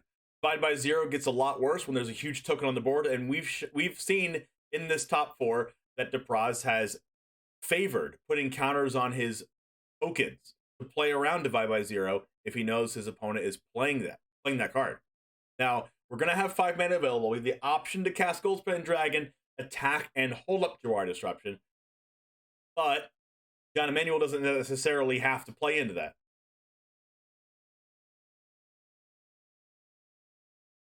Now, we see a Dragon's Fire being hit off of this. This is going to be the Jwari Disruption. Amazing Jwari Disruption stopping the Dragon's Fire right now. Good thing there's a second Dragon's Fire, though. Now we're going to see this make a treasure and potential Smoldering Egg cast right now.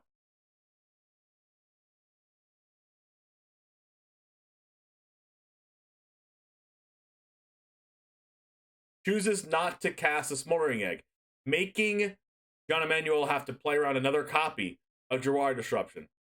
Now, we have a land that we can play off Riverglide Pathway. We can choose to cast Dragon's Fire again on the Goldspan Dragon. That risks getting divided by 0, though. And we've seen Yuta do this in the past. We could see a Divide by 0 on his own Goldspan Dragon. John Emanuel has to put the pressure on the board.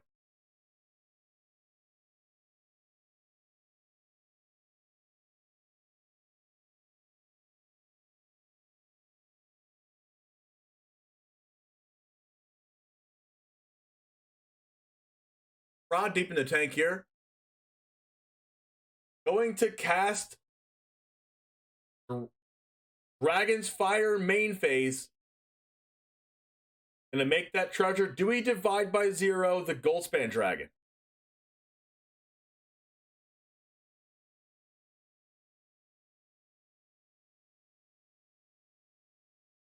We are going to divide by 0 our own Goldspan Dragon, making Another treasure. John Emmanuel frustrated. Getting that mascot exhibition out of the sideboard. Dragon's Fire fizzles. There's only one more Dragon's Fire in John Emmanuel's deck. With a Goldspan Dragon and a Smoldering Egg and a mascot exhibition coming up for Yuta Takahashi.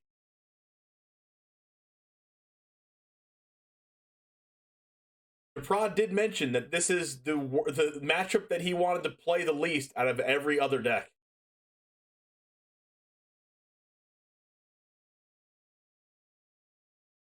All right, going to 5 power here, putting Yuta to 12. We have a Deluge, an Exile, Mascot Exhibition, a bunch of plays. The only thing we don't have in Yuta's hand right now is interaction. We might not actually need interaction, though, if you're on Yuta's side. Being at 12 with a 5 power, potential 6 power creature coming into play, we might need to block with something, but we might just block with a Mascot Exhibition token.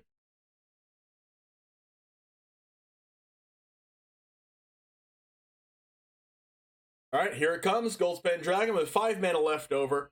Potential Smoldering Egg being cast here off of one of the treasures. Or maybe Yuta is going to keep Smoldering Egg for a potential Smoldering Egg plus Mascot Exhibition or Memory Deluge turn. Decides to cast a Smoldering Egg as an 0-4 blocker. Doesn't really... Oh, that's a pretty good draw. That's only X equals 3, though, and not 4. 1 mana off of doing that. What does Depra decide to do? I think a okay play here is going Moonveil Regent and then Bolt Shadow Skull, leaving a green mana open, and then casting Innkeeper to draw a card. We'll see if he does that line or if he's thinking about something else here.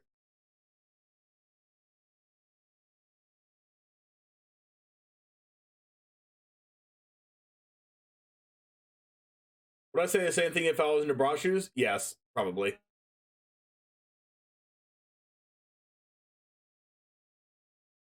Five life goes Yuta Takahashi. We will check to see what Depra decides to do this turn.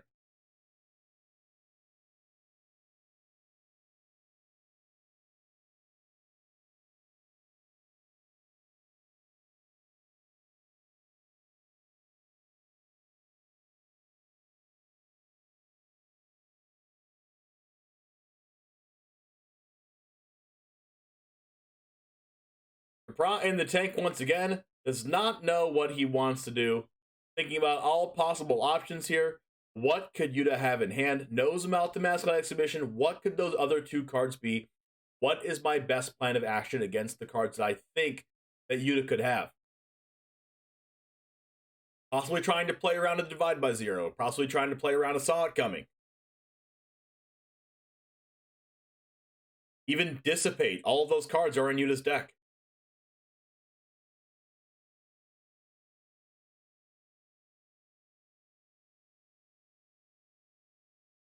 Plays a Prosperous Innkeeper.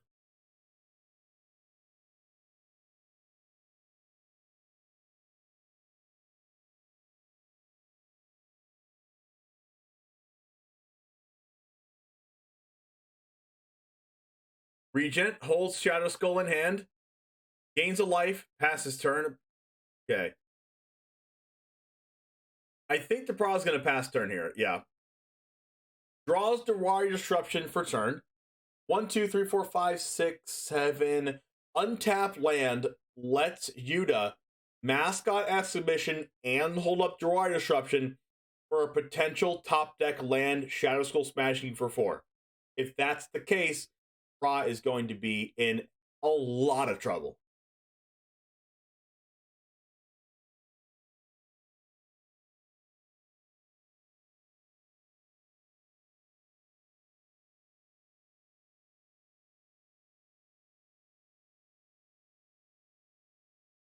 Looks like Takahashi here is going to go to combat in a second.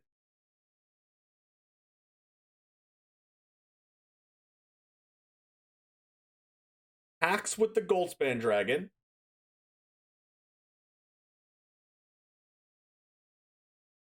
Does Depra decide to block?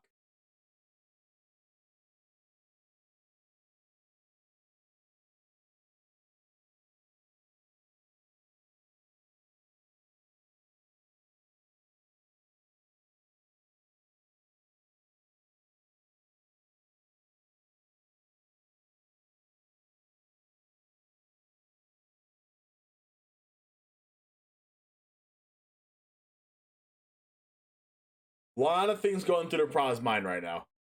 Depra's thinking, how do I win this game, right? Takahashi being at 5, I think he might just want to take this. Yep, takes the 4. Untapped land comes down. Here's the mascot exhibition. Smoldering Egg grows to a 4/4. Now we have 2 different flyers on the board. Now, does John Emanuel play around Jawari Disruption? In order to play around Jawari, we need a Shadow Skull for 2. Shadow Skull for 2 is enough to just kill the 2/1. Potentially force the Ashmouth Dragon to block. Now, this specifically, you're just going to get Jawari Disruption. Depraz says, Yuta, do you have Jawari Disruption? The answer is going to be yes. Wow, draws negate off the top, gets Jawari Disruption. Wow. That top deck Jawari Disruption was brutal.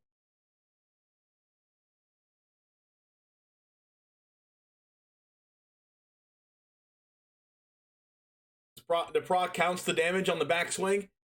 Does he have enough to attack? Let's count it. 4 plus 7. That gets jump blocked. That gets jump blocked. You have to block with a flyer, or else the Ashmouth Dragon and Goldspan is going to kill you. Memory Deluge is face up, which means the Innkeeper is going to die. Innkeeper is either going to die, or John Emanuel Depra is going to go to 5 with the Ashmouth Dragon trigger. So that means Moonvale Regent has to step back. Ranger class is going to pump up this 7/7 to a 9/9 wolf. Attack. All we need is a chump block. And then let's see what Takahashi draws for turn. Expressive Iteration. Likely the best top deck in the entire deck.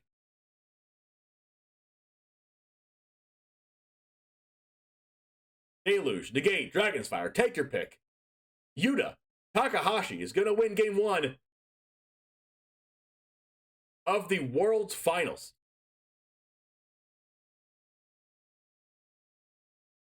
Now, Moonvale is going to be able to kill the 2/1. That's not going to matter.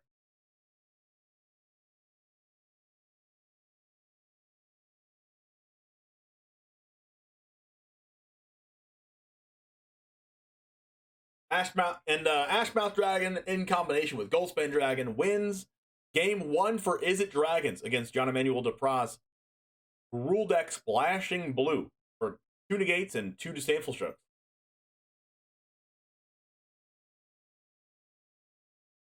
Now, what is the side in? The side in here is a Dragon's Fire out, keeping negate in, Tangled Traps are in, Prosperous Innkeeper goes out, Briarbridge Tracker comes in, Kessig Naturalist comes in. And that is it for the Is It Dragon sideboard matchup. What comes out post-sideboard for Yuta is 3 copies of Allrun's Epiphany, a Dissipate, Assault Coming, and 1 copy of Negate. And in goes 3 Burning Hands, 1 Heated Debate, 1 Test of Talents, and 1 Prismari Command. Bringing in 1 Test of Talents against Depra shows the respect for Negate and Disdainful Stroke, taking out Assault Coming and Dissipate and Negate because they are a little bit less mana efficient. And being on the draw against an aggro deck means you need to be as mana efficient as possible.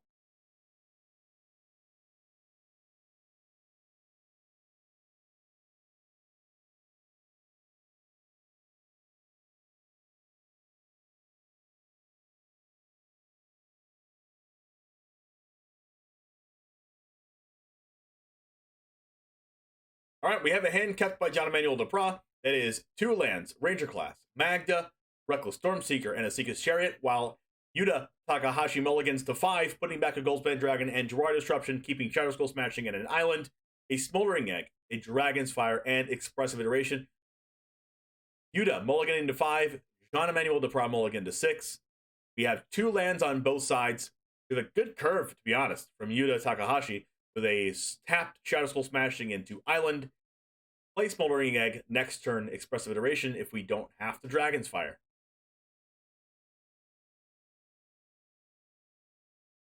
Now, this draw from John Emanuel was not only a good draw because it was a land, it was a good draw because it's a blue source.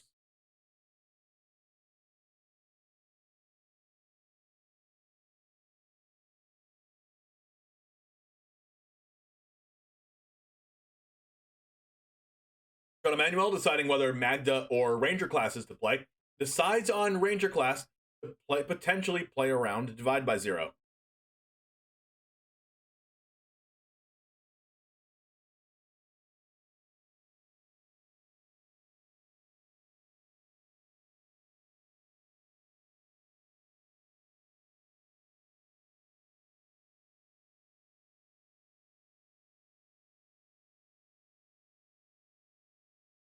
Memory Deluge off the top. Shadow Soul Smashing comes down as a land tapped. We have Dragon's Fire and Burning Hands in hand.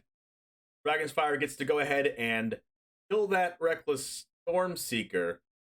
Stormseeker getting 2 counters on it. Top deck 4th land for Jean-Emmanuel Duprat.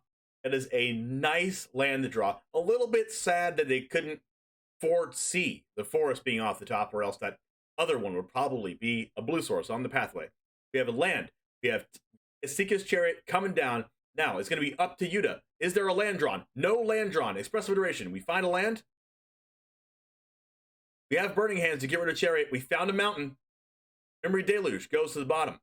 Memory Deluge will also go to the hand, and a mountain comes to hand, comes in exile. Playing that mountain, one thing for Yuta, which was a problem for Merkel in one of the last matches, never finding the second blue source to cast Memory Deluge. This could come into play in Game 2 of the finals with Yuta Takahashi, not being able to cast Memory Deluge on time.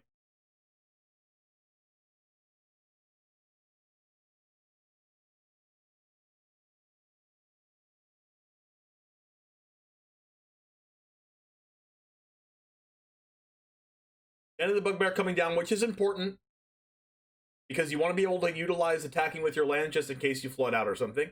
Flooding out's probably not going to be too big of a deal since we have Ranger class here. We have Esika's Chariot that's going to be the prime target for Burning Hands. Smoldering Egg is about to evolve into an Ashmouth Dragon in just one spell after this Burning Hands. So Esika's Chariot is probably going to, I don't know, Magda might get cast here. Moving up that Ranger class. Not casting Magda, not animating Esika's Chariot, playing around Burning Hands.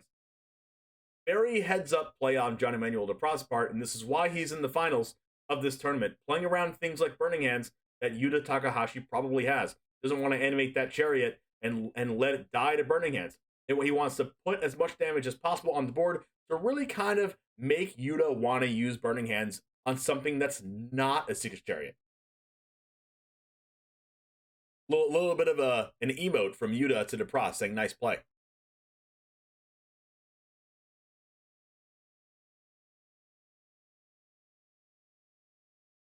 This Burning Hands is really tempting, except for it's not going to be able to deal with the Chariot. Thinking about whether you want to use Burning Hands, using it on the 2/2 potentially. Burning Hands on this 3/3, which means Esika's Chariot is free from the Burning Hands. We need to draw a blue source or a playable card on Yuta's side. What do we draw? Top deck. Smoldering Egg. Wow. Memory Deluge unavailable to be played this turn, which is humongous. Top deck Crag Crown pathway. A land is not what we want, but we do have ways to utilize all of our mana. We can use the Ranger class to go up to level 2. Maybe use Magda Brazen Outlaw to cast and through off the Esika's Chariot, gaining a mana when Magda gets tapped. I mean, not a mana, gaining a treasure. So potentially this turn, we have the ability to use Ranger class to put it up to level 2, put some counters on one of our things to attack through the Smoldering Egg, and put as much damage on the board as possible. When you're playing a deck in an aggro playstyle, like Duprat is playing and needs to play against the Is It Dragons deck, you need to make sure that when they stumble like this, like stumbling on that second island, you need to make sure you punish them.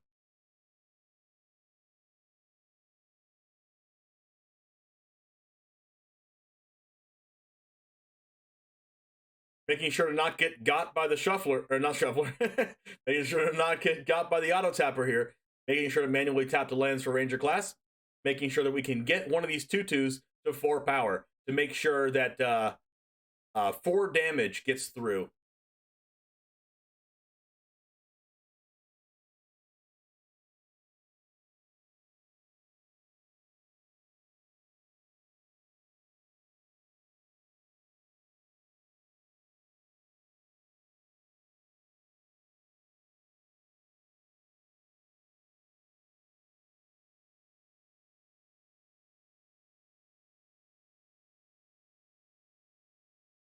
All right, what is Depra thinking about here? There is 2 open mana. So Yuta could be trying to play around some kind of if Yuta uses a 2-mana interactive spell, evolves a Smoldering Egg, what do I want them to block? They might put a counter on a Seeker's Chariot to have the Smoldering Egg not have the opportunity to trade with the Ashmouth Dragon.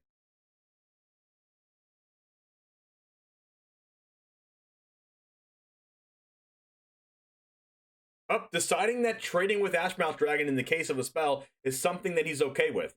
The Seeker's Chariot is going to get in for 4. John Emmanuel Depra, maybe to his astonishment,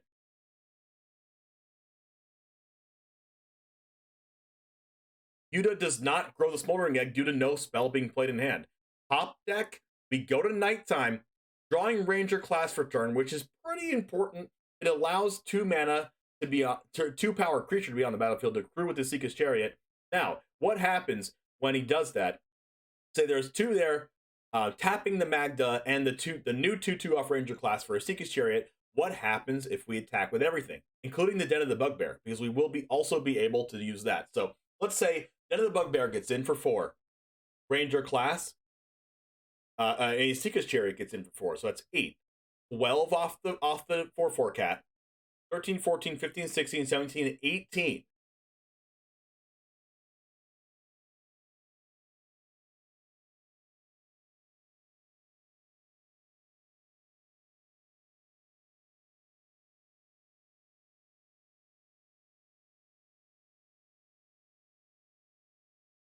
All right, and Yuta decides to concede the game. I don't think that 1 Burning Hands was going to matter. Now, we see going to the sideboard back again, taking out another card, putting something right back in here on the play. Some people like to do different sideboard configurations, whether on the play or on the draw. The games play out a little bit differently. Sometimes when you're on the play, you want to be a little bit more aggressive, and sometimes on the draw, you want to be a little bit more interactive. As we see here for Depra, taking out a Moonveil region and maybe putting in a Disdainful Stroke or something.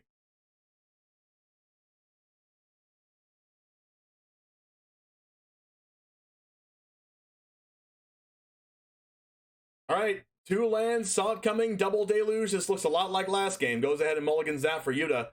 Depra keeps a hand of Den of the Bugbear, land, Kessig Naturalist. 3 2-drops, actually, so pretty good hand. Kessig Naturalist gains mana, Magda gains mana. Ranger class goes ahead and buffs the creatures already there. The Seeker's Chariot is there. So all Depra really needs is 1 land, and Depra is off to the races. Thunderous Rebuke goes back for Yuta. Playing the Jwari Disruption tap to begin with. Every single land of Yuta comes in tap. So we're going to see Frostboil Snarl come in next, or Shadow Skull Smashing, to be able to hold up that Jwari Disruption and then iteration the following turn. That 3 damage could come into play, though, as the primary win condition for Depra is dealing as much damage to Yuta as possible, as Yuta is playing a more controlling style of midrange, and Depra is playing more of an aggressive style of midrange. This is 2 midrange decks going against each other in the finals. Well, not really. I mean, Depra is really just an aggro deck. Yuta is more of the midrange deck. So the role of Yuta playing the midrange deck against an aggro deck is going to be controlling the game. If Yuta was playing against a control deck, their game plan would shift and be completely different and try to kill the control deck as fast as possible with dragons. Now, Lair of the Hydra was a pretty good draw there. Do we cast Kessig Naturalist or Magda into Jwari Disruption? Yes. The answer to Depra, being here on the draw, already behind kind of since you're on the draw here, in game 3, is to ask the questions and hope that Yuta doesn't have the answers. Spikefield Hazard is not really that good against Depra's deck unless there's a Magda on the board. We know that Depra has Magda in hand, so Spikefield Hazard could actually be really good. Choose one to put in hand. These are all good cards. We might see Burning Hands go to the hand, Riverglide Pathway played as a red source to kind of keep open that Spikefield Hazard, and Shadow Skull Smashing go back into the deck. The reason for that would be because you don't really want to have to bolt that as a land.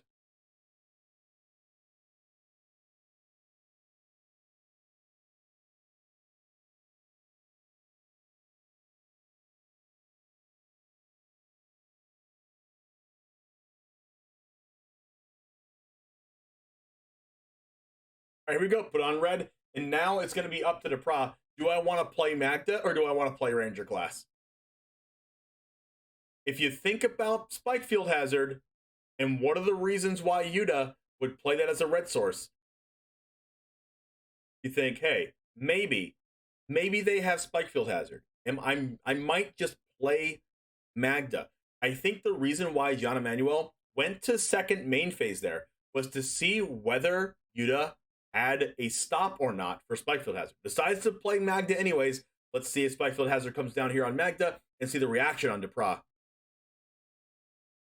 Yep. Smiling. Yep. All right, draws another Snarl. Once again, every one of these lands are coming in tapped. If Expressive Iteration can add a basic land to hand, that would open up the Frostboil Snarls to be coming in untapped. We see that basic land in hand.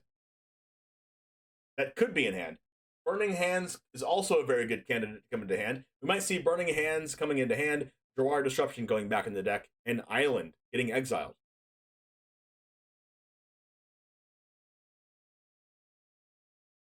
He really wants to put that Island in hand. Look at that, shaking the head like this.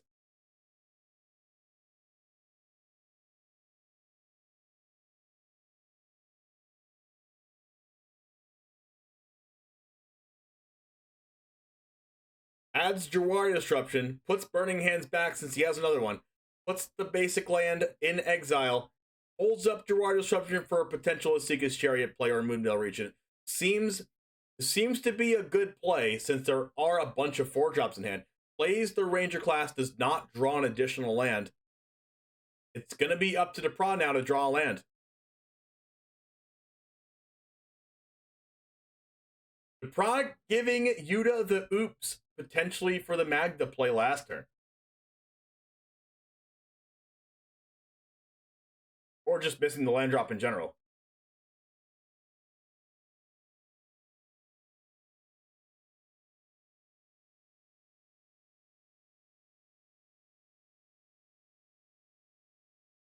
Wow, Takahashi really thinking about this. Does he need to Burning Hands this? The answer is no. Draws the basic land, making the Snarls come in untapped. That was a pretty big draw. Even though it was a land, it was a basic land. And that's kind of what he needed to turn on those Snarls. Prismari Command can also loot them away if he really needs to draw some additional gas. We draw the land. That's step one. Step one for Depra, draw the land. Step two, be able to put enough pressure on the board amidst Yuta's counterspells to put more life damage on Yuta, right? 17 is not really where you want to be on turn 5. You want to be around the 13, 12, 11, like somewhere around there. Anything under 10 is a bonus at this point in the game. But 17, very high. All right, we see the 2 damage. We see the looting. Frostboil Snarl and maybe the Mountain getting rid of. We only have 5 mana left over if we do that. We might get rid of a Sot coming, potentially. Getting rid of Burning Hands seems a little bit... Oh, that's kind of scary. Getting rid of the Burning Hands. Maybe Yuta says, I don't need Burning Hands because I'm going to counter the rest of your spells anyway. The thing that Yuta doesn't have here is a payoff. Divide by 0 is technically a payoff. Getting Mascot Exhibition. Let's see if that ends up being the thing that happens throughout the game.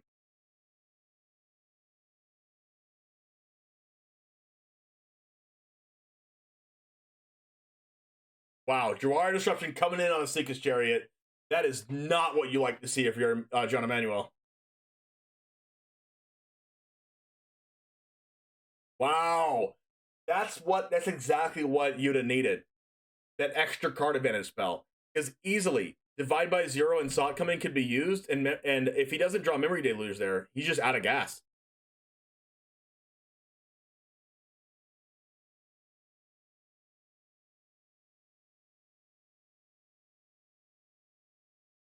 All right, land, Goldspan.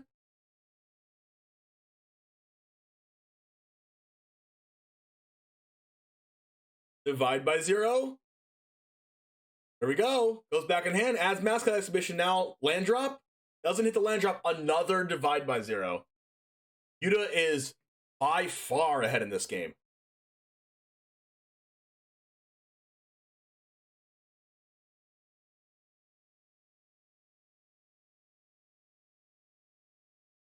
I think this is where the game ends here, right? This turn, Saw It Coming to play. Next turn, Goldspan Dragon attack, Divide by Zero to play. The next turn after that, attack with Goldspan Dragon again, Mascot Exhibition, hold up Divide by Zero. That's the thing I see. Your hold Divide by Zero or Burning Hands. So, unless John Emmanuel DeProc draws like a couple counter spells in a row here or gets extremely lucky, I don't think DeProc can win this game 3.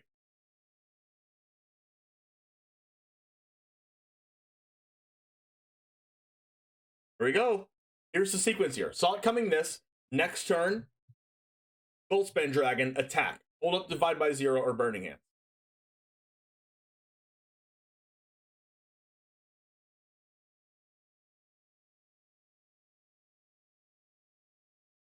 All right, here we go. Goldspan Dragon, boom. Attack, hold, Divide by Zero. Stop the Goldspan Dragon. Now, I don't know if he can double spell. Reckless Stormseeker is a great draw. John Emmanuel DeProc is definitely not out of it.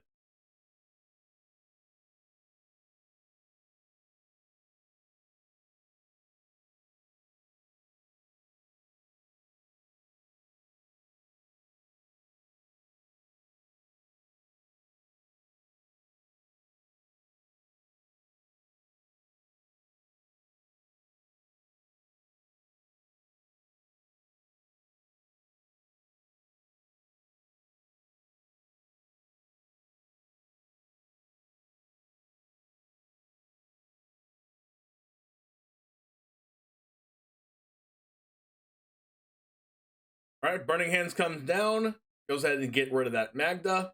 Reckless Stormseeker. Targets itself. There's 3 power there on the table. Attack for 3. John Emmanuel DeProc getting a little bit low here on life once this Goldspan Dragon attacks. Going to 12 here. Not enough mana to do anything else other than make level 2 on Ranger class. Next turn. Takahashi starts with 6 mana. Draws another Dragon's Fire. Maybe Goldspan Dragon attacks here. Goldspan Dragon attacks. 1, 2, 3, 4, 5, 6. 8 mana available. That means all Takahashi has to do is just nothing. Right? And then that's it. Dragon's Fire main phase plays around the possibility of negate happening here on the Reckless Stormseeker. That will die. Goldspan Dragon can come down. It can get divided by 0. Mascot Exhibition comes down the following turn after that. Negate was drawn. Wow. That Dragon's Fire main phase was really important. Now, here.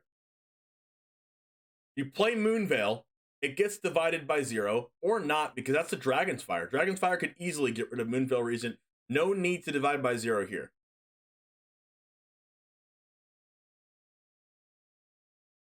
Now, you can Dragon's Fire this Moonveil Regent as a 4/4, and then when negate happens, you can definitely divide by 0 the negate if you really wanted to. Doesn't get negated.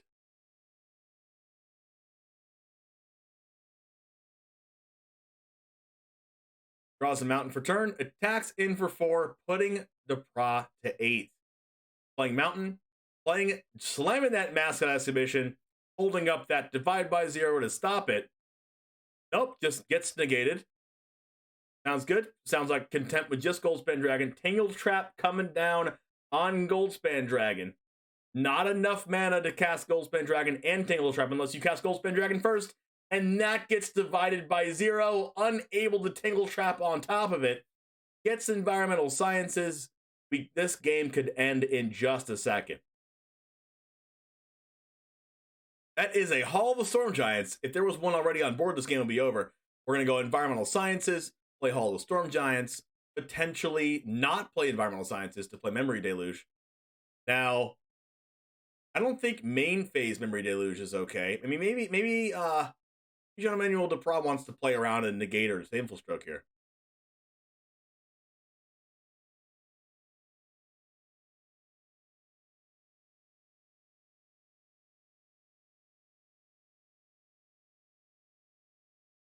All right, Memory Deluge. No instant speed spells. Thundery Rebuke and another Goldspan Dragon, which means that when this Goldspan Dragon gets killed by Tingle Trap, there is a second one to attack for lethal. This game looks everything but done.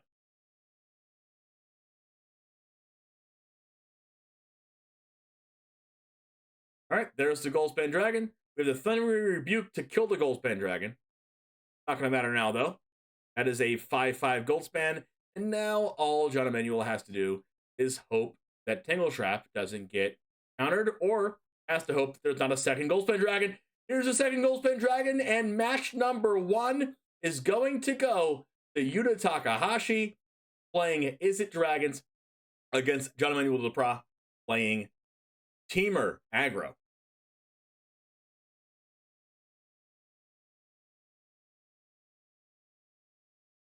Now, it's not done yet. We still have a couple more matches to play. If Yuta wins the next match, he will win the entire event and be the next world champion.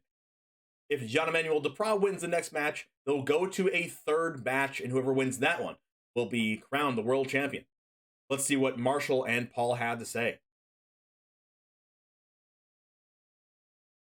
Single card in Yuta's list, and he knows what to play around and kind of what the chances are that he might have it. And every time he sees one of those one-ups, he's like, nice, you got me. Yeah. And at the same time, I just want to point out just the level at which Yuta Takahashi played that game, right? He just made a lot of slightly unconventional choices in mulliganing and when he was filtering through his cards, because he kind of knows how he needs to employ his game plan, and he played it beautifully.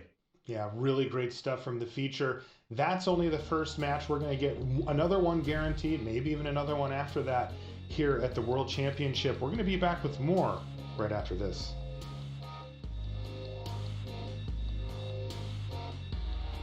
Go to the restroom real quick.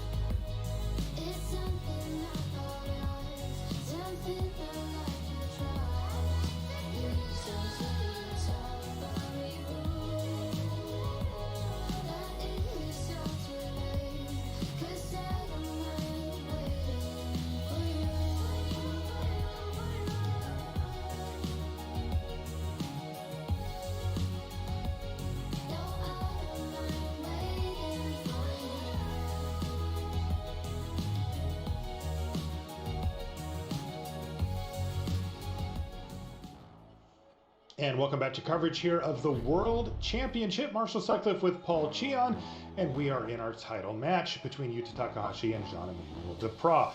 Now, the first match of the best 2 out of 3 matches is behind us, with Yuta Takahashi having taken it down with his Is It Dragons deck through very tight technical play, some unconventional decisions, and a lot of mulligans, really from both players.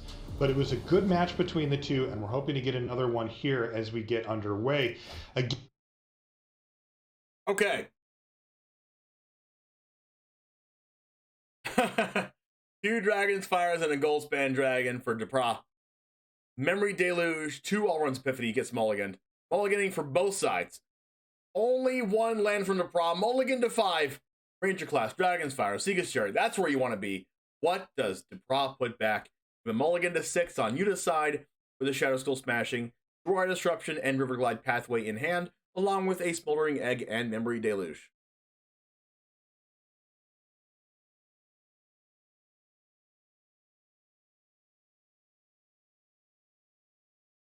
That's Ignatro's best card in Standard? I know, right?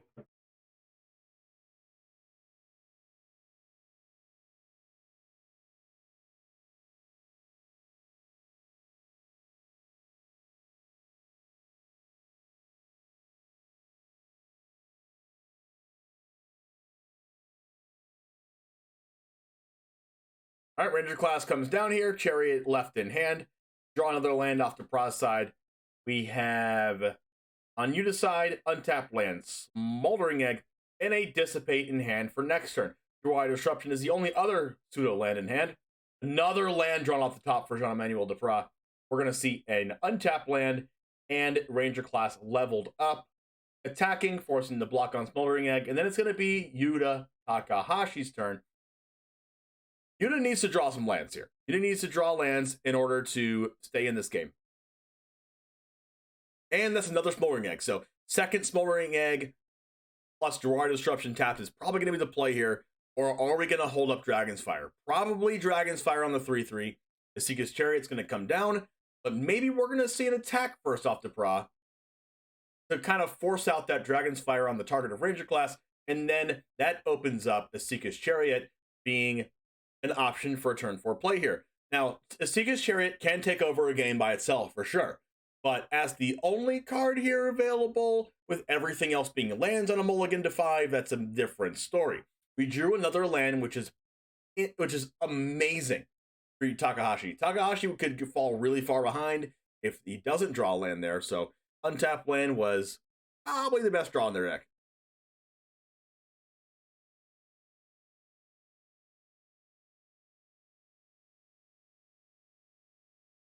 All right, now we see land coming down here on the blue side, the Seeker's Chariot tapping that Magda, making a treasure, and then Ranger Class is going to get to go on to the 3rd level, which gives Duprat a little bit more staying power against decks trying to control them like this.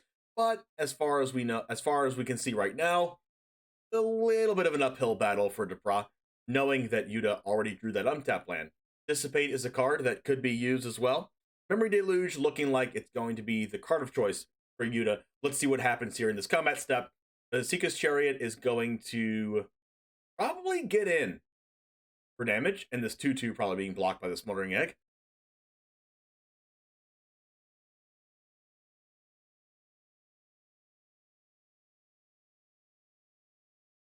Test of Talents doesn't work on Goldspan. Test of Talents only works on instants and sorceries.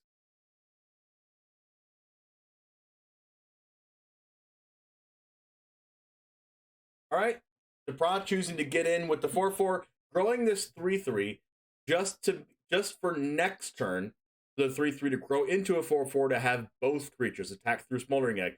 Smoldering Egg is going to become a 6, and then we have a Memory Deluge, Goldspan Dragon Salt coming, and Island in this Memory Deluge pile. What does Yuta choose? I would assume an untapped land is chosen because there's Dissipate and Smoldering Egg here. So what happens in addition to an island that gets taken here?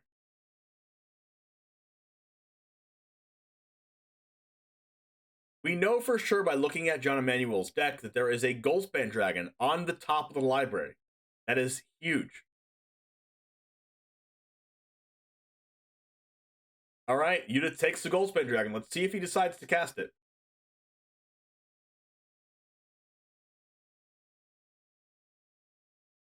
He wants to.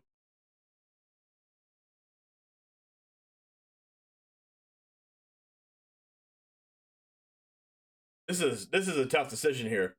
Cast the Goldspan Dragon, attacks, makes a treasure, casts a Smoldering Egg, shields her down. What is on the top of the library? A Moonveil Regent's on the top. Wow. This is... Wow. Okay. If there's any point in the game that Jean-Emmanuel can start coming back, it's right here. Now, does he choose to cast the Moonveil Regent right now?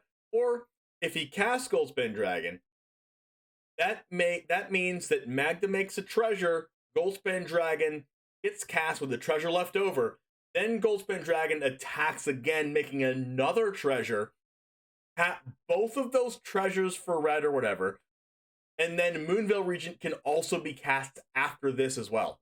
That is crazy.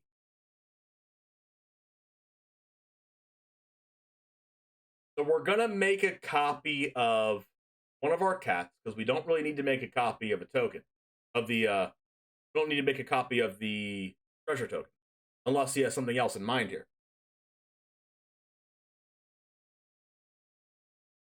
Now, something that Yuta could be in the works here is using Deluge in a couple turns to grow both Smoldering Eggs and hit for a lot of damage.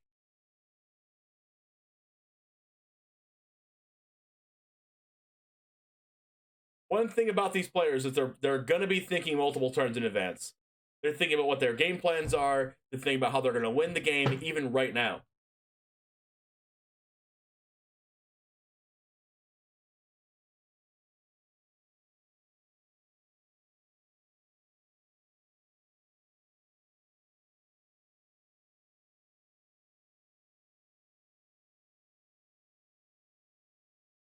All right.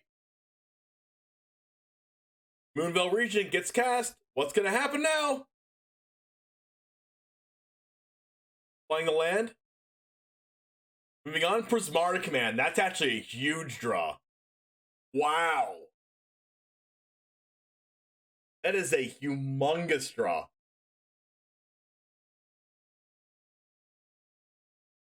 Prismari Command.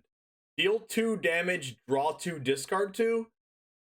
Grows the Smoldering Egg. So you can kill the 2/2, or you don't even have to deal 2 damage. You can kill an artifact, right? Kill an artifact, draw 2, discard 2, right? Or you can just like deal 2, kill an artifact. Or you can make a treasure, right? Prismari Command makes a treasure. Untap land means that Goldspan Dragon can use that treasure to tap for 2 mana, which effectively makes Prismari Command no mana, right?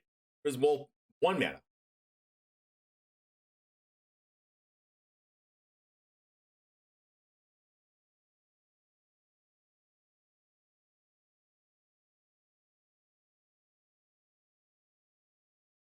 What is going to happen here? Using this, are we going to Deluge right now?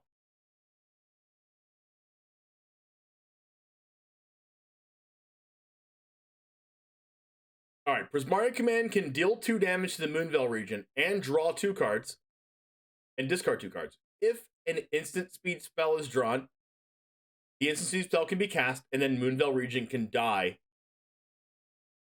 to the Smoldering Egg flipping from this Prismari Command. Dealing 2 damage to target the dragon. Our own dragon. I did not see this one coming. Oh my gosh.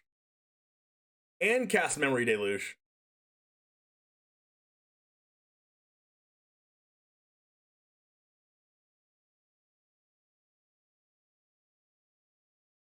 Which grows the other egg, deals 2 damage with Ashmouth Dragon to the 2/2 cat. Oh my gosh. Gotta find something here. Oh. Wow. Nothing to be cast. Wow. Oh, that was crazy. That was like Galaxy Brain. He was going for the one Fading Hope in the deck. If he happened to hit the one Fading Hope in the deck, that would be crazy.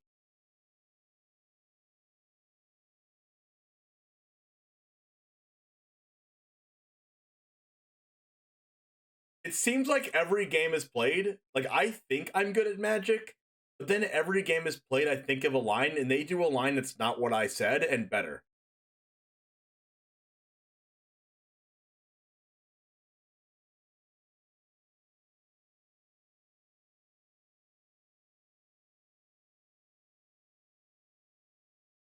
Oh, for sure. The players have been playing out of their minds.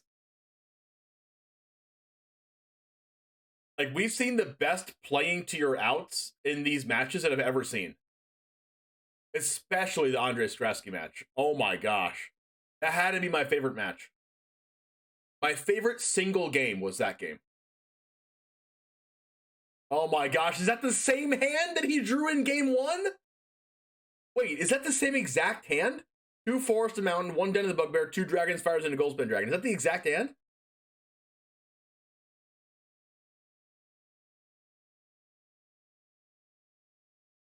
If that came off, would it be better than Strasky's play? I would say yes, because it's the finals.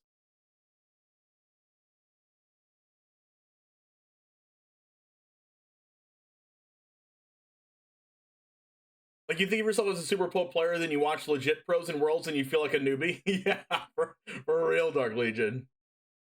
Alright, Spikefield Hazard comes into play tapped. There's only one more land. Wow, just drawing lands off the top is so powerful. Who knew lands are good? Alright, so we get the Jawari Disruption. No way Jean Emmanuel is playing into it this time. He's like, they can't really have it again, right? Look, he's like, do I cast this? Interesting.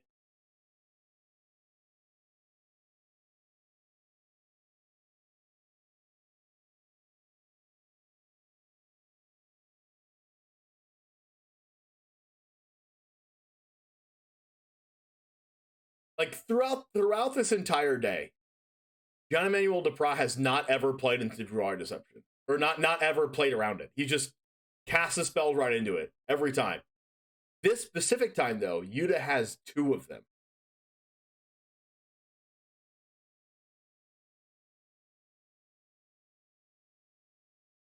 He didn't cast it. Land off the top again. Why not?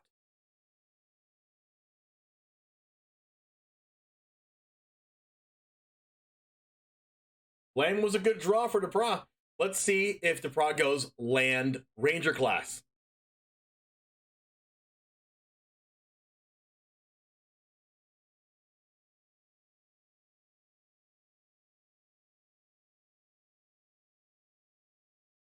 All right. That Burning Hands take the 2/2. Yep, Burning Hands is going to get that 2/2. Now, we're going to play a land and pass again. A Dragon's Fire for turn is absolutely bonkers. We don't see a land here off Expressive Iteration. We're going to see this island come into play from hand. Thundering Rebuke up into the hand as well. Memory Deluge can get out of here. Jawari Disruption still hanging out in hand. Both copies. Let's see if we go Riverglide Pathway on blue. Reckless Stormseeker. Does this come in as a 3-power? If it does, there's Dragon's Fire. Now, this is a really interesting spot because last time Yuta had mana open, it was Burning Hands. This time he has mana open. It's a Dragon's Fire or Jawari Disruption. The thing about Duprat is that Duprat might not think that Yuta has Jawari Disruption in hand because that 2 mana was left over for Burning Hands last turn and not Jawari Disruption technically since he didn't use it. We'll see if Duprat slams the Seeker's Chariot. Nope, the Seeker's Chariot does not come down. Stormseeker comes down as well, playing around that Jawari Disruption once again, and is going to get hit by Dragon's Fire. Now, does Duprat think Your Water Disruption is still in Yuda's hand. That's a good draw also. Lands are good. Destroy Disruption tapped. Yep, got the Destroy. Yeah, he's played around it. But does he play around the second copy? Does a little fist pump there. Is the second copy worth playing around now? He's not going to wait. He's going to get hit by the Destroy Disruption. The second copy. Let's see what happens here. Oh, no.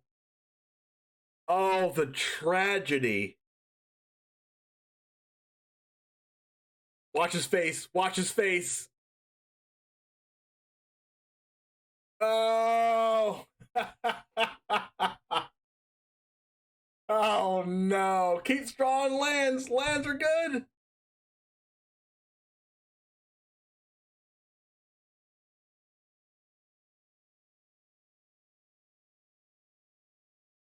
Oh, 3 mana cards aren't very good, though. We might just see Smoldering Egg and Divide by Zero, or Heated Debate come into hand here and just cast a Smoldering Egg.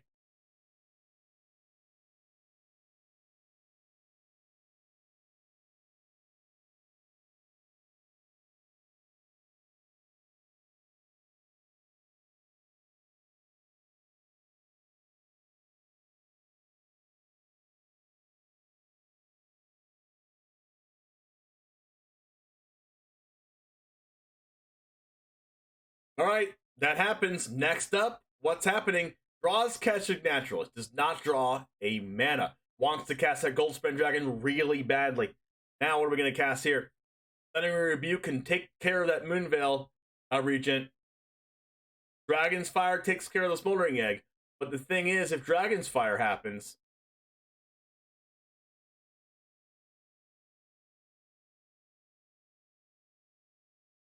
Okay.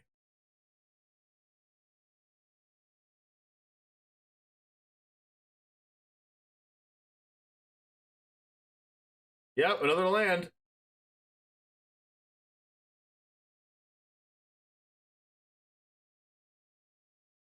Thinking twice about Thundering Rebuke. Maybe wants to just Shadow Skull Smashing.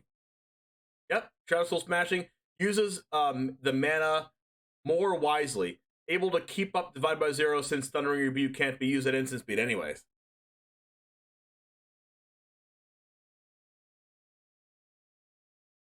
All right, Briar Bridge Tracker. All right, Moonveil Regent comes into play. Divide by Zero gets to put that back in the hand. We're gonna see a Mascot Exhibition potentially. Yep, Mascot Exhibition goes to hand. Moving on to our next turn here, drawing a land once again. Lands have been the best draw for Takahashi this entire time, and he keeps drawing lands. Lands have been the best draw for Jean-Emmanuel Duprat, and Duprat's not drawing lands. Guess who's going to win? The one who drew more lands. I'm telling you, chat. Play lands in your deck. Pretty good thing to be doing.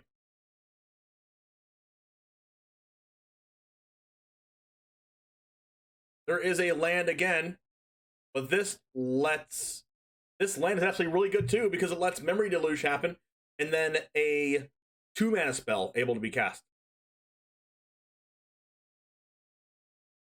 Unless you're getting flooded in a bad way. Yeah, true. You'll lose more games to Mana Screw than you will to Mana Flood. Guaranteed.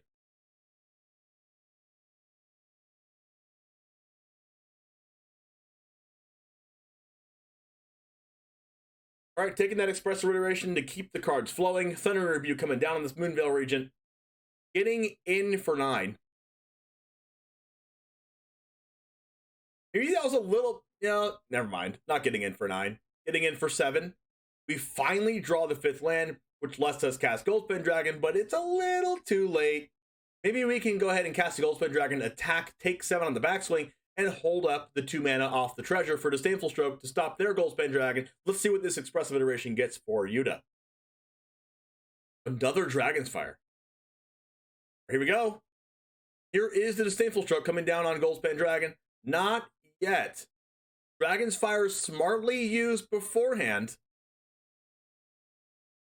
revealing that Goldspan Dragon, because if Goldspan Dragon's cast first and Disdainful Stroke comes down, Dragon's Fire cannot kill the Goldspan Dragon. Very, very smart by Yuta to utilize that Goldspan Dragon in hand first. And no, I did not make a pun off of Yuta Takahashi's name, I promise.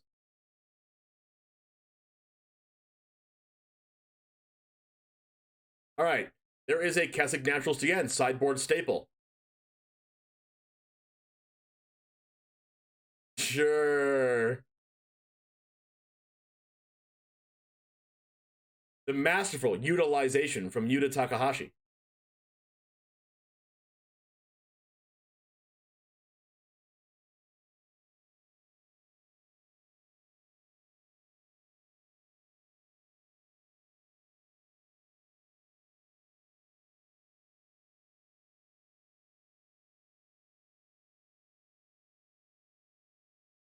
Now, Magda or Keswick Naturalist. What do we cast? It's either that or draw a card off the clue. Keswick Naturalist comes down. Express Wish. Oh my goodness, Goldspan Dragon off the top. This is how you win Worlds.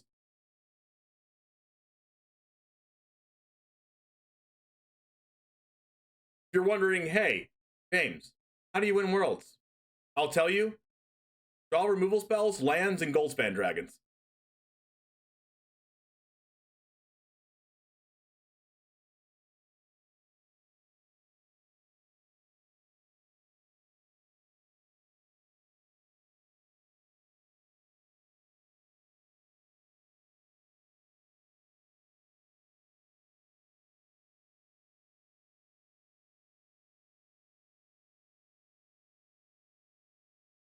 That wasn't the top deck of the day. That's far from the top deck of the day. That was just a great top deck.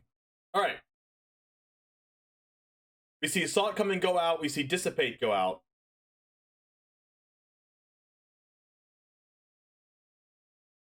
Allrun's Epiphany is going to go out as well, and that Negate and Fading Hope. Now, going in for Yuta is 3 Burning Hands, a Fading Hope, a Heated Debate, and a Prismari Command. Out for Jean Emmanuel. 4 copies of Prosperous Innkeeper, a Dragon's Fire, and 4 Jaspara Sentinels. Going in is 3 Tangle Traps, 2 Keswick Naturalists, 2 Briarbird Trackers, and 2 Reckless Stormseekers.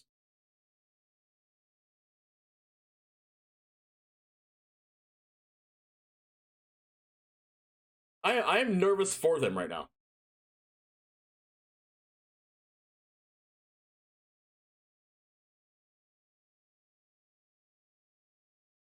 All right, mulligan once again for Jean Emmanuel. Jean Emmanuel has a hand of 3 lands, removal spell, Negate, Magda, the Seeker's Chariot. That's a snap keep. What are you putting back? Probably a Dragon's Fire. Maybe a Negate. Dragon's Fire goes back because there's no dragons currently in hand. We see that land come in tapped to the Shadow Soul Smashing. Jawar Disruption, MVP of this match. Drawn off the top. Probably going to see Jawar Disruption play turn 1, though, as a tap land.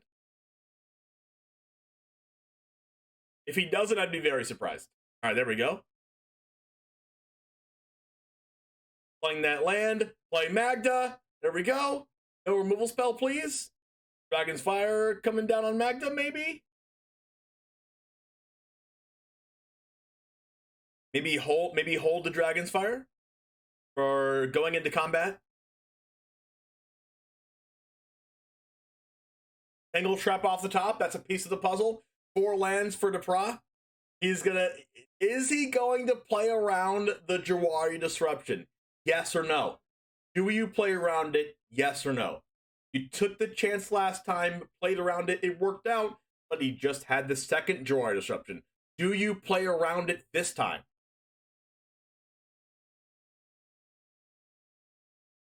All right, turns out doesn't have to. Uses the Negate on the Dragon's Fire to get a Magda trigger. Now, holding up Tangle Trap here, that won't really do anything because that only kills an artifact or a creature with 5 damage to a creature with flying. That's not going to be the part here that makes it viable to negate that. I think Jean Emmanuel just wants Magda to be able to deal pressure. The 2 Prismari commands in hand are going to mitigate the pressure off Magda. So that's not the question. But Prismari command is going to be really, really good if Jean Emmanuel decides to play a Seeker's Chariot. a second chariot. Okay, this further incentivizes John Emanuel to play the chariot. Now, Prismari Command is used before the chariot enters the battlefield, which is amazing for John Emanuel. I think right now, Depra is ahead.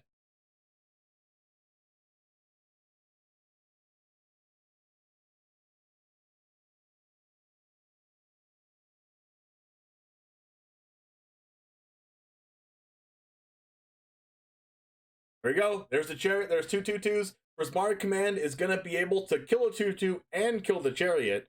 So that's not going to live long. We do have a second chariot over there if you're a Depraz fan. I keep saying Depraz. It's Depra. I gotta work on my French accent.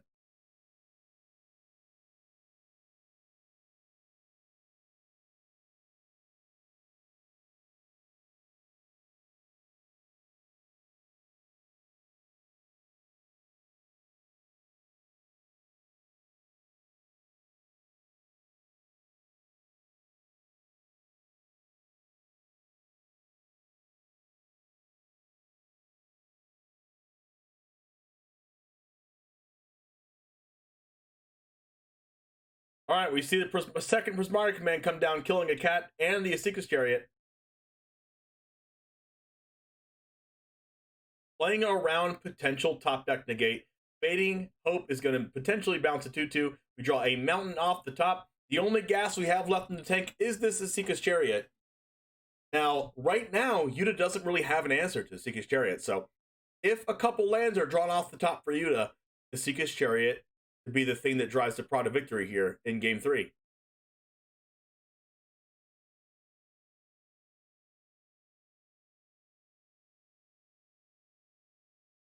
Puts that Fading Hope on the bottom, past another copy of Asika's chariot.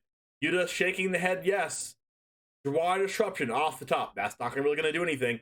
Iteration being cast. Look at the top 3. Put one of them in hand, one on the bottom, and one in exile.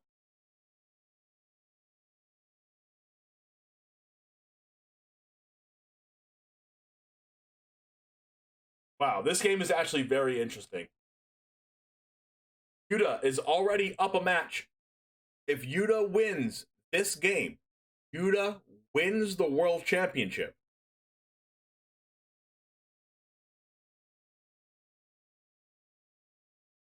Shadow Skull Smashing is going to attempt to kill both 2/2s and is going to succeed.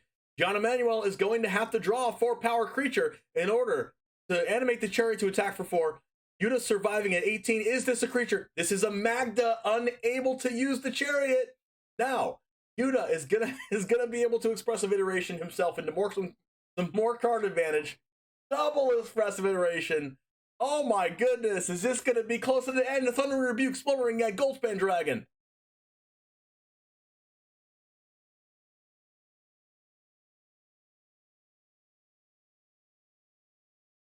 John Emanuel giving a little bit of a smile here. Thunder Rebuke on the Magda.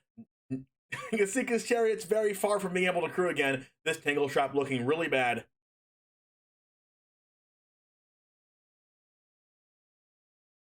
Draw Disruption coming into play tapped here. What is the draw step for John Emanuel Depra? Lair of the Hydra. I mean, wait, is that 1, 2, 3? Nope, it's tapped. Double Goldspan Dragon. Tangle Trap is going to happen.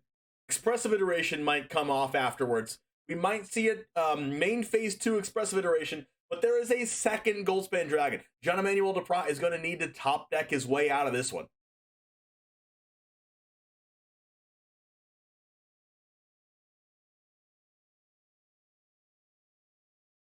Wow, can Yuta win this tournament by never losing a match in in top 4 ever? He never even lost a match in the second day. He lost every single match of Limited and never lost after that.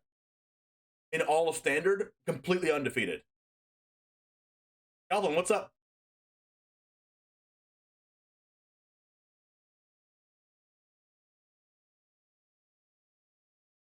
Wow, never losing a match. That's impressive. Doesn't decide to use Expressive Iteration. That's a land off the top. Lair of the Hydra is going to get in. There's a chance that Deproc could still win this game. I just think that Takahashi is going to have to hit Dog Water off the Expressive Iteration, and then John Emanuel top deck another copy of Tangle Trap to kill this Goldspan Dragon.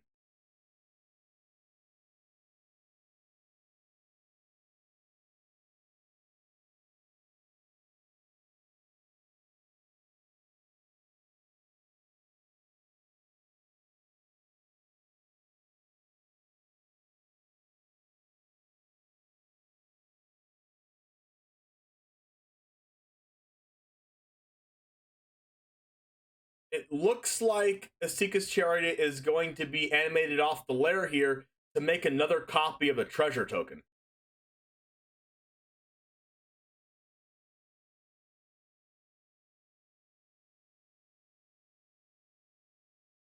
It's a Prodrow's running Naturalist. He's right back into this.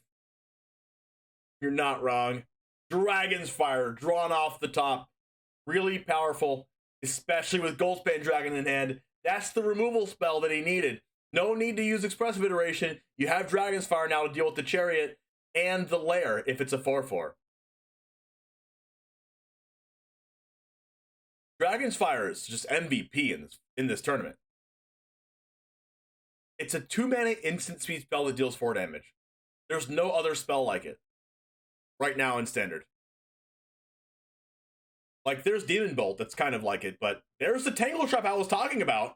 I mean, you could technically still come back in this game. We can draw this Tangle Trap, kill the Goldspan Dragon. Goldspan Dragon dies. Now there's no pressure on the board for Yuta. Yuta will now have to Expressive Iteration himself into another form of pressure, whether it's an egg, which takes a while, or another Goldspan Dragon.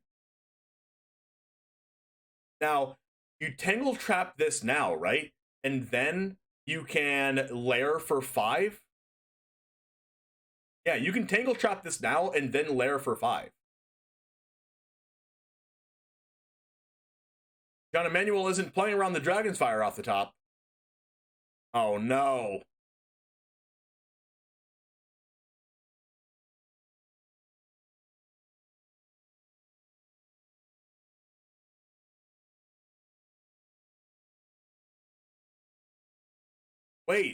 Wait, Dragon's Fire can be used and then Tangle Trap can be used in response. Watch this. Tangle Trap right now. Boom. In response, Dragon's Fire will only do 3 damage now if the Goldspan Dragon dies. Oh my gosh! Wait, that doesn't work like that. It doesn't work like that. It would still do 4, I think. Never mind. He would have had the Tangle Trap before doing that.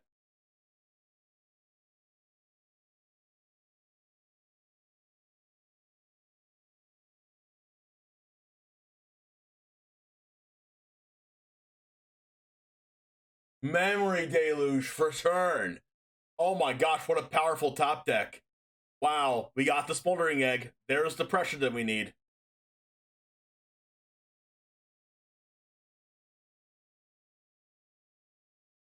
I think John Emanuel is realizing Tangle Trap could have played around that play. Oh my gosh, here we go.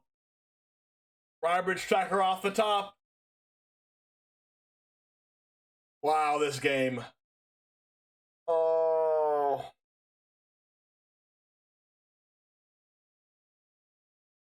Yep, yeah. I realized that afterwards, Chippy. He would have had to Tangle Trap beforehand.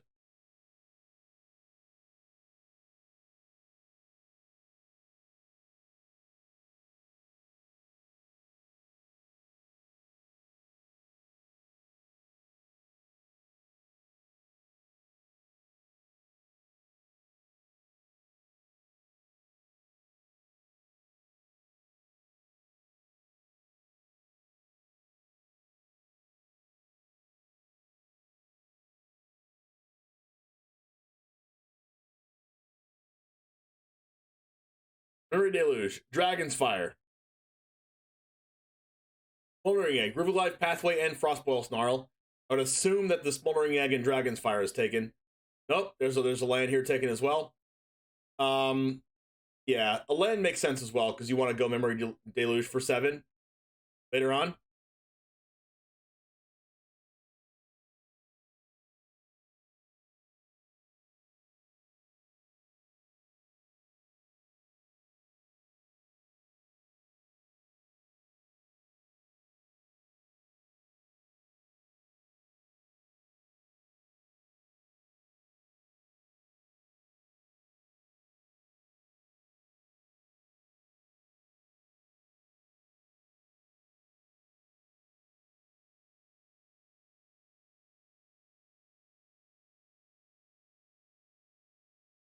Magda, Crack Crown Pathway. We have a land here in Lair of the Hydra. We can attack with Briar Bridge. The problem here is that Yuta's at 14 life. That's way too much. There's too much life to get through. Burning Hands and Dragon's Fire are both very, very, very good removal spells. Memory Deluge in hand, Memory Deluge in exile. I don't think there's a way that Depra can get out of the situation.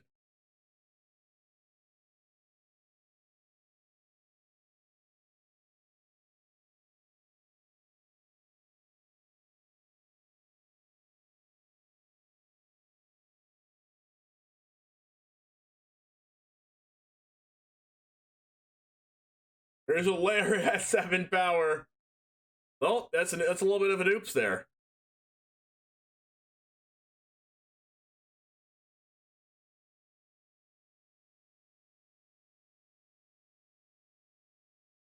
Burning Hands plus Ashmouth Dragon deals with the 7/7. Wow. Yeah, John Emmanuel's a little smirking, a little smiling. Ashmouth Dragon comes in for 4. There we go. Maybe Yuta decides to just pass here. Untap land, Forest. Wow. Is Yuta gonna go completely undefeated? This has got to be one of the best runs I've ever seen, if not the best run I've ever seen.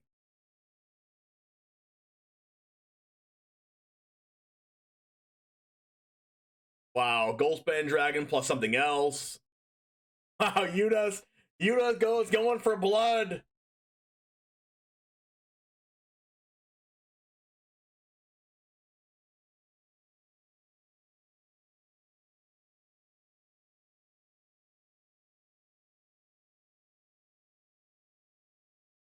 Boom, boom, 4 life. Cast Divide by 0. Cast Dragon's Fire. Deal 2 to the face.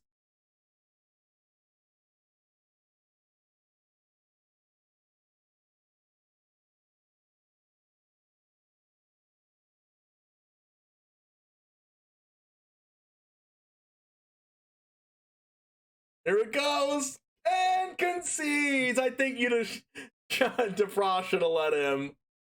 Wow, oh my gosh! Oh. Staring at his screen because he can't believe it. He won! He's the world champion! Yuta Takahashi from Japan, incredible! Living the dream. It's now starting to sink in for him. The emotions are apparent. He was so focused, so dialed into the match that it almost seemed like he forgot what he was playing for a minute. Well, he remembers now. He's going to get his likeness on a Magic card. He's the world champion. Unbelievable run. He never was defeated in Standard. He went 0-3 in Draft, and then he ran the tables 10-0 to become your champion. Huge congratulations to Yuta Takahashi. Really one of the most popular players around. Anybody who's ever had a conversation with him just goes, you know, I like that guy. He's really nice, he's really straightforward, and he loves Magic, and now he's world champion, Paul. And he did it his own way, right? He came in, tested with Yoshihiko Ikawa and Rei Sato. They were on mono white aggro, and he's like, you know what? This is the style that I'm comfortable with. You know, this is the style of deck that's given me success in the past, and I'm going to trust my instincts, and I'm going to play as it dragons. Nobody else chose to play this dragon in the entire tournament. Yuta Takahashi proving everybody that he was right, going 10-0 in Standard. That's right. You and I looked at the metagame. We looked at what he said, and he said, I like my matchup against Izzet and against Mono Green. And we said, hey, this could be a good tournament for him. He nailed his choice for the metagame. Yuta Takahashi as our champion. Paul, great job in the booth as always. For Paul Chiana, Marshall Cyclone, send it back over to Maria. Thank you so much, Marshall. Yuta Takahashi is our champion. What an incredible tournament for him. unbelievable run for him as well, going undefeated in the standard portion of the tournament after struggling in draft, starting out 0-3, turning that around to an undefeated standard run is so incredible, and what an accomplishment as well for a player who started playing in 1998 to find yourself here at this moment in 2021 as world champion has got to be absolutely unbelievable. Well, let's hear what he had to say right after his big win. He's with Riley. I am here with the world champion Yuta Takahashi. Congratulations, Yuta. Tell us, how are you feeling? I'm so tired, but I'm also super happy. I can imagine you are, my friend. Tell us, what does this achievement, this is obviously a huge achievement, what does it mean for you? I feel my childhood dream comes true, like world champion. I'm dreaming Kaibuti and John Finkel. You're amongst the greats of the game now, my friend. Well done indeed. Is there anyone that you want to say thank you to? Anyone who's helped you on this journey? Of course, my teammate Yoshihiko Ikawa and Rei Sato, and practice with Kenji Tsumura and Rick Kumagai. They were friends who accompanied me to many matchup practice, and we went through hard times together. Well, you've been through the hard times, my friend, and the salad days await you. Congratulations, the world champion, Yuta Takahashi. Thank you. Hey, if you need real and free, what? Enormous congratulations to Yuta Takahashi, your world champion. What an incredible end to this tournament. Marie Bartholomew joined by Mani Davuti and Riley Knight here at the news desk. This tournament has been so fantastic. Mani, what will be your main takeaway? Maria, I was a Fairies player. My big first result was with Fairies, and there wasn't a single Fairies player in the world who didn't know the dominance of Yuta Takahashi, didn't respect that dominance. To see him do this weekend, display that dominance again with a tempo deck, is just unbelievable. It's been awesome to watch. Huge congratulations to him. Yeah, it's just wonderful to see a player so dominant so many years ago in Magic coming back and saying, hey, you know what? I still got it. Riley, for you, what's your big takeaway? Look, I'm gonna chuck Yuta under the bus here. I got to do it because I tell you this: he came into that interview and he was shaking. You could see the emotion. He was overrun by it, but he calmed down. He was like, no, professional, cool as a cucumber. Got through the interview. I think he wanted to put on a show for the world, and then after that, straight as well, thanks very much, Yuta, for the interview. He's bounced off the world champion. I've done it. This means so much to him. And he gave everyone a head start. He started 0-3 before cleaning up. And you can just see the emotion on this bloke's face. What an achievement for him. I can't wait to see the card that he's on. Yuta Takahashi, a very deserving world champion. Absolutely. So excited to see him take down this whole tournament. It's been an unbelievable run for him. Congratulations once again to Yuta Takahashi and to all of the competitors for playing and giving us a spectacular show this weekend. Well, everybody, I want to say thank you for everyone who came out to watch this weekend. Thank you so much. You're the gathering in Magic the Gathering. I want to say thank you to all of the casters, including Corey Baumeister for doing our deck techs and being our draft expert. Thank you, of course, once again to all of the players for their magnificent Magic this weekend. All of the crew working tirelessly behind the scenes to bring you this show. And of course, you, once again, for watching Magic and hanging out with us this weekend. What a spectacular tournament. Well, to wrap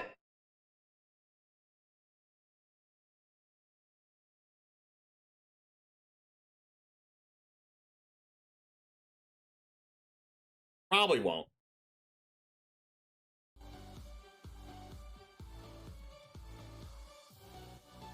What do you want to? Is it probably fitting? I would assume they. Yeah, I assume they'd either be a fairy or a dragon or something.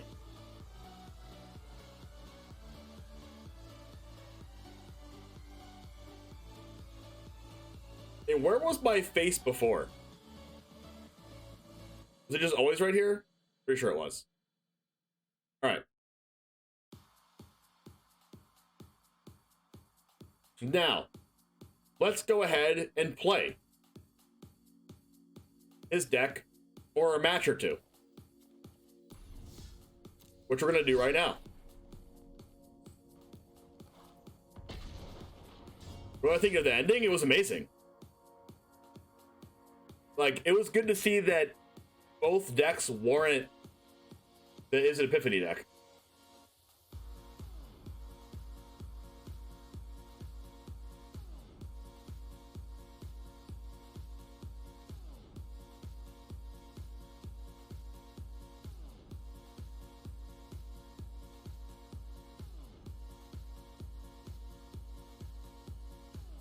Watch, I'm not going to be able to play Arena because everyone's playing Arena with this deck right now.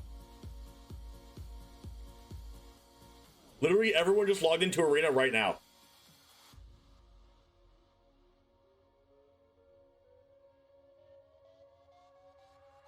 Might not be able to get a match.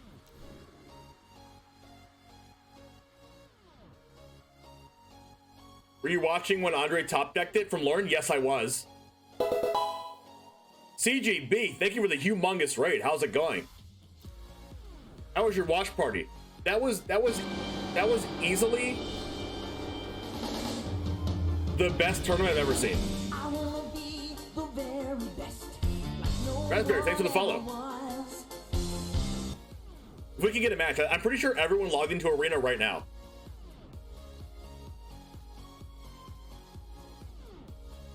Yo, what's up, Foxy?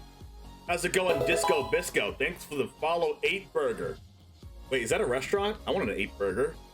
I'm hungry right now. Disco Bisco, thanks for the follow. Historic Works, thanks for the follow, Fosser. Am I gonna have to log out of Arena? Fire Blast. Hustlosaurus, thanks for the follow. Foxy, thanks for the follow. I think Arena is just gonna crash. Skill Clan, thanks for the follow. Uga Medio, what's up? I'm just gonna like restart the client real quick. That was easily the best tournament I've ever seen. It had the best play I've ever seen. It had the most surprising deck I've ever seen win the whole thing. Also, the most surprising finals. It was awesome. I might not be able to log into Arena. Aero, thanks for the follow. Tuga Medio, thanks for the follow. Comic Debris, thanks for the follow as well. Oh, Skill Clamp, that's a nice name. Like Skull Clamp, but skills. Sick, I get it. Okay, you don't have to trick me. I get it. Pika Bean, thanks for the follow as well. CGB, answer me through all of that. I'm gonna have to look through my log. Hopefully, you have a great rest of your day, CGB. Thanks for the raid. I love how Galvanic Iteration wasn't even in the finals. I know, right? We're playing a couple matches of Yuta Is It Dragons and trying to get a match on Arena, which we can't even get a match. You're just here watching me talk. The tournament had everything, even Kessig Naturalist. I know. No, Kessig Naturalist was supreme sideboard tech. Okay, don't take Kessig Naturalist away. It has a good in theory, it's really good. On turn 2, usually the Is It deck usually just pass the turn or, you know, foretell something, right? So if you play Kessig Naturalist on turn 2, it's just a 3/3 on turn 2, which is really powerful. Watch this. No lands. Mulligan. This is, wait. Am I playing Environmental Sciences in my main deck? Oh, no. You didn't import correctly, and now I'm gonna die. We're gonna keep this, and we're just gonna keep Environmental Sciences because, you know, for science.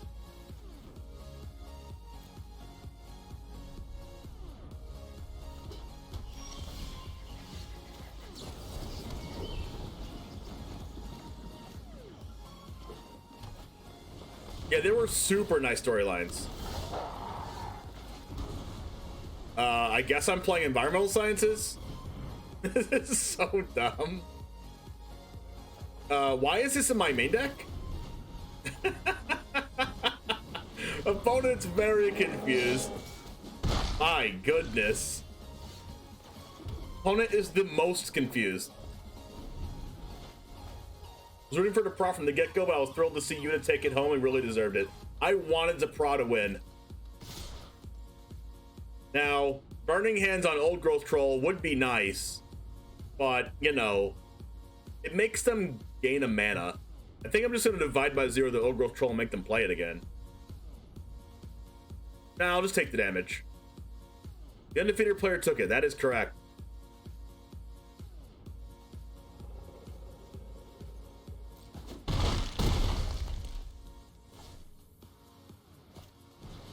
Plays second. Oh, Ghost Roll. That's not what I wanted. I guess I'll divide by 0 this. Wait, I wonder if I can even get anything from my sideboard. I don't have anything. That's so funny. Oh my gosh, my entire sideboard's in my deck. How many? Am I playing 63 cards? Oh no.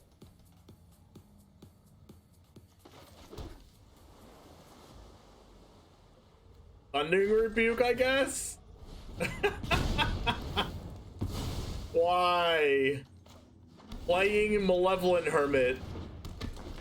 Oh no. Yo. When the deck import goes wrong. We're just prepared for every matchup. How could we not be prepared for every matchup if we put the entire sideboard in the deck? Yeah, our whole sideboard's in. Well, that's nice.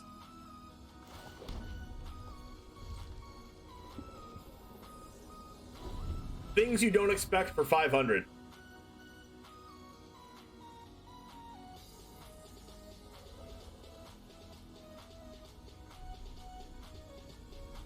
Well, this is going to be an accurate representation of what's going on here.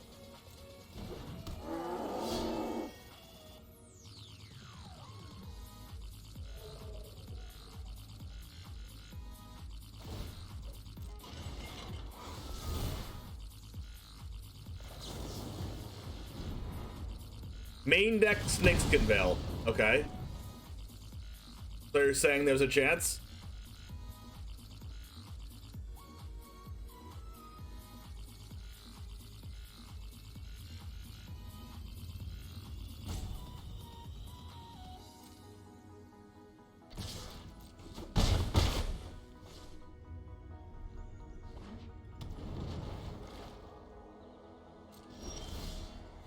Another Hermit. I wonder why we lose to Mono Green, drawing double Hermit.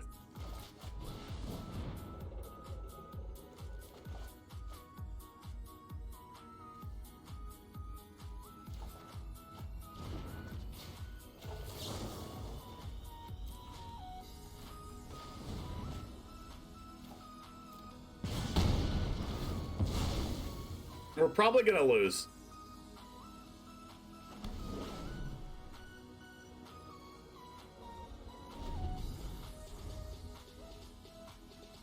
Pixel Savage, how's it going? Ranger Glass, okay. It's a Chariot. Yikes.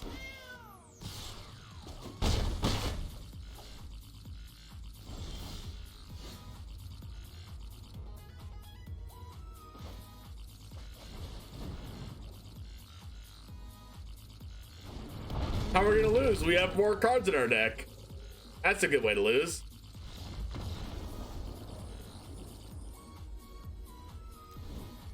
So now we... Oh my goodness.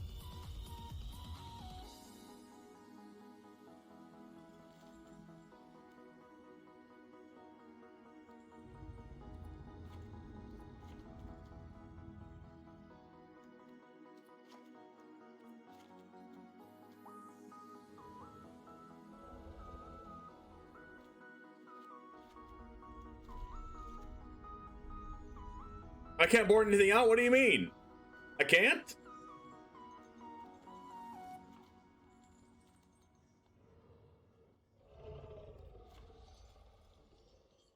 Oh no. Wait, hold on. I'm gonna try to see if I can do it. I'm trying.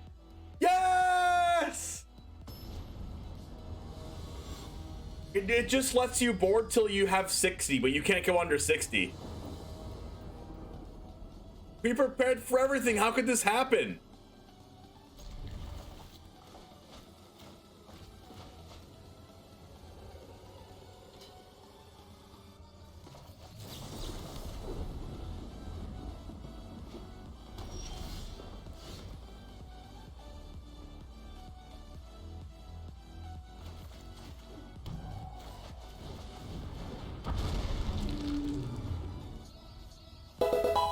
Yo, Ugander, thanks for the follow.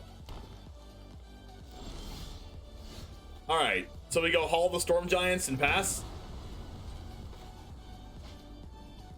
What are bans happening? Tomorrow. Any judges in chat? Probably. Alright, Dragon's Fire.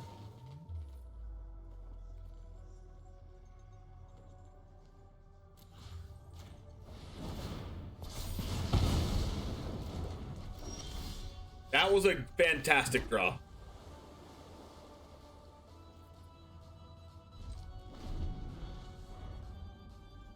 Alright, I need a second red source now.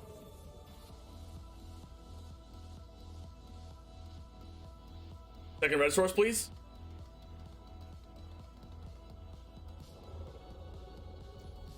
Yes, yes. They missed the land drop. Wonder if they take the results and decide that the Epiphany concerns our groupthink. Maybe. Mike Dermensch, thank you very much for the follow. Mace, how's it going? Your sideboard can have more than 15? That might be the rule. I just want more Dragon's Fires.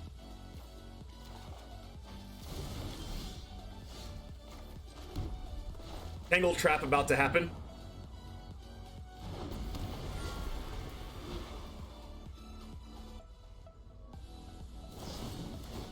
How did I know?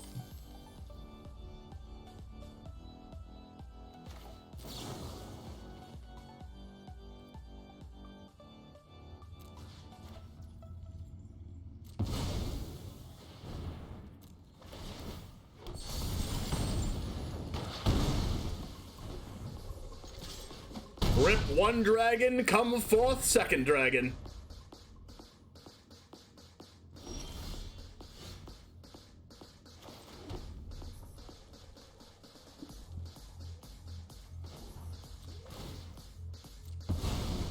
I use all my wild cards on the venture to the dungeon and all the decks I try suck. Well, try some different decks.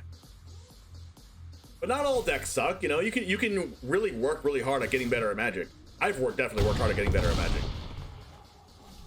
But even then, at the end of the day, you could just play it for fun. You don't have to win all the time, you know? I have fun making new decks. Doesn't mean I don't win with them.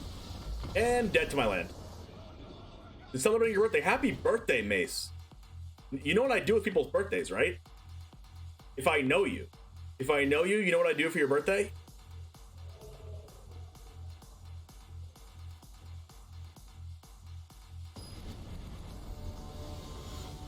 Our opponent's name is Shiver Me Timbers. I'm actually scared.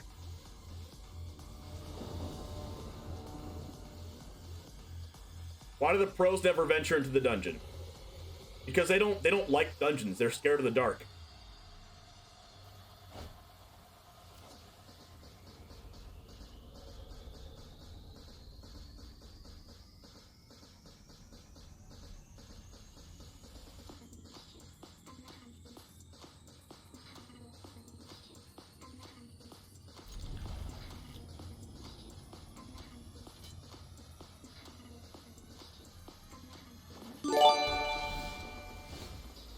Welcome back to Jamestown, Mace.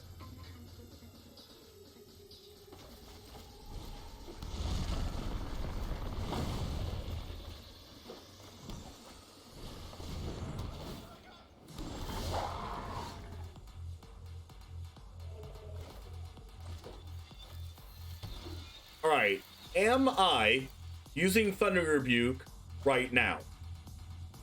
Or do I Dragon's Fire? I should probably Thunder Rebuke right now because of Snakeskin Veil, right?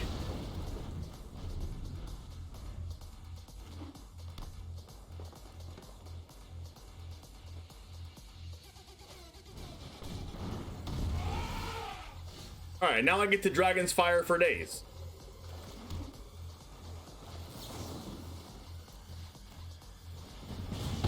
Just playing around Snakeskin Veil like it's my job.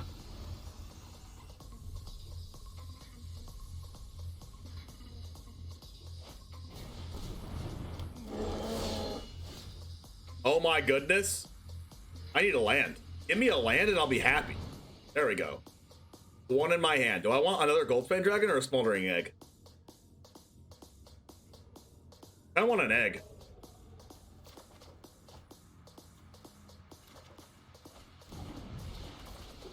Let's just keep on playing around Snakeskin Vale, revealing my Goldspan Dragon.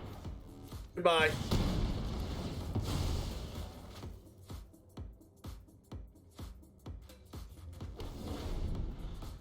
Ban Venture to the Dungeon? True, it's overpowered.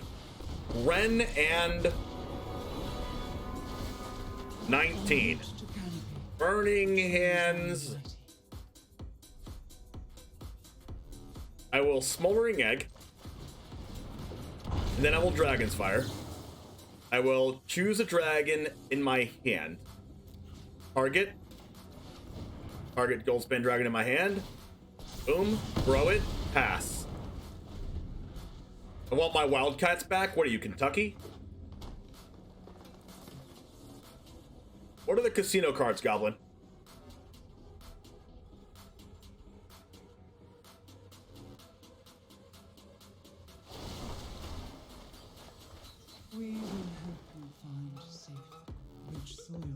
Come on, one time. Can I get a top deck emote?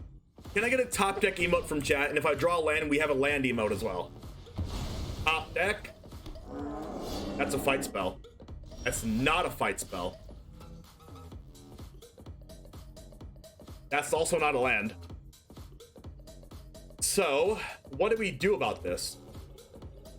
We can Memory Deluge into a 1-mana spell and a land. Or, we could Prismari Command and Burning Hands.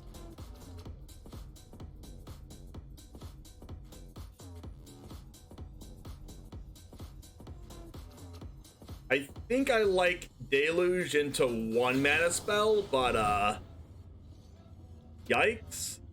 If we don't get that, that's definitely a yikes. But if we get it, we're paid off. And we didn't get there. But I do like lands, so I'm gonna go ahead and grab these two and play Shadow Skull Smashing tap or Jawari Disruption tap. I think I like Shadow Skull Smashing tap because I can cast Goldspan Dragon next turn and hold up Jawari Disruption. I think I like that. But Shadow Skull Smashing has the opportunity to come in and untap. I don't know, let's just do this. Burning Hands does hit Planeswalkers, that is true.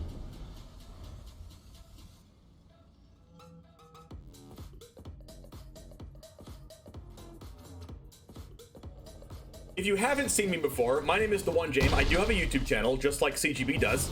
Exclamation point YouTube and chat will get you there. We're working on getting 1,000 YouTube subs by the end of the year. And there's a little bit of a giveaway. There's a little bit of a giveaway that I'm doing right now as well. When we get to 1,000 YouTube subs, I'm going to be doing a giveaway for $100 to a random YouTube sub. So make sure to type in exclamation point YT in chat, sub to my YouTube so you have a chance to enter into the $100 giveaway. All right, Fading Hope, of course. We drew the 1-mana spell off the top. So what we can do here is we can bolt this Shadow Skull Smashing, go Goldspan Dragon, Burning Hands, and Fading Hope. I think that's a great play, and I want to do it.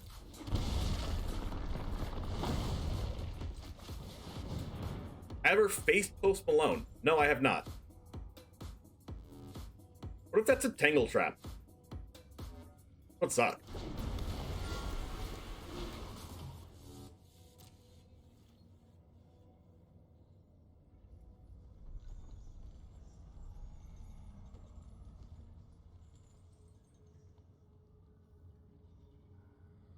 That is true, Goblin. That is the plan. Inscription. Well, Fading Hope seems like the perfect answer.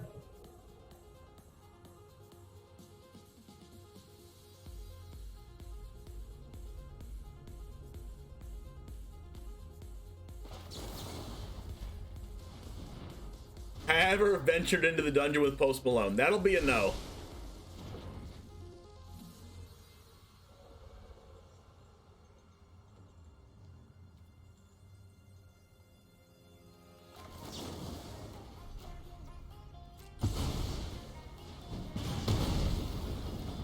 Bada bing, bada boom. Goldspan Dragon attacks, put him to 16, make a treasure. And I'll pass my turn. That's a werewolf pack leader. Let's see if we see a Blizzard Brawl. That's not going to happen. How about a billion Goldspan Dragons? Do we like a billion? I think I like a billion.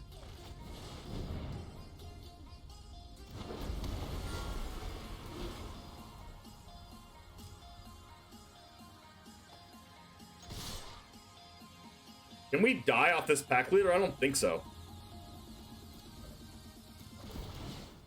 We can cast Memory Deluge if we really want to. Boom, boom. And then we'll hold up Prismari Command and hopefully we don't die. And then we're going to attack them for 8 next turn. Easy clap. Sick. Yo, it seems like this deck's pretty good when you don't have your entire sideboard in your main deck. Right? Right? I would assume so. Let's fix this. I gotta check his ratios again.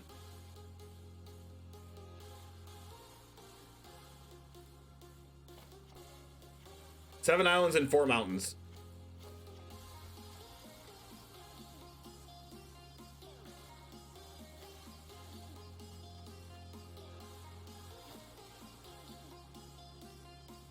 All right, obvious sideboard.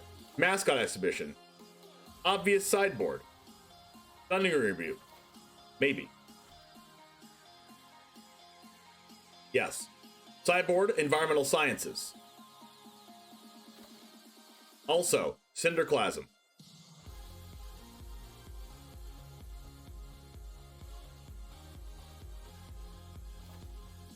One Test of Talents. One Prismari Command. One Heated Debate. 4 Hermits.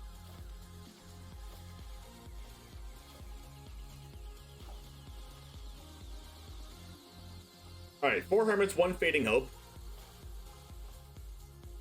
3 Burning Hands in the sideboard.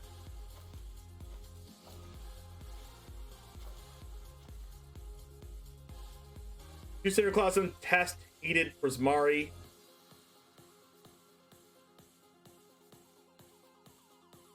Is Thundering Rebuke in the main deck?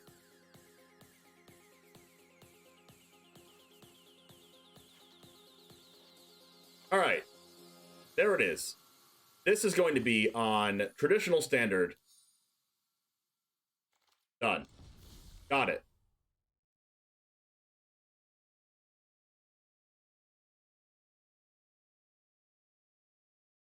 All right, let's play again.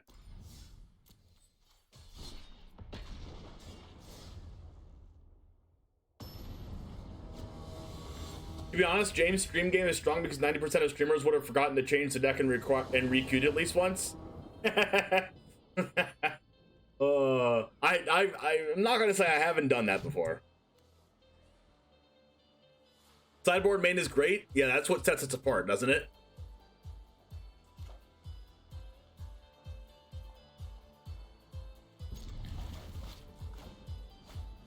We kind of messed up actually by putting the deck the way it's supposed to be.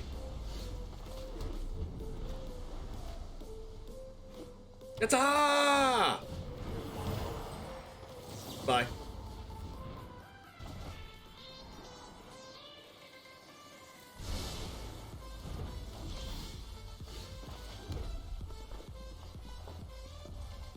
Gonna hold up Jawar Disruption.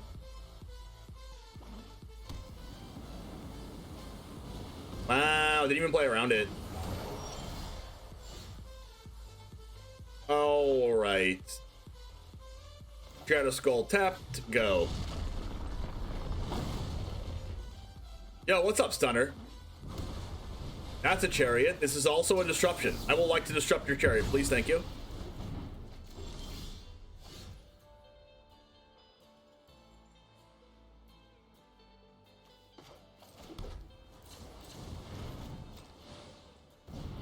Dragon's Fire or Thundering Rebuke? I think I'm just going to hold up my mana here. You don't want to mess with this assessment. Maybe we should add 2x sideboard Keswick Naturalist, can splash it off treasures. Oh, you're not wrong. That's so the play. That is the play.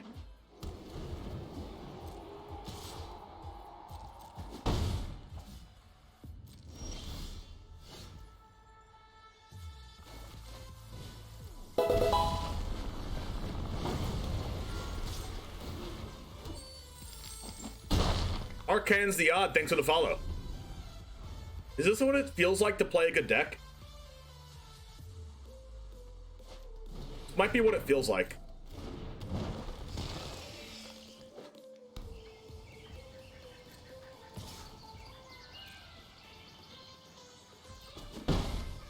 You probably have a counterspell. What are the chances Goldspan gets banned? Probably pretty low. Oh my goodness, second Gold Spoons.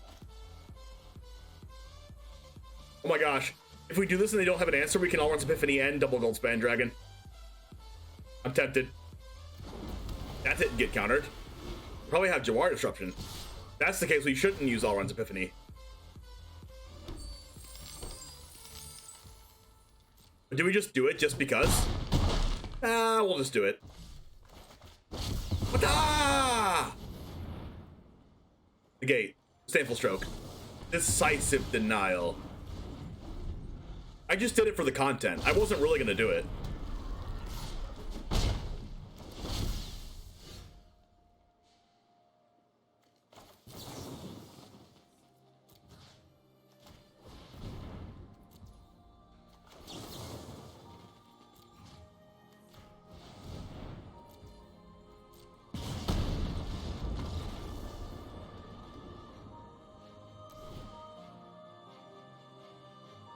I didn't see the Decisive Denial coming either.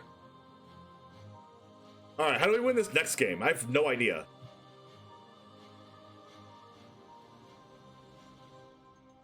Have I tried out Jet's Team Restructure deck? I haven't. The World's just ended.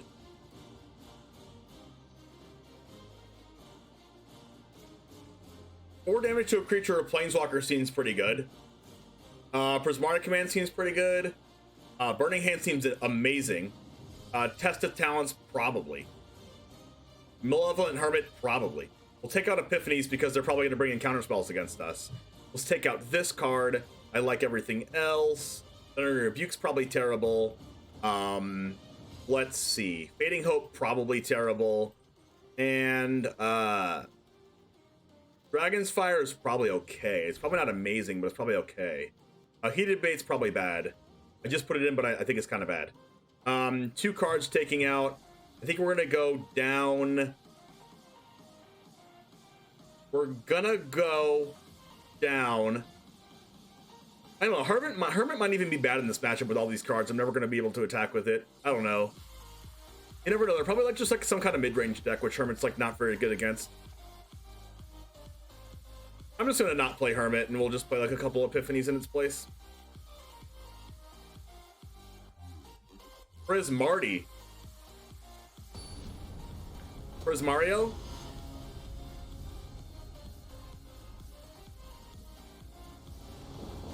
Kind of like the ring of Prismario.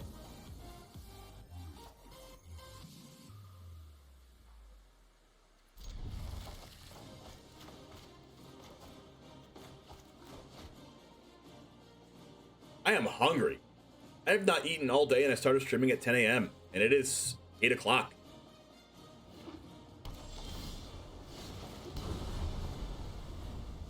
Actually, I ate a couple of bars. Never mind.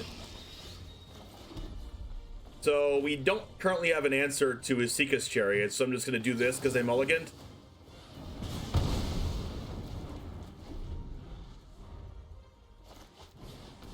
Hermit. Yikes. I guess we're gonna have to kill it.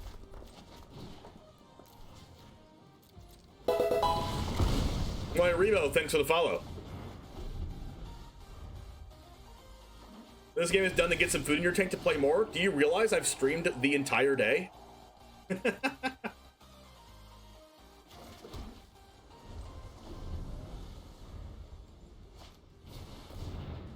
Oh, not the Geist.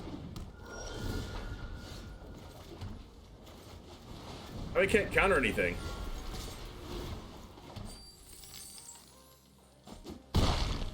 Behold, opponent, the incredible power of having more cards than you.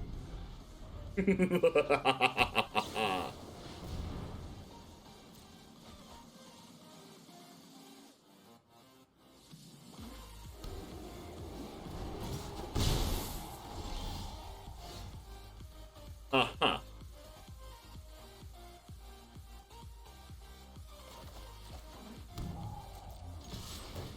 They hurt us.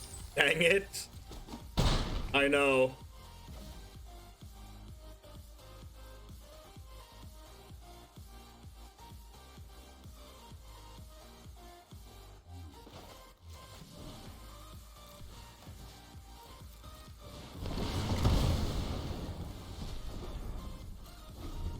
I'm on Twitch in a bit. What happened to Charizard? Exclamation point name in chat.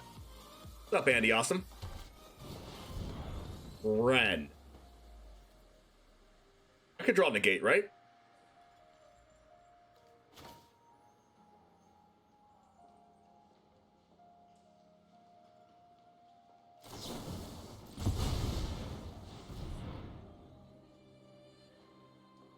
Well,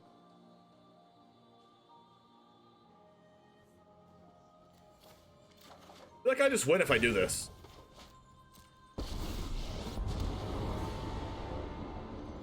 Ew, what a net deck. What's up, Adam? As if they were my home. I have to. We have to play the world's winning deck after Worlds ends, duh. From root to canopy, the trees are mighty.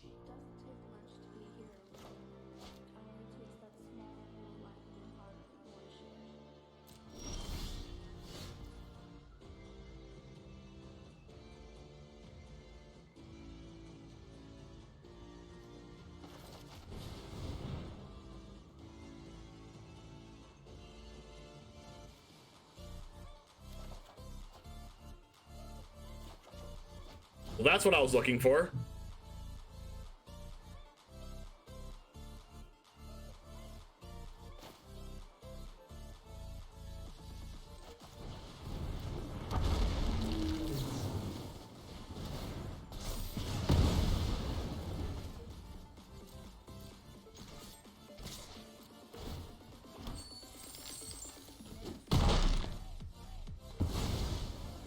Our fire must not. Nintendo came to my house with a super mushroom. It was one of those poisonous mushrooms from Teemo, you know what I mean?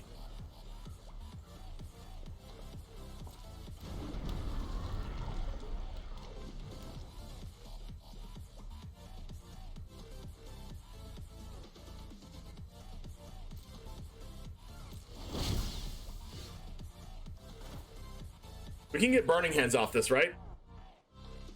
What if we just spike the Burning Hands? I'm in for spiking Burning Hands, are you? That's not Burning Hands, but it is Dragon's Fire.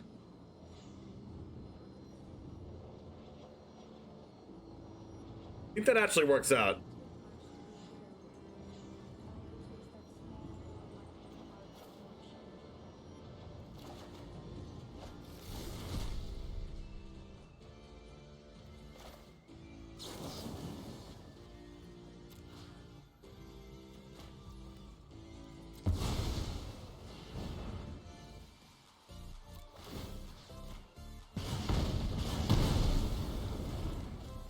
Why is this so good, chat?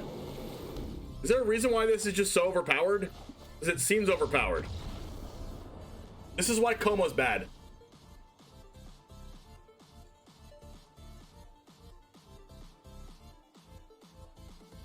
That seemed kind of overpowered.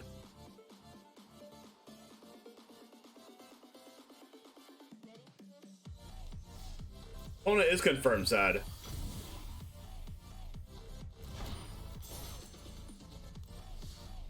Wow. Alright, do we go, chat? Do we go for black or do we go for white? White has Homestead Charge, Ambitious Farmhand, Adeline, Beloved Beggar, Curse of Silence, and Intrepid Adversary. Good for mono white. Black has Rotten Reunion, Baneblade Scoundrel, Giza, Covert Go Cut Purse, Painted Adversary, and Cursive Leeches. Oh yeah, definitely white.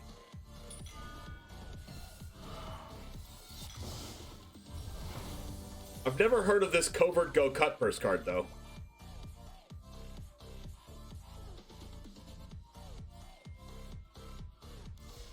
The Dragons is not much good on best of one. Tried the Champs deck earlier today. Oh, yikes.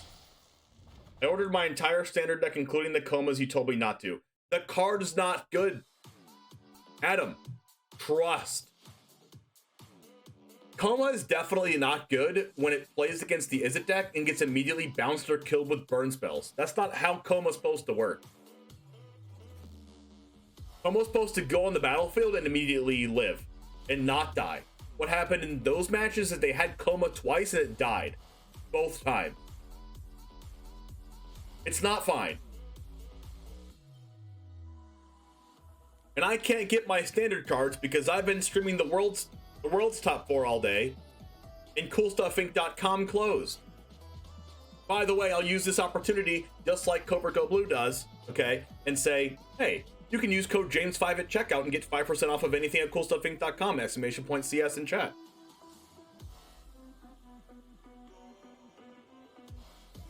No card with the name Yuta were found. Gale and the Healer, you're gonna have to wait about 6 months. Alright, I've been streaming literally all day. Okay, so let's go ahead and raid somebody else because I'm gonna go ahead and do something else that doesn't involve streaming. I've been streaming since 10 o'clock in the morning. If you want to see me again, make sure to tune back in tomorrow at 10 o'clock in the morning Eastern. Have a wonderful rest of your day. Make sure to check out the YouTube channel, trying to get to 1,000 subs if you didn't hear me say that before. !YT in chat to get there, and check out all of my Magic Gathering YouTube content. We're going to go ahead and give a sweet raid to Jaffer MTG, super close to hitting Twitch partner. It'll be amazing if we can just be a little tiny piece to get him there to partner. Have a wonderful rest of your day, folks. Thank you very much for CovertGoBlue for the raid. Thank you for all the follows and support during our co-stream of Worlds. And congratulations to Yuta Takahashi for winning the entire thing with Izzet Dragons. Back with more Izzet Dragons tomorrow at 10 a.m. Eastern. Have a wonderful rest of your day. And as always, Goose Gang out. Let's go!